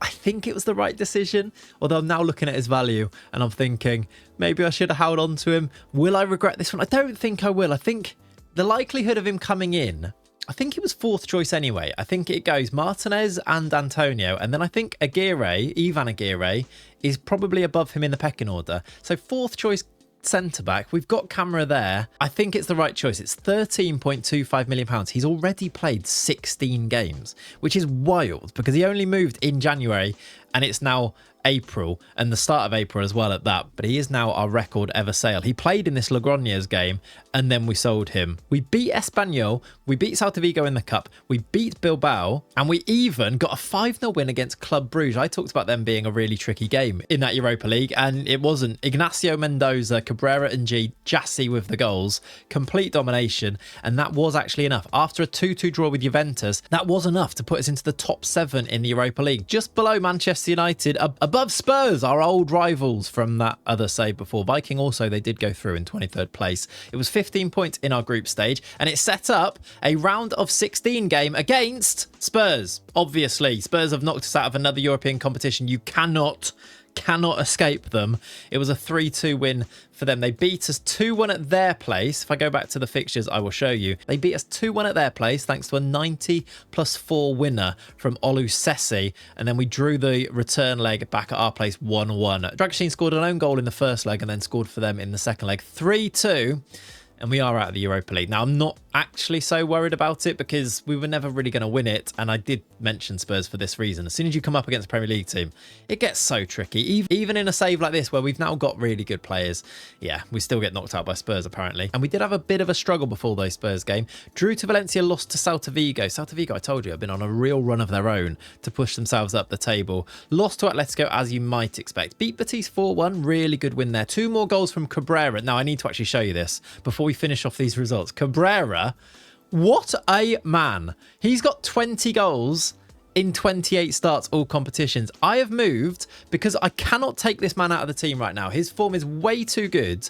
Look at this, 16 league goals in 27. It's his best goal scoring league season since 2032, and he'll probably beat that record as well. He might reach 20 league goals. To roll it all the way back to when he was in La Liga 2, he's playing so well that I've had to move Alvarez wide to play on the right hand side to try and accommodate him since he came back from that broken leg. And I'm a little bit worried about Carlos Alvarez because even though I did play him a few times as a striker, he's only got 2 goals and 3 assists in now 14 starts this season. Has that broken leg actually had a bit of a knock-on effect on him? Will we ever see the same player again? Is that something that can kind of happen in Football Manager? I really hope not, but he has really been struggling. And it in fact does kind of go back to last season as well, where he only did score 5 league goals. It was 11 goals in all comps, which kind of masked it a little bit. Since he wasn't playing as almost like a secondary striker off the big man, he's not really been a prolific goal scorer, whereas Cabrera, when you do play him there, is always prolific. It might be something to bear in mind for season number 12, or maybe even for the future somewhere along the line. Maybe sell him? No, we can never sell. He's way too good to sell him, but we need to try and get the best out of him because at the moment, it's not really happening. He has been a little bit better since playing him as the winger. The issue though with that is that Jassy can't start. 25 starts for him though. He has played a lot of games this year. And likewise Mendoza, who is currently unhappy because he wants a new contract. He started 25 games and got 10 goals. And by the way, Mendoza, almost inexplicably, was named FIFA Best Under 21 Men's Player. I don't really understand why. He's never been a starter for us. 34 games, 7.03 average rating is kind of fine. Is it to do with the Paraguay caps? He's got 36 caps for them, 15 games, but FIFA Best Under 21s player, he's 22 now as well. I don't really get it. Some of the awards in this save are kind of weird. Who's won the Ballon d'Or? It's Bukayo Saka, and Nick Woltemade at 33 has come 3rd in the Ballon d'Or. So, I mean, maybe that tells you everything you need to know about this. Elise at City won it. Hamza Igamane at Lille came 2nd in the Ballon d'Or, despite last year when he was 32 and he's never scored more than 20 league goals in a season. I mean, explain that one to me. So we've got Mendoza, the FIFA Best Under 21 Men's Player. The other thing that I need to show you is the next gen from this year is absolutely wild. Idrissa Jassy's the best young player in the world according to the next gen. He has come in at number 1 on the next gen list, just ahead of Karim, just ahead of Aktash and Jesus Garcia. But there was also a whole bunch of our other players also making the next gen too, which I suppose at this stage you'd be hoping for, because we have, as I said before, really nurtured these players and given them so much game time at such a young age. And now because we are a Europa League team, the reputation of the club should mean that we get even more players in lists like this, you'd hope. There was a comment previously that explained that the Next Gen Award is based mainly on things like reputation. Still, it's a very good sign. And overall then, I think we're in a good spot. I think there is a chance we could sneak into the top 4, but I'd also say that it's probably about evens odds that we'd finish 6 again and maybe qualify for the Conference League. And honestly, would I be upset with that? Not really. I'd like to continue our run, though, of improving our positions. 6th there, 7th the year before.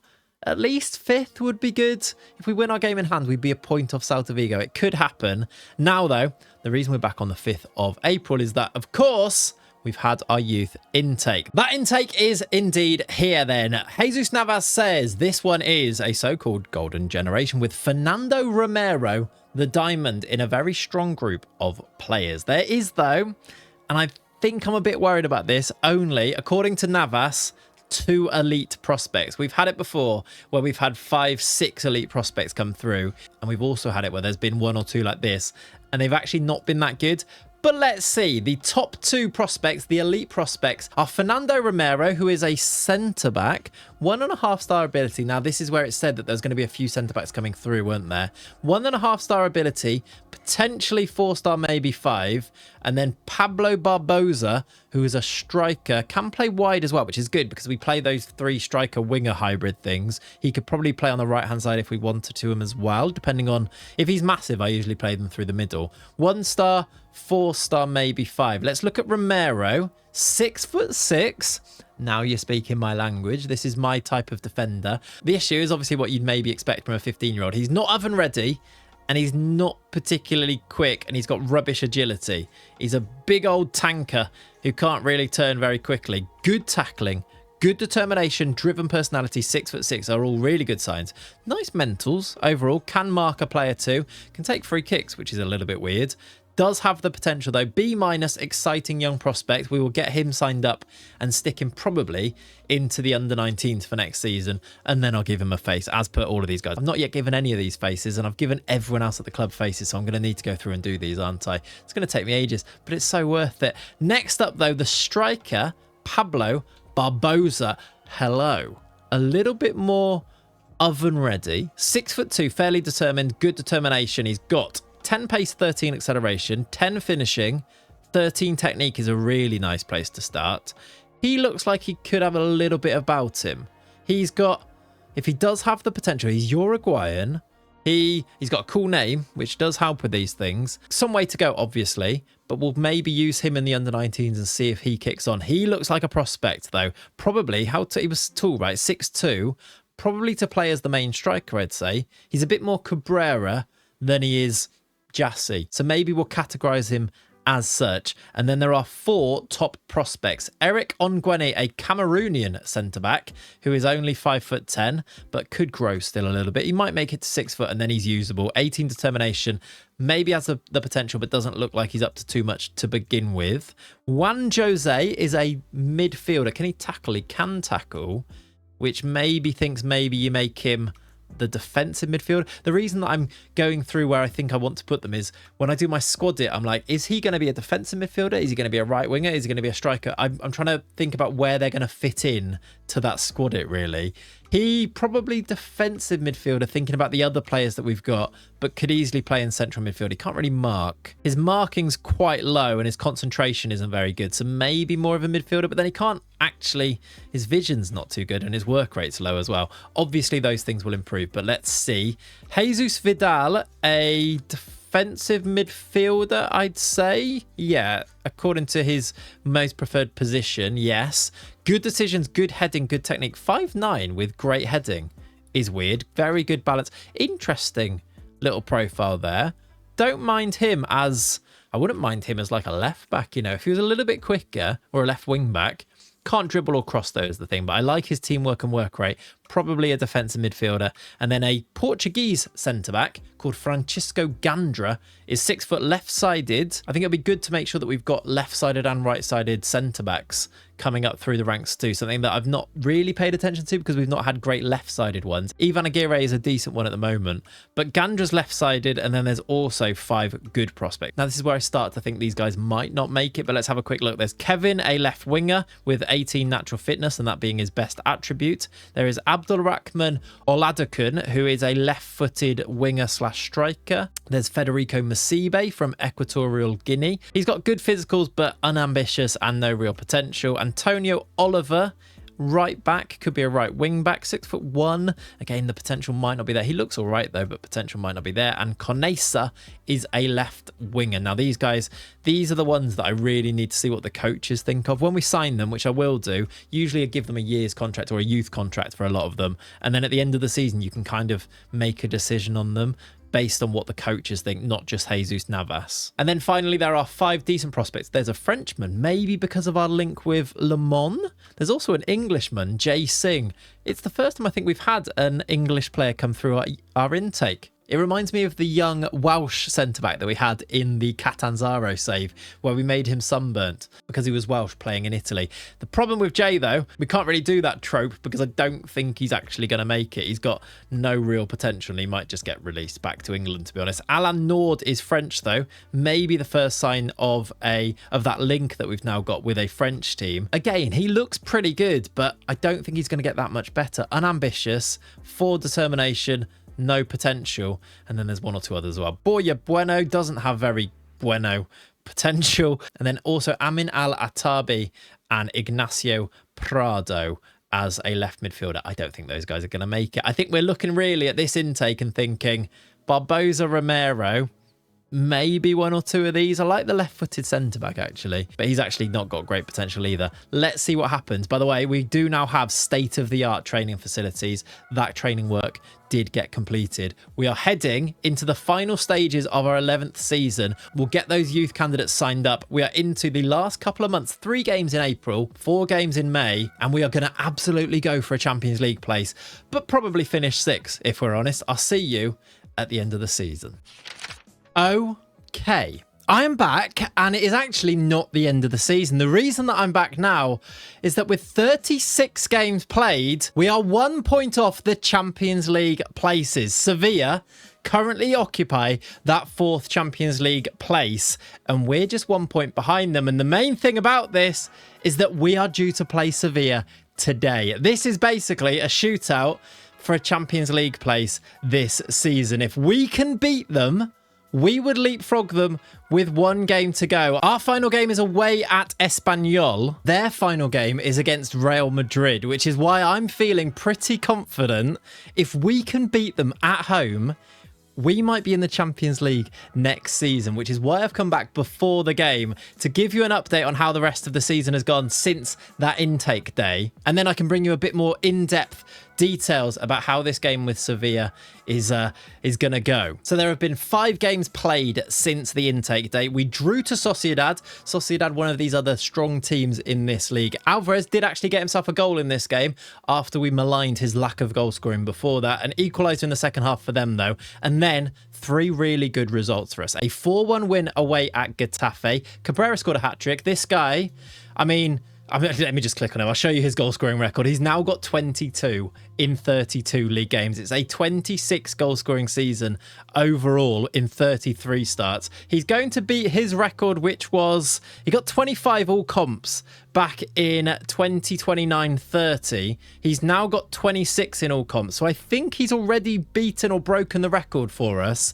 But let's see if he can beat his league goal scoring as well. With 2 games to go, 2 more goals, and he will get more than he got back in 29-30 as well, which would be lovely to see. I love the resurgence. I didn't see this one coming. I don't think you guys did either. So many of you are like, my goat Cabrera has reached his potential. But even though that is maybe the case, he's kind of gone to new heights this year. He does have up arrows as well. He's only 26. He's got time to go and get a little bit better than this, even if his current ability does now match his potential ability. And he never got that Spain call up. Maybe we still need to look. Who's the Spain manager, by the way? I know we're digressing a little bit here. It is Albert Riera is the Spain manager.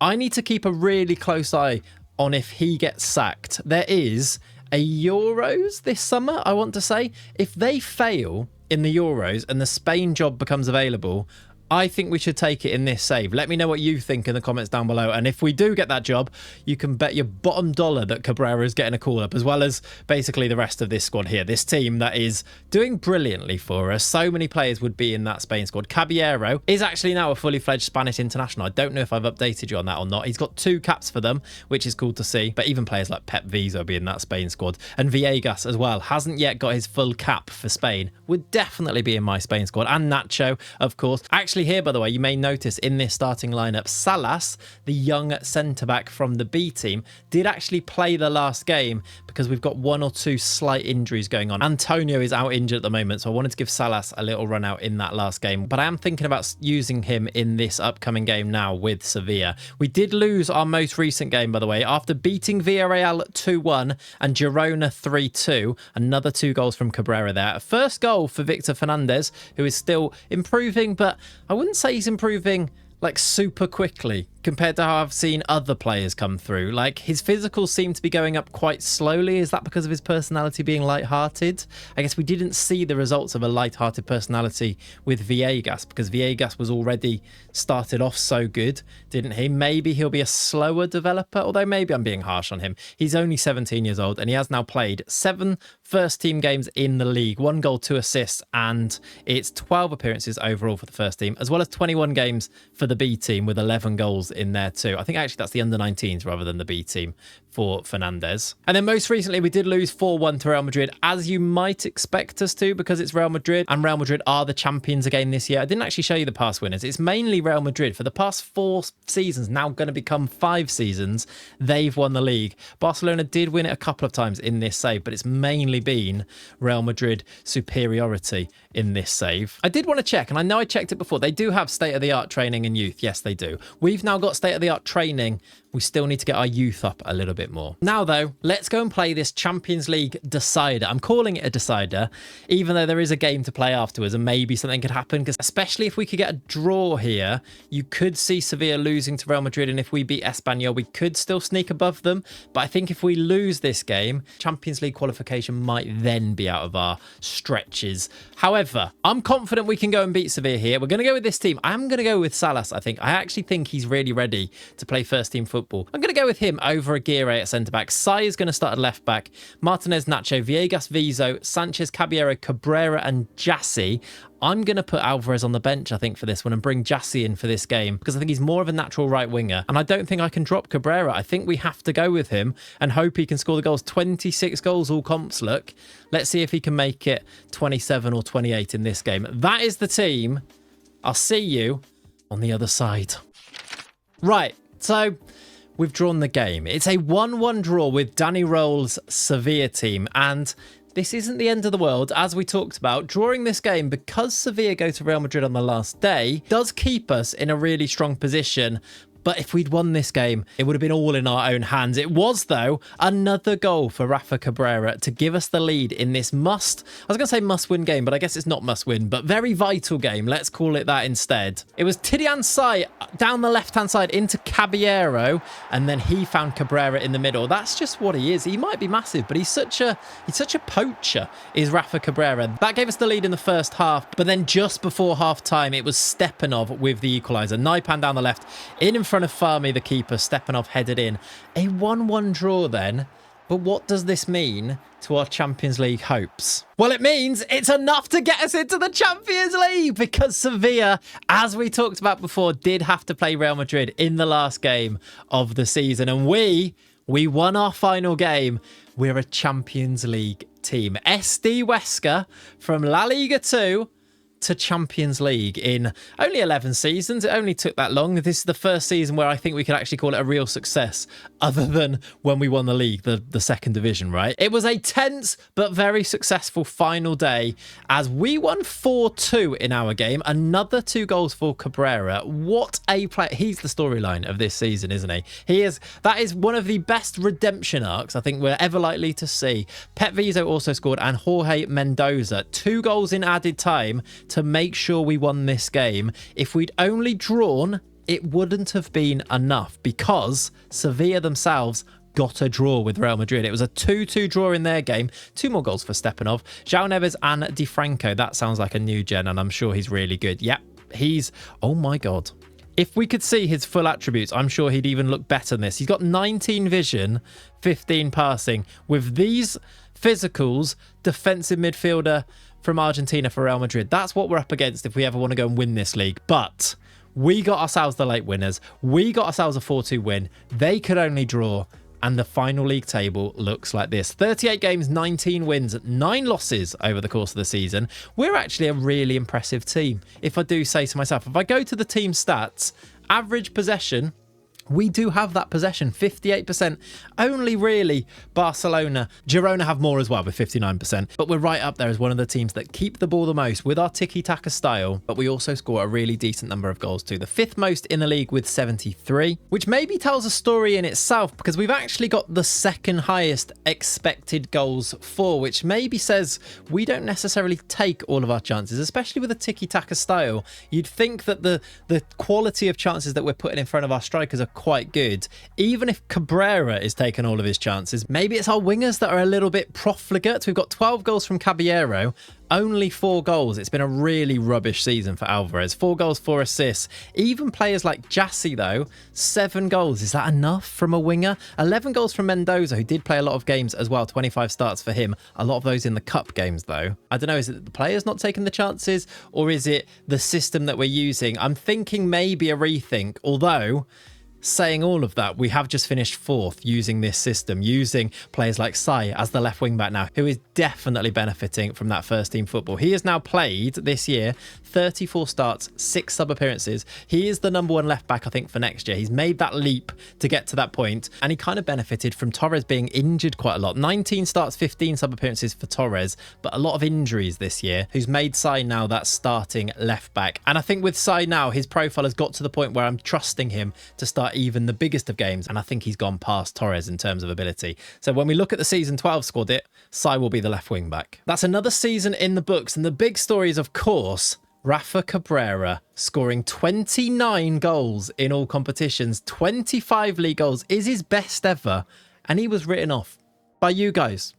You guys wrote him off. I mean, I wrote him off as well, to be fair, but it's his best average rating ever as well. It's even boosted his value all the way up to 26 to 31 million pounds. It does go to show how much form influences players' values, doesn't it? Because he was down at like 5 million, reached his potential. Even his current ability and potential ability has gone up by half a star now, which again underlines just how malleable these things are and how you just can't take them as gospel, because they can change at almost the drop of a hat. Now, though, as a Champions League team, we might get embarrassed in that competition next year. It could be wild, couldn't it? We're going to come up against some massive, massive teams. It's going to be so much fun, but it could be really tricky. How are we going to balance being in the Champions League? And also, we've improved again, 6th to 4th. If we're going to improve for next year, we're going to have to try and break into the top 3, try and break through past Real Madrid, Atletico, or Barcelona. I think we can, though. I look at these players, and I'm sorry to go over it and over it, but players like Vizo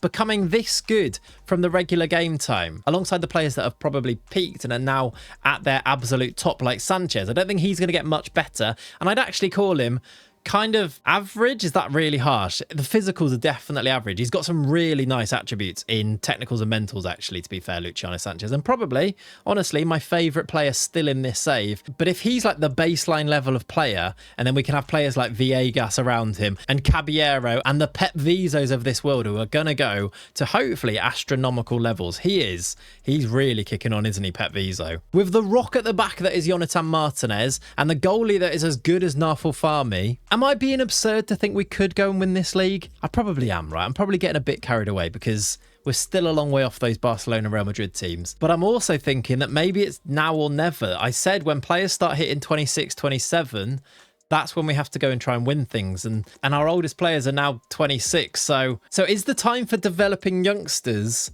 sort of over for a couple of seasons, and now we try and make the most of having these players? Again, it's that balance, isn't it, of constantly trying to develop, but also we need to make the most of now and get the best players into the team to try and win things now, because suddenly these players might start going over the hill and getting worse at some stage. What we're doing, though, is clearly working. We're improving year on year, and next year we're going to go and try and win the lot. I'll see you when I've worked out the squad for season number 12 and we start all over again. Season 12 then, and this is my Season 12 squad. The plan is as followed. Let's go through the first team first, and then I want to try and show you the entire club if I can. Now, I've obviously sorted everybody on the squad into the correct places. I've sorted out the first team, B team, and under 19s, as well as a bit of a plan of who I want to loan out this year. But I did want to show you the first 11 and maybe talk through the alternatives in each of these positions too. Obviously, starting with the keeper, Farmy will continue to be the goalkeeper this year. There's actually no changes from last year. Varela will be the backup goalie in this position with, of course, Pablo Andro still in there somehow. And then David Castro will go to the B team and play in that team this year, with Gabriel Arnaiz as the under 19 goalie. I have made the decision to loan out, and have actually done that already. Pablo Jimenez has gone on loan to one of our affiliates, Ponferradina, for this year. I just don't think any of these young Spanish keepers that we've got coming through are going to be better than Farmy, even if they are going to be really good. So we've talked about it before, but maybe there's some money to be made there potentially, and money is maybe on the agenda again because there's £5 million in the bank. I mean, the projection says that it's going to go up this year and then down the year after. I just don't really pay any attention to these, but we keep seeing it, that we are getting this money in and then it goes down, even with that big sale of Kusart in the January window. We don't have loads of money. We are now a Champions League team though, so there is that, and I'm hoping that maybe we get a big boost from that, because that's where the real money is to be made, isn't it? Especially if we could get out of the group stage, get into the knockouts. That'd be so lovely, wouldn't it? Let's aim for that, and that's where we stand with the goalies. Centre back, there's quite an interesting little story narrative developing here. I'm not quite 100% sure if Antonio is the future of centre-back. I've been having a real look at Salas, one of the alternatives. Jonathan Salas naturally can play left-back, but is right-footed, as well as playing, of course, centre-back. He's 6'4". He's sort of Angel Kusart, but a little bit more mobile at the very beginning here. His value at 32 to 38 million pounds is telling me that this guy's got a lot of room to grow, and I think that could be a really good player here. I'd love him to be able to pass a little bit better and have a slightly better technique maybe, but great positioning, good decisions, good physicals to begin with. Obviously, he's massive. He's only 18. I do wonder if his ceiling is a little bit higher than Antonio's, but Antonio will come in and be the first choice, I think, at the start of this season. With Aguirre as obviously a decent left-sided centre-back backup as well for him. I mean, all of this with, of course, Jonathan Martinez as our main man at right-sided centre-back. I love that he's now got 4.5 stars on here, which just, it looks so good. I wish one day we could have that everywhere, but actually that kind of usually means that you've only got that player in that position, which isn't actually something you want. Those are our centre-back options, though, and there are a few decent options in the youth teams too. Francisco coming through could definitely be one for the future, as well as Fernando Romero, who came through our youth intake last season. I think he could be one for the future too. He's 6'6", which I think is always a good sign, and according to our coaches, not just Jesus Navas now, does have that high potential as well, so maybe we could see a future for him. And the final one that I like quite a lot as well is Eric Ongwene, who also came through our youth intake this year. Doesn't have the height, but I actually could see him maybe reaching 6 foot in the future. He's only 16 years old. He's the Cameroonian centre-back. He could be one to watch out for too, but both of those guys, Romero and Ongwene, are going to be in the under-19s team this year. Right wing back and left wing back are pretty much standard this year. Nacho will start as our right wing back, with Tidiane Sai starting at left wing back, of course, over Gabriel Torres, who will be the backup in this position, and a very able one at that. Still only 20, could get better. We talked about him a lot last year, didn't we? But Sai is going to come in now. He's taken his shirt. He's going to be the starting left wing back, hopefully for the long-term future now. Even through the other squads, there's not loads of players that I think could actually come in and play there. Cano is going to be the B team left wing back, and he's sort of average. And then in the under-19s, there's Daniel Araque, who maybe could make it one day. He's only 17, but he's going to be in the under-19s in this position. And this takes us into defensive midfield. Now, obviously, Pedro Villegas will continue in that position. I actually kind of like him in there. He can tackle, and I know that it's not maybe his best position, but I think he could have actually reached his potential now. And I love the fact that he's got this role in the team locked down in defensive midfield. He can tackle, he can go and create from there. We've got him in a playmaking role from a deeper position. I think he's brilliant in there, and we will continue with him, with Musa Ng as his backup. 73 caps now for Gambia, Musa Ng. There are a couple of decent options in the youth teams at DM that I did want to point out to you. The first is that I quite like Jesus Vidal as a defensive midfielder for the future. I'm hoping that 9 tackling improves from here. He's got great technique, will have good passing, you'd imagine. Great teamwork. I think he could be a nice little option as a defensive midfielder, although he does have this low determination, and I mean, he has no determination attributes, so maybe he won't quite reach his potential, but the coaches do think he does have potential because he's got 4-star potential there and £15 million as a value, so he could be one for the future. And the other one is Juan Jose, who I think actually might be slightly better, but our coaches don't rate him quite as highly, at least in terms of potential. But I look at his profile and think he looks like he could be good. He doesn't have the value though, so maybe actually the coaches are right on this one, or maybe that can change. We saw it change so much, for example, with Cabrera last season. Into central midfield, Sanchez and Pep Viso will continue. I need to keep showing you Pep Viso. I think this is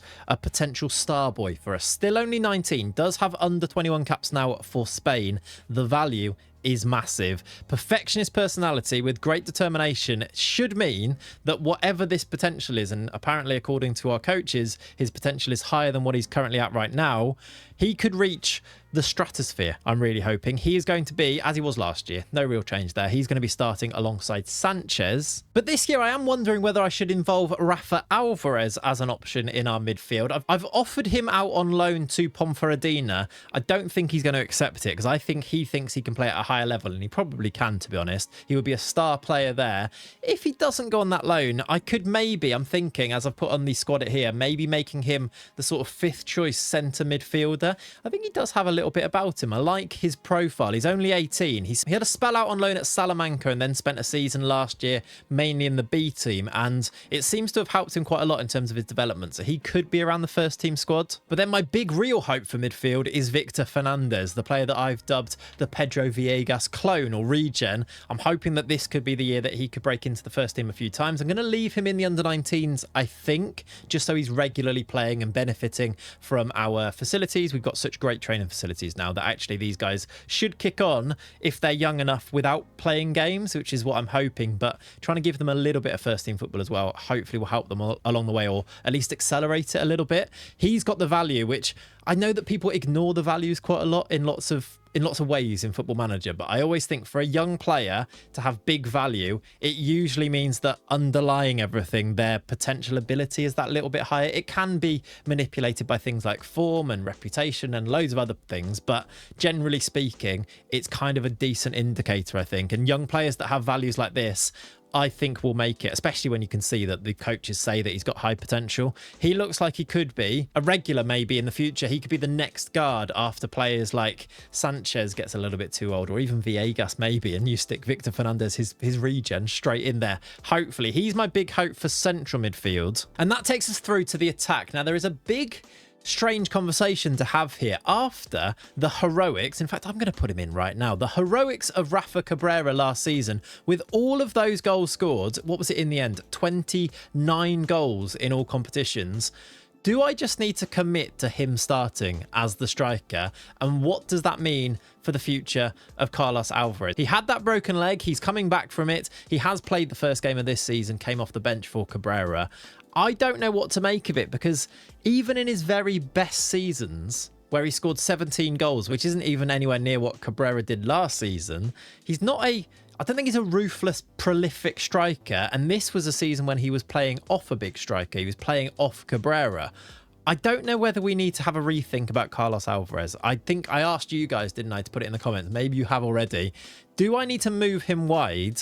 But if I move him wide, what does that mean for the future of players like Idrissa Jassi? Now, Idrissa Jassi is constantly popping up in things like the Next Gen Award, and he looks like he's got the world at his feet a little bit. He's 19, Portugal under-21 international, got all of the attributes and should grow a little bit. Like, look at you compare.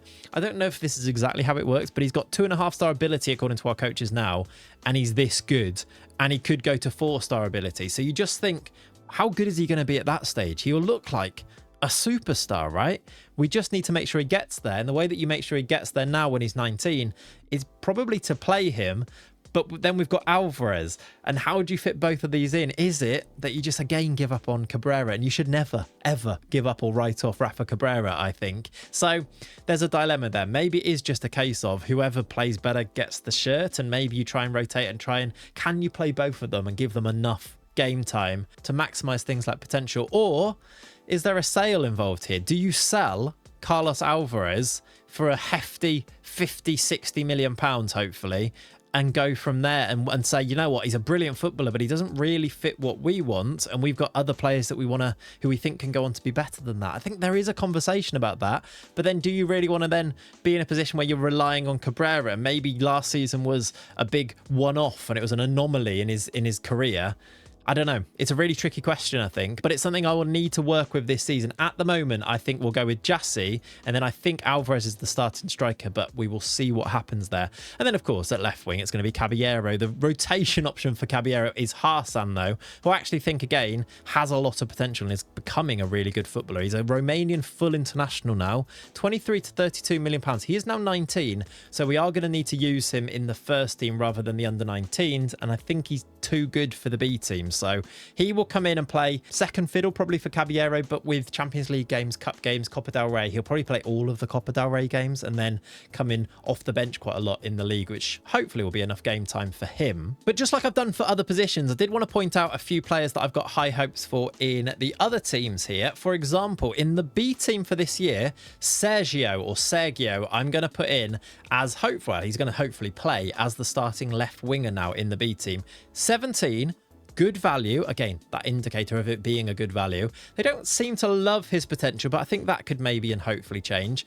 He looks like he's got really good raw attributes, actually, Sergio. And if he has a good season playing for the B team, who knows where he can get to. I did shift him into the B team. I think it was halfway through last season from the under-19s. And he played 12 times, got 4 assists, and played pretty well there. I think a big season maybe could help him kick on a little bit. And I should mention at this stage as well, you might be thinking, where's Fran Millardo? I've loaned out Fran Millardo for this year. It's so that Harsan can become the backup for Caballero. I'm going to give Millardo a season playing every single game, hopefully, for Merida, which is in the same league as the B team. But because we've got so many players, I just wanted to make sure he played every game, and he should play now every game for them. Although actually I don't know if their season started. He's played 2 non-competitive games. Is he not playing for them? If that is the case, we will need to manage that and maybe recall him. He played 13 times for the first team last year. Looks again like a massive prospect for us, but we need to try and juggle everything to make sure everybody can play enough football. And then the other young players that I think we've got decently high hopes for are Vicente Ortiz. He's another left-sided young player, 18 years old now. Alejandro Sanz is a right-wing striker option. Played a lot of football out on loan last year and definitely has benefited from that look. As well as Anas Chawi, who I'm going to try and make a right-wing striker hybrid. And Gerardo Diaz, who again played a little bit of first-team football last season. This year is going to go out on loan. He's gone to Cultural Leonesa, who are also, I think, in the same... They are in Group 1, but at the same level as our B team now. So he's hopefully going to go and play some football there as well. Another one that if he doesn't play, we'll need to manage that too, because we need him to be playing regular football. He is already a full international for Peru at 17. Now, though, it's time to go and get started for season number 12, where we have played our first game of the season. We played Cadiz at home. It was Sanchez in the first half, and then Sanchez set up Viso in the second half. It was a very good, strong performance and an absolutely deserved win to get us off the mark for season number 12, a season where we are now up to 50 to 1 odds. I'm pretty sure we were there once before, but we are predicted to finish 8th, just behind teams like Betis, Sevilla, Villarreal, Sociedad.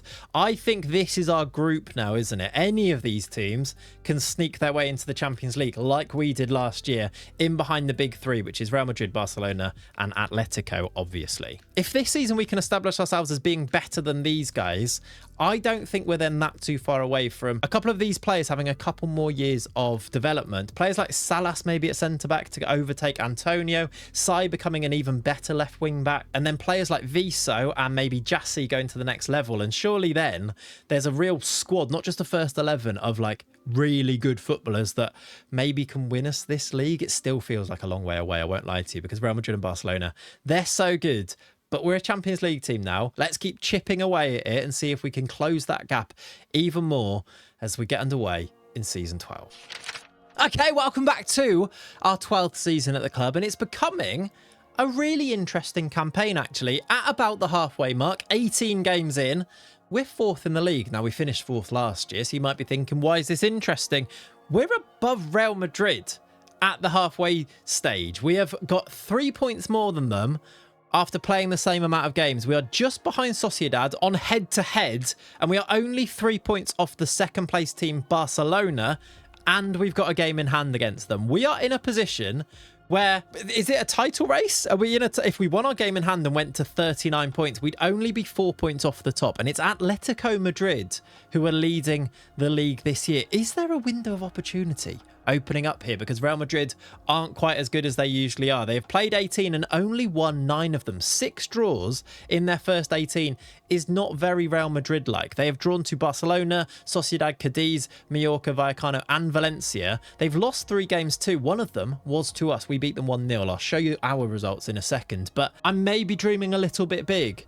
But is there a genuine title race to be had here? Maybe there is. Again, I want to highlight that this tiki-taka style of play that we're playing is kind of really fun to see. It's a different way. I don't usually do tiki-taka, to be honest with you. I'm a gegenpress guy through and through because it is just, I think it's just the most effective way to play Football Manager. It does mean that the players get really tired though, and it is quite fun using something different in a different context like this. 60% possession on average for us. Look, we are passing teams off the pitch. And I think our most recent game is the perfect example of this. It was a 5-1 win against Alaves. We had 70% possession in this game. We only actually created 9 shots, 7 of them on target there with a massive XG because the quality of chances that we created were pretty good. There was also a penalty in there, which obviously ramps up this XG quite a lot, doesn't it? But a hat-trick from Cabrera and other goals from Viso and Sanchez, a complete performance for us. And this is the team that played that game. There's no Martinez. He's been injured. But other than that, it's pretty much the 11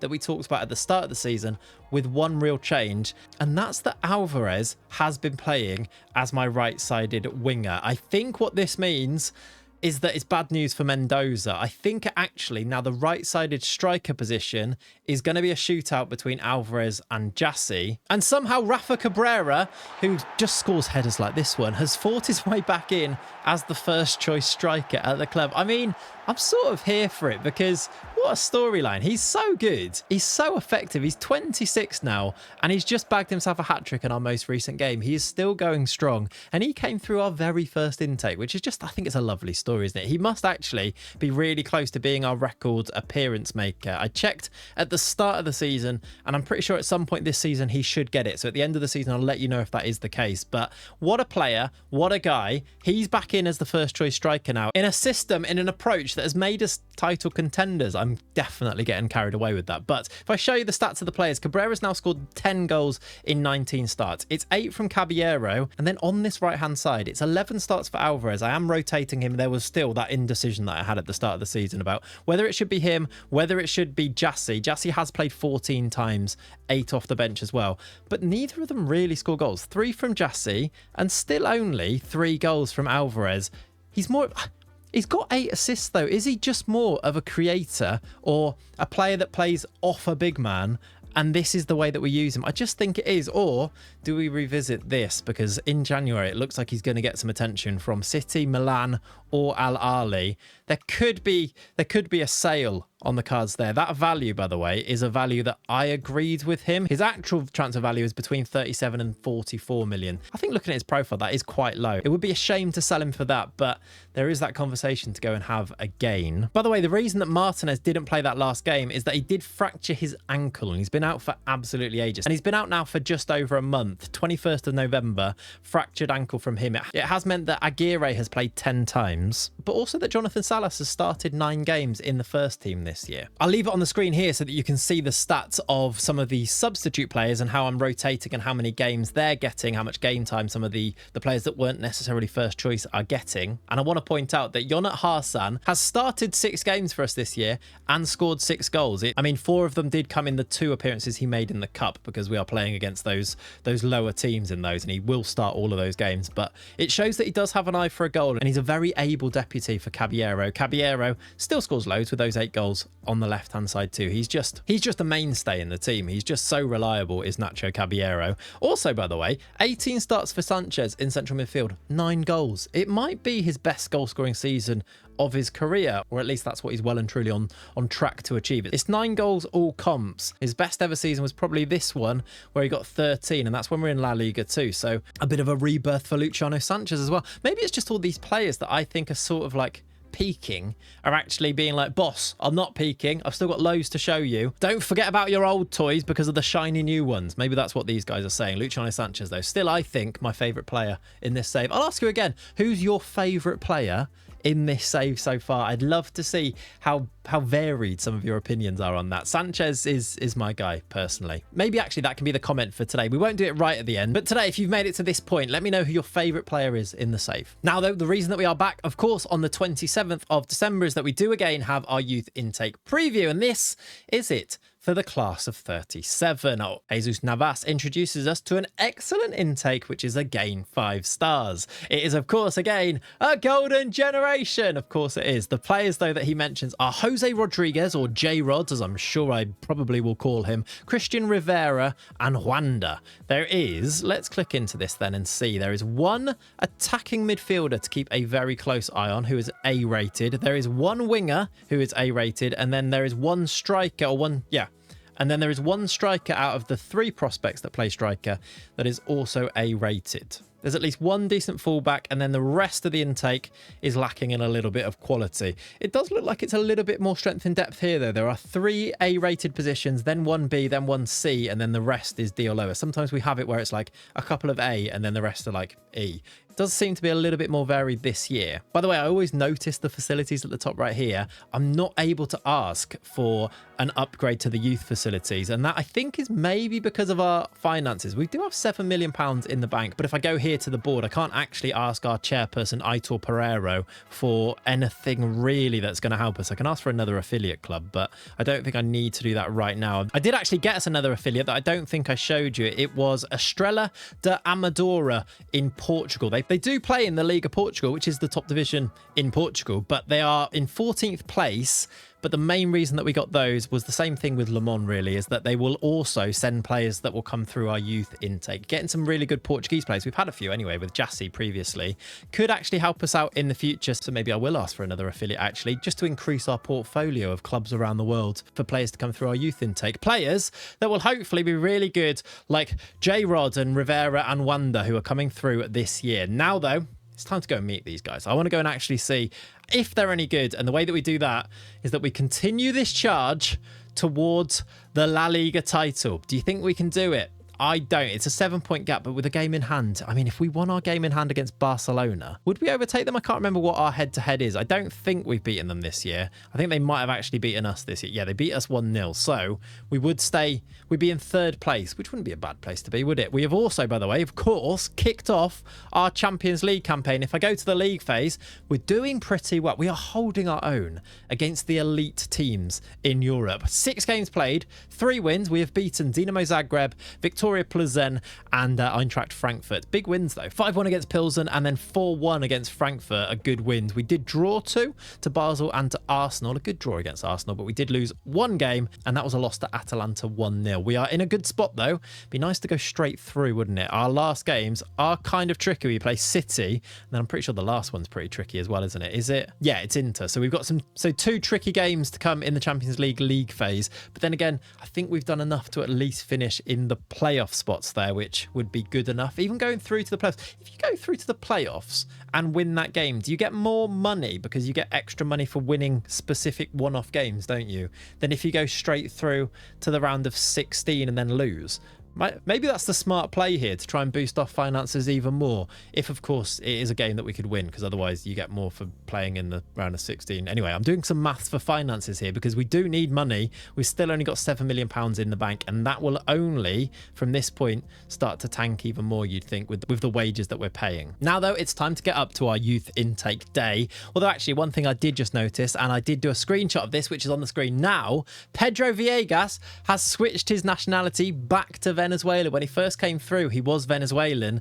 Then he started playing for the Spanish under-21s team, and now, having not made his first team debut or his full debut for Spain, he's back playing for Venezuela. He's got himself 6 caps and would play in that midfield alongside Fabrizio Ramirez, except Fabrizio Ramirez hasn't been getting himself into the team since he's been an RB team. He does have 63 caps for that Venezuela team, but he doesn't seem to be in the national team right now, which is a bit of a shame. But his career never really got to where we thought it could do at the start. I mean, I like him because he came through so early in the save, but he's just not that good. His physicals never really got there, did they? So he's playing B team football and actually isn't even starting for them. It's 1 start and 18 sub appearances for him. So a little bit of a sad story there. The B team, by the way, not having the best of seasons in a season where I'd hoped they'd win the league. They are only 2 points off Aldense and Albacete, and then Barcelona above them. But I think they were big favourites to win this league, and it looks like it might be playoffs again. Obviously, it's only 2 points, so maybe they can go and do that. Maybe I need to go and send them some better players. Now, though, let's get back to the most important things at hand, which is a La Liga title race that I don't think is going to happen, but maybe we'll know a little bit more at the end of March. And here we are then at the end of March. And well, the dream of winning the title, I think, might be dead at this stage. 31 games played. We are, though, still in the top 4. And Real Madrid, we're still above them. You'd actually think with the history of this save, if you can finish above Real Madrid, you're very likely to actually go and win the league title, because look how many times they've won the league in a row. It's the past 5 seasons have gone to Real Madrid. This year, I don't know what's happened, but they're 5th in the league. Have they sacked their manager or anything? Arbeloa is still there. Why is Arbeloa still the manager? Surely he gets the chop now after finishing 5th with them. But then again, he has won 5 titles in a row, so maybe there is that. Did he ever win a Champions League? I don't think he did he? We looked at past winners here and it was there's no Spanish teams actually anywhere near there. So maybe they do need to make a change. By the way, just to point this out, because it just did pop up there, we're in a Champions League quarter-final. We play Manchester City in the last 8 of the Champions League. To move away from our potential title race that has gone away, we have continued to make progress in the Champions League. It's a very wild situation, and I do think this might be the end of it, because Man City are really good, and also in the league phase, they did beat us in one of the final 2 games when we played them. It was actually a 4-1 defeat in one of our league phase games. We finished 10th in the league phase, which did put us through to the playoff round, even though we beat Inter 6-1, by the way, which is an outrageous result. That goes to show the level of some of the players that we do have now. Inter, who finished just below us in the league phase, we smashed them 6-1. It was annoyingly, though, still not enough to finish in this top 8. It was that loss on the last day. We missed out by a point. But look at this. Knockout playoff round. Did you ever think you'd see SD Huesca, little old SD Huesca, doing this? We knocked out Bayern Munich. A 5-4 aggregate win against the German giants Bayern Munich after we drew 1-1 at the Allianz away from home. It was then a 4-3 win back at the Wanyo Camacho Park. A massive, massive victory. And you can see the players that played. We were missing Nacho, so it was Palomino at right back. We were missing Sanchez, so Ng played in the 6th position with Villegas further forward. But goals from Alvarez and Villegas before they then scored 3. But we bounced back again. Villegas got his 2nd and Mendoza scored the winner. Mendoza started this game. He actually started on the left-hand side with Cabrera in the middle, but then that swapped around and it shows him in the middle. He scored the winner on 61. Caballero wasn't fully fit and was on the bench in this game. We went through in the Champions League knockouts and we played another German team in the round of 16. And a victory there has taken us to here, the quarterfinals against Manchester City. Maybe we're not that far away, you know, from being able to really go and challenge in these top competitions, maybe aim to win La Liga in the next couple of seasons. And then it's all about trying to win this Champions League, isn't it? I don't know if we're ever going to be able to do it. And actually this series, I'm going to be honest with you, might end in failure there. And I might have to think about how we can try and, where would the story end? Because, and we've talked about this before, the more videos you put out in a series, the less people end up watching them, and then you kind of have to think in terms of being a creator, where do you pinch it off? And we do maybe need to think about what's our exit strategy for this save, because I can see us winning La Liga, I think, but I can also see us doing 5, 6, 7 seasons in the Champions League without ever really seriously winning it, especially as that first generation of players start to drop off again. So anyway, I'll think about it. Trust me to come up with a way that hopefully works for everybody. But in the round of 16, we managed to knock out RB Leipzig. Leipzig had 2 goals scored from Dara Smith, and I find his profile really interesting, actually. He's an Irish-German who plays for Leipzig, who came through at Schalke, and he is half Irish, look. And he was born in Bad Mergentheim in Germany, which is a brilliant place name, if you ask me. But Dara Smith scored twice, but we scored 4. Alvarez, Cabrera with a brace, and then Pep Viso. Pep Viso, by the way, I know that I go on about him so much, but look This is why I go on about him so much. He is again kicking on to the superstar that I know he can be. He's 20 years old now, and he's actually chipped in with 10 goals in the league, 12 in all competitions, only 2 assists. I have actually noticed our midfielders really don't lay on that many assists. All of our assists really come from our wide players, and maybe that's to do with the tiki-taka system that we use. We get the ball forward slowly,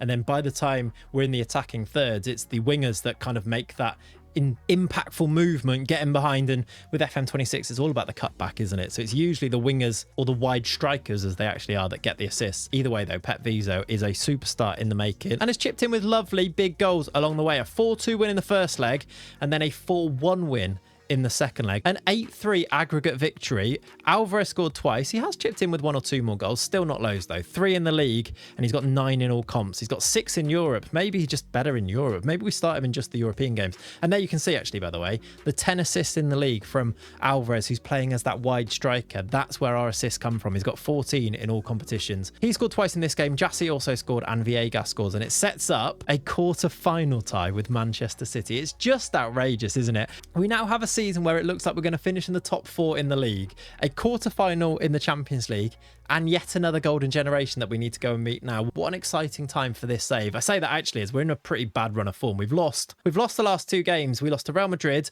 who are slowly but surely, I think, eating away at that gap. We are above them, but I think they've got games in hand, or at least, yeah, they've got 1 game in hand. If they win that game in hand, they would actually go above us, and it would push us down to 4th. And then it is really this top 5 has kind of pulled away from any other team. Elche had good 10 points behind Real Madrid, look. So we just need to really make sure we finish in the top 4 in there, or hope that one of these guys wins the Champions League and then you get a 5th Champions League place, maybe. It always gets a bit convoluted with other things to do with coefficients and stuff in that regard, doesn't it? But yeah, we have lost the last couple of games and drew the one before that. But before that, it was a great run of games where we won 1, 2, 3, 4, 5, 6, 7 games on the bounce, including some Champions League games in there too, which is why we are still where we are. We did lose a game 5-0 there to Barcelona. We lost back-to-back games against Barcelona in the league and then in the cup. We got to the quarter-final of the Copa del Rey. Again, I'd still love to go and win that competition, but anytime you play a Barcelona or a Real Madrid or sometimes an Atletico, I lose and then we're out, and then I'm like, well, we were never going to win anyway, because eventually you will play one of those teams,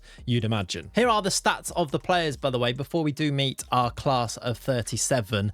They kind of continue the story that we were telling back in January, where Cabrera is still our main goal scorer. He's got 19 goals and 8 assists from this central striker position. Alvarez, 9 goals now, which is a bit better, but we saw that loads of those, 6 of them were in Europe. But the 14 assists from him, he is our main creative output, so there is that. And Caballero still chips in. He's got himself 16 goals now from the left-hand side. Sanchez now on 12 in all comps. He's 1 league goal away from matching his 12 best that he got a few years ago. And you may notice that back in the first 11 is Gabriel Torres, who's played 17 times.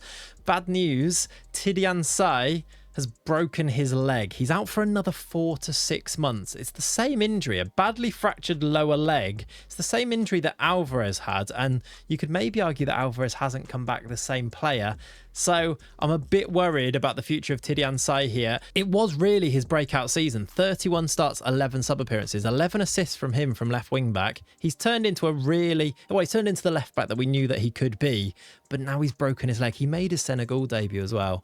Broken leg for him though. We're not going to see him until well into next season, till September, October time of this year. And that is actually really sad. But at least we do have Gabriel Torres, who is solid enough now, and we've turned into a good enough player to actually take his spot. I actually feel like I'm arguing with you every time we talk about it, but he is good. Look, he's a good left wing back. If he came through and he was like, we're going to play him left wing back, you guys would be fine with that. It's just the fact that he can't really mark or tackle, I think. But great physicals, great dribbling, brilliant mentals now. They've really kicked on, haven't they? He's a more than solid backup left back, which is ultimately what we need him to be. And I did just want to talk to you about Salas at this stage. He's now played 21 times in our defence, and I think is developing quite nicely into maybe, I don't know if it's quite going to be the case, it might be quite close, maybe taking the place of Antonio as the starting centre-back next year. Antonio's got 23 starts all comps. Salas has 21 starts all comps. And Aguirre has 19 starts all comps. So I am rotating really. Basically, whoever can become the partner for Jonathan Martinez, who's got 30 starts in all competitions. He is, of course, our best player. Lastly, I did want to show you Victor Fernandez's profile now that he's played a few games in the first team. He has started 5 games in the first team. 1 time he's come off the bench. He's also, though, played a load of football for the under-19s this year. Now, though, shall we go and meet the class of 37? And here they are then. Our annual youth candidate intake has arrived for assessment. These players, led by the very gifted Christian Rivera, have a real chance of developing into a golden generation. There are 4 elite prospects. Now that is usually a very good sign because there's also top prospects underneath that too. Let's jump in and see the 4 elite prospects. The top one is J-Rod from earlier on. He is a 1.5, where's Nicaraguan striker. Now, right, I'm all in. J-Rod, you're going to be our striker for years and years. Please actually be perfectionist personality as well. Right, I'm all in. He's from Nicaragua. Does that mean, though, is he half, he's half Spanish. He's born in Nicaragua, though.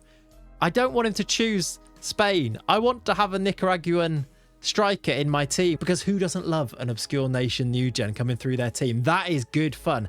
He's actually really quite good, isn't he? Perfectionist personality, 17 determination. He's already got 14 finishing and 14 dribbling. Composure at 9.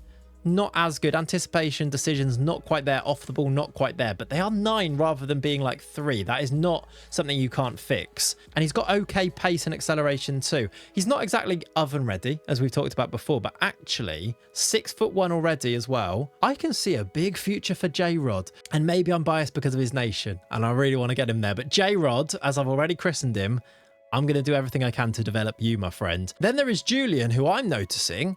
This is a left back. He's got a very strong left foot. He is able to play there and on the left wing.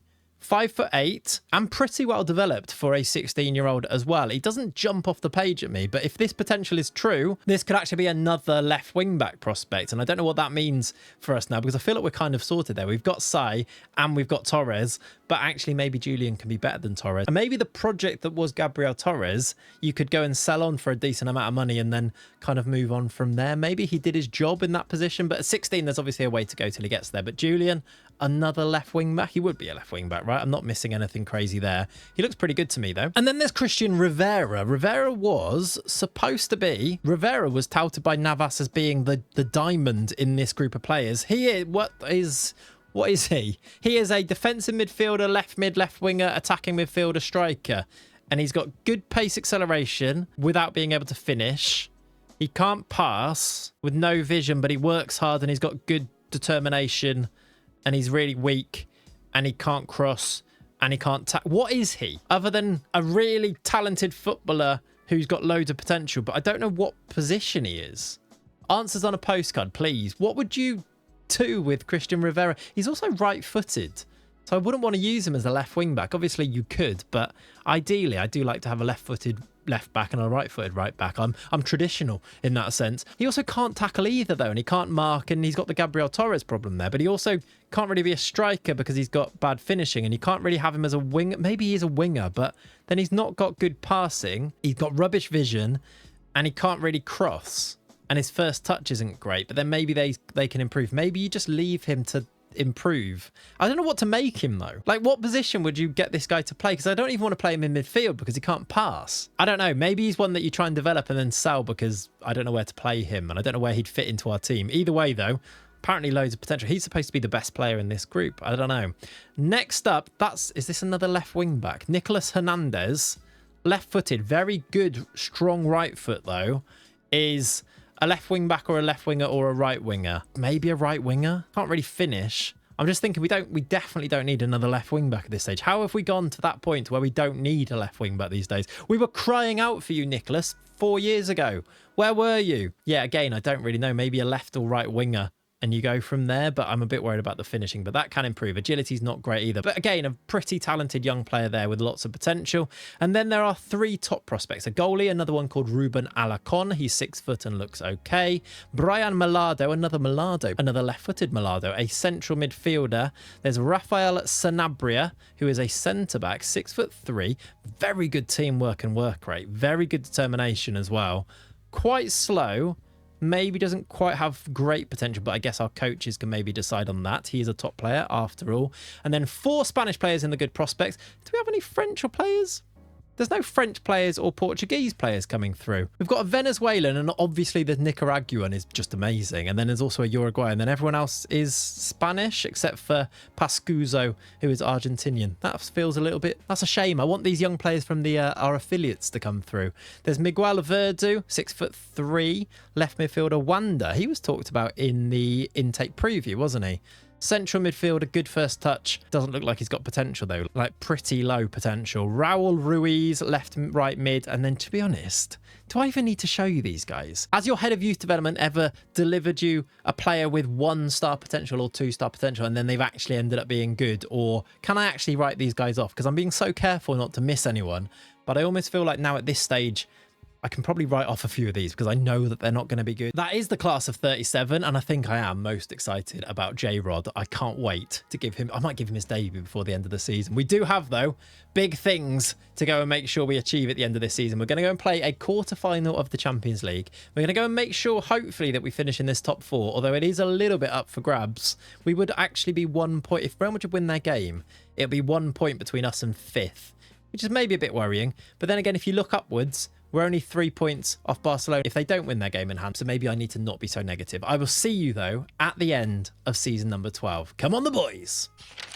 And welcome back, then, to the end of season number 12. 12 seasons completed in our Huesca adventure. Can you believe it? We have once again qualified for the Champions League. It was touch and go, let me tell you. We won our last game to finish above Real Sociedad on head-to-head. 73 points. Now, how many points did we get last year when we finished 4th? It is progression.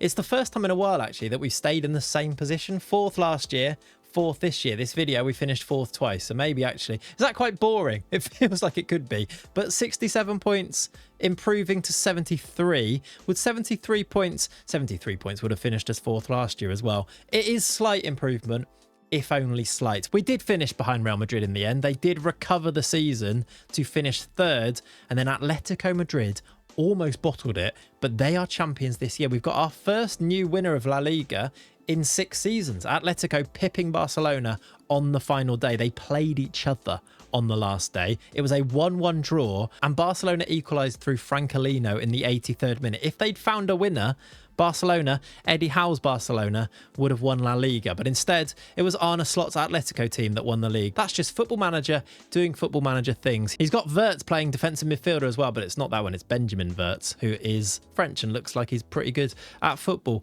There, though, is the story of La Liga. You're probably wondering, did you knock out Man City? Are you champions of Europe? Is the series going to end because you won the Champions League? Well, I'm here to tell you that the answer is obviously no. Of course, we didn't beat Manchester City. We lost 3-1 to them in the first leg. We lost 3-1 in the first leg and 2-0 in the second leg back at home. They are really good. They've got great players like this guy who plays for them up front, Harold Allheilig, which sounds quite aggressive actually as a name, doesn't it? But he's also quite good at football and looks quite aggressive as a person there. He's their striker that scored their opening goal in the second leg, and we lost 2-0 in that game. It was a 5-1 aggregate loss. And of course, that was a pretty humbling time for us. It was a pretty humbling time for us in general. After these 2 losses, when I last saw you for the youth intake, we drew to Sevilla, lost that City game, lost to Celta Vigo 2-1, and then lost to City again. We did, though, recover it massively. A big win here against Villarreal, a 4-0 win, put us on our way to finish the season strongly. We had a game against Sociedad, who were, of course, that team challenging us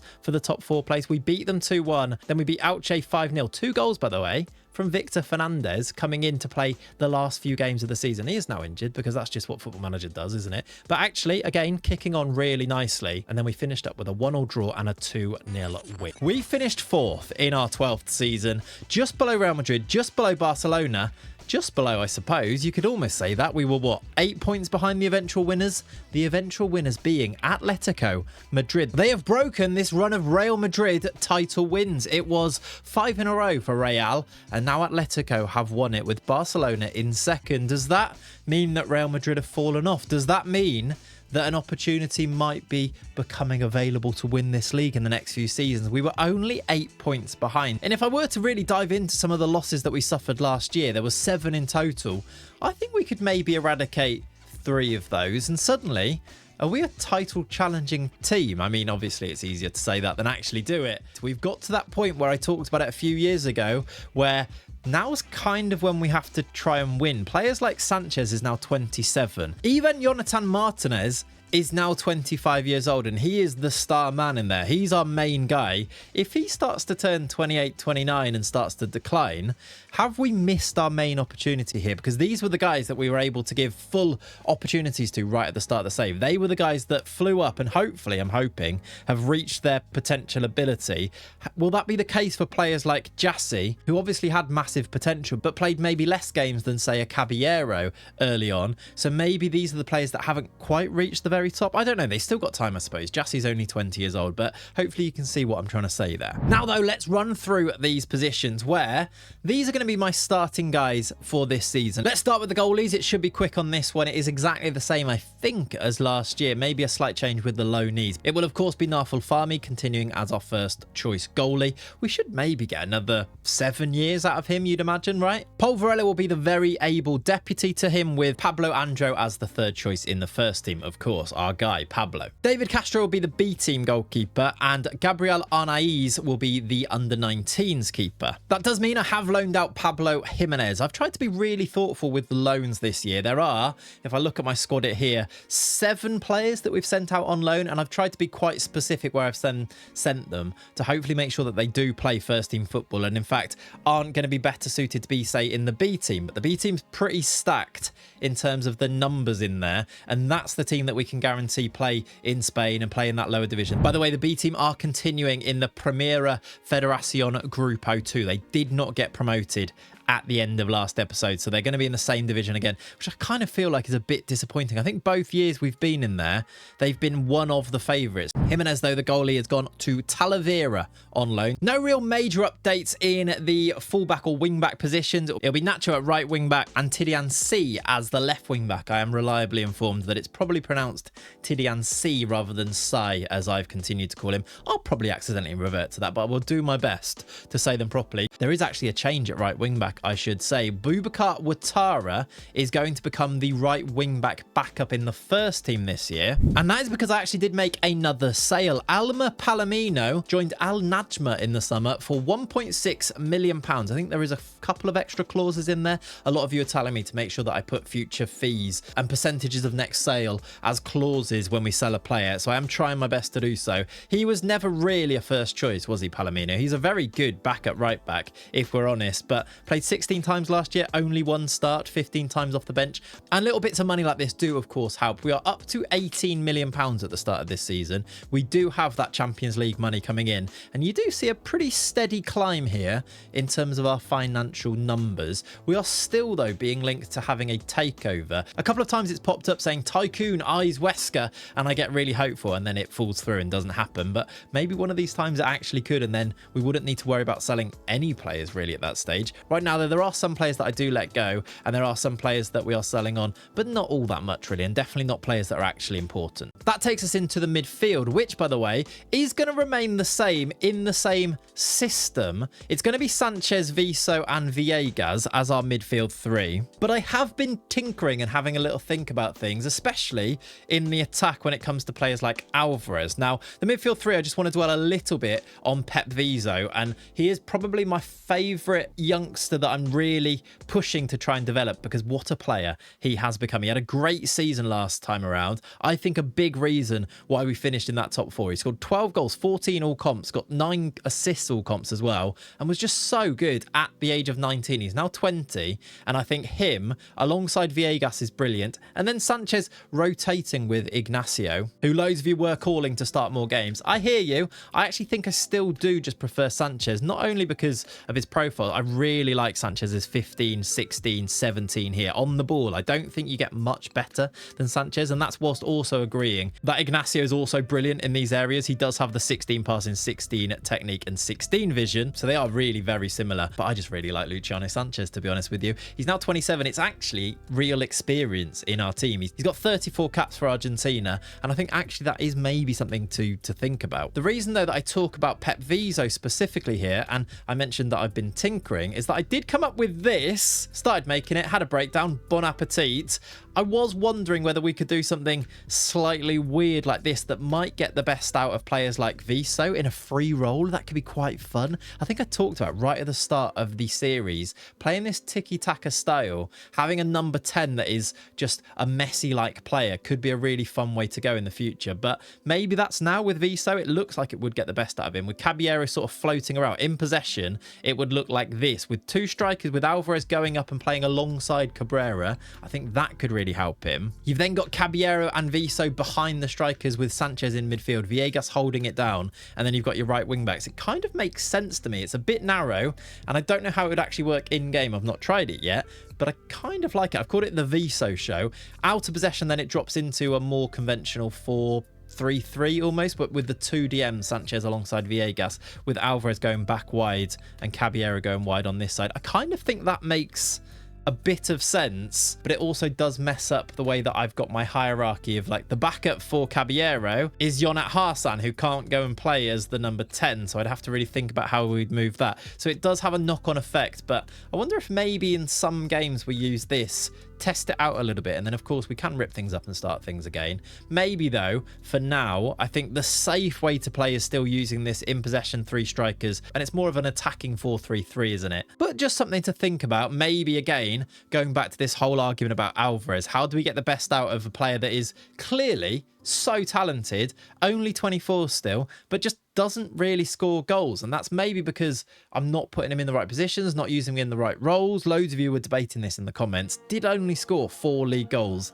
in the past 2 seasons, but then did have this year where he scored 16. What changed there? I think that was the last season that we used him alongside Cabrera, wasn't it? So we do have the Alvarez paradox to try and solve a little bit, but I think I'm going to make him my starting right-sided attacker and hope that that maybe helps a little bit. Cabrera through the middle, Caballero on the left, with Jassy being one of the rotation options, probably the main rotation option here, with also Hassan, as I showed you before, and Mendoza through the middle. I am also, though, acutely aware of J-Rod, who came through our intake last time around. He's our Nicaraguan young striker, who I think might just be special. Jesus Navas had his potential ability a bit better than this, than our coaches suggested, but I think I'm going to use him in the first team this year. Now, my thinking behind that is I kind of want to try and fast track him a little bit. Not only because he's got a load of potential and looks quite good, but also because the narrative of having a Nicaraguan striker who came through our intake, he's 16, he's got a perfectionist personality. I kind of really like him and I really want to use him. So he's going to be the 3rd choice striker, but I also think I might throw him into a lot of early Copa del Rey games, maybe even some easier league games or even Champions League phase games. Maybe that's pushing it a little bit, but let's see what we can do with J-Rod, who I think looks quite good. And I think that's generally the plan. I'm hoping that this B team is really strong. It's got great players in there. Fran Milado is going to be hopefully the main man in the B team. They've also got great players like Jesus Vidal, who I think could be a really good young midfield. He's been pushed up to the B team this year, as well as the experience of a striker like Diego, who should score goals at this level as well. I'm hoping my aims for this season, let's try and finish in the Champions League and maybe turn it into a title race. That would be the next step up, wouldn't it? We finished 4th 2 years in a row. Can we actually create a bit of a title race? Can we be in that equation a little bit more at the end of the season? That would be one thing.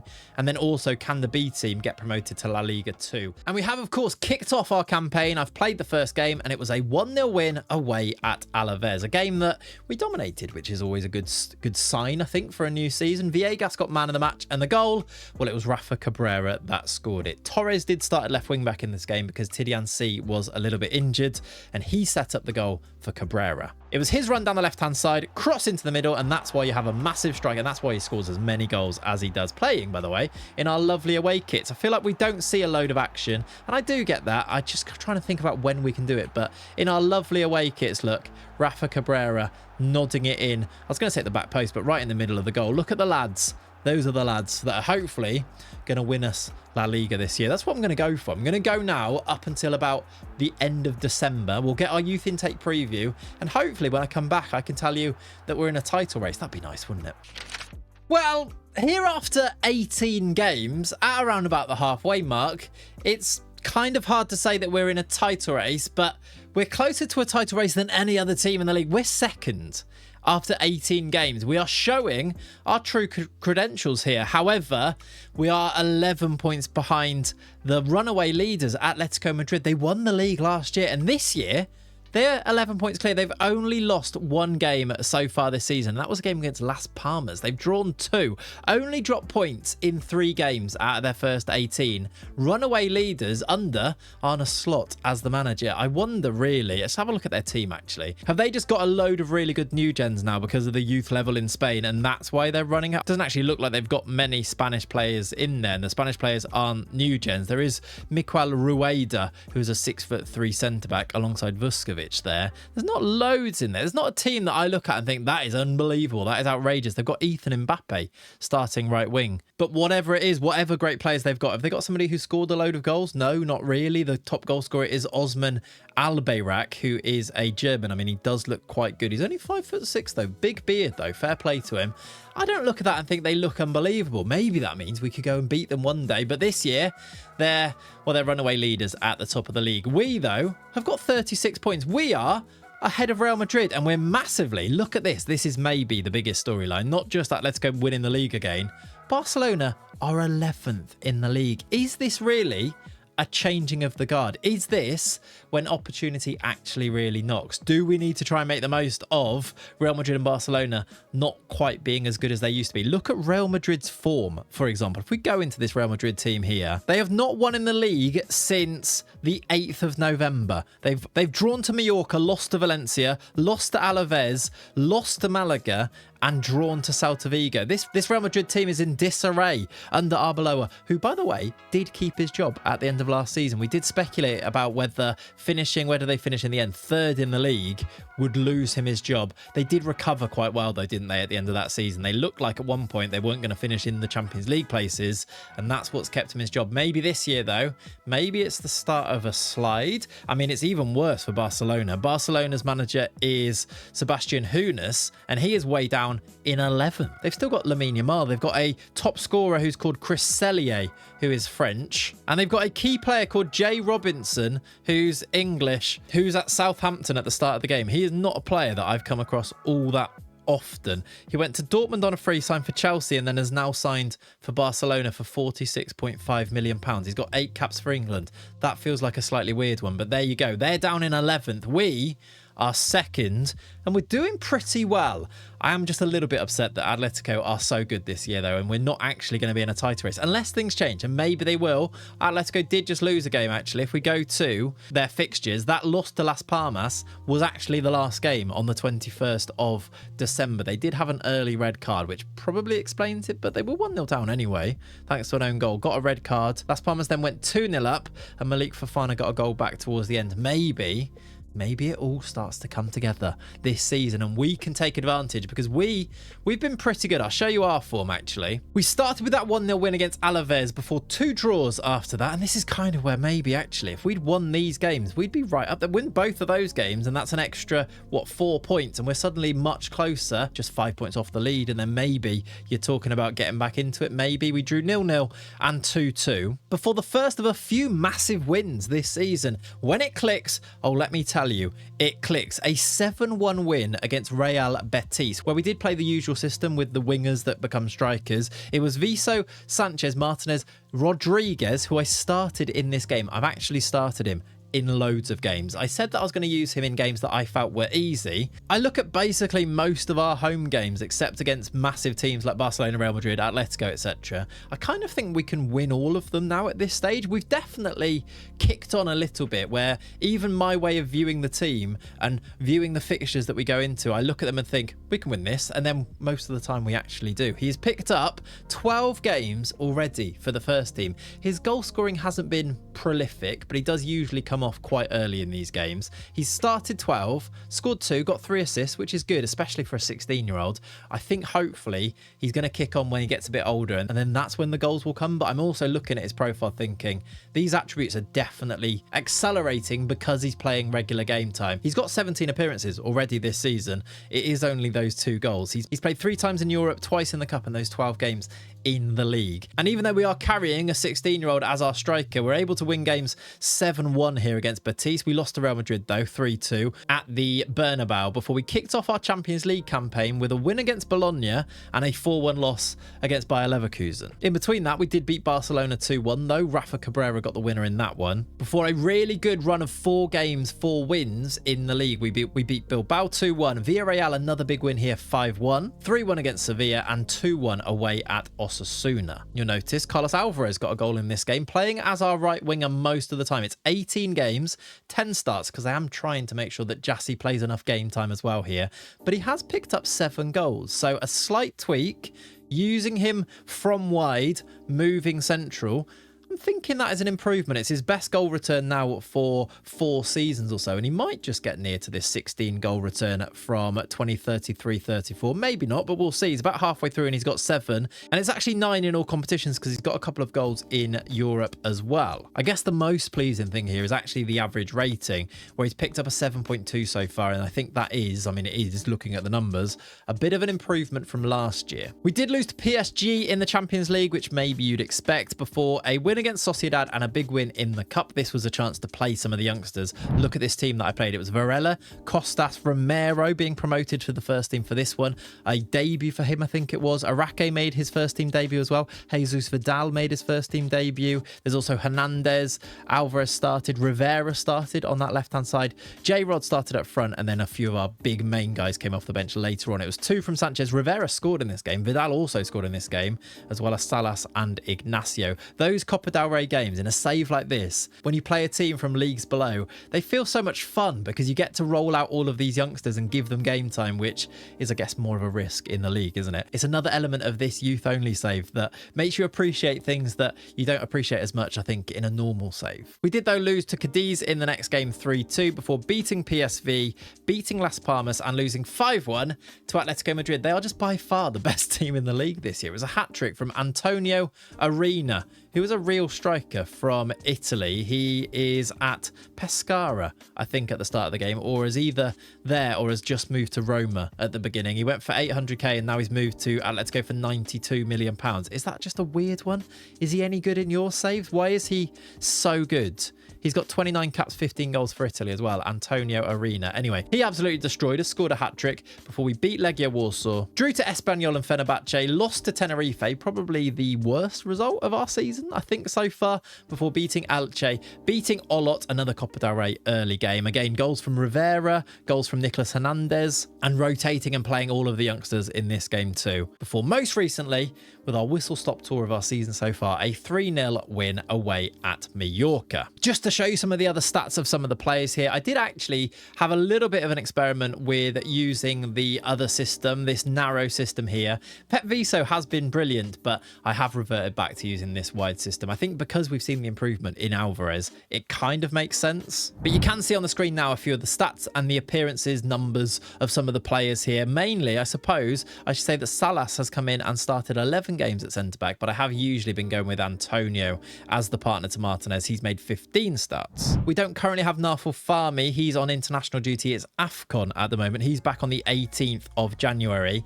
And I suppose the one thing I do need to mention is that Victor Fernandez, out on loan at Estrella de Amadora, has not played a single game. So I'm definitely going to recall him when I get the chance in January. They literally said he was going to be an important player for them and then have just not played him at all. And the other thing that's really annoying about Football Manager 26 is that if you go to the loans page here and I go to Victor Fernandez, says. It says, playing regularly enough for us to be happy. Is he, yeah? Because he's made 0 appearances. And I'm not sure that actually is particularly good. I also don't get the option to speak to the manager about this and say anything about it. Either way, though, not the end of the world. It's just half a season basically wasted there. At least Amadora have decent training facilities. We'll recall him as soon as the window opens, and then maybe use him in the first team squad a little bit, because I think we would be able to get him a little bit of game time in there. Before we look at the youth intake preview, I did again, I know I do this so often, I did again want to point you towards the profile of Pep Viso. He is now, he's been wanted by Arsenal for absolutely ages. He has now scored 8 goals in the league in 18. He's got 9 in all competitions. He is now our main man. I think he might be, apart from Jonathan Martinez, I think he might be our best player. He might, I mean, let's have a look at ability on here. Where does he rank on there? It's Martinez, Viso, Caballero, Farmi, Villegas, Alvarez. If you just go by, I assume this is the assistant manager's opinion of the ability, but he's right up there, look. Still only 20. I'm surprised he's not played for Spain yet, but I'm sure that will happen in the not too distant future. He, though, is going from strength to strength. Let's go and find out if we get a new Pep Viso by having a look at our youth intake preview from Jesus Navas, who says, oh my word, oh my God, everybody, it's insane. It's a golden generation. Of course it is. It's another golden generation, although it does say there are only 2 positions that have an A rating, and one of them, which I don't know how to feel about this, one of them is goalkeeper.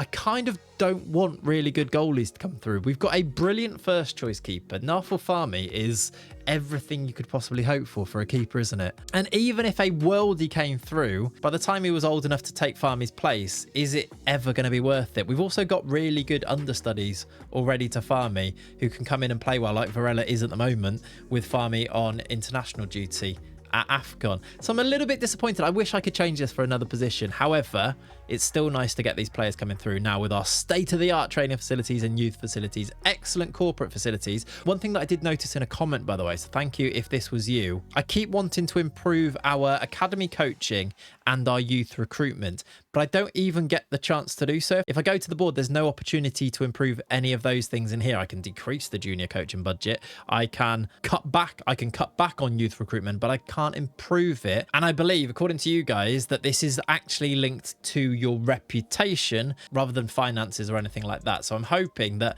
with another season where we're playing in the Champions League this year, if we can get back in there for next year, and we should do because we are second in the league right now, hopefully at some point we can improve those facilities even further. Okay, not that we really need to. We've got great players coming through already. We've got a great squad. It's all about now just trying to find any missing pieces and maybe just coming up with the system that gets the best out of everyone. Maybe there's 1 or 2 young players that could get to that level. Maybe it is the striker. I know Cabrera had that brilliant season last year, but maybe if J-Rod can become the top prospect that I think he can do, if he can become prolific, he takes Cabrera's place, and that would maybe take us to the next level potentially, because as good as Cabrera is, I think a lot of it does come down to his height and his physicality that gets him to score as many goals as he does, rather than actually his out and out ability. Is that fair? Other than the goalie though, there are 2 attacking midfielders which we should keep a very close eye on, which is quite nice. One of the 2 fullbacks is decent enough to get a B rating, and central midfield is C rated, and then it's C rated and down from there. It's not a great year in central midfield, and the rest of the team doesn't look great either, but it doesn't really matter what it says here, because sometimes it looks nothing like that when you actually get your intake in March. Now, I guess it's time to go and get ourselves up to March. I'm going to go and play through January and February. Maybe have to navigate some bids for our players during January. We do, again, as per pretty much always, have quite a lot of interest in our team. Antonio's wanted. That's maybe something to think about. But again, I don't know if I want to sell him. I just don't know whether he's going to be the starter. Viso's wanted by Arsenal. Sanchez by Inter. Salas is wanted by Betis. And Hassan is wanted by Al Jabalain and Damak. Jassi's also wanted by Damak. There's a lot of Saudi interest, isn't there? Mainly by Damak and also Real Betis. The vibes, though, are good. Look at the morale of our players here. It's almost fully green facing upwards. Not quite, but we are in lovely form. The dynamics and everything is going very well. The save, overall, I think you'd have to say, is going pretty well. Can we, though, go to the next level? Can we catch Atletico? Probably not, but let's go and make sure in the Champions League again. Let's go and make sure that we're there or thereabouts. I'll see you for our class of 38 intake. And it is now intake day. It's the 30th of March and we have received our latest intake. The class of 38 is here, but I want to start instead with this, I didn't actually update you on our Champions League campaign, did I? I just kind of breezed through the results and didn't show you the end of league phase table, if you like. We finished 9th, which was one place outside of the automatic qualifying places to miss out the playoff round, if that sort of makes sense. The round of 16, I think it takes you straight to. We did, though, have to play a playoff game, but you may notice by looking over to the side here that there are some results to have a look at. There's a 3-0 loss to Milan there, but you'll also notice that we are going to play Porto very, very soon. And that is because this has been a pretty magical Champions League campaign. Maybe we're actually better than I think I'm selling us as. Maybe the way that I'm describing us as, maybe we can finish in the top 4 again. Maybe we can win the Champions League. Am I being outrageous? Maybe. But I kind of think we've shown that we could. We beat Bayern Munich. Now, we had a great result against Bayern Munich last season. We beat them 5-4 on aggregate. That was in the playoff round. This year, we got them again, which feels like really hard luck, but we did it again. We won 2-0. A clean sheet over 2 legs against the great Bayern Munich. First leg, look who scored the winner away from home in the Allianz. It was Victor Fernandez scored the winner, set up by Jassy. Nacho broke down the right-hand side, found Jassy just inside here, and then Jassy over to Fernandez, deflected shot. Fernandez scored the goal in, what was it, the 60th or something minute, and we got ourselves a 1-0 win away from home, having recalled Victor Fernandez from that loan. He's now played a fair bit of football for us as well. It is 13 appearances with 1 goal, 1 assist now in the first team, and it's definitely kicking on his development a little bit more. It's definitely a thing for next year. I think we might need to try and find a place for him in the team. Is that a little bit crazy because of the players he'd have to replace? Maybe, maybe not. He's shown that he can do it on the biggest stage here. We won the first leg 1-0 and then backed it up back at home with a 1-0 win again. Nacho Caballero got the winner in this one. That took us through to the round of 16, which we've actually progressed through as well. We are in the quarterfinals of the Champions League. I actually even saw a comment that said, before you finish this series, you have to get to at least the semi-finals of the Champions League. Well, that actually might happen this season because we've got Porto, and I've got to say I'm pretty confident that we can beat Porto based on the confidence that was given us by this win here. A 5-1 win against AC Milan in the Wanyo Camacho Park. It was 23 shots compared to their 4. It was goals after going 1-0 down. Goals from Santarelli, Villegas, Caballero, Sanchez and Jose Ignacio. Using this system here, even with J-Rod starting as our striker in this game. This is the level now that we've got to a 5-1 win. And then obviously we were pretty confident to go through from that point. Although we did actually lose the second leg 3-0. I did rotate quite heavily here. 2 early-ish goals did make me panic a little bit. And then a goal from Perini at the end. But I did, as I say, rotate pretty heavily. It's Hassan Rodriguez, Mendoza as the attack. Alvarez, Fernandez and G started. Costas, Torres, Camara, Salas and Farmi in goal. A completely rotated team. Just about got away with it. 5-4 on aggregate. But that takes us through to the Champions League quarter-final where we play Porto. Arsenal play City. What are the other games in here? It's Real Madrid, Atletico. They're still so good, by the way. And Real Madrid versus Paris Saint-Germain. There's some massive teams in there. And then sort of us. But I think we've probably had the easiest draw that you could ask for playing Porto.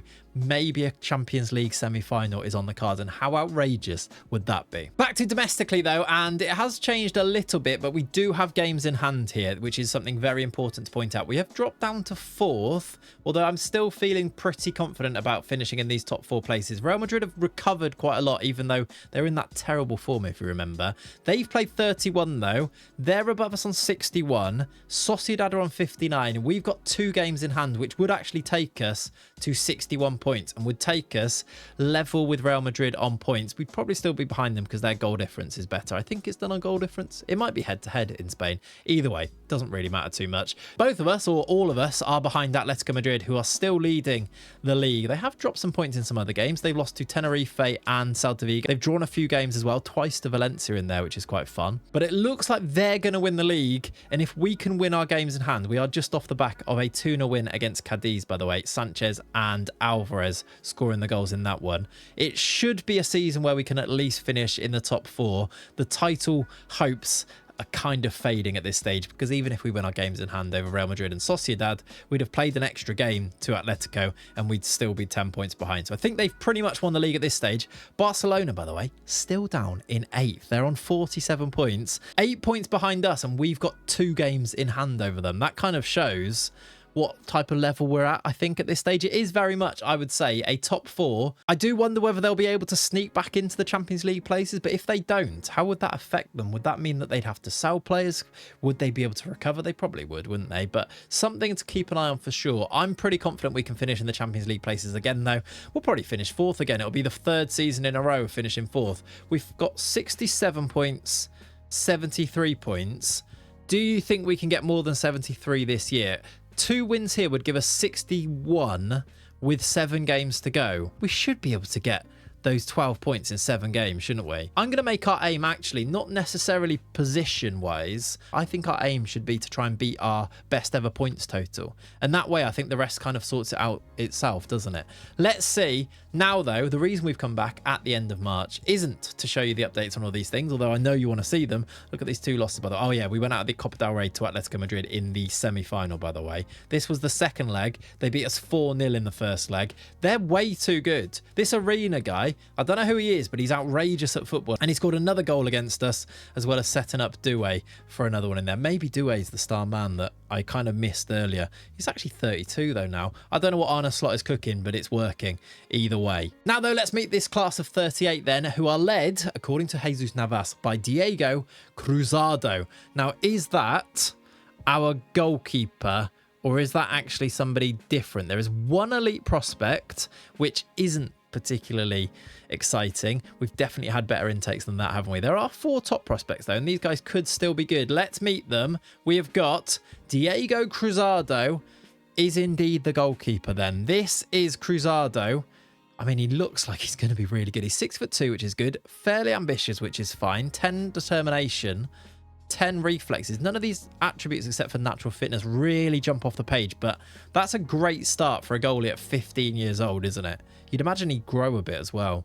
He looks like he could be really good, but he might be better than Farmy in 10 years. And in 10 years, are we still going to be going? I mean, probably. We probably wouldn't have won the Champions League by then. Either way, it's obviously good news to get a good goalie coming through. It's just a shame, really, that the best player of the intake is a goalie. Other top options, and by the way, I just went through and added a face to all of the top prospects in here. If I end up signing any of these guys, which I might do, a lot of you were like, why don't you just sign everybody? My main reasons being, by the way, there's kind of twofold. I get the argument that really you want to fill out all the youth squads and maybe good personalities will help out, and actually will it ever hurt having more players because you could just sell them and raise some money that way. My kind of thing is I like to have a little bit of control over the teams that I'm not actually running about which players actually play the game. So especially in the B team, if I had loads of extra players, the AI might start picking the players that I don't really want to develop because they might have better current ability but worse potential ability, and then those players that I want to develop to reach their bigger potentials don't play football, and it gets a bit muddy. Secondly, it's also about tracking all of these players, and once we've got loads and loads, hundreds and hundreds, I can't keep up with them, and then you guys have got no chance of keeping up on them. So it's about kind of managing all of that really, which is why at this stage, if they don't look like they're going to make it, I'm sort of deciding not really to invest any time in them, and maybe I'll miss 1 or 2 good ones, but I think it kind of is the way that works best for me at this stage. And I do, I guess, want to talk through these choices that I'm making in a save like this, because I know so many of you have started your own youth only saves, not necessarily based off this, but maybe hopefully some of you have inspired to do the same, and you see me not signing them and you're wondering, why am I not signing all of the young players? Because actually, is it not a benefit to have more players? I get it, but for me personally, I like to focus and know the players. I think I've talked about it before, but Football Manager for me is having a full understanding and ownership of your save. And once there's too many players where it gets away from you and it gets a little bit much and too much information to hold, that's when I sort of lose interest a bit. And actually doing the squad its and having full ownership and knowledge of everything is where I'm locked in, and I really love it doing that. So that's kind of the reason there. Top prospects wise though, we have a centre-back called Mohamed Barry. I'd imagine that he would become a right back because he's 5'9", but he looks like he's got some potential. There's Antonio Diaz, another centre back, or maybe also a right back, maybe even more so of a right back rather than centre back, but he's 5'11". There is an attacking midfielder called Narcisse Ballart, who is either left-sided or through the middle. He's quite quick, 14 pace, 15 acceleration, great determination, driven personality, good teamwork. He looks like he could be good, but maybe some gaps in his mentals and technicals in there. There is another attacking midfielder. This is where the intake preview talked about the attacking midfielders, wasn't it? Paulo Barbier is a Frenchman.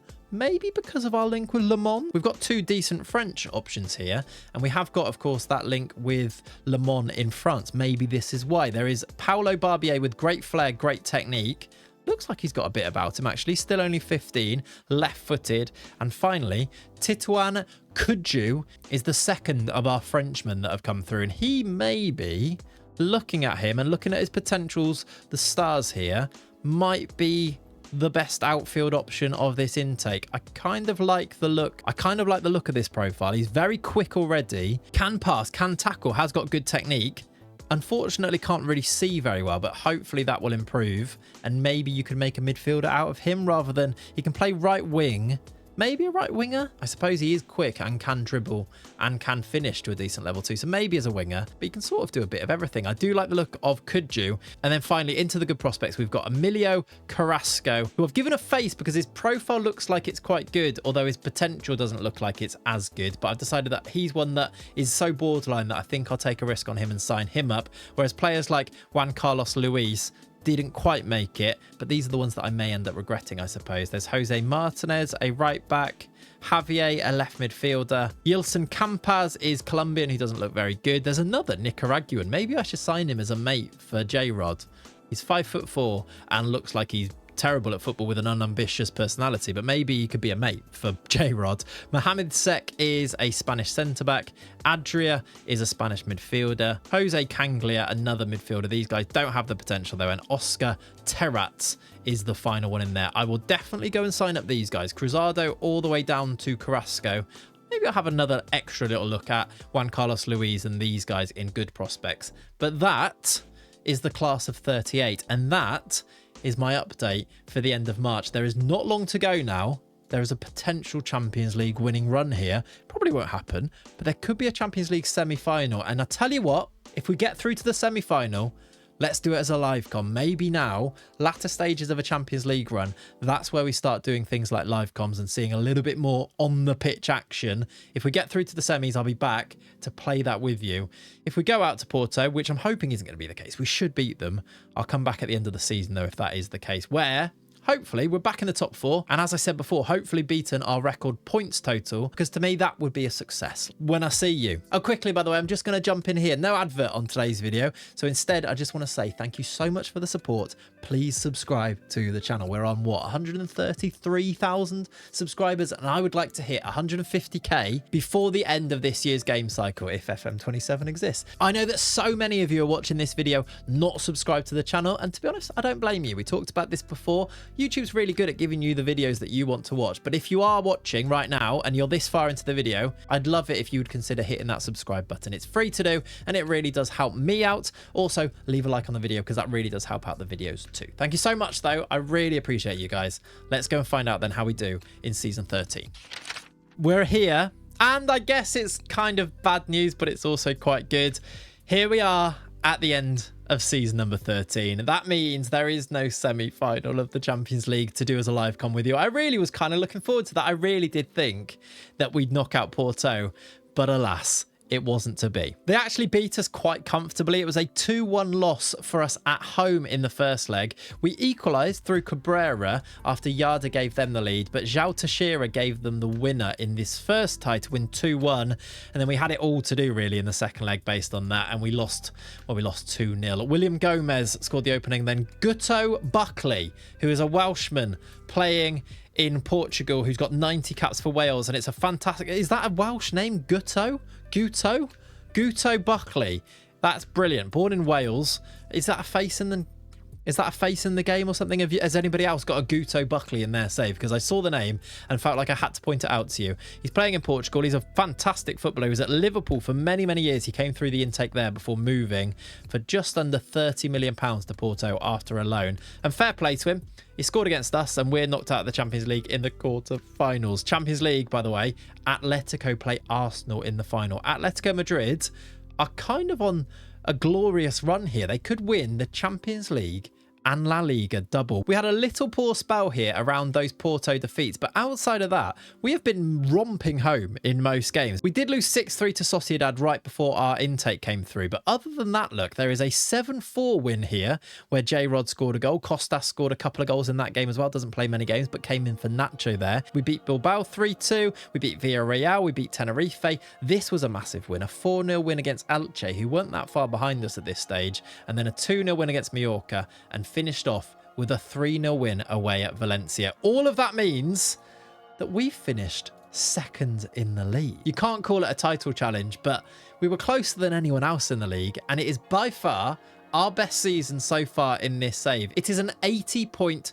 season. Now, would that have got us anywhere? I mean, and if you think about it like this, which is how I'm going to choose to view it, if we'd got 80 points last season, it would have been a title race. We would have finished 1 point behind the eventual winners who were Atletico, who won it on 81. Was there any other seasons where that would have got close? The year before that was 84 points to win it. The year before that, 86. I mean, Real Madrid did get 97 the year before that, 92 the year before that, and then 85 the year before. That was our first season in the top division.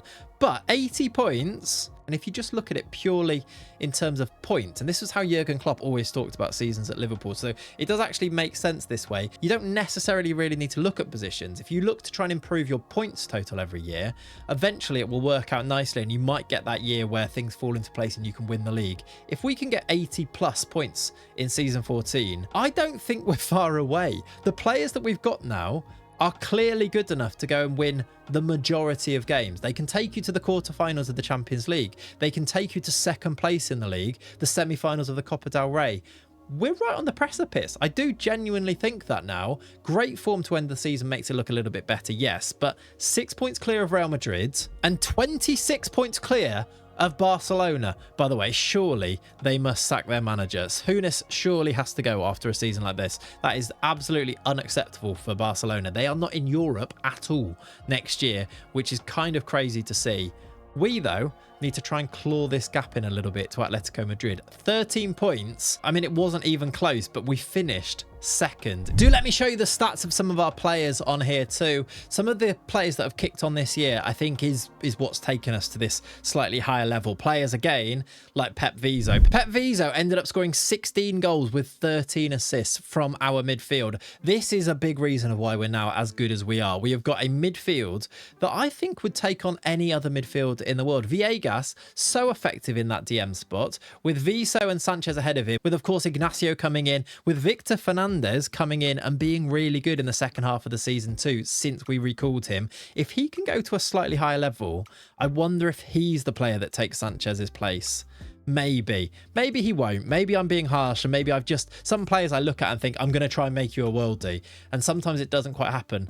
I kind of want to make Victor Fernandez a worldie though. That's what we're going to aim for. But Pep Viso, he was one of the players that I did this for, and that's definitely been the case with him, hasn't it? But a brilliant season all round. Carlos Alvarez chipped in with his best goal scoring season in years after we tweaked his role. He got 17 goals, 9 assists from 30 starts. Cabrera, not quite as good, and maybe this is just the thing here. If Alvarez is scoring, it means Cabrera's not scoring as many, and maybe Cabrera just stole all of Alvarez's goals last season, and that's why he got so many. He also, though, didn't actually start that many games, Cabrera. He started 25 and came off the bench 28 times because, as I said before, I've been really trying to develop J-Rod. J-Rod started 34 games, scored 6 goals, got 8 assists, and it was a season of real development for the player that I'm hoping becomes our future striker. His value's massively up. He's definitely kicking on, but maybe a little bit slower than I thought. But look at him. He's got 13 pace, 14 acceleration, 15 finishing, 15 dribbling, with good enough technique, composure, anticipation off the ball that can go to the next level, I think. He's only 17. I'm very surprised he's not been called up for the under-21s or anything for Nicaragua. Even the first team, they surely don't have that many players. Maybe they just don't play games because of the leagues I've got loaded in, but surely he should be in there. They've literally got 7 players in their first team squad there. He, though, I think will massively benefit from more football next year. Do I loan him? He has only turned 17, but him maybe in the B team scoring a load of goals. Maybe if the B team do get promoted, maybe a season there playing week in, week out could be an option for him. Or I just keep him in the first team and use him like I did this year. I think he might just be the future, though.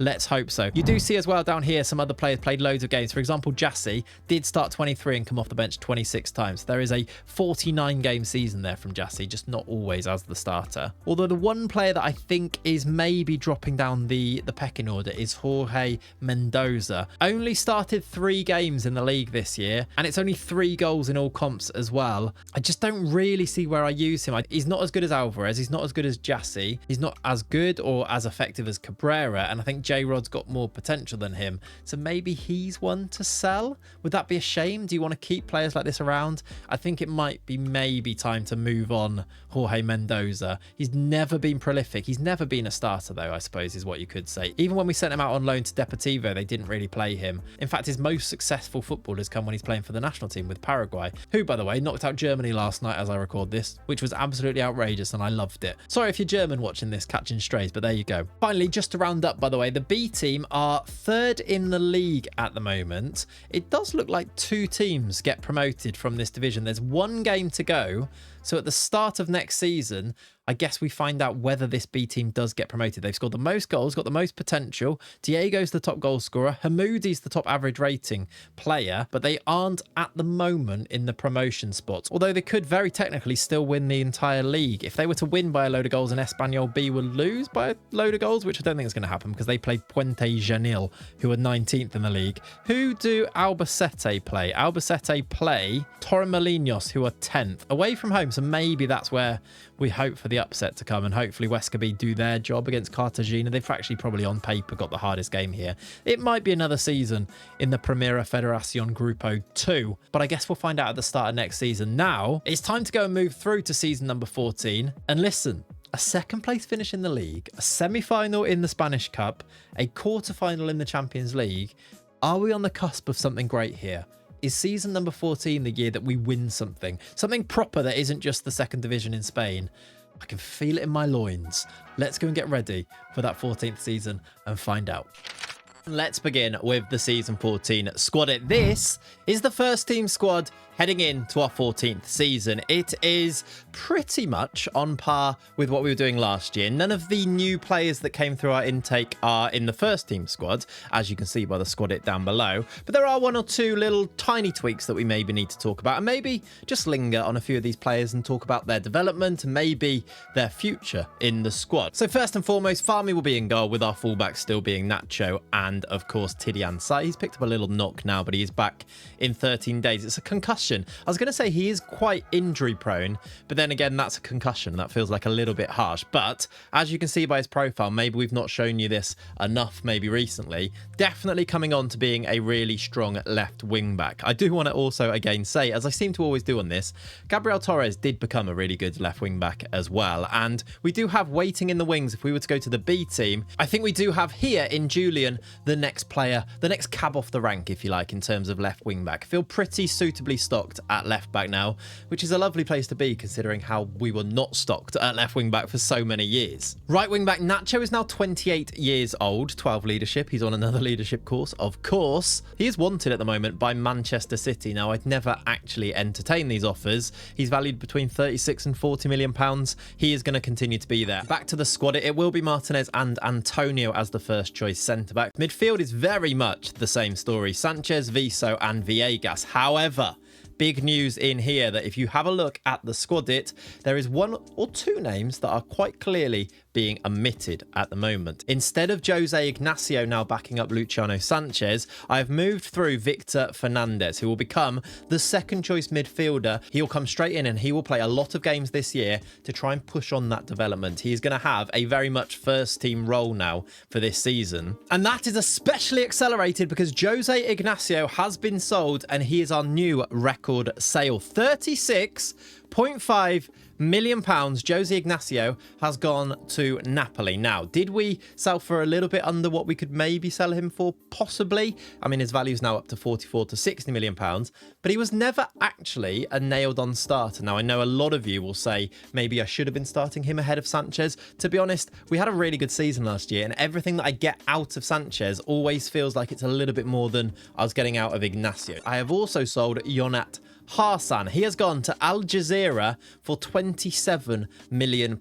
Another player that on paper, looking at his attributes, looks like a really good player that could definitely develop and become even better. He looks a bit like Tom FM, and he looks like he's definitely a better footballer than Tom FM. But for £27 million, he's gone to the UAE, and maybe that also kind of shows what sort of level he's at. He hasn't been picked up by one of the top teams in Europe to go and play him. He's gone to the United Arab Emirates, and we've decided to take the money for him. Jorge Mendoza also was sold, also for £27 million. That feels like the sweet spot for this summer. We talked about this one at the end of last season. It didn't ever really kick on. I looked at his age at 24. I looked at what he'd managed to do for us. I looked at him being the best under-21s player in the world, according to FIFA once, and then I weighed up all of this and decided, I think we should sell him, especially with J-Rod coming through. I've decided £27 million for a player that played 20 games and only 5 starts last year, and his best ever goal record in the league for us was 5, and he did actually play in La Liga 2 for a few games too. I think it's just worth taking the money. I suppose he is a bit Carlos Alvarez in that his average ratings have been there. He wasn't ever a starter. So £27 million for Mendoza. Again, to that number there, £147 million is the club's overall balance now, with Champions League money to come in, with maybe a few more sales of players that we don't necessarily need.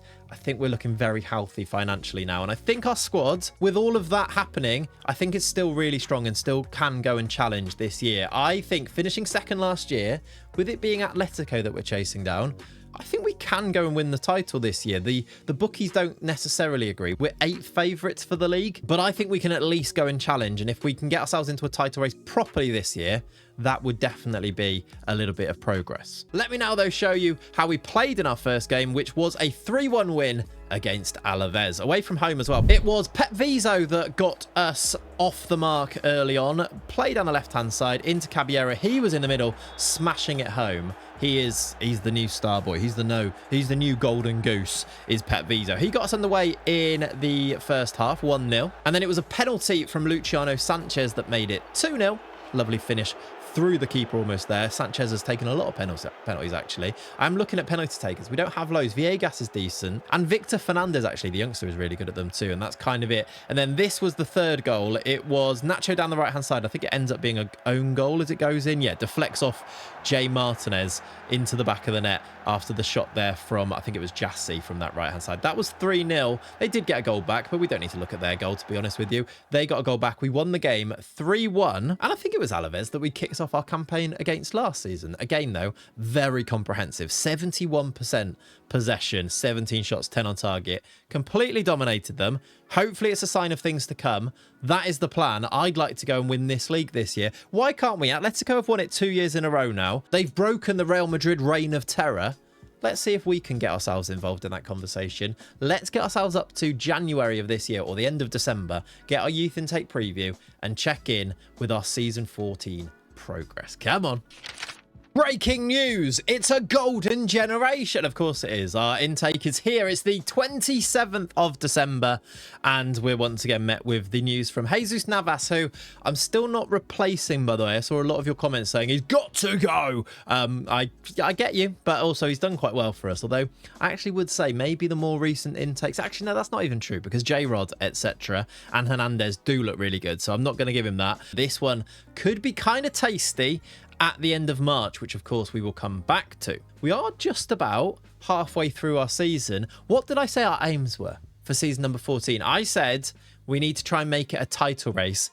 At the moment, I think we're well and truly in there. In fact, we are top of La Liga. Things could really kick on massively this season. We are top after 19 games. So at the midway stage, 14 wins from our 19, 2 draws and 3 losses. Now, I think compared to, say, Atletico Madrid, they'd had less points dropped at this stage last season, but that's pretty good. Only 5 games where we dropped points. We lost to Atletico, to Sociedad, and to Villarreal. We also drew to Tenerife and Celta Vigo, and that means that we've beaten Real Madrid. We've beaten Barcelona this year. The only one of those big teams we've not beaten is Atletico, really. And we are 2 points clear at the very top. In fine form, winning all of our last 5 matches, but also so are Real Madrid. They do seem to be a little bit back this year, which is very worrying because they can become a bit of a juggernaut. They can really just kick on and be brilliant for the rest of the year from here, couldn't they?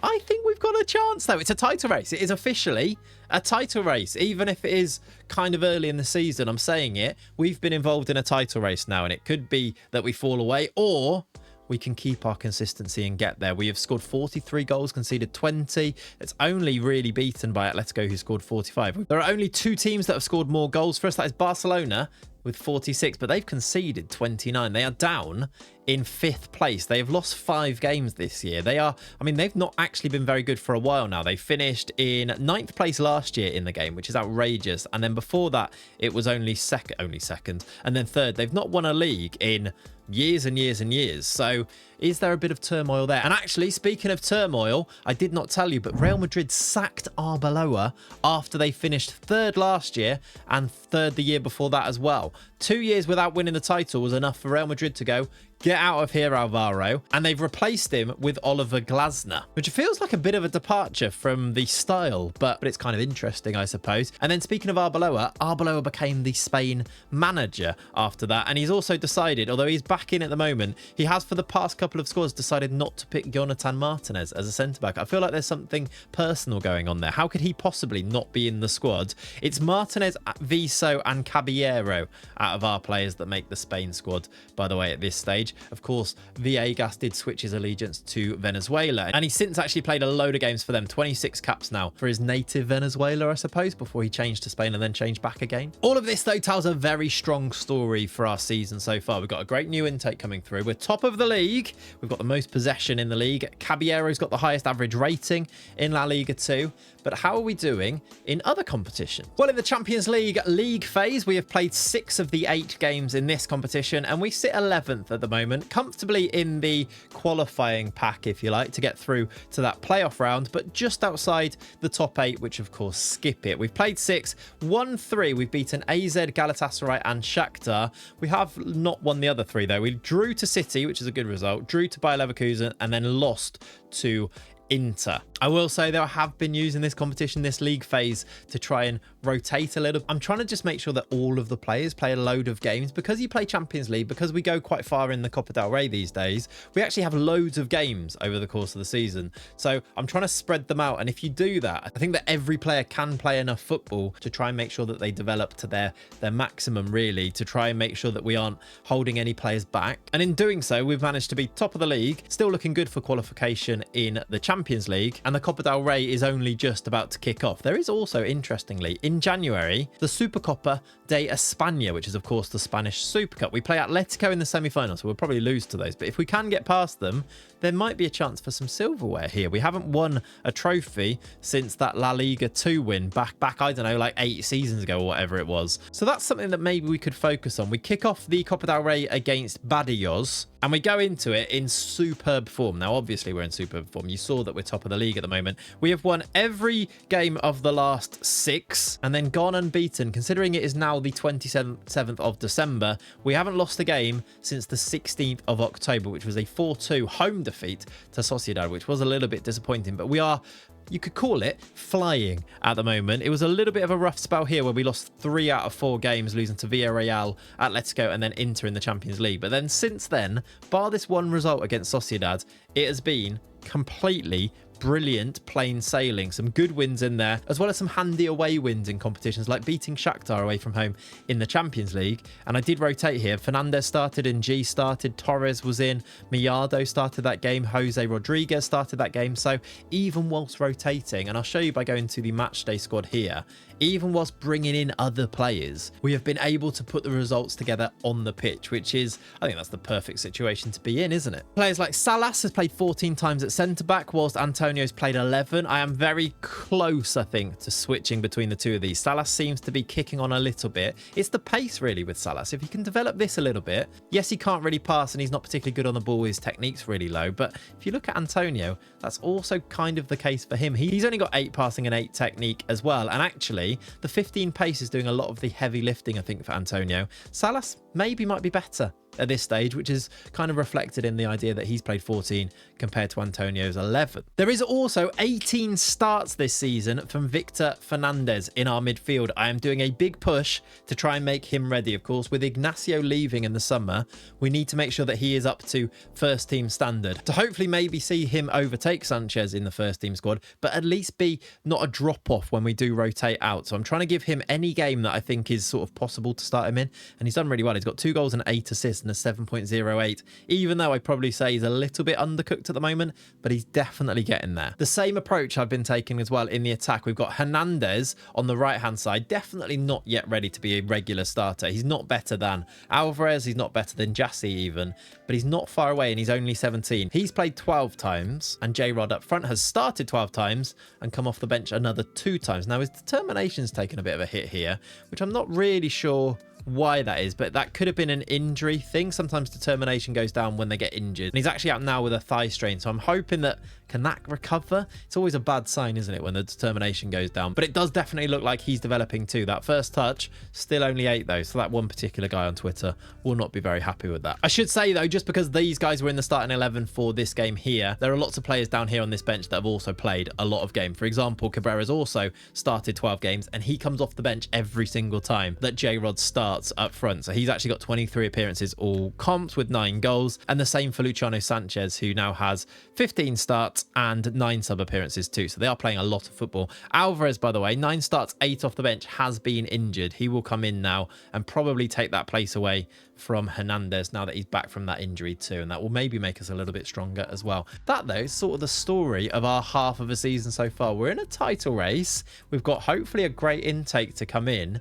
I guess we go and play these Super Cup games now. I guess we come back on that intake and pray that it's brilliant, because are we getting close to the finish line? If we win this title this year, how many more seasons do you reckon we would need to go and win the Champions League? Maybe I don't need to think about an exit route for this save, because maybe it's going to happen really suddenly. Now listen, this is probably unlikely because we did get knocked out to Porto last year in the Champions League, but we can dream, can't we? Let's go now and get ourselves up to that intake day, and hopefully by that stage in March we're still in a title race. Fingers crossed that is the case.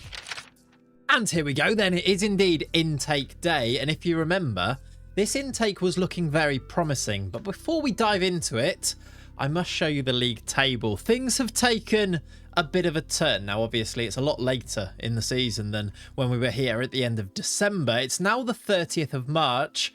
We've gone from playing 19 games, we've played 31, and I guess the good news is that we are indeed still top of the league. However, Atletico Madrid are doing Atletico Madrid things. We are on 64 points, 1 point ahead of Atleti.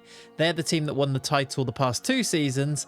They've got 2 games in hand though, so you'd imagine that they'd win those 2 games and suddenly they'd have a 5-point lead with 7 games to go. It's not looking as good for a title win. There was a real period where I was like, we're actually doing this. We're still going so strong. And then Atletico just decided to not really drop any points. Sort of ever. They'd lost to Elche in there, and that was kind of it. Look at the run of games they've gone on since January. There are wins and wins and wins, including, and you may have spotted it in there already, including this.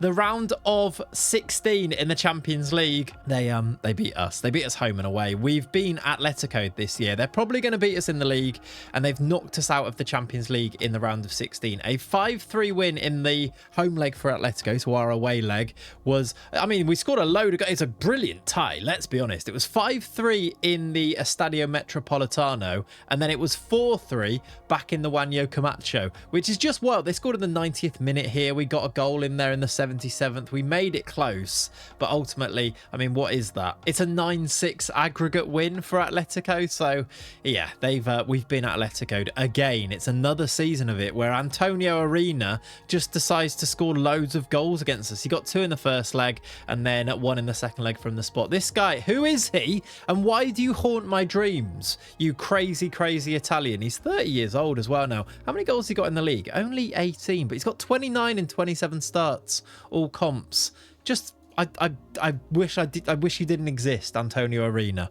Is that harsh? It might be, but I'm gonna stick to it. They've knocked us out of the Champions League, and by the way, we went straight into the round of 16 because we did skip that playoff round, because in the end, even though we were struggling and outside these automatic qualifying places, the top 8 if you like. We managed to do brilliantly in the last couple of games. We beat Milan 7-0, which is just absolutely absurd, and we beat Paris Saint-Germain away from home 7-0 against Milan. I should show you that result, because if there was anything to underline just how actually good we are these days, it might be results like this one here. It was Viso and G, Jassy, Alvarez, Caballero, Alvarez on the pitch for the second half in this one. Then Viso got his second. 21 shots from us, just 1 shot on target for Sonia Bonpastor's Milan team. A complete annihilation, and I guess that does just go to show how good we are. The last game in the Champions League was this 2-0 win away at PSG, and then things weren't all rosy in the league. We lost to Cadiz, we lost to Barcelona in the Copa del Rey quarter-final, we lost to Atletico Madrid in the league at home. That was the big one, really. That was the result that kind of it's turned it in Atletico's favour probably at this stage now. There were other results after that, like a loss to Real Madrid in the Bernabeu, which, again, you can't really avoid these results because these teams are really good, but it just, maybe this is what we need to get over the line to actually win this league title. I thought we were doing that, by the way. We beat Real Sociedad 2-1 away from home with a last-minute winner from Musa and G, and I thought that might have been the moment that felt like a massive result because Sociedad are really good, but then we lost to Real Madrid. We have recently beat Celta Vigo, and maybe there's still a chance if results go our way. Maybe the run of games that Atletico have are now going to be hard, or maybe they could drop points somewhere. But as it stands, they've got a better goal difference. They'll have the head-to-head as well because they've beaten us home and away this year. So if we end up on joint points, they win it, and we're a point ahead and they've got 2 games in hand. So the league may be slipping away, and obviously Champions League now and the Copa del Rey have gone this year. But better news, we did actually lift some silverware this year. We beat Atletico Madrid in the Supercopa de España semi-final 3-0, Cabrera, Viso, and then an own goal. And then it was Rayo Vallecano in the final, which is a lovely draw, really. Viso, Sanchez, and a hat-trick from Carlos Alvarez in a 5-1 win in the Mestalla, the new Mestalla, the Nuevo Mestalla, to take this one home. Marc-Andre ter Stegen is the Vallecano manager, which is quite fun, actually. But yeah, a massive, easy win in the final for this, 5-1. Silverware for the lads. Hopefully confidence boosting, although we've lost a few games since then. Now, though, there is only 7 games to go in the league. If we can go on a run, do we still believe maybe it's probably going to be another season where we might finish second and Atleti win it again for what feels like, is that, where did we finish when they first won the league? So we finished second last year to Atletico. We finished 4th the year before when they won it. So I might need to go back to that thing I was talking about at the end of last season, where do we just try and aim to beat our points total? We got 80 last year. We're on 64 now with 7 games to go. Very possible that we could beat that. We need 16 points from 7. I feel like we could do that. It doesn't leave loads of room for error, but if we can get around the 80 points mark, maybe 83, 84, maybe there'll be a chance, because Atletico have dropped points in games this year. There's 9 games where they haven't won. Maybe I'm clutching. Let's now, though, switch our attention over to the youth intake players for this year. Now, I have actually had a sneaky peek at these ones because I wanted to put some photos in. I'm quite excited about a youth intake that did look quite exciting in the intake preview, didn't it? Let me introduce you then to Jesus Navas's class of 39, and here are those options. There are 3 elite prospects here. Now, these 3 I think could be really good. 2 of them, actually, I should say, could be really impactful for the save. Maybe there's another player that I think I like the look of as well, but let's jump in and let me introduce you to Luis Ricardo Dixon, who I love the idea of this player, by the way, and Jose Angal as our elite prospects. Now, Jose Angal is a goalkeeper, and I think we talked about this before, but the chance for this guy to not only overtake Nafal Fahmy as our main number 1, but all of the other goalies below Fahmy in the pecking order, even Cruzado from last intake, feels a little bit unlikely. He might have crazy potential. It looks like he's got 4-star, maybe 5-star potential. He might be brilliant, and he's already 6 foot and could get taller, and he might be great, but do we have the 10 years to make him a 25-year-old goalkeeper, to make him the number 1? Will he make it? I don't know. So I'm less excited about him, but I am very excited about both Luis, who is a left winger that we might need to train as a left-sided striker, or a left winger that also can play striker. We might need to go and do that, but he looks like he might have some of the resources to do so. I'm not massively enamored by Luis's profile. However, The reason that I am actually more excited, because he looks good here, but doesn't look crazy, I think you'd agree. Doesn't look like he's got to a decent current ability yet, but I am wondering if his potential is massive, because he first of all does have really good potential here, but also if you approach to sign Luis, and I wanted to show you this, he asks for, and this is a really good marker usually, he asked for 7,500 straight off the bat. Now that in itself, I've seen players do that. The go-to default minimum fee release clause number is £101 million. Now that is, I think, a really good indicator of how much potential a player actually has. His is over £100 million as a minimum, as a starting point. Now I will go and offer him that contract in a second. I'll put the extra 3 years and all that stuff in. Now if I go down to, say, a top prospect, now these guys might be brilliant, but they aren't in the elite prospects. And I'm going to go to somebody with slightly less potential to try and show you my point here. And if I offer a contract, let's go to Imad Ben Musa, who does look pretty good. He's a left back who can also play left wing. Probably going to be a left wing option for us. He's Moroccan, 15 years old. Looks like he's got great aggression, bravery, teamwork. Looks like he could be decent, right? If we approach to sign him, now he has similar playing time demands. Finalize those promises. His go-to minimum fee release clause is £12 million. And I think that, I don't know, is there any science to it? Is it random? Is it to do with reputation? Could I be being lied to here? Maybe. However, I think there might just be something in it. I guess the proof will be in the pudding, but I think maybe Luis might end up being quite special. Let's hope that is the case, because actually he would immediately become the natural heir to Nacho Caballero on that left-hand side. And maybe you could be looking at him on the left, Hernandez on the right-hand side, and then maybe J-Rod up through the middle. And then suddenly you're starting to see the next wave of superstars that could maybe be bridged by players like Pep Vizo and Victor Fernandez. And you have this natural progression that way when some of our first teamers who have been here forever start to decline a little bit and Caballero becomes the backup in time, which feels like a crazy thing to say now, but there might be a contingency and there might be a contingency plan here, just maybe. He's one of them. We'll get him signed up. There's also an Australian. And yeah, I've given him a mullet because he's Australian. Ricardo Dixon has already got outrageously good attributes. Now, I'm so excited about J-Rod, and I've used J-Rod in a lot of games this year and tried to accelerate his development. Now I'm thinking, do I need to do the same with Ricardo Dixon? It looks like he's got great potential. He's just fully Australian, and I don't really know how he's ended up coming through our youth intake. We don't have an Australian affiliate team, but I will take it. 16 years old, 6 foot, fairly ambitious, good starting physicals, a good starting technicals, and good starting technicals as well. That 12 finishing is a nice starting point. The 15 technique and 15 work rate is lovely. Very brave, okay determination. I think there could be a player in here in Ricardo Dixon. If you go to him, by the way, let's use it, our experiment here, get rid of the loan in there. His minimum fee release is £47 million, which is obviously also quite high and higher than the Moroccan on there. Maybe, just maybe, reflecting their potential abilities. At least that's what I'm going to use that as a bit of a starting point and as a bit of an idea of where I think they might be. He, though, is the striker. We've also got Jose Angel that we looked at as the other and final elite prospect. I also quite like in this list here, though, and we are kind of lacking. If you looked at the squad at the start of this season, we don't have loads of midfield options coming through, which feels crazy to say, because at the start of the save I felt like we were only getting central midfielders, but now maybe because we play with 3 of them, I feel like we're a little bit light there. So maybe Jorge Carabali could be a bit of a solution there. Left-footed, very good straight off the bat. 15 first touch, 15 tackling. He is a ball winner, tenacious Colombian midfielder. Quite like the look of him. He's only 5'5". I think he could be a bit of a terrier on the pitch. He's got 17 teamwork as well. I like the look of him, so he could be one maybe if his potential is any as good as it says it is here, which looks like he could easily be one of the elite prospects. He can't be far off that there. The other players, though, other than him, there's Ronald Vidales, who can kind of play left back, all central midfield, all right midfield.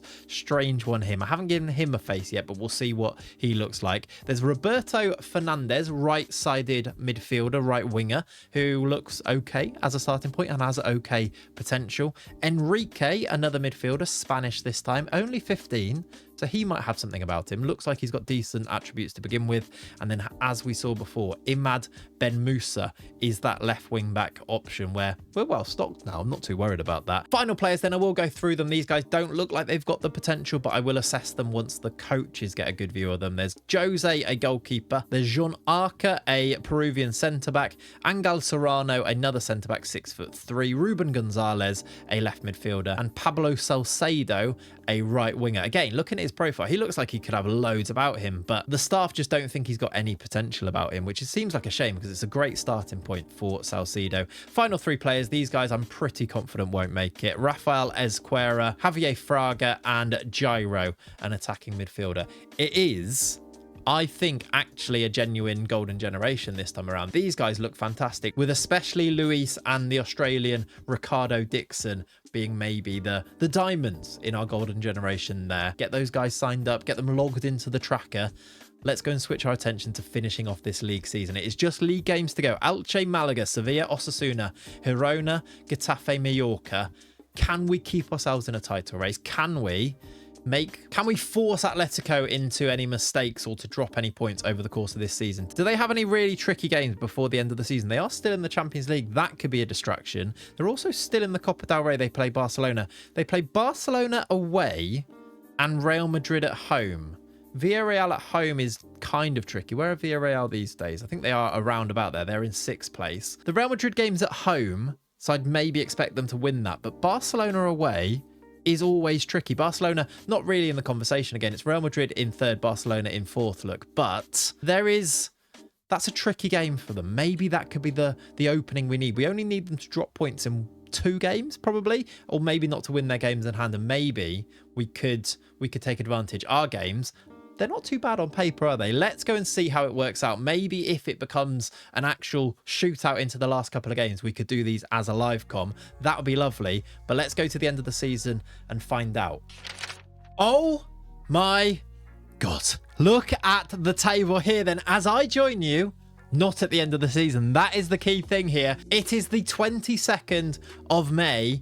And there is 1 game to go in this La Liga season. And you guys and all of us are on the brink of greatness. We are 1 game away, 1 solid result, 1 draw away from winning La Liga. Somehow, and this was not in, I was so almost downbeat when I was going through that golden generation because we kind of binned off the league with a few really poor results, like losing to Cadiz, for example, almost threw it away. However, I didn't bank on Atletico Madrid throwing it away themselves. Their form has gone off a cliff, although they have recovered it more recently. They had a torrid April, though, after I joined you for that intake at the end of March. They lost to Alaves at home. They drew to Barcelona. They lost to Girona and lost to Sevilla before recovering to beat Villarreal, Cadiz, and then more recently, and this is a little bit, scary to be honest, they beat Real Madrid 4-1, which means after our results, we are 3 points clear at the top of the La Liga table with 1 game to go. Now, if we lose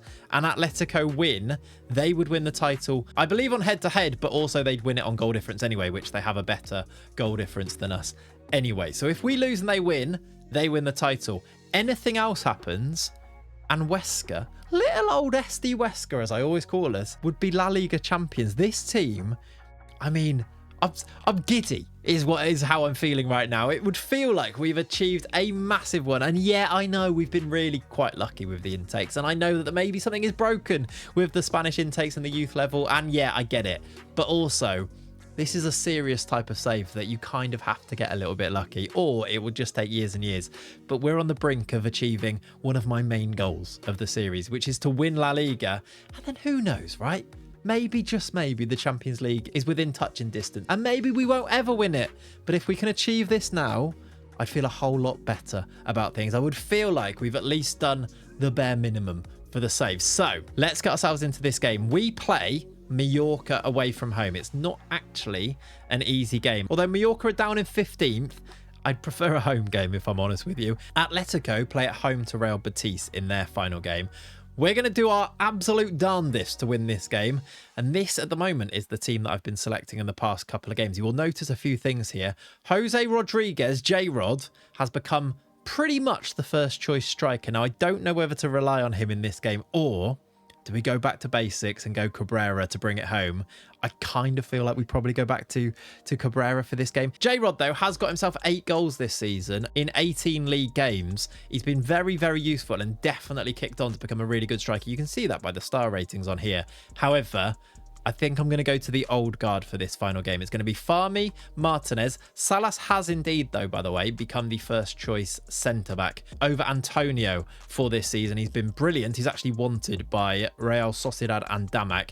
Nacho is going to start on the right-hand side. We're going to go back to Sanchez into the midfield, and we're going to replace... And we're going to replace Victor Fernandez, another one who I've been really playing to try and kick on to take that spot of Ignacio. Look at those lovely up arrows. It seems to be working. But Villegas comes back in, and then it's going to be Alvarez, Caballero, and we're going to go back to the old guy, Cabrera. He's not old. He started 19, come off the bench 25 times, scored 16 goals, by the way. Our top goal scorer, Caballero, just a player that goes so under the radar. I was also thinking, by the way, I need to show you Musa and G. He plays every single game. He doesn't start many. He only started 5. 39 sub appearances for Musa and G. I love this man. 90 caps for the Gambia now. 20 goals as well. He has played 427 times in his career. Bar the 24 of that, he's played over 400 games for us. And just going strong. He's never been a starter. I'm apparently calling him an important player, which he is, even though he's never really a starter. But I just wanted to shout him out. Hopefully he can be part now of us winning this league title. Hopefully we can see Nacho lift that title with his captain's armband on, with his 12 leadership. In fact, I think I can probably tell him to go. No, he's currently on a leadership course. I can't tell him to go on one. I'm always constantly sending him on them. He must be sick of them. Imagine every weekend I'm like, off you go, leadership course, and he's got to go and sit in a conference room with a load of other people doing leadership courses. Anyway, we digress. I think that's the team. Whatever happens now, the Football Manager gods, we are in your hands. Let's get ourselves into this title deciding game. Here we go. I should probably have got Rafa Cabrera that match sharpness, but he hasn't been playing because J-Rod has. J-Rod's on the bench, though. Can we at least get a draw against Mallorca? It would be a serious bottle job if we don't win the league from here. And do you know what? If it happens, at least you're there along the journey with me. Let's get ourselves out there. We're favourites for a reason. Go and win this blooming game. There's the Mallorca team, full of new gens these days. And also Ozzo. Is he the Palace midfielder, I want to say? There, though, is SD Huesca, Cabrera, Alvarez, Caballero, Sanchez, the boys. We've not seen enough, I don't think, of these live comms. And I hear you, those of you asking for them. Let's see, though, as the team emerge in their away kit, led by Nacho. Let's see if we can go and do it. We're underway. Corner inside the first 3 minutes. Alvarez to take it in swinging. Oh, it's headed wide by Salas. We've got threats in there. Cabrera, Salas, they're both massive. Okay, first 20. Not a lot happening. I am seeing, though, Atletico are 2-2 with Betis. I assume that is being played live now, right? We need to see if these change, because if that is finished 2-2, we will have actually already won the league there. But I assume it's the last day of the season. They all play at the same time. You'd hope so, right? Half an hour in, though. We're doing our bit by drawing. They're also not winning, which would also be enough. No, it is live because they've just scored. Okay, suddenly we're 1 goal away from bottling this. If we concede, if Mallorca score, Atletico would go above us here. It's 3-2 in their game. What a first half they're having. Keep it going, Betis. Get yourself back in that game. 0-0 here at half time. When do I try and... What do I do here? Do I try and lock this down to get the draw? If we win this league here with a 0-0 draw, that would be... It's kind of scary, isn't it? It's not been a great performance as well, I want to say. We've had 5 shots, none on target. They've had 2 shots, none on target. It's not been a great game, in all honesty. This is very much on a knife edge right now, isn't it? 60 minutes then on the clock. Still 3-2 in the Atletico game. Let's do some fresh legs in there. Cabrera's nervous and not playing great. Sanchez also. I'm going to bring on... Tell you what I'm going to do. Musa and G is going to come on, and Villegas is going to move forward. We're also... Who else is not playing particularly well? Nacho's not having a great game. We need him on the pitch, though. He needs to lift the trophy. I'm going to bring on J-Rod. He's going to lead our line for Cabrera. Maybe he can make the difference up front. There's a highlight immediately. Caballero down the left-hand side. Into Villegas, now playing further forward. C, into down the left-hand side. Can he get a cross in? Can J-Rod get on the end of it straight away? That'd be so cool. It's a terrible cross from Villegas. We've given it away. The break is on here. Pablo... into Duarte. Oh my word, no. Not like this, Football Manager. Not like this. Marc Domenech has scored for Mallorca. And you have to say, we've got a little bit nervous in this game, haven't we? We've not really turned up.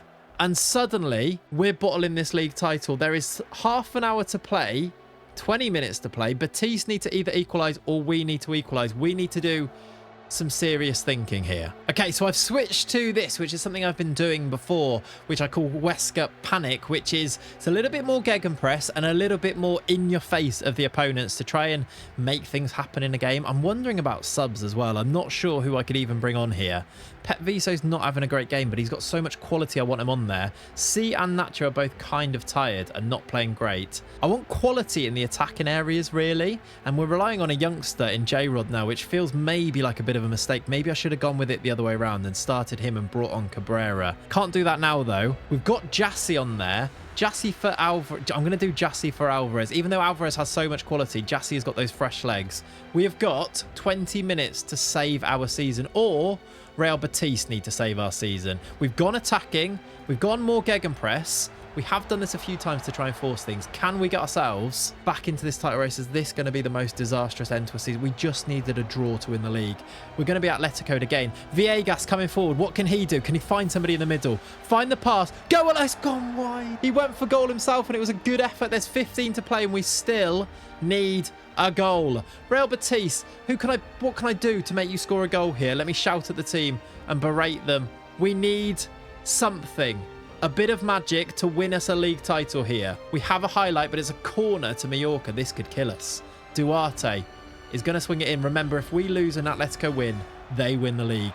It's in. Jose Manuel. We're not going to win the league this year. We've absolutely bottled it on the last day. Now, we can throw these results, and we do it so often. That loss against Cadiz, we lost to Elche, I think, this year.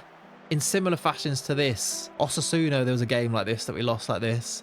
We're relying on now Batiste to score an equaliser. But Atletico aren't going to let them score, are they? They're going to do what Atletico do. Bloody Arne Slot's going to win the league for them. I bet you that Italian striker scored a goal in that game. We've lost 2-0 on the last day. And we've lost the title on the last day. I'm actually gutted.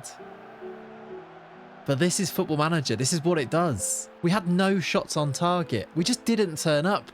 Maybe this is the thing of having such young players, that you get to situations like this, and this would have been a big game. I don't know what their big game or enjoys big matches traits are. Nacho, 6.2.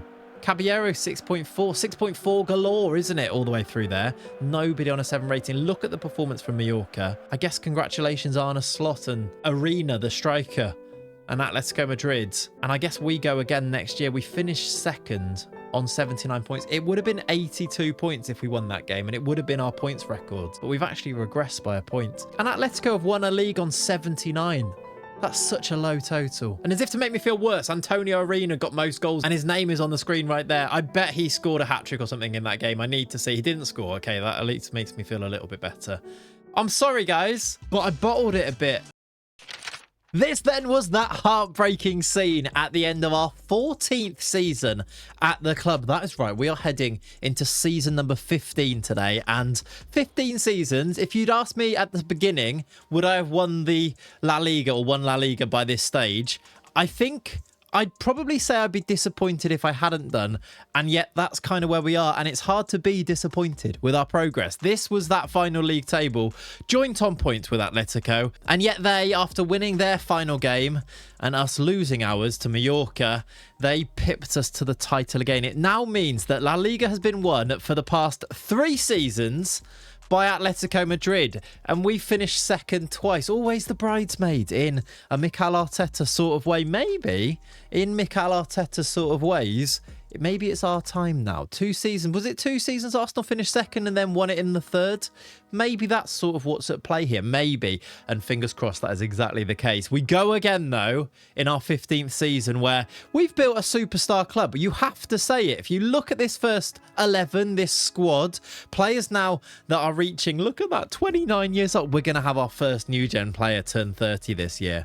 That is actually scary. That makes me, like, terrified for the future of this series, because we're going to have to replace Nacho. And actually, even if you look through the squad, one position we've not really got loads in terms of a backup of is at right wing back, because Nacho's just always there. He's the guy. He's the captain. He's got all of the leadership qualities of 12 after many leadership courses that we've sent him on. Yeah, he's now 29. When does he turn 30? He turns 30 in like 11 months. He turned 29 last month. So okay, we've got a little bit of time for that. Is he the oldest? I think there may have been a few older, but we've now sold. Cabrera is a little bit older actually. In February he will be 30. And then I think it's Luciano Sanchez is the other one. He turns 30 in January. So we are going to see our old guard, the likely lads, if you want to call them that, turning 30 this year. And maybe that just puts that little bit of extra pressure on us to try and win things in this video. In this particular episode, can we go and win La Liga?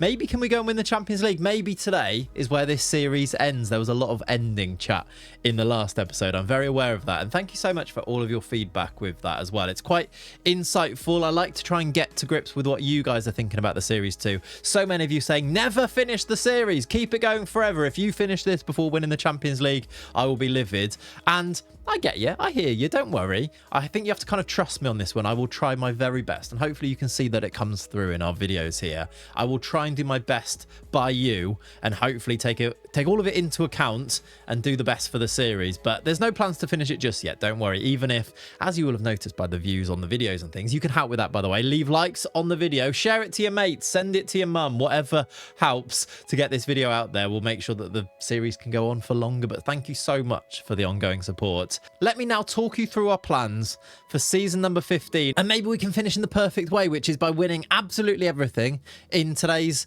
video. How does that sound? I think it sounds good. Here is, though, the season 15 squad it. And this then is the first team squad for season 15. The goalie will be Naf Al-Fahmy. Of course it will. A lot of you asked me to click on the full profile so that you can see things like the attribute polygon and things so that you can really assess how good the players are. So I'll try and do my best with that as much as I can. Fahmy is now 27 years old. He's got 103 caps for Morocco and he will continue to be our goalkeeper with Pablo Jimenez as his backup. Pablo Jimenez, by the way, 24 to 27 million pounds in value there. If we were a little bit strapped for cash, which we absolutely are not, by the way, if we go to recruitment, we've got 177 million pounds in the bank and 575,000 pounds of wages left over. I could even make that more because we don't need really transfer budget. 1.3 million left in wages if we wanted to go and use it, and that is in spite of giving our first 11 quite big contracts now. Maybe still not the biggest actually in the league. Pep Vizo, for example, got a new contract. He's on 83,000. And I think our biggest earner is Nacho Caballero. Yeah, Nacho Caballero is on 115,000 per week because I think he deserves it. Although he's now 28 years old as well. 2043 in 4 years' time. He'll be 32, so he might actually be on one of his final contracts. Maybe there's one more contract for Nacho Caballero, and that is, it's a bit sad when you think about it like that, isn't it? Anyway, Fahmy would be the goalkeeper with Jimenez as the backup, Andrew as third choice. In the B team, we'll have Paul Varela as the backup, or as the keeper in that team, I should say, and Gabriel Arnaiz.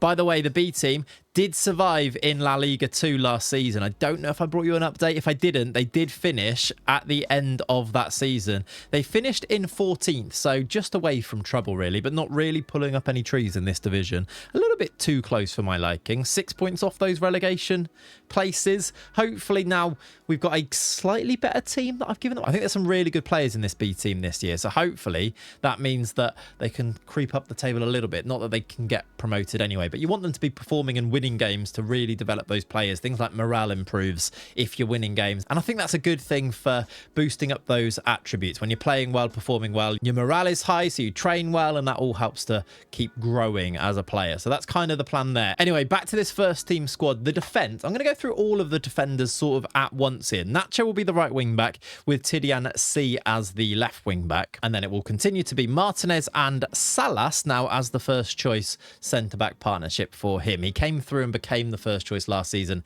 He will continue to be that this year. And I have held on to Antonio and Aguirre as the backup centre-backs there. One player that is kind of stealing a living at this stage is Babacar Camara, who is the fifth choice centre-back, and it's kind of, he just gets to live in the first team, even though he barely ever plays. How many games did he actually play last season? He played, I mean, none. 2 international games last year, and I've kind of written him off turning into a really good player, but I think he's an okay enough 5th choice to sort of be there in case there is an injury crisis, basically. Usually one of the first choice defenders gets an injury and then Kamara just takes his place on the bench and never actually comes on because we don't need him to. But that's sort of his weird little role in the squad, and I feel like actually real life teams sort of have these players that are there and don't really get needed all that much, but if in a crisis they're there and can step up and they're old enough and you don't feel like you're throwing somebody into the fire at too young of an age. So that's Kamara's role in there as the 5th choice. And it does mean that I've set up a B-team partnership between Francisco, who I think has a little bit of potential, definitely looking at that profile, some down arrows there, but 20 years old now. If he kicks on a little bit, could definitely see him coming into the first team in the next few years. Maybe giving a sale opportunity for somebody like Aguirre or even maybe Antonio if he kicks on. And the other one, and then his partner in the B team, is going to be the big man, Fernando Romero. Again, some down arrows there, but he's 2 years younger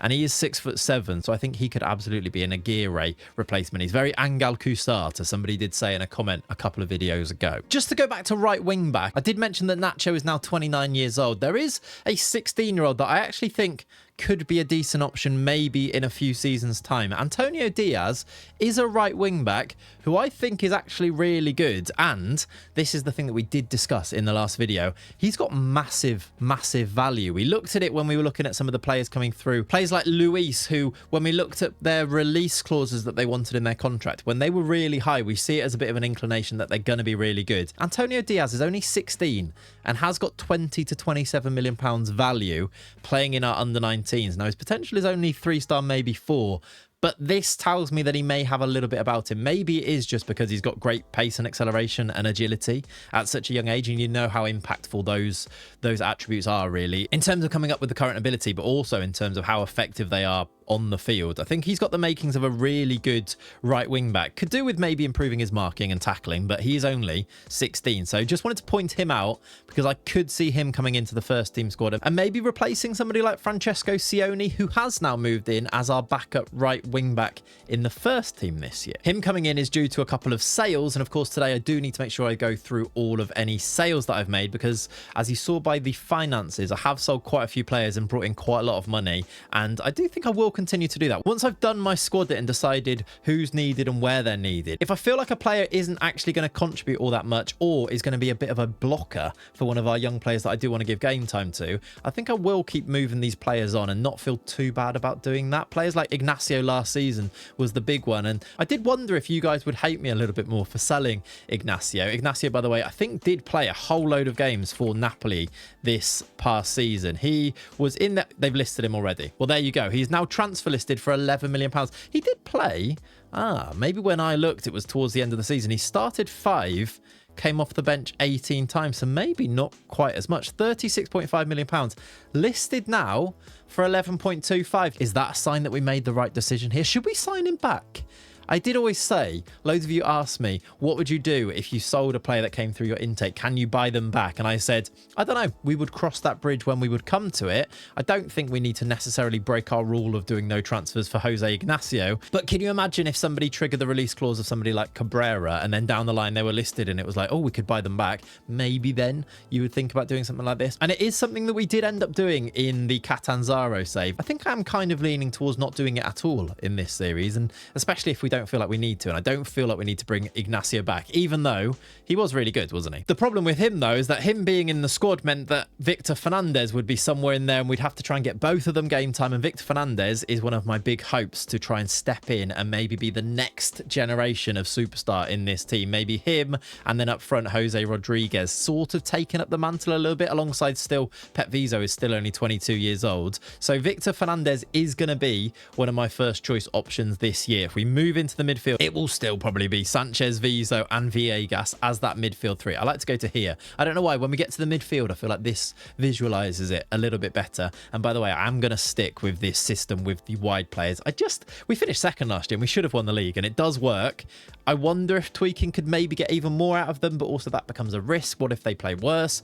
I think we're going to stick with it and then have it in our back pocket if we need to move a little bit more narrow with the Viso show, as I showed you before. But now Villegas, Sanchez and Viso so in that midfield, with of course Victor Fernandez coming in when we need him, and the other midfielder in there who will probably play a little bit less is going to be Bryce Fonseca, who I quite like as an option. He's still only 20 as well, and he did really well in the B team, which is why he's found himself in the first team for this year. You can see he played 41 times in that B team last year, and when I was having a look at the attributes and looking at how much they developed, this guy looked like he's really kicked on, and I've given him that first team place, replacing almost Ignacio. Or I guess actually more specifically replacing Rafa Alvarez, who I've put back down to the B team, because I just think Fonseca might be that little bit better at the moment. Alvarez did have 3 seasons in the first team, but was never really a starter. 14 games, 7 games, 3 games. Obviously, just these are the players that I don't think are going to hit the real heights, but are really good squad options to have in there. So maybe moving them between the B team and the first team means that they get a season of playing full first team football, and then they might develop and kick on a bit, and you swap them out and just see which one is going to be the best for you. A similar boat really, I suppose, to Ilyas Hamoudi,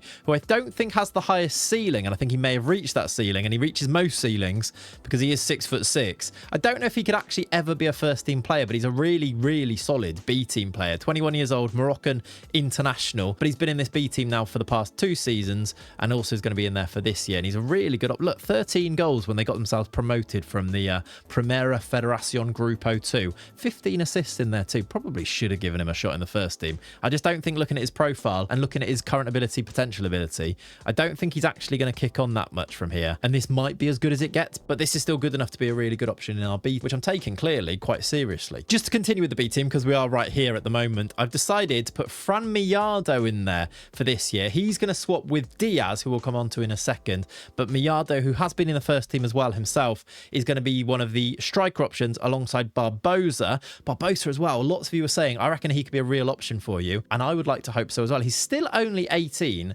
Uruguayan international. I think for this year, this is essentially a really good loan to a La Liga 2 team this season. We're going to see how he goes. He had a good season there before, scored 15 goals. I don't think there's a place for him in the first team squad with Cabrera, with J-Rod. And then if we need to, of course, we can play Alvarez through the middle as well. But if I was going to choose a loan for Barbosa, it'd probably be to a La Liga 2 team. So he's going to be there again this year. He's already got 1 and 2 down there. Maybe he could be an option for the future. I guess we'll see. And then I suppose the other player that has a bit of potential in this B team is Julian, who's our left wing back option, who probably falls 3rd in line behind Tidiane C, Gabriel Torres, and then it's probably Julian who comes into that spot there. That is the B team. Then back to the first team, and my attack this season is going to be much of a muchness from last year with one slight little tweak. We're going to have Caballero on the left-hand side, a mainstay of the team. But now, after a really good development season last year, Gerardo Diaz is going to be our other left-sided striker option. He does still need to fully learn this role. He's more of a central striker, really, but I think the way that we play with the winger/strikers, this guy's going to play on the left-hand side. He is right-footed, but I kind of like that cutting in thing. Peruvian international. He had a great season last year in the B team, and this is where this model does work. He played in La Liga 2, also got himself 15 goals, 11 assists in there, and I just think, looking at his profile, looking at his attributes, he's really kicked on. He's only 20. He's going to be the understudy to Caballero this year. The only worry that I sort of have here is that, being the backup, is he going to play enough games to really kick on, and could he actually ever get to the heights of Caballero, or is he just going to be stuck behind him? But then again, Caballero is now 28, so maybe he is the natural successor in that position. Although, speaking of natural successors, we also now do have this guy, Luis, who I really do think might be a special talent. That value already, look, 29 to 46 million pounds. He's 16, and I was thinking about what is the best way to get this guy to kick on. Is it to leave him in the youth team and to develop there, or is it to try and get him regular football? And I've decided to loan him. Now, you are able to loan 16-year-olds in Spain, and Real Murcia promised me that he's going to be a key player for them, or an important player, I think it was, for them. And I just think if he has a season playing regularly in what is the 3rd tier of Spain, he could come back and be a real option either in the B team next year, or maybe even the first team, and try and bring him in the same way that we brought J-Rod in and a few other youngsters in, where games that don't matter as much, home games against teams that we're supposed to beat, just start him and just play him, because he could just be the future of the club. I really like what we're working with here. Hopefully this loan is successful. I will be watching. He can be recalled if he's not playing enough. So we will be doing that basically at the first option if it looks like he's not going to play regularly, but they did promise it.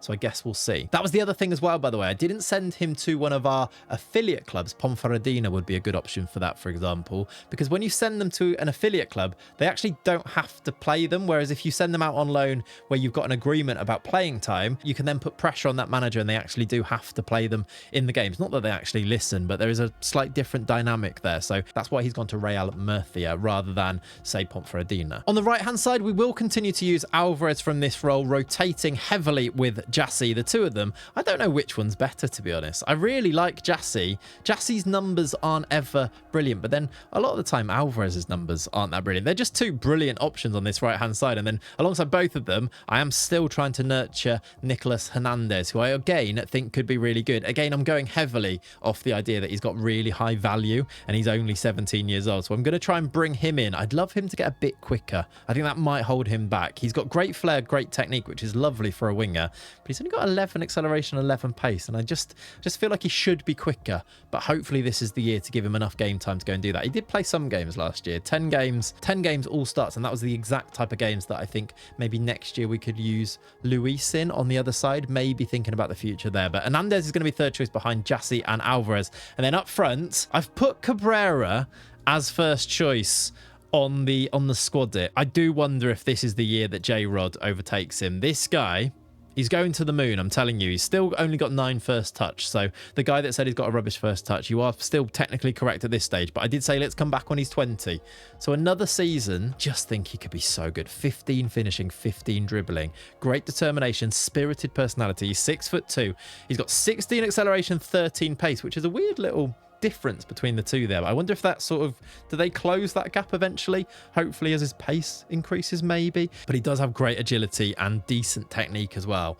Only 18. Heartbreakingly though, he's chosen Spain. He was Nicaraguan. It was so cool having a Nicaraguan, I was going to say international, but he wasn't an international. He didn't even play youth football for Nicaragua. I don't know if they play games in the save. They must do, I'm sure, but he didn't get called up. He's chosen Spain. Maybe that's an indication that he is going to be really good and he feels like he can play for the Spanish national team. But in the same way that Pedro Villegas did that, I wonder if he will end up switching back, like Villegas ended up switching back to be Venezuelan again. He's now got 30 caps for Venezuela at 27 years old. I wonder, one to keep an eye on, but I am a little bit gutted that he's chosen Spain at this stage, which is, I don't know, it's a shame. And that's it. That's the season 15 squad. There is a whole list of players that I have sent out on loan. Players such as Sanz Onguene, Gandra, Sergio, Granel Luis that we looked at, Boya, Vidal, Ricardo Dixon, or Dicko, as his mates call him, has gone to Valladolid alongside Roca as well, 2 of them going there. Castro, the goalkeeper, has gone to Belenenses in Portugal, and Daniel Araque has gone to Lugo back here in Spain. So a lot of players out on loan. We'll keep an eye on these guys. Hopefully they will do well there. It's these loans where I've weighed up where they're best going to get game time, basically, and not going to get in the way of other players who I've decided should be the first choices in either the B team or even in the under-19s. For example, we will keep an eye on them, and then if they're not playing, I always just recall them. Ricardo Dixon, though, is another one that I am quite excited for in this save. He's got 4 under-20 caps now for Australia. Hopefully, he can go and do the business in the lower leagues in Spain this year, and we can maybe use him in the future. We've got quite a lot of really good strikers. There's probably a few years where we weren't quite sure who was going to take over from Cabrera. Now it looks like they're queuing up to do so, which is never a bad thing. That's the squad though. This is where we stand, all the money. Hopefully that's a good update for you. It's the way that we have to start all these videos because I think it puts everything into context, hopefully. I'm now going to go and play and hopefully go and win La Liga this year because I really feel like we can. We have got off to a good start, by the way, too. I do usually play the first game. We have again done that. It was a pretty close game, actually, with a bit of a comeback to win it towards the end. Cabrera scored on 88. We went 1-0 up before going 2-1 down with just 20 minutes to play before Cabrera rescued a draw on 88. We went 1-0 up from Salas. That was a header from a corner before Lara scored twice for Cadiz. And with 20 minutes to go, it looked like we were going to lose this game. Cabrera rescued what we thought was going to be a draw on 88. Again, it was from a corner, headed in, and then on the rebound, he managed to slide it in there. And then Gerardo Diaz on 90+4, making an immediate impact now that he's a first team member. Here's Nicolas Hernandez, who had to play at left wing back at the end of this game, by the way. Diaz was in there to slot home. There was an offside shout, but he was there to win us the first game of the season and hopefully kick us on now to go and hopefully win this league. I really feel like we probably should and definitely can after where we finished second 2 years in a row. One last thing, I suppose, actually, that I did say I was going to show you and then didn't in the end. There are a load of loans out, as you saw, but there were also a couple of sales. Juan Jose, I sold for £9.5 million to Benfica. He's actually gone straight into their B team, but he is one that I actually thought could be a decent option in our midfield, but they offered us £9 million. There is, though, in that deal a 50% sell-on fee, which I tried to put in every deal, and also there is a buyback fee of about £19 million, I think it was. So if we wanted to buy him back, we could. Not that I think we will, but they put it in there. So I thought I might as well keep it in there. I also did sell Guillermo Costas, which, if you remember, is why Sione is now the backup right wing back in that first team squad. He's gone to Strasbourg for 775k. That goes down on the B team sales, but there we go. There's the rest of the sales from last year too. That then is hopefully everything up to date with season 15. I'm now going to actually go and play that season, as I said I was going to before. I'll see you on Youth Intake Preview Day at the end of December, where hopefully we're about 35 points clear in the league. That'd be nice, wouldn't it? I'll see you at the end of December. Oh, before I come back, quick one from me, by the way. A quick note to say, please subscribe to the channel. I'd really appreciate it if you did. And thank you so much for continuing to watch this series. Leave a like on the video. Oh, and also a reminder that La Cantera t-shirts and merch are now in the merch store, which you can find down below the video if you wanted to go and check it out. Some Huesca inspired little merch items, which you can go and pick up for. I've put them on there at the prices that is the very, very cheapest that the site allows for, so that I don't actually make any money from them, but hopefully they're cool little pieces that I just love the idea that there's people rocking about in a La Cantera hat or a Luciano Sanchez t-shirt. I just love that as a thing. So if you want to go check those out, the links are all in, they're like showed underneath the video. I'll also make sure that there's a link in the description of the video. How's that? Now though, let's go to the halfway point of this season. And are we 30 million points clear at the top of La Liga? No, guess what? We're second. Again, guess who are top? Atletico Madrid.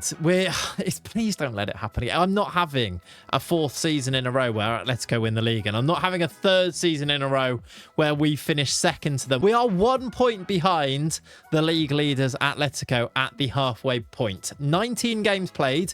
We've won 13. They've won 14. We've drawn 3. They've drawn 3. We've drawn 5. We've only lost 1 game. And yet we aren't top of the league. Our goal difference is actually exactly the same. We have scored 2 less goals, but also conceded 2 less goals. It is a genuine title race, and we are 6 points clear of third place Sociedad. Real Madrid, by the way, now managed by Glasner. I think I showed you that last time. But there was also a change at Barcelona, and this, I think, is a very progressive move from Barcelona.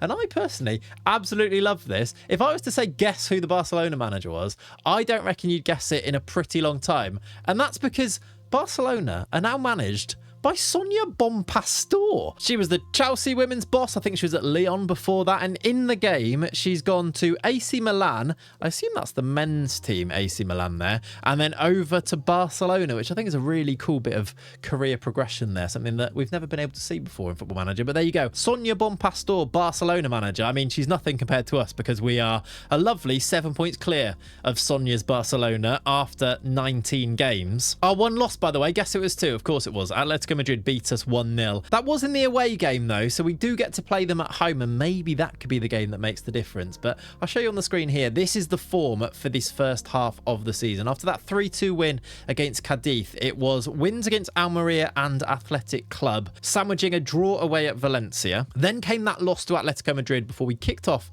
our Champions League phase. We won our first game against Leverkusen, 2 goals from J-Rod in that game before losing to Arsenal. I always think when you come up against a Premier League team in saves like this, it gives you a real indicator of actually how good you are, because if any league becomes a super league in Football Manager, it's the Premier League, isn't it? And yeah, Arsenal, who I think did win the Champions League fairly recently in the save, they won it before Atletico won it, and then Juventus actually won it last year. I don't think we've looked at that yet. Who did they beat in the final last year? Then they beat Leverkusen. We've just beaten Leverkusen and they got to the final last year. I say that playing teams like Arsenal is a bit of a marker, but actually we did just beat the runners-up from last season, so maybe that should be a marker. Can we win the Champions League this year?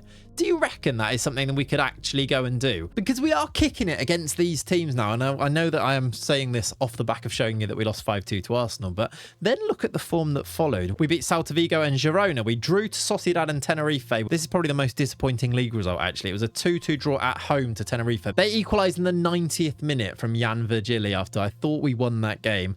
We did recover well, though. It was a win against Dortmund, a 4-1 win against Real Madrid.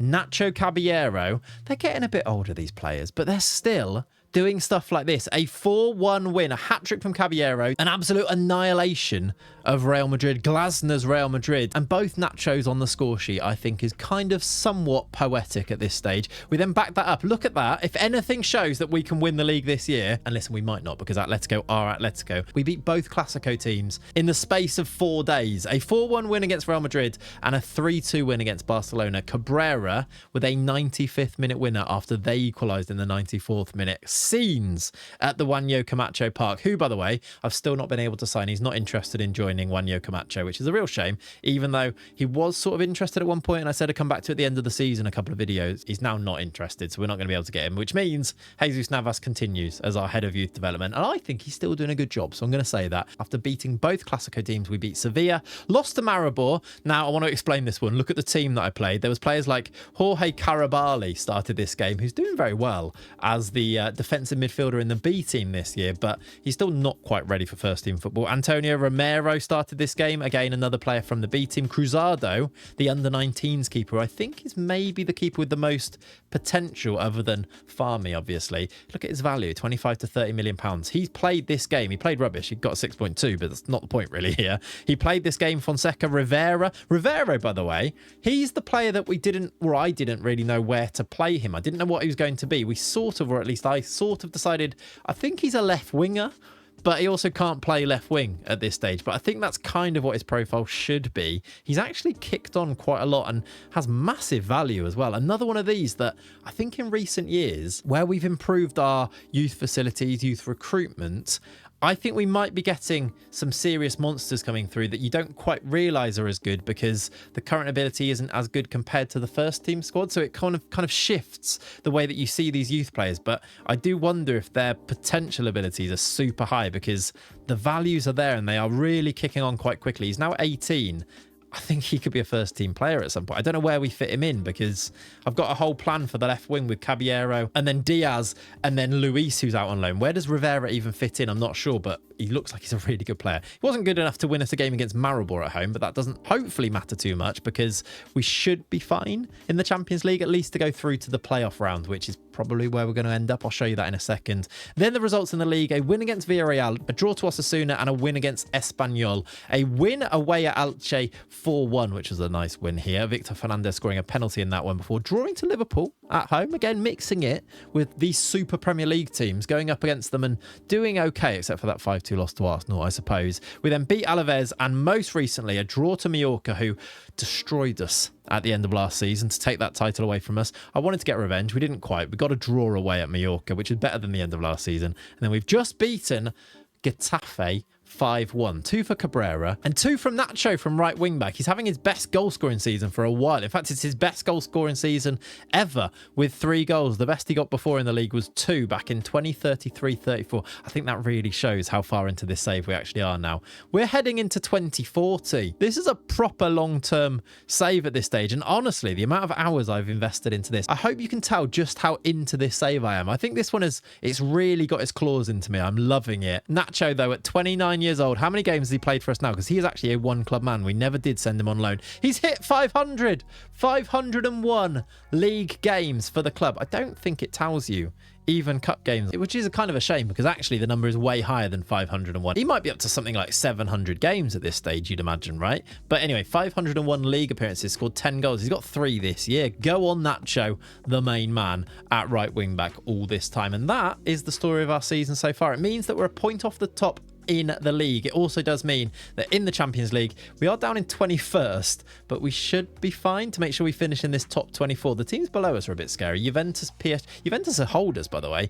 PSG and Liverpool. Our remaining league phase games, though, are pretty kind. We've got Copenhagen and Dynamo Kiev. I just need to remember to not rotate too much in those games, because if I do and we end up going out there, that would not be particularly good. Maybe it would allow us to concentrate on winning La Liga, but I think we can go quite far in both. I just wonder, we've had results against teams the year before that where we beat Milan 5-1 and beat Bayern Munich in that competition, shows me that when we get to those knockout games, especially those home ties, we could do something. We just unfortunately came up against Arne Slot's army last season in the round of 16. So hopefully that isn't the case this year.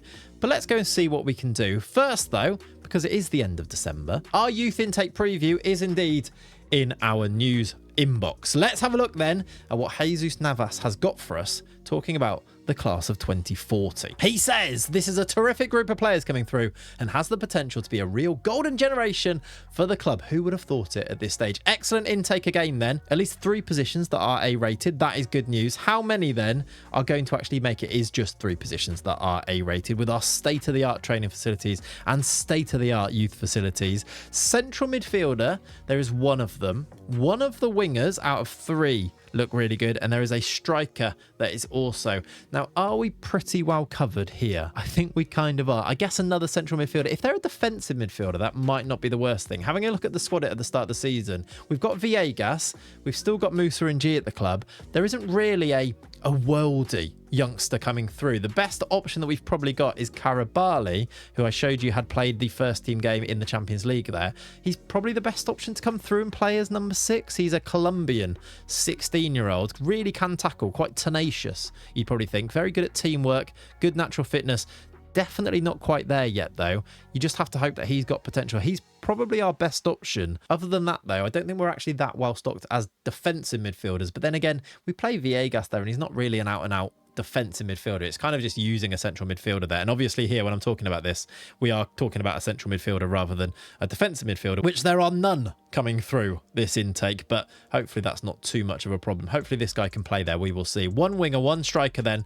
Let's now go and actually find out who those guys are by going all the way through January, which could be massive, by the way. We do play in the Super Cup in January, and that is a chance at a little bit of silverware, which would be nice. We also finish off that Champions League phase, and then we've got games against Almeria, Cadiz, and Valencia and Athletic Club to play. Could sculpt our season before a massive February. We play Atletico at home, Barcelona away, Sociedad, who are good too, at home, and then Real Madrid before we get our youth intake. So I'm going to be back after this Sevilla game, and that really could be make or break for our season. We are right up there, only a point off. Atletico, they might fall away. Did they lose their last game? It actually looks like they may have done, which they lost it 5-1 to Barcelona. Are they starting to crumble? Sonia Bonpastor ball, everybody. A 5-1 win against Atletico, and maybe this is where things start to change. Hopefully, when I come back at the end of March, start of April, hopefully this picture is a little bit different. Fingers crossed. If we keep our end of the deal up, maybe, just maybe, this is still going to be a title-winning campaign, or we'll get Atletico again, which is probably, to be honest, the most likely case here. I'll see you, though, for our youth intake and meet the class of 24. And have a look at this. The date is the 29th of March, and the league table now looks a whole lot rosier. I theorised that it may have been the start of the downfall for Atletico Madrid, and oh my God, could I have foreseen it going as badly as this for them? Perhaps not. We are top of the league after 30 games. We are 8 games away from greatness, and I'm going to say it, I don't even think I can bottle it from here, although I've now said that and I'm now terrified about doing so. But we are 4 points clear of Sociedad in second, and we've got a game in hand over them. We are now 10 points clear of Atletico Madrid. We were a point behind them before that last set of games. I told you that January, February, and then March were going to be vital in this title race.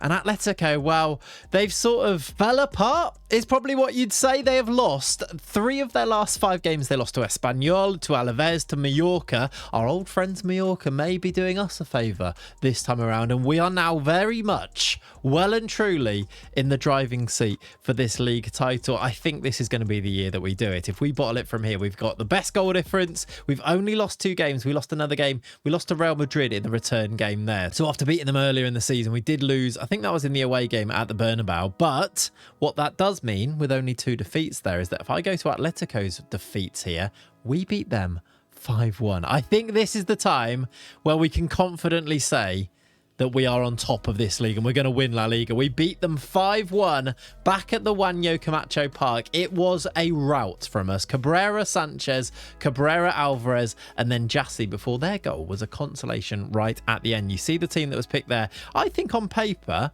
this is that's the 11, isn't it? It's Farmi, Martinez, Salas. It's Villegas, Nacho, C, Sanchez, Viso, Cabrera, Caballero, and Alvarez. That is, I think, the first 11 that I had in my squad at the start of the season. And when it comes together and it works like this, 3 assists, by the way, from Nacho at right wing back. What a man this guy is. He is now the veteran. As can you call a 29-year-old a veteran? I guess you kind of can if they've played 512 games. I said it was his best goal scoring season. It's his best season in ages, actually. I suppose he's probably not going to beat this 11 assist season that he got in 37-38, but he's got 7 assists, 3 goals, 2 player of the matches, and a really strong average rating. I love to see it from Nacho. And this game on a slot could be in a bit of trouble, genuinely. Their form is absolutely horrendous. Look at this January, and that alone would have put us back in the driving seat because they lost to Celta Vigo and lost to Sociedad in this month, and then it got even worse in February where they lost to us 5-1, drew a game against Villarreal, and then lost to Espanyol. And then for us, on the other hand, it was a very, very different story. There was only 1 defeat in January or February. We lost to Copenhagen. Now, do you remember when I said I needed to make sure we played a team that won this game? I couldn't resist rotating a little bit, although I started most of them, but we did lose to Copenhagen in that group, that league phase penultimate game. I did go very strong though in the Kiev game. If you look at the 11 in this game, no chances were taken and we did win this one at 4-0, and that was enough to put us into the playoff round, which I'll update you in a second on. But before that, January was not only successful in the league where we won every game bar 2, we drew to Valencia and Bilbao. We also won the Supercopa. On the screen now you can see the team celebrating after a 3-1 win against Real Madrid in the Supercopa final, and that was after beating Atletico 2-1 in the semi-final. So not only did we beat them 5-1 in the league, we got ourselves a 2-1 win in the Supercopa before a 3-1 win against Real Madrid at the Nuevo Mestalla. We did also progress through in the Copa del Rey. I'd love to win that this season. Imagine we could go and get ourselves a league and cup double, and then also maybe the Champions League. Who knows? Do you reckon we could go and do it? And I mean, it is possible because we are actually still in the Champions League. We lead La Liga. We're still in the Copa del Rey because we have just won in the semi-final then. It was Real Zaragoza. Zaragoza are old rivals. We beat them 3-2 away from home before beating them 2-1 back at home. We are through to the Copa del Rey final, and we are still in the Champions League because in the playoff round, we beat Milan. Now, if you remember, a couple of seasons back, we beat Milan 5-1 and then lost the second leg quite heavily, but this time it was a 2-1 win in the first leg. Sanchez scored twice, and a 2-2 draw at the San Siro to see us through to the round of 16. In that round of 16, I'm very proud of what we managed to achieve here. It was a 1-1 draw against our next opponents, Manchester United. Now, this 1-1 draw, I talked about the home games being really important in the Champions League. We actually got a red card in our home tie here. After 20 minutes, Luciano Sanchez sent off.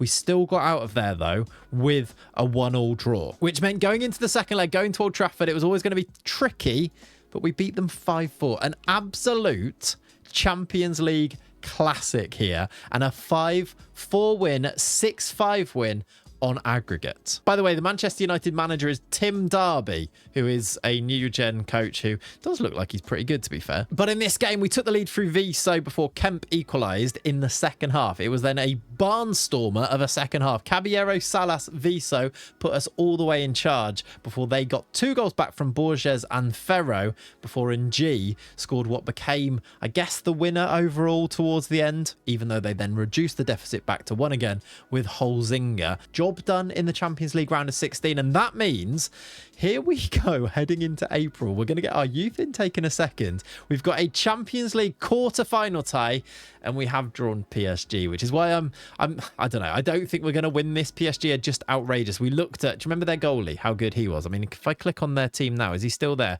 It is still Vincent Kompany. I think that was the case beforehand. If I go to their squad, that's not the same goalie. That is a Brazilian who doesn't look as good. Is there another goalie that I'm missing? Maybe they sold him. I think the brilliant keeper may have been sold. I actually think he may have gone to Barcelona or Real Madrid. I seem to remember now, and I'm forgetting what his name is, that worldie keeper, I think he went to Real Madrid maybe. Let's go to sales. The biggest sales here, £29 million. They sold that Brean, who I think we looked at before. He had the cornrows. He's a really good Spanish player. Yeah, I mean, look at him. He's outrageous at Milan. I don't see the keeper on the list there. If I go back a season, I'm sure they did at some point. £31 million for James and Joe. There was a £37 million the year before that sale for Gregory Terrelaz, who is a 6'7" brilliant centre-back. This is what we're up against. Remember when we looked through all those new gen players, and it just gives you context of what we're up against, I guess, in these competitions. I'm sure they sold that. Oh, right, they've sold a player there for. Right, I found him. Right, I have found him. This was the year back in 2036-37. They sold two players, PSG. One for £142 million to Chelsea, Matthias Samaniego, who, I mean, look at him. I mean, have a look at him. Uruguayan superstar. And this was him. Noureddin Amayouche has been the Real Madrid keeper since that point, and I just didn't recognise the name, I don't think. I knew that they'd sold him. They sold him for £117 million, and he's now at Real Madrid being their goalkeeper, which is, I mean, he's playing for a team that we've been finishing above, actually, all of these years. They bought him for 100 million and sold him for 117. I mean, the selection of new gen players in this save is just absolutely insane, and I think that actually underlines just how well we are doing. We are up against, though, PSG in the next round of the Champions League, and we have got just 8 games to go to finish off our season, and hopefully it should be routine at this stage. We play Osasuna at home, that should be a win. Espanyol away from home, we should be confident. Almeria away from home, we should be confident. Elche at home, we should be confident. And then Alaves Mallorca, now I'd never take this one for granted, I suppose. And then Getafe at the end. There are no big scary teams to play at the end of this season. It should be routine to go and make sure we win this La Liga title this year. And we also then have the quarterfinal of the Champions League and the Copa del Rey final, who is against, of course it is, it's against Arne Slot's Atletico Madrid. I'm just going to check. It is still Arne Slot, right? It is, yeah. Even though their form has been so bad, they haven't sacked him yet. I do wonder if he's going to be under a little bit of pressure, though, if they only end up finishing 4th after winning the league for 3 years in a row. Maybe that's harsh, but that's sort of the way that football goes, isn't it? Now, though, we're not back just to have a look at this glorious table. Maybe we need to take it all in now before I go and bottle it in the last few games. But this should be routine.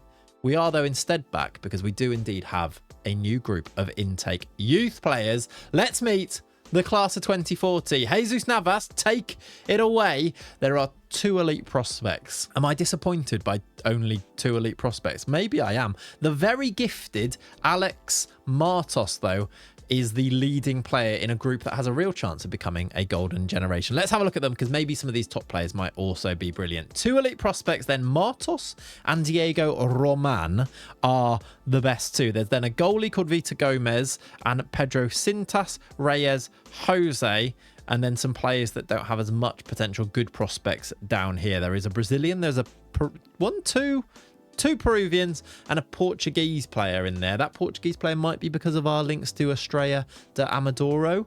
That is one of our affiliate clubs, but there's not a great selection of nations coming through in that intake, mainly Spanish. And actually, if I just update you on the affiliates, by the way, our link with Le Mans in France got cancelled, and it didn't really say why. So I've since gone through. We've now got a link with BK Häcken in Sweden. We've also continued to have Ponferradina in Spain and Amadora in Portugal. But I've also added RKC Waalwijk in the Netherlands. Definitely saying that wrong, but I gave it a go. So just if you see any Dutch players coming through, that would probably be that reasoning. However, let's jump into these players. Let's have a look at our 2 elite prospects. Left winger and striker is actually a good thing, because that is exactly what we use. And even Roman, 2 strikers basically then as the 2 elite prospects. It is an area I feel pretty well stocked in. Jose Rodriguez has very much taken over, or taken up the mantle from Cabrera this year. He is the first choice striker these days. I will show you all of the stats of the players probably at the end of the season, when hopefully we've won this league. But maybe a few more players next in line. We've got Dixon, we've got Barbosa. I feel like we are well stocked at striker, but there might be 2 more here. And I guess because we play with the winger strikers, you kind of need 6 anyway. even though I do think we are well stocked in all of those positions too. I think we might be getting to the point where we've got too many really good players. That's not a bad thing, is it? Let's have a look at Alex Martos to start with. He's 6'4". Okay. Forget what I just said. You can never be too well stocked. If you've got a massive striker with 17 jumping reach, and I've seen them grow so much. I don't remember.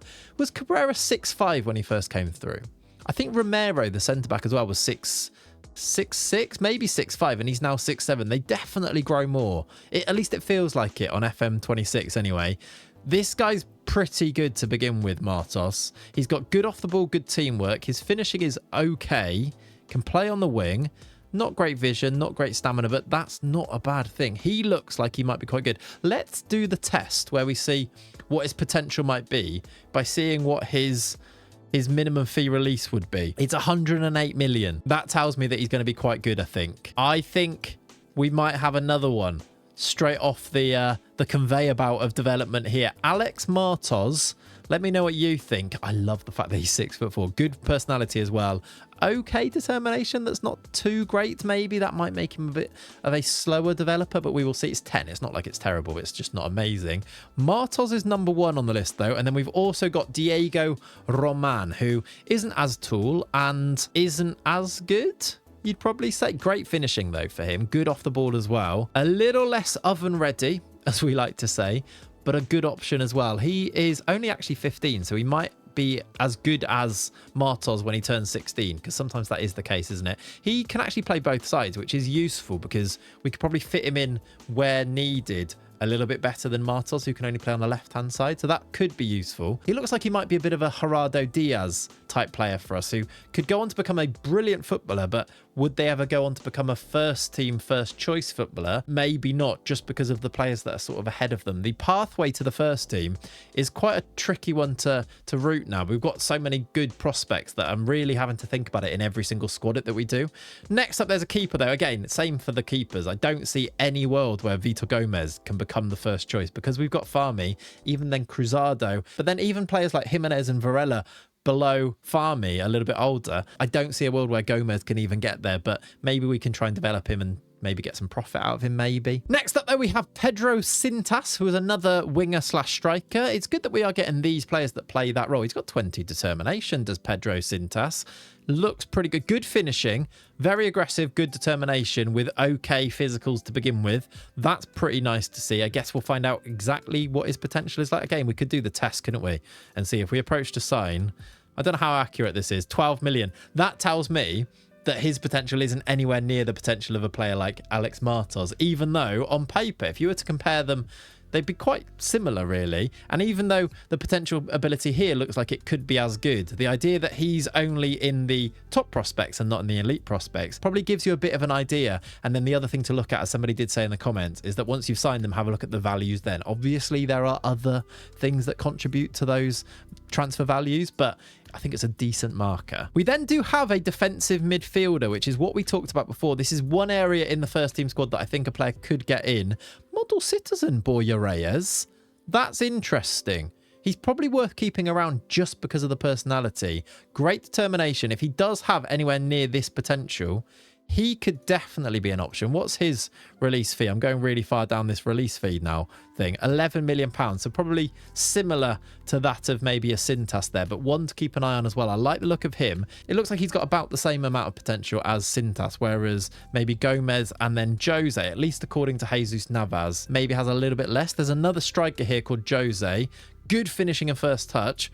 Good flag, good determination, not great physicals yet, and is only an out-and-out striker, so you could only really use him as the central striker, or at least you'd have to retrain him, which is never the most ideal thing. He is still only 15 as well, which could mean that these physicals could improve too. Always nice to find a striker that's got 15 finishing. These guys are good. Generally, this intake, they look quite good, don't they? Let's whiz through these guys. I know that so many of you keep telling me that you can find really high potential players in the good prospects, the decent prospects, and even further down, they can get them wrong a little bit, the head of youth development here.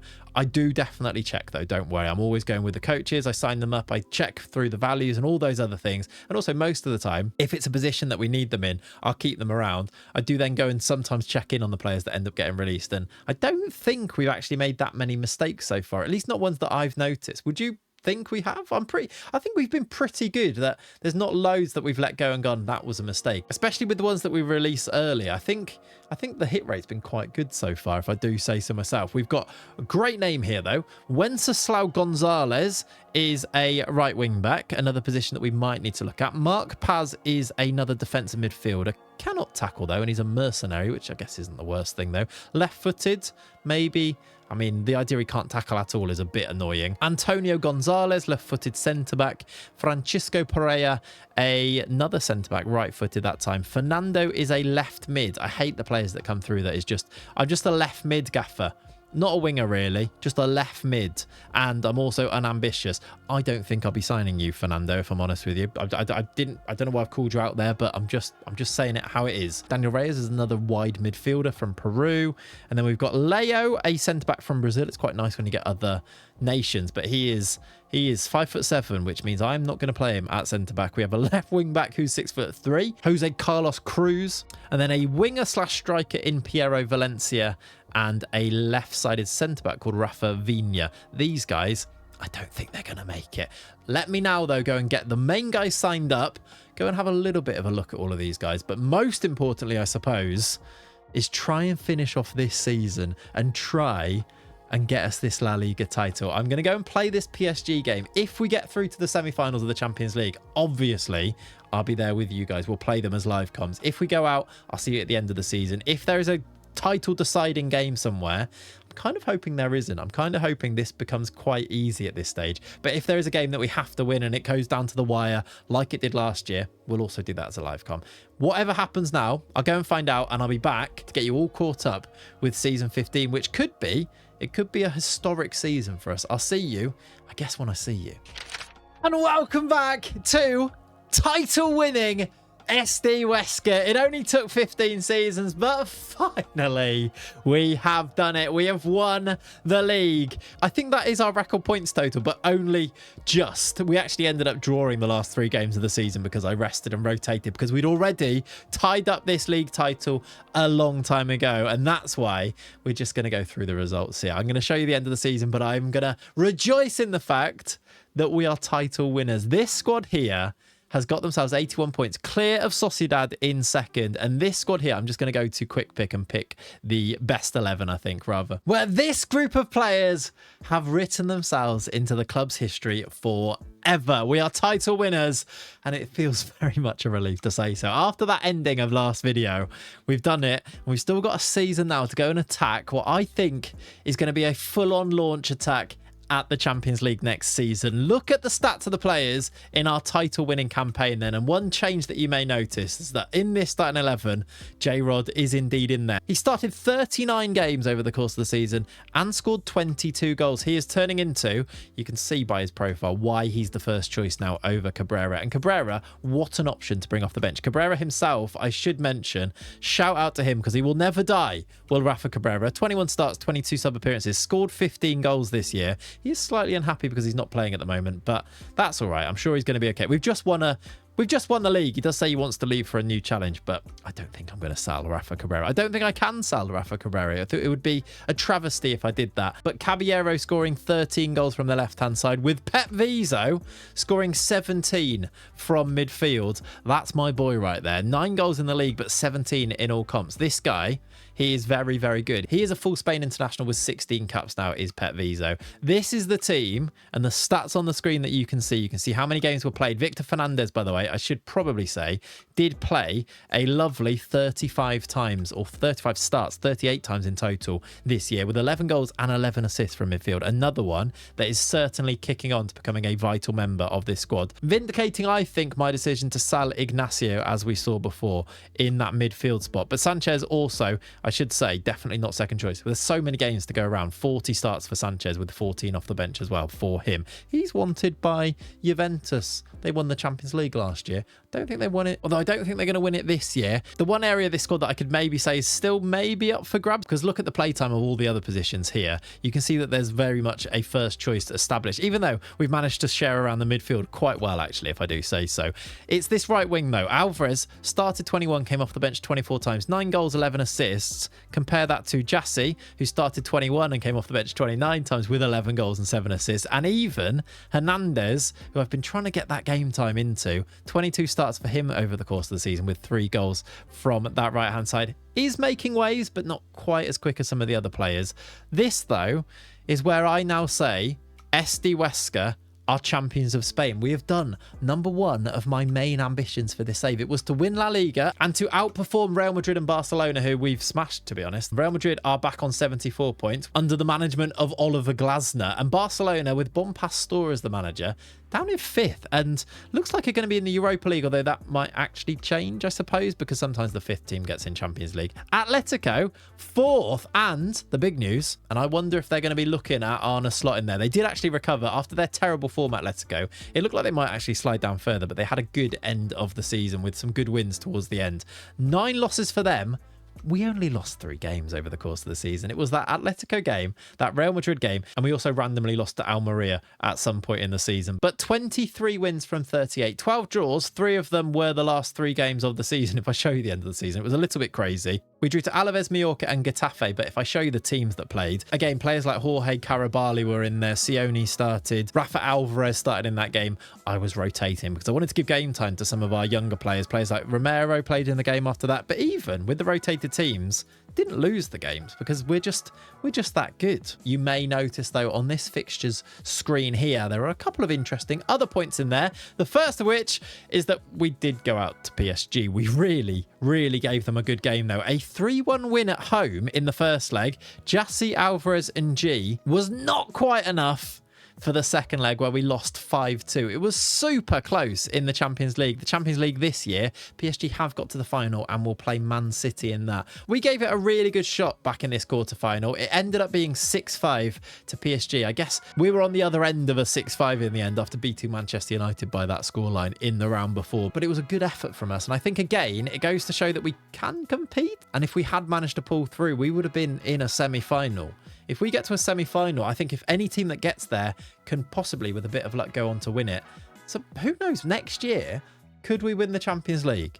Let me know in the comments right now if you believe right at this stage, and you can come back at the end of the video to find out if you were correct. But I'm going to go and do everything I can to go and do that, because this is a monumental season. SD Huesca are champions of Spain, but also cup champions as well. A 1-0 win against Atletico, our old friends. We have really turned around the narrative on them this season, haven't we? A 1-0 win thanks to this Victor Fernandez goal in the final of the Copa del Rey saw us lift the trophy, and it ends up being a domestic double for us, and a quarter-final in the Champions League where we went a decent way in that competition too. Definitely our most successful season so far, and definitely now, hopefully, the springboard to go and try and finish this season. I think we kind of have to, because our players are all turning 30. See, Rafa Cabrera is 30 years old, and I'm a bit scared about that, but maybe it won't matter because we can go and win everything next year in season 16. I'm going to go and prepare for it now. I'm going to go and do my squad it, see where we stand, and I'll be back to bring you into all those plans as we go again to hopefully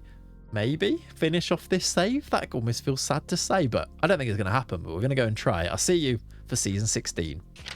Okay then, season 16, and finally going into a season as champions. I actually can't quite believe that we've managed to win La Liga at long last, and with us now being champions, I have actually had a pretty interesting summer with the squad. This is the new first team squad. There is actually, the first team squad hasn't changed all that much, but if we were to look at the B team and the under-19s, there's quite a lot of sales actually. I'll show you that to begin with, I think, by going to the recruitment tab and showing you the finances, where we're now up to nearly £300 million in our balance, and our wage budget it's £1.1 million, and we've still got a transfer budget of £131 million.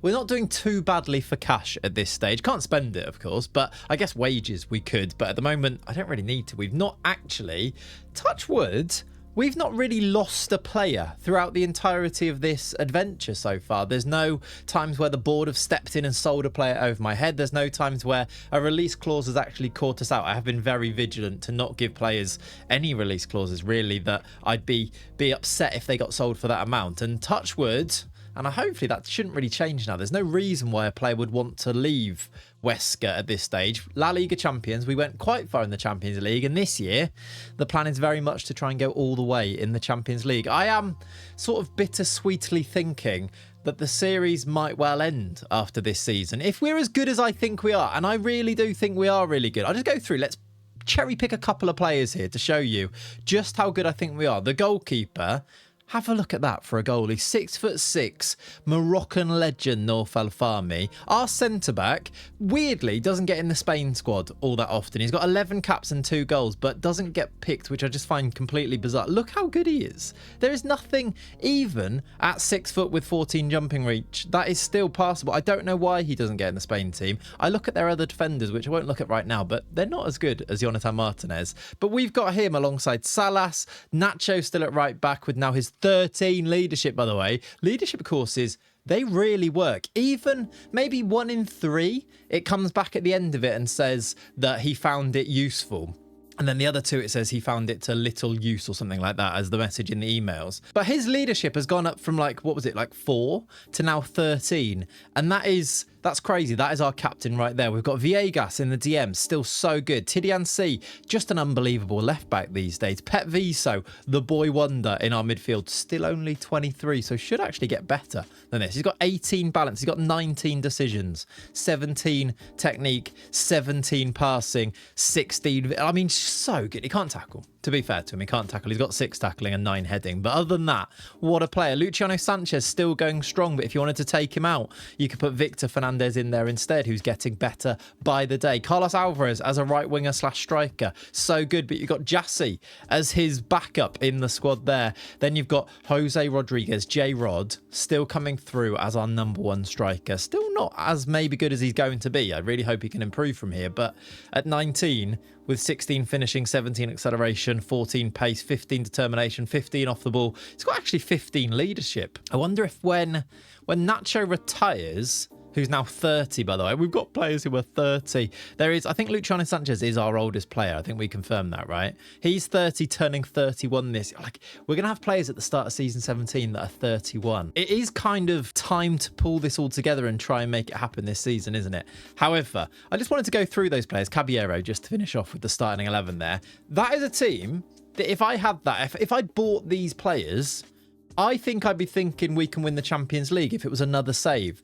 So why shouldn't we be trying to win the Champions League this year? Am I just, because they're my players, am I over-egging them a little bit? But I think they're genuinely good enough. And then in reserve, there is so many good players now that if you go down this list, players that can easily come in. Rafa Cabrera, so proven to score goals. Gerardo Diaz not even being a starter for us because Caballero exists is just wild. He's only 21 as well. So maybe when Caballero gets a little bit older, I think Gerardo Diaz might take his place on the left wing. But that's even without thinking about Luis, who's back from his loan now, who I also think is going to be outrageous. He's 17.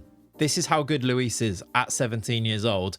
I'm hoping, but I'm thinking that I was right when I thought he had super high potential because he's got the value and he's kicked on massively from that loan that we sent him on last season, where at Real Murcia, he did start 30 games in the lower league, scored 4 goals, got 1 assist, got a 6.78, which isn't really the thing we're looking for at this stage. It'd been great if he had performed even better than that, but the fact he's playing games regularly has really helped him to kick on a little bit, and hopefully now I've brought him back in to be the 3rd choice left winger. 3rd choice ultimately means, though, that any game that I'm super confident of winning, or any cup game or any Champions League group game that I think we should win, I chuck in the 3rd choice players, the young players, like Nicolas Hernandez, like Luis, like Antonio Diaz at right wing back, and it was J-Rod before now he's become the starter. So a lot of the time you'd actually prefer to be a 3rd choice player in this squad rather than 2nd choice, whereas the 2nd choice player just comes in really if there's an injury, although I do try and rotate a lot or as much as possible for players that I do want to see make first team appearances. Players like Jassy, for example, is 2nd choice technically, but he's not really 2nd choice because he plays a load of games. Last year year he played 33 times. Look, it's just that he doesn't start those games. He started 16 and came off the bench 17 times in the league. Now though, let me take you over to those sales that I discussed, and then we'll go through this squad and how it's going to work a little bit more. If I go to the transfer history, you may have noticed already some players that aren't there. This is a little bit convoluted because a lot of the sales go down as Huesca sales, and then a lot of them also go down as Huesca B team sales if they're in the B team when I sold them.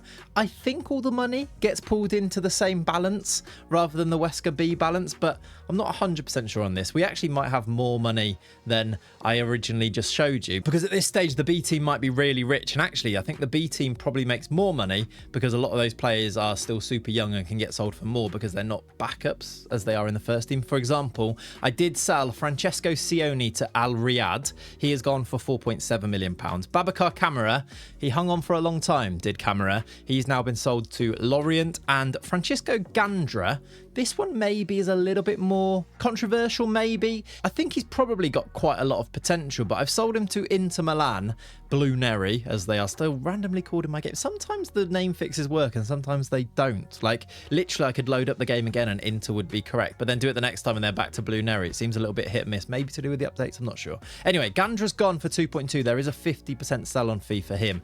And ultimately, I just looked at which players were actually going to become hopefully first choice, and I just didn't think we needed Gandra as good as I think he might end up being. We'll see with that one. That one could be a regret, but we will see. There was also, before the tick over date, we did also sell the big one really for this summer. I sold Ivan Aguirre. Now that is actually two good left-sided centre-backs that have gone, but Aguirre's now 25 years old. He's gone to Al Khalij for £24.5 million, and that was just kind of silly money for a player that started one league game last season. The year before that he started 5. The year before that he started 3. The year before that was the one where he played 15, to be fair to him. But he's not really playing enough games to not justify me selling him for £24.5 million. So Aguirre has gone out, and then in the first team squad, this is where we'll come back to it because it kind of ties in. I've replaced him with the youngster Francisco, who I think shouldn't be too far away from being good enough to come in. And I mean, he's good enough to come in and play 3 games a season, which is ultimately what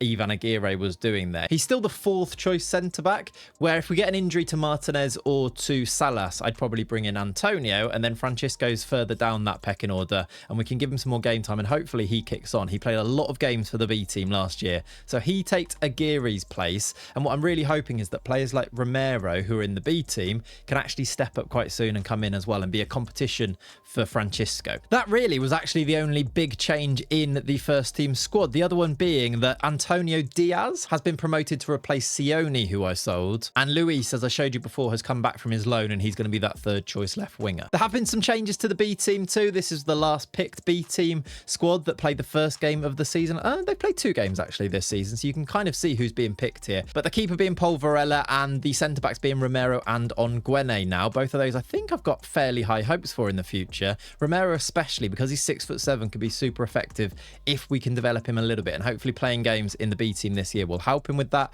Julian as well as the left wing back, I think I've got a lot of hopes for too. And interestingly now, Christian Rivera, who I didn't know where to play him, what position he should be, he now seems to be starting as one of the attackers, the left winger, I think it is, in this B team, and I think that's kind of ultimately where I see him playing. So I do think a season for him could see him turn into a decent player too. He's also got under 21 caps, that tells me that maybe he does have a bit of potential about. The reason I came to the B team though was to show you the sales here, because there are some big ones, and if you're very eagle-eyed, you may have noticed some omissions from that B team too, and that is because I have sold 4 players here. The big one is that for £26 million, I have sold Fran Miardo to Sporting in Portugal. He was a really good player. He is a really good player. And that's kind of reflected in the £26 million fee. He's got under 21 caps for Spain. He's 21 years old. He's only going to get better. But I just didn't really see where he was going to come into our team. Ultimately, it's about comparing to the other players. At left wing, we've got Caballero and Diaz, and then Luis coming through.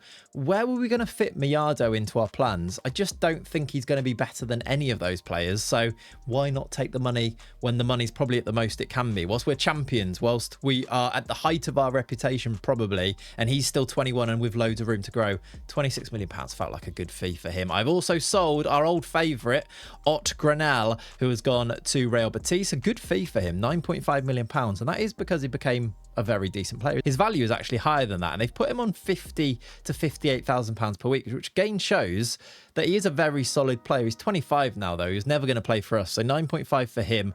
Vicente Ortiz has also gone to Lens for £4.1 million, and Boya for £975,000. Before that, there was a few before the tick over as well. I also did sell, as well as one Jose who went last season. I've sold Tiemoko Haidara for £1.3 million, Guilherme Costas, I think I showed you, and Anas Chawi for £15.75 million to Manchester City. Now, when a team like City comes in for your player, you are kind of wondering, is he going to be really good, and am I going to regret this? I'm hoping not, because they've put him in their under 21s and he is 21 years old, Moroccan international. I'm hoping they've just seen value in £15.75 million and maybe they see him as a player to flip. He is really good, but again, where was he actually going to play? Is he going to come in and start on our right-hand side? I don't think so. Ahead of Alvarez, ahead of Jassy, ahead of Hernandez, who I'm trying to bring through as well. It's very similar to Mayado, I think, in just that I think it's probably just a good idea to take the money. If we'd held on maybe one more year, would we have got more than 15 million? Maybe. There is also a sell-on fee clause in his contract as well. So if City do sell him, or maybe in a year's time we sell that clause. In fact, that is something I'm going to have a look at, I think, and see whether there are any clauses that I can sell at this stage. But Anas Chawi has also departed, and all of that together means that the club as a whole looks like this squad heading into season number 16, where I think we need to go in at the bare minimum, retain our La Liga title. I would be disappointed if we didn't win the league this season. After finishing second where we should have won it, and after kind of romping home to victory last season, if we were to fall back and not win it this year, I think that would be a disappointment. I guess it is a worry because teams like Real Madrid and Barcelona are only going to get better again, because can they be as bad as they've been for the past couple of seasons? Probably not. But let's see. That would be the bare minimum. I really want to win the Champions League. I really think we can win the Champions League. And this is officially the start of our assault on winning that Champions League. I'm going to start to prioritise that competition, I think. Obviously try and balance giving game time to players and going through nice and easily in the group stage. But once it comes around to knockouts, I'm going to start resting players in the league and prioritising those Champions League knockout games in a way that PSG do, that's been so successful for them. And maybe we can do it this year. We have started the season. It was a 4-0 win against Girona at the start of the season. J-Rod got a brace, and then Salas and Sanchez with the other goals, all in the first half to win us this game. You see the starting lineup there. It is the one that I just showed you before. Completely dominant against this Girona team. 29 shots, 15 on target. I think that's a great way of showing just how good we now are, which is why I'm as confident as I am. Oh, by the way, we had 4 testimonials this year. I guess because it was, I don't know why actually, because it's not 10 seasons, is it? But we had testimonials for Sanchez, for Nacho, for Cabrera, and there was one other. It might have been Caballero, but Caballero came through a year later. But either way, we just randomly got the chance to do some testimonials. I wonder if I could actually, I might be able to, yeah, I can, oh yeah, there you go. It's Sanchez, Cabrera. It was, we had a testimonial for Pablo Andro, and he has played about 4 games in the entirety of this save, but it was Pablo Andro. Weirdly, is that because it's 15 years then after they came through, heading into season number 16? Is it 15 years for a testimonial on FM26? It might be, but we had them. We can also arrange one for Musa and G, so we need to do that at some point as well, because he's been a real asset for us over the years too. Now though, it's time to go and get started. I'm going to go and get us up to January, or the end of December actually. We'll get our youth intake preview, and when I come back, I'm hoping we're going to be about 35 points clear at the top of the league and already doing well in the Champions League, and everything is rosy. Let's go and find out if that's the case. Well, it's not quite the 35 points clear that I was hoping for, but it is indeed a lovely 8 points clear at the top then, at around about the halfway stage. Now, Barcelona can close that gap by 3 points to just 5, so it is a closer title race, but we are doing very well. We've only lost 2 times then at around about the halfway stage, 18 games in. We have lost 2 games. That was to Barcelona 4-3 and to Valencia 2-1. We've drawn 3, Espanyol, Elche and Getafe. Most of these away from home. We do definitely drop more points away from home, which I guess you'd expect, wouldn't you? 13 wins in there though, and some good ones too. We beat Atletico again. We beat Real Madrid 3-2 away from home in that game too. And therefore, there's not loads to report other than we're doing very well. We've scored the most goals, we've got the most possession with our tiki-taka style, and this squad here, if we go to the squad to begin with, is performing at a level that I'm very, very happy with. You can see by this last game, actually, just coming in, that Cabrera actually started up front in this game. He has started only 6 games, but 7 off the bench with 3 goals in there. Most of the time, it is J-Rod starting. J-Rod has got himself 15 starts with just 5 goals, so maybe that's something I'm looking to try and improve on. But I suppose we're actually just sharing around the goals. If you look at this first 11 for this particular game, everybody in it, bar the keeper and Nacho, have actually scored more than 1 goal even. I was going to say have scored a goal, but most of them, Viegas has got 2, Sia's got 3 from left back, Vizo's got 3, Jassi's got 6. Jassi's had a bit of a re-emergence this season. That's why he's started 10 and Alvarez has started just 1 more at 11, even though Alvarez was supposed to be the first choice this year. Jassi's proven to be a real goal scorer with 6 in those 10 starts and 7 assists, and I'm wondering, is there a bit of a changing of the guard here? Does Jassi replace Alvarez in that position? Again, I know that I'm probably not getting the best out of a player like Carlos Alvarez, and ultimately I think he's a victim of the system rather than anything else. I wonder if Jassi is just a little bit more suited to be this winger/striker profile that we need on these sides. And I guess this can happen in a save like this. I know loads of you were like, use Alvarez as a shadow striker. You should do this, you should do this.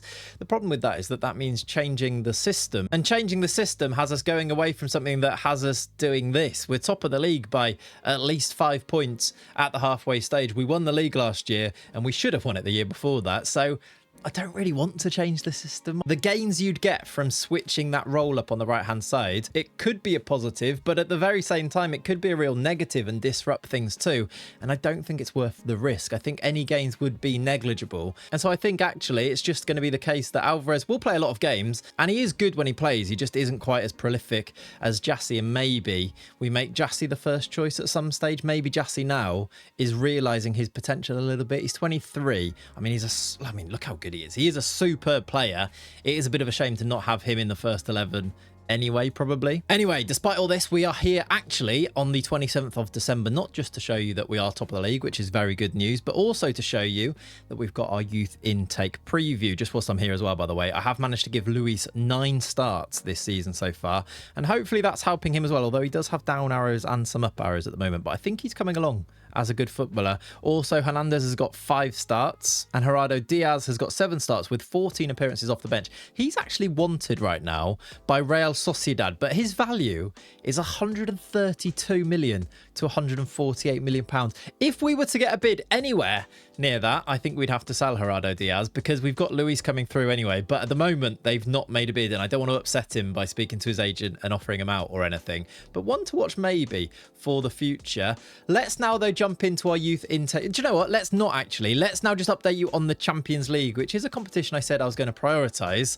I haven't maybe done that so far. I've tried to use some of these games as rotation games. Here was the first game of the league phase. We played Copenhagen, and I'll just show you the 11. Musa and G started, Francisco started, Antonio Diaz was in there, Fonseca, Luis. But I think it's so easy to go through in the Champions League that it is kind of the only time that you can rotate. It was great when we were in the Conference League and I could rotate in every game and they'd still win. But it's a little bit more delicate doing that in the Champions League. But so far, so good-ish. We might have to play a playoff game, basically. I did go mainly strong against Juventus and lost 1-0. We did a bit of rotation against Leipzig and drew 1-1 before beating Dinamo Zagreb 5-3 with a rotated team with players like Luis starting this game. Before we then lost to Sporting and lost to PSG. We play, in the final couple of games, we play Dortmund and Legia Warsaw, and we do need to be a little bit careful because right now we are down in 23rd, right on the cusp of this playoff qualification. I think 2 wins would take us to 13 and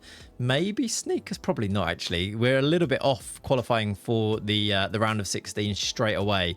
We're going to have to play a playoff game, which I'm not too upset about. I think, again, it is trying to balance these things, and to try and finish in these positions, you have to be basically flawless so far. You've got Dortmund in 8th, who have lost 2 games, but look at the other teams. There is 1 loss for most of them, 0 losses for Leverkusen, and I think with some of the teams we've come up against PSG, for example, that's very difficult to do. So as as long as we are through in the playoffs, I think I'd be okay with it. A win against Legia Warsaw probably confirms that, you'd say, and then hopefully we can get a result against Dortmund as well. But let's see. That's the Champions League update. Now, though, let's have a look at this youth intake preview, which says, Jesus Navas says, at youth level, this is an excellent intake. This is an excellent group of players coming through. That does not say Golden Generation, by the way. That just says excellent. That's 4.5 stars, not 5. Oh, and by the way, our youth and training facilities both got degraded down to superb at, I think it was during last season or at the end of last season. This sometimes happens with the development of modern technology or something like that. It says as things develop, you have to try and keep up with that, don't you? And keep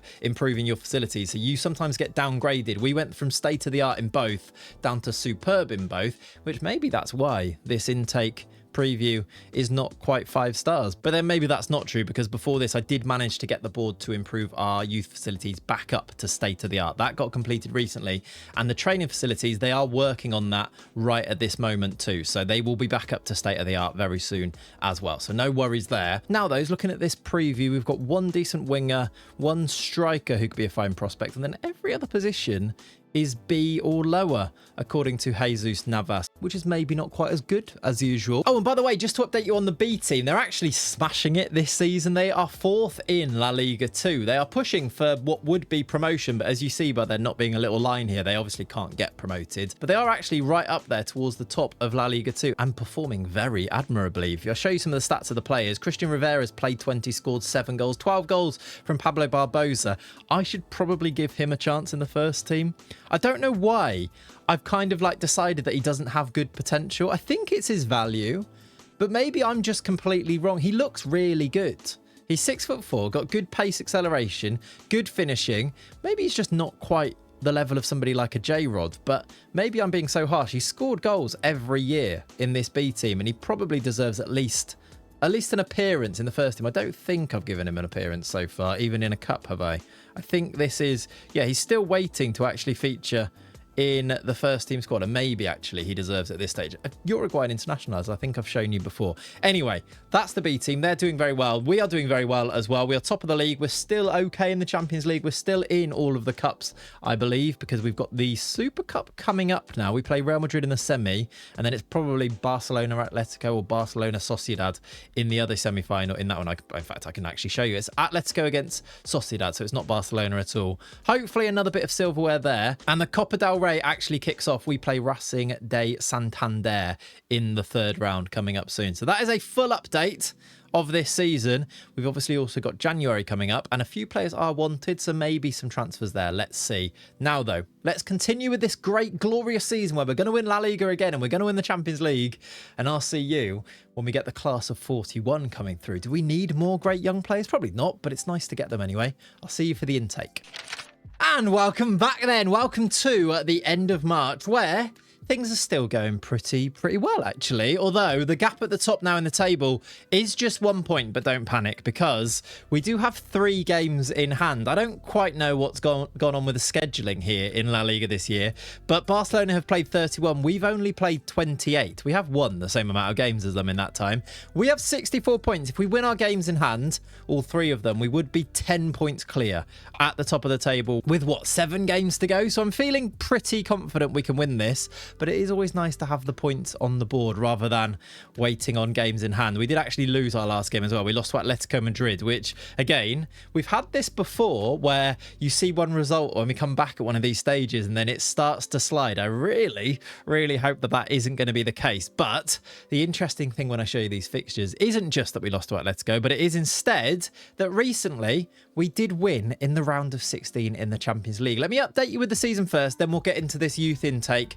for season, or the class of 41. But we did get through in the Champions League. Let's go back to that league phase to show you. We ended up finishing 16th in that league phase. Remember, we were struggling down in 23rd at the last point. We ended up finishing on 13 points, nice and comfortably going through to the playoff round. We actually did win both games as well. We beat Dortmund 2-0 away from home. Nacho and Alves Alvarez with the goals, and Legia Warsaw was also a 2-0 win away from home. Even though Gerardo Diaz did get sent off, it was Rivera and Fernandez. I rotated heavily because at this stage, because it was the last game, we had actually already qualified. So we went with a completely changed team. Romero started in there, Rivera coming in, Luis starting too.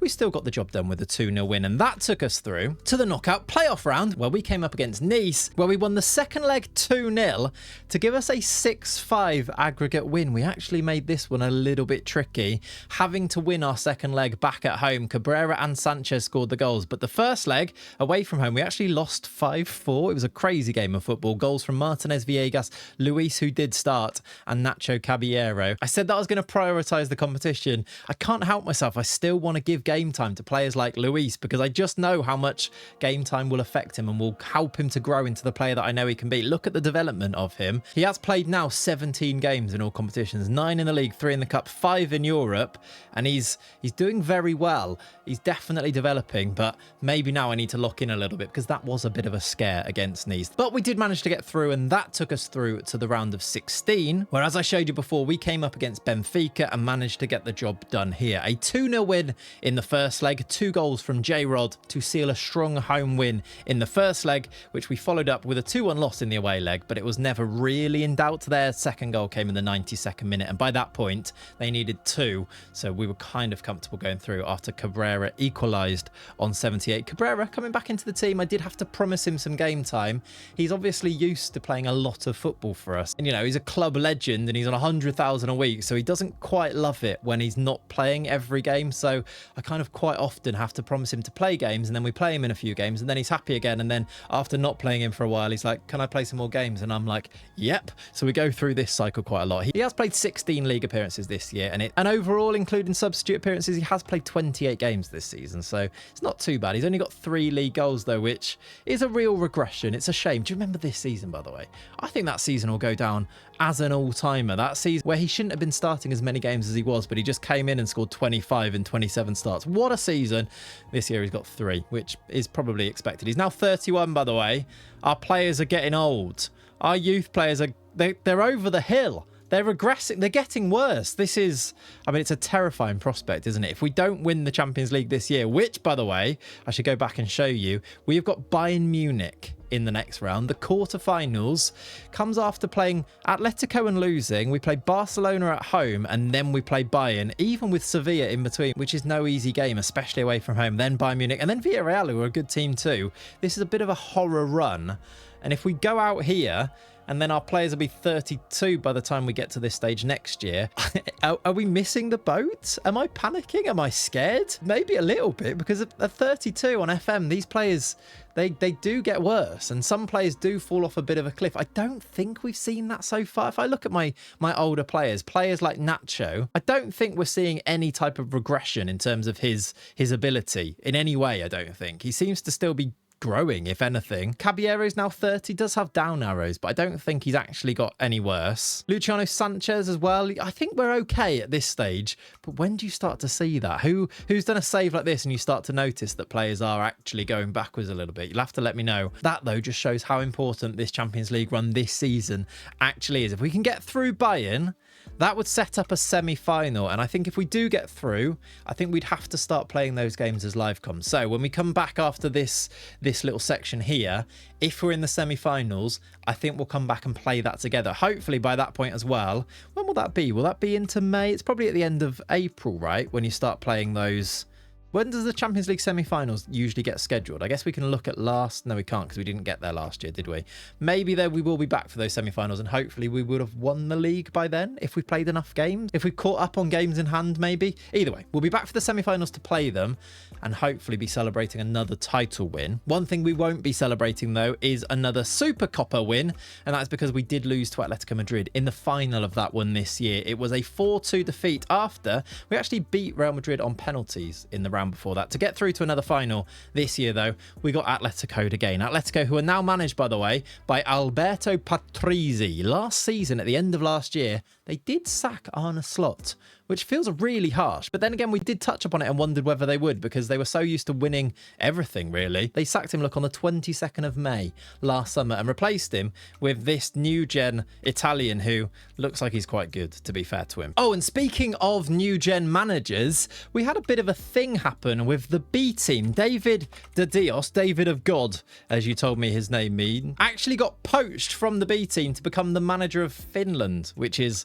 a slightly strange one. So I've had to appoint a new B team manager, and that is Adrian Moreno, who, to be honest, is a brilliant young coach. He is unambitious, which is the only thing that really lets him down, but he's 46, new gen, and he looks outrageously good. He plays tiki-taka and plays 4-3-3, which is why I really wanted to get him in. Hopefully he can come in and pick up where David de Dios left off. But I did have to make a change there, and they have fallen off a little bit in La Liga 2, the B team as well. They were 4th, weren't they, in the league, and now they're down to 9th on 45 points. I mean, that's still brilliant, and that is absolutely fine, but I suppose that's maybe a consequence of losing the manager there. Let's have a look at that intake then for 2041. But before we do that, let me just show you the squad in terms of some of the stats in here, just so that you can get a bit of a picture on how people are performing this year. One of our star performers once again is Pep Viso in the midfield. He's got 12 assists, 7 goals from in there. Our top goal scorer is J-Rod with 13 now. That did kick on. He didn't have loads before. It is again, though, a season where we are sharing out the goals. There's 10 for Jassy, 9 for Caballero, 9 goals from midfield for Victor Fernandez. I really think he's kicked on this year. In fact, look at that for growth for him. Definitely becoming the player that will ultimately, I think, take Sanchez's place in our midfield, you'd probably say, because Sanchez is now 31. And actually, he might be my favourite player in this save, but he was always a little bit more limited in terms of ability than some of our other players. Compare him to Viso, for example, and it's quite clear which is the better player there. Viso now, by the way, 160,000 per week. I think he's our highest earner. It was him or Caballero was up there at one point. Caballero's on 130k a week, but Viso's on 160, and he does deserve it. And actually, we can afford it because we've still got about 300 million pounds in our bank account, which is always very nice. Let's dive into this intake that apparently wasn't a golden generation. Has it changed to a golden generation, Jesus Navas? It has, I think. It says has a real chance of developing into a golden generation for the club. So that's promising. There are 2 elite prospects, and it mentions on here Valentino Aguerto has as the leading light, the very gifted Valentino Aguerto. Then let's see where these players play, and I have actually gone through and given these guys faces as well without really looking at their profiles too much. We've got 2 elite prospects then. Lassine Traore is a central midfielder. I do think that is maybe a position we do need to try and get a few more players in. Just going through my squad there, especially defensive midfielders, which I don't think this guy is, but that was maybe the position that we were lacking. In fact, I'm pretty sure Lassine Traore is not going to be a defensive midfielder, going by the fact he can also play striker. But let's have a look at Lassine Traore then, coming in great pace for a centre mid. Maybe naturally, well, actually it puts his position on the number 10 spot, but actually he's natural in central midfielder, but he's definitely more attacking. He's got 4 tackling. He's only got 8 passing, 8 vision, but he is only 15 years old, of course, and maybe he's got this super potential in there. Let's do the test. Let's see how much of a release clause he would like in his contract. Only 14 million, so maybe not quite as highly rated or with as much of potential as some of the other players that we've had come through previously, but definitely one to watch in there. We'll sign him up, of course. I'll probably go through and sign up all the elite prospects, all the top prospects, and then probably just have a think about these good prospects. Probably sign them, to be honest, but we will see. Let's move through to the guy that was listed as the main prospect here then, Valentino Aguerto, who is a striker from Peru. Now, there's a lot to like about that, I think. 5'10", good finishing, dribbling, anticipation, off the ball, very nice technique. Not the fastest yet. Good personality, very good determination. 19 determination, 16 flair is good fun. He is only 15 as well, so you'd actually imagine that sometimes you get these 16-year-olds through and the 15-year-olds through, and you look at the 15-year-olds and they don't look as good, but of course they're about a year behind some of these other peers that are in the intake. So he could be superb. That is a good starting point for a new gen, isn't it? Do we need a new striker to come through? Probably not. We've got J-Rod, we've got Barbosa in the B team, and then of course in the under-19s we did have a couple of really interesting options come through last year. I have actually given one of them, Alex Martos, a first team appearance. He played in the cup. He's still in our under-19s, but he is looking like he could be a real prospect. 31 million to 38 million pound value for Martos. And then the other one was Roman. Did I give him a game as well? I feel like I might have done, you know. I did. He came off the bench in the cup as well, did Diego Roman. So both of these guys, I mean, do we need a player like Agurto to come through when we've got these guys coming through as well? Probably not, but it's always nice, isn't it? Especially if we don't win the Champions League in, say, the next 2 seasons after this. Is that where I draw the line? Do we give this one more video where I play it through in the same way as this, and then if I fail in the next 2 years, that would take players like Nacho and Cabrera and Sanchez to 33, maybe 2 more videos, and then they'd be 35. I think I do like that idea of giving them their full career, and then when they retire, maybe calling it there. I know that loads of you will be like, never stop. I get it. I do get it. I kind of don't want to stop. And I will say, if we do end up doing that, I will go through and play this save until I've played it all the way through. I don't want to stop. I'd love actually the freedom to just play this completely in my spare time without even having to record bits and pieces from it, because it's so much fun to play. But I think what I would do is I'd play through until we were able to win Champions League, maybe go another 20 or so seasons, and then do another video at that stage where I'd be able to come through and tell you the entire story, like tell you what actually became of all of these players, so that none of the players you'd see in the squad are ones that you recognize, because we'd have completed the story, if you like, and we would do a video like that maybe. Let me know what you think, as per usual. Now though, let's just finish off going through these youth players, which may or may not end up being important in this story. I'm kind of thinking that, will we ever actually see these guys reach the first team? Unless it's in one of those videos later down the line. I'm not sure, but let's see. We've got Angel Perdomo as an attacking midfielder, fairly ambitious, looks like a decent prospect. Alberto, who can play centre mid, right wing or striker. Which one actually would he be from these? Maybe a right winger, potentially. He's got great acceleration, but then less pace. He can't tackle, he can't pass, and he can't really see yet, and he can't really dribble. So I don't know what you are, Alberto, to be honest. Maybe we need to see what you look like when you're 17, 18 rather than 16. Roberto Sammartino is an Italian defensive midfielder, temperamental, doesn't look like he's got as much potential, but we will see. And then there are a whole host of good prospects. Mavial Sadovnik is a right back / right midfielder, but not a right wing back. Model citizen though means that we probably sign him up anyway. And look at that picture. He is like, he's like a Roman emperor in that photo there. He is Colombian though, only 15, doesn't look 15 in that photo, does he? Does Mavial. There's then Gelson Paula, Jesus Rabadan, Bolivar Klinger, which is a fantastic name, centre-back. Lucas Cordoba is an Argentinian left-back. Mario is a right midfielder from Spain, unambitious. Miguel Lanza is an attacking midfielder, also Spanish, and also low determination. And then finally, for the good prospect, Adrian Dominguez, again, not massively hopeful that he's going to make it, and even less hopeful that these guys are going to make it. There's Andriy Kovalyov, who is a Ukrainian goalie, who I actually think I might need to sign, just because we have had serious issues in the goalkeeping positions this year. There have been injuries galore, and then there's been international duties and all sorts. I've had to play all of our goalies this year. Pablo Andro, our blind goalie, has had to play genuine first team games this season. I need to show you that, because it's been a bit of a nightmare, and I'm really quite proud with how the squad has managed to cope with it, really. But I think even though he's not very good, I might actually have to sign Andriy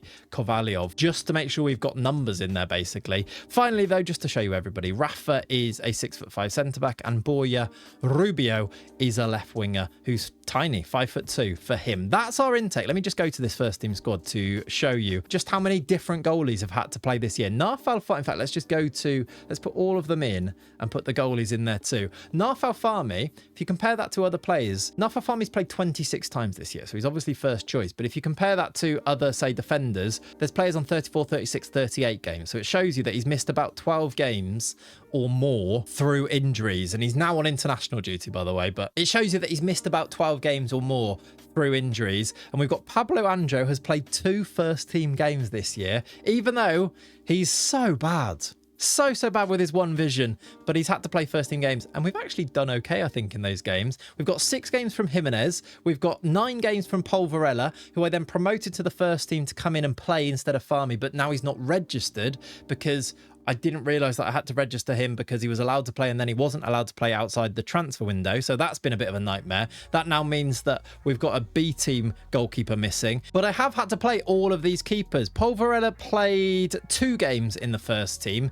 Obviously, these numbers here also include B team appearances, so ignore the numbers slightly. But Jimenez played 3 games in the first team this year. 2 from Varela. Jose Angel, I don't think has had to play yet, but he's not been far away. And Gabriel Arnaiz has actually played first team football. 3 games from Arnaiz in there as well. Got 2 clean sheets and did very well actually for a player that is like a backup goalie in the B team. Fair play to the lads. They've dug in and done all right for us this year, but it hasn't been ideal. And to be honest, that's probably been the main problem that we've had this season. Otherwise, it's been pretty much plain sailing. Now, though, it's very serious. We now need to go and play Barcelona, followed by Bayern Munich home and away, to potentially and hopefully reach the Champions League semi-final. If we do get through to the semi-final, I will be back with you to play it together and maybe crown a glorious end to this series. Tell you what though, if we do end up winning the Champions League this year, I'll still do that extra video like 10, 20 years into the future, because I feel like that's a good way to do it. We also, by the way, lots of you asking, we'll probably do a video where we dive into the save and have a look at players' current abilities, potential abilities, and see if we can dive in and answer questions that you guys have about the save too, and do like a follow-up video like we did with Catanzaro. Maybe a stream instead as well, but we will see. Either way, we'll make those plans when it gets to it. I don't know if we're going to win the Champions League. Who else is still in the Champions League? We've got City, Atletico. Oh my God, Atletico are still in it. We know what's going to happen, don't we?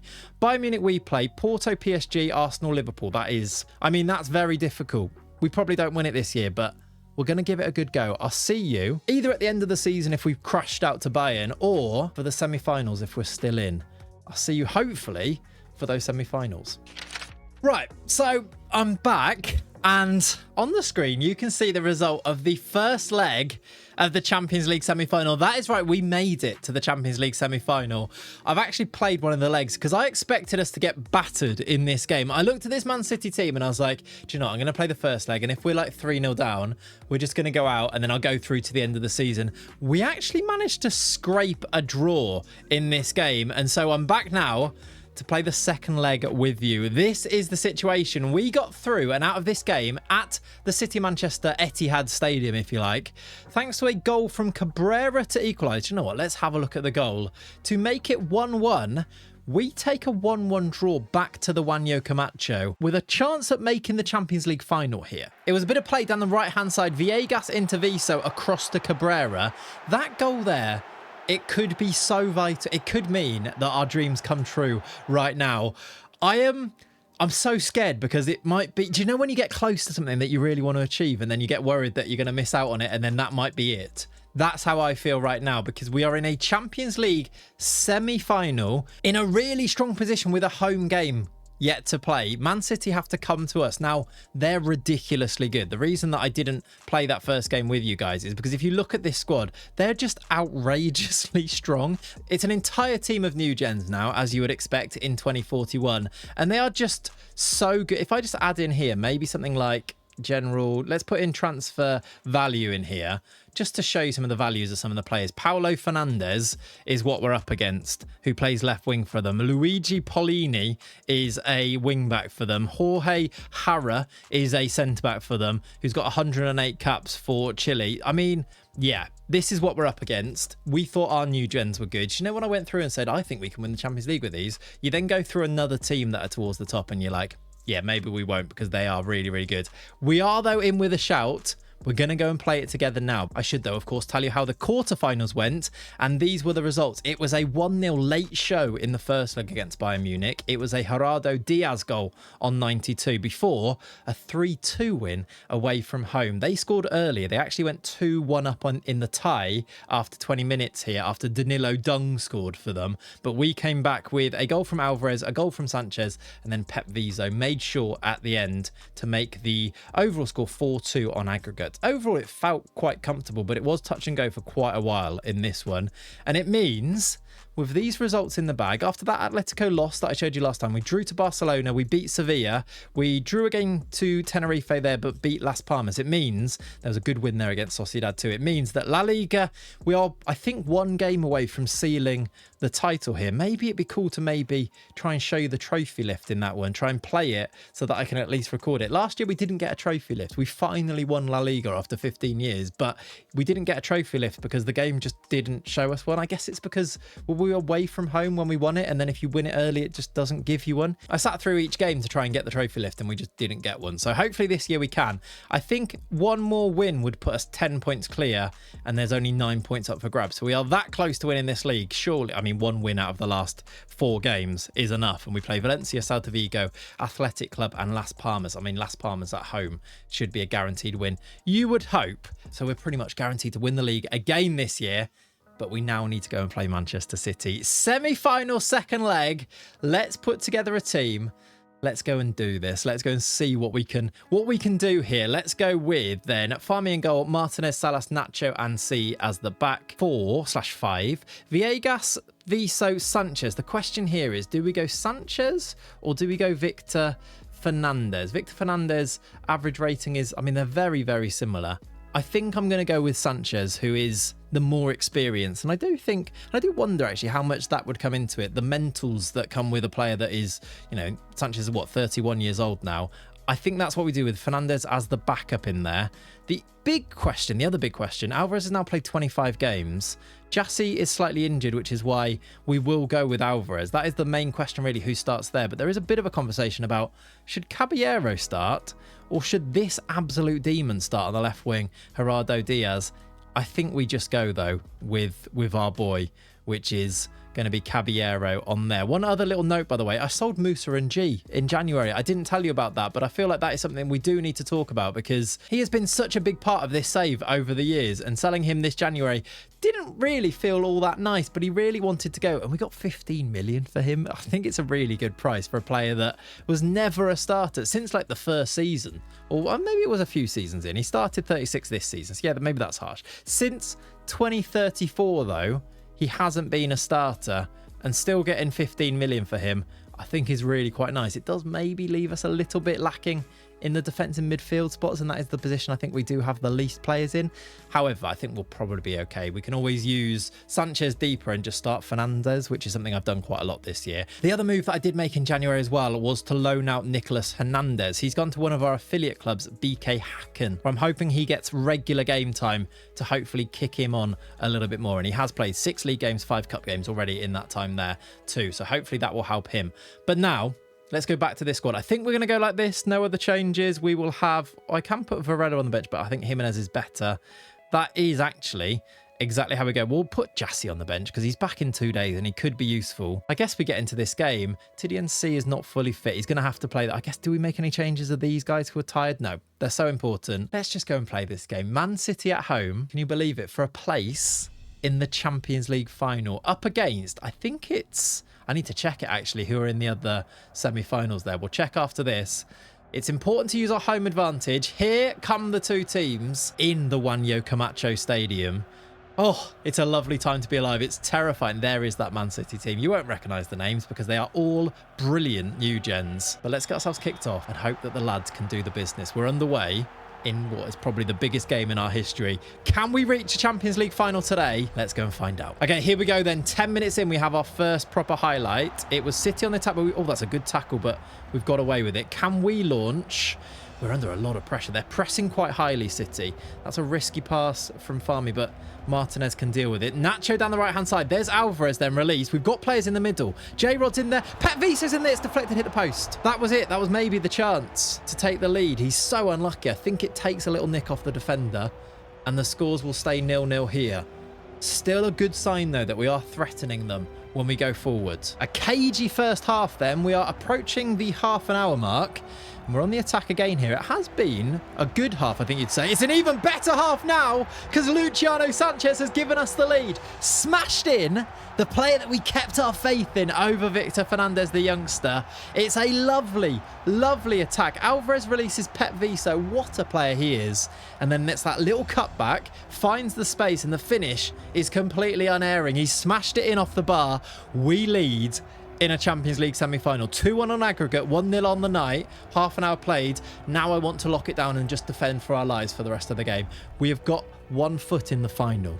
Can you believe this is happening? Let's just get to half-time. That's our first big milestone here. It's been an okay half. We've had 3 shots compared to City's 5, but we are maybe creating the better chances. We've got more possession too. 4 minutes until the half-time interval. Can we get there with our lead intact? It looks like we are going to. No more highlights. That's half-time. We're halfway there, or we're 3/4 there, really. They're not performing very well. Our midfield is outperforming theirs. Sanchez and Viso, the two in there. What can I tell them here to let's not have any complacency. I'm going to try and get to 60 and then I'll start to maybe tweak things to try and lock this down a little bit. City are so dangerous though. Can we keep them out? They are, oh my word, they've now had 11 shots. We've not seen them, so they've not been key highlights, but maybe showing a slight changing of approach from them. Maybe they're going for it a little bit more. They're on the attack now with this highlight. Ball over the top to Polini. Can they find the cutback? They go to Borges. Borges into Boccatula. Polini. Good save. North Alfami. It's a big save, that is. It does say there we're having to withstand heavy pressure. I've also noticed quite a few of our players are looking pretty tired in there as well. So I wonder, let's try and get to 60. I don't love doing subs before that because you end up having to chain and do other things and you regret them. So I want to get to 60, but there is another attack starting here. Maybe I should have changed it whilst it's clear that they are putting us under pressure. Boccatula's got it back in the box. He's found Polini into the box and cleared away. Back into Fernandez. There's Fernandez over. I will say their highlights they're not like super close. That's 58. I'm going to do changes now. We've got Viso's knackered. It's all these players that weren't fully fit that might need replacing. Nacho's only on a 6.3. I think he's been kind of terrorized on that right-hand side, but I don't want to throw a 17-year-old in. He might be 18 now, Diaz, actually. Is that a risk? I feel like it is. I think we can give him a bit more time, but he's tired and not playing well. Do you know what? I think if they're good enough, they're old enough. So let's throw Diaz in, and then let's also do Torres at left wing back too for fresh legs at both fullback positions. And I'm going to bring on Victor Fernandez for the very tired Villegas, and we're going to move Sanchez back. 3 subs then. We're not going defensive or anything yet, but let's see if we can keep this City team out.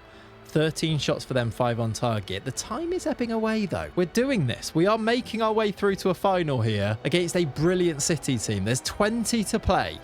Can we hold on? Surely we don't win the Champions League this year. Surely not. There's 75 on the clock. I'm twitching to make other changes to make this secure. There's a good change in here that we could do, which is to bring Diaz on. Jassy would be the change usually, but Diaz can play right side and he's very good. So let's do him for Alvarez. And then we don't have that defensive mid, do we? I don't really want to change in there. Pep Viso's tired, but he is so good that I'm going to leave him on. I am also, though, going to tell them to just maybe waste a little bit of time now. Is that risky? We'll do standard time wasting and then get to 80 and we'll make another change and waste time a bit more. 4 minutes added on. A couple of changes here. How many stoppages? We've only got 1 sub, 1 stoppage. We can now do Viso for Fonseca. We just need to survive 4 minutes and we're in a Champions League final. And it could be glorious. Man City have been beaten. SD Huesca are in the Champions League final. Pep Guardiola's City dispatched. And against all odds, I mean, look at the stats for the game. We got the early goal and we just hung on, didn't we? They attacked. They couldn't break down this defence. They couldn't break down this stubborn Huesca team. And we're in a Champions League final. We are absolutely on to complete everything today. Who will be our opponents in that Champions League final? Let's go and find out. The other semi-final was, or is, Porto. Porto have a 3-0 lead against Arsenal. It could be Porto in the final. This could genuinely be it. This is so ahead of schedule, but I'm now going to go and play the remaining league games, and I think it's pretty much a foregone conclusion that we're going to win the league here. Let's go and get this La Liga won and come back at the end of May where we're going to have a Champions League final. Let's first of all, though, before we do that, let's find out who our opponents are going to be. I assume it's being played on this Wednesday evening now. I'm in shock. We're actually getting to a Champions League final, and this is not part of the script. We could be winning it this year with these guys. Nacho could be lifting that trophy today. Here we go. This is glorious. Can Arsenal mount a comeback? No, they've won 2-0. It's Porto in the final. That seems so easy. I mean, they've beaten Arsenal, so they must be good. But, I mean, maybe I'm talking myself into an embarrassing defeat here. But if you could pick any team, I mean, they're obviously going to be really good. They've got Takai. They've got a lot of Japanese players. 4 Japanese players in their first team squad. I love that. A Kosovan who's really good as well. I guess we just go and find out. We are playing Porto in the final, which will be played on the 1st of June. We need to just go and complete our La Liga campaign now, and I'll be back to play a Champions League final. Can you believe this? This video might be very long, but it could be the end. Oh my God, we're in a Champions League final. I'll see you on the 1st of June. This is crazy. So this is it. We are in a Champions League final taking place in the San Siro, which feels weirdly fitting. I just realised as well, City were the holders last season and we've knocked them out, and we're up against Porto. I don't know if we'll ever get an opportunity as good as this one. Porto are still obviously really good. They have knocked out. Let's just have a look who they've knocked out in this competition. Obviously, Arsenal in the round before this, they did knock out PSG. They lost 4-1 to them and then beat them 4-1 and beat them on penalties. And then in the round before that, it was Napoli, and then they went straight through to the round of 16. So it is still a test, but on paper, you'd take this all day, every single day, right? A Champions League final. It is the 1st of June. We are on match day. We're about to submit our team. I need to go through and sort out who's going to play here. But before that, I do need to tell you that we did indeed win La Liga for another season. An 88-point season is by far our best. And it was all sealed after a 4-2 win against Valencia. J-Rod scored twice in this game, and we lifted the La Liga trophy and actually got to have a trophy lift, as you see here. Although it was Naf Al-Fahmy who lifted the trophy as captain, even though Nacho was playing and was the captain, which is just Football Manager doing weird Football Manager things, it seems. But either way, it's still glorious to see us actually lift that trophy. It's back-to-back La Ligas, and it's now a Champions League final. The other results to finish off the season, it was this 4-2 win against Valencia. It was Celta Vigo 2-1. Now, Jassy is possibly the biggest talking point here because he scored 2 in this game to win us that game. He then scored in this game away at Athletic Club, which we won 3-2 as well. And we did draw the last game 0-0. He's actually just been named as the player of the month. He's in fantastic form, 7.8 average rating in the 4 games that he played in May. It does make me think that maybe we need to lean towards him now that he's fully fit over Alvarez in this team. So let's pick a team for a Champions League final, and I guess that is the main question here. Fahmy will continue in goal. He's slightly upset at the moment. He wants a new deal. He actually wants £230,000 per week, which I have offered him because we do have the money, but it's the first time that we're going to break that 200,000 a week mark, which is kind of significant, I guess. Martinez, Salas, Nacho, C, who are now fully fit, Viegas, Viso, and then Sanchez or Fernandez is the question. Sanchez, I think he repaid us in that last round, didn't he? He has got 10 goals, 9 assists, whereas Fernandez has got 11 and 11. But I think Sanchez scoring that semi-final goal, and because he's a bit of a club legend, and I've just realised, by the way, I remember Alvarez picked up an injury, so it's going to be Jassy anyway, because we are going to be missing out on Alvarez being able to play this game. I think we're going to go with Sanchez. Then it's going to be Jassy, J-Rod and Caballero, with Cabrera on the bench, with Diaz on the bench, with some other good options like Luis, who actually ended up playing, by the way, 21 games this season. Definitely kicking on to a serious footballer. Definitely not that far away from being a starter, I don't think. Let's go through and pick. We've got one remaining sub because of the Alvarez injury. Who would we like to come in and be a really good option as maybe an attacking change in there? I'm just thinking about who's best. We've got Martaz on the bench already, by the way, one of the youngsters. Do we go with another? Tell you what, I think it's probably Rivera. You know, he's done so well in the B team this year. He has picked up 31 appearances, 7 goals, 9 assists. I think he is possibly the most established younger player that we could put on this bench. He is a left winger and so is Martos, but we've been using Martos as a striker. So I think that's the attacking changes that we need here. We might be slightly heavy in attacking changes, but that's where you want to make things, that's where you want to make the difference, isn't it? Do we have a right back change, a left back change, centre back change in Antonio? Maybe we're a little bit lacking. We've got a centre back change in Francisco. Fonseca, do we put, he's away anyway. I do wonder if we might need a midfielder instead of one of these guys. I might do Martos off and do... Let's go with Karabali as a defensive midfield option. He's also played a lot of games of football in the B team this year, and I think he's more suited to come in if we need to take off Villegas or Sanchez in this game. This is huge. I think I'm ready. I think I'm ready to go and play a Champions League final with SD Huesca. Come along on the journey with me, and I want you to admit something. If there's a small part of you right now that wants me to lose this game so that this series continues, you have to admit it in the comment section down below. I honestly, I actually kind of understand where you're coming from, if that's how you feel. But let's see. Let's go out there and prove that you are winners. There's the Porto team. Hatsuse, Takai, these Japanese, Nakamura, Japanese, I assume internationals in their team. There, though, Sociedad Deportiva Huesca, the lads, in a Champions League final at the San Siro. What a moment. What a time to be alive. Can we get the job done? Can we get over the line? Or will it be? This would be so disappointing if we didn't win this game. It would feel like the ultimate opportunity maybe would have passed. Should we get ourselves underway and start this game? Oh, I'm nervous. I'm scared. I'm terrified, in fact. Surely, though, we can go and do this. We are underway in a Champions League final. Let's do it! Come on! A very cagey first 10 minutes here, then. No shots. There's the first shot of the game, in fact, from us, which was off target with a very low XG. Here we go with the first highlight of the, is it 41? 2041 Champions League final. Villegas. Back to Martinez.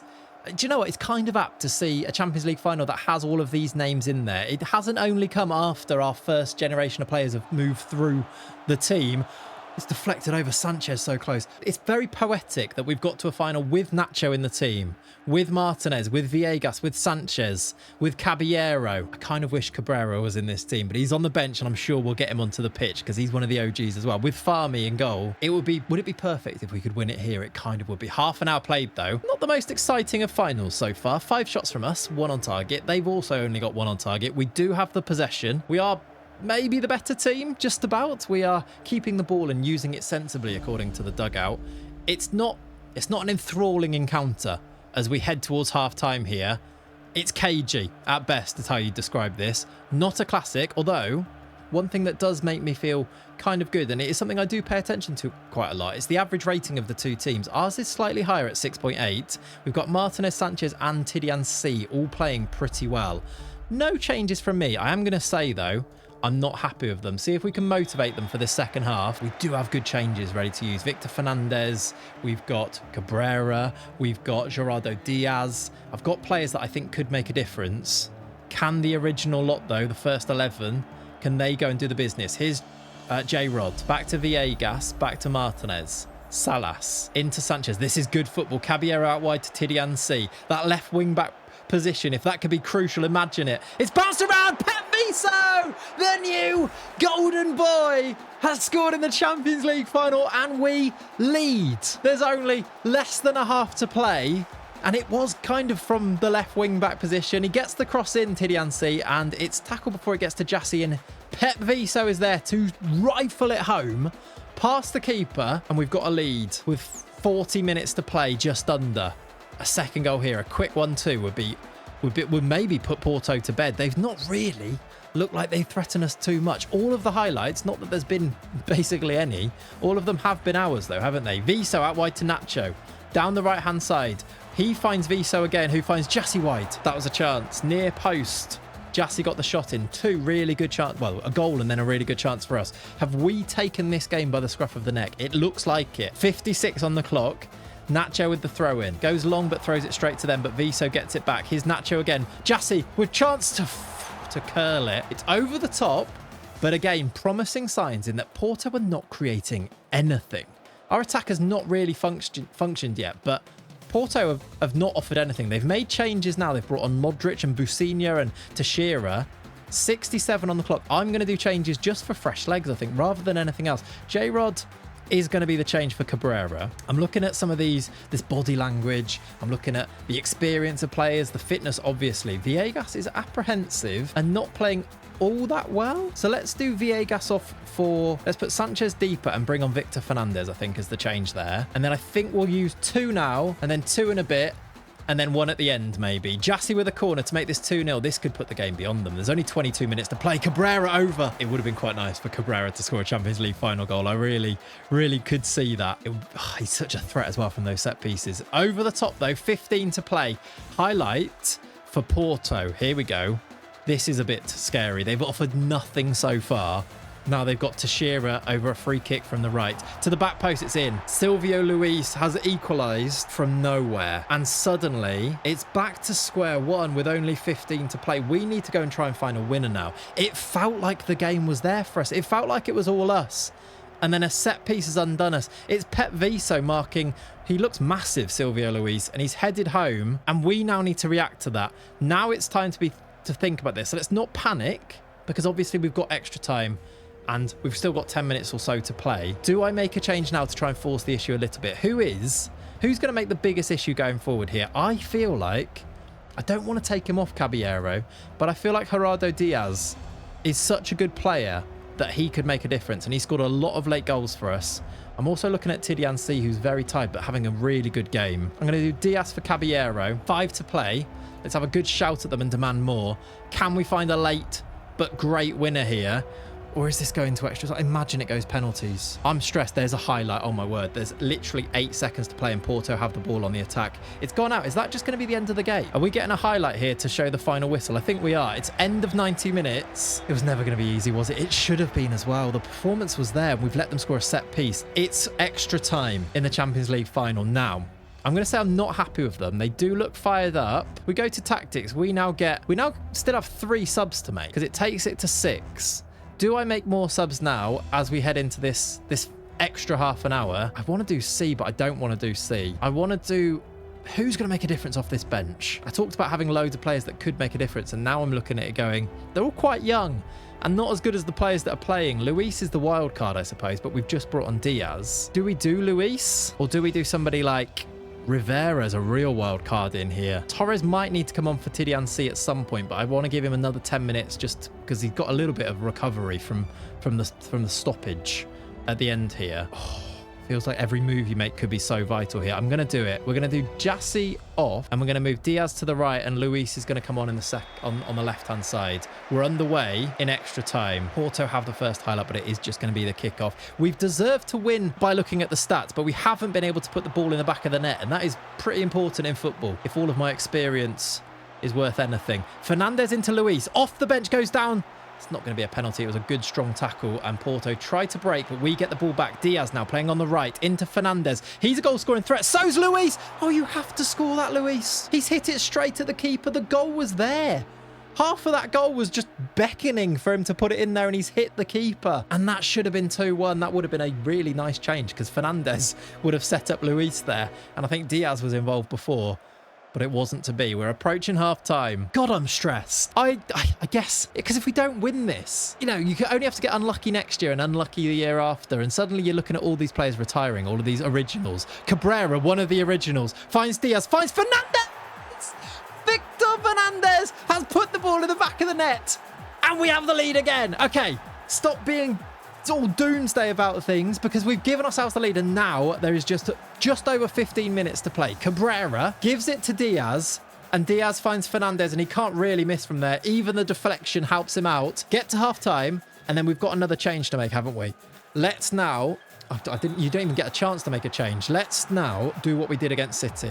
It's going to be Tidiane C off for Gabriel Torres. There's actually one more change that we could make. We could do Visa, but he's playing so well. We could do Nacho, but he's so important. Or we could do Sanchez off for what would have to be a youngster, which I don't want to do. Let's look at the subs instead and make the decision based on that. I think I'm going to trust the youngster again. Antonio Diaz on for Nacho. This entire save has been about the premise of trusting the youngster.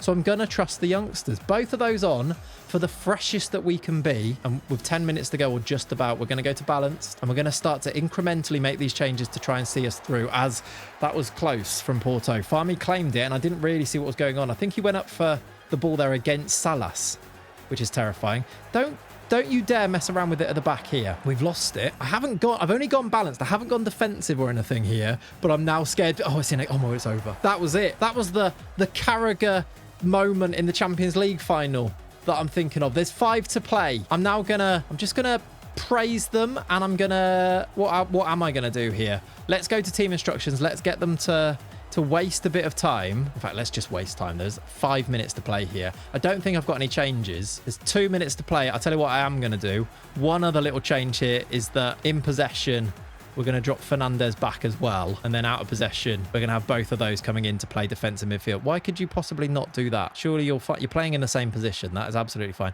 We're also, I suppose, there's no reason to have these guys flying forward like that now. Fernandez can't really play. Can Viso play it? No, I don't think so. I think you're going to have to cope, my friend. There are no subs left. We're just going to stick 2 DMs in there. There's a minute to play, and SD Huesca could be Champions League winners here. We are. We've won the Champions League. We've done it. Youth Academy only. Completed it, mate. SD Huesca, well ahead of schedule, actually. I did not think we were going to do it this year. Have won the Champions League. Narf Alfami is going to lift that trophy. I guess Nacho wasn't on the pitch, maybe. We are Champions League winners. It only took 16 seasons. It only took about 10 hours of this series to get to this point, maybe even more, and we've done it. One of the greatest saves I've ever taken on. One of the greatest adventures I've ever taken on, I think. And I tell you what, I'm probably going to go and carry on playing this save because this was so much fun. Jan Oblak was the Porto manager, and we've beaten them. Goals from Viso and Fernandez, 2 young midfielders that I really forced into this team and forced to develop. Victor Fernandez, what a coming of age moment for him, and we've won it. All I have to say, I guess, is thank you so much for coming along on this adventure with me. I guess this is where it ends. That's kind of sad. I know that there was loads of you that didn't want me to win this game, but we've won the Champions League. We've won La Liga. It's what we set out to do, and I guess we've completed it. So thank you so much for being along on the journey with me. If you've not subscribed to the channel, make sure you do, because I guess we have to go on another adventure right now. And somebody did leave a comment, by the way, mentioning multi-club save. What about a multi-club youth save? And I come up with something funky along those lines. Would you watch that? Let me know in the comments down below. And thank you so much for all of your support on this. I couldn't appreciate you anymore. And this is me, an SD Huesca, I guess, signing out. We probably will do some type of dive into the current ability and potential ability of players, and we'll do some type of follow-up video, so keep an eye on the channel for that. But this was glorious. I'll catch you soon. Thanks for watching. SD Huesca, out.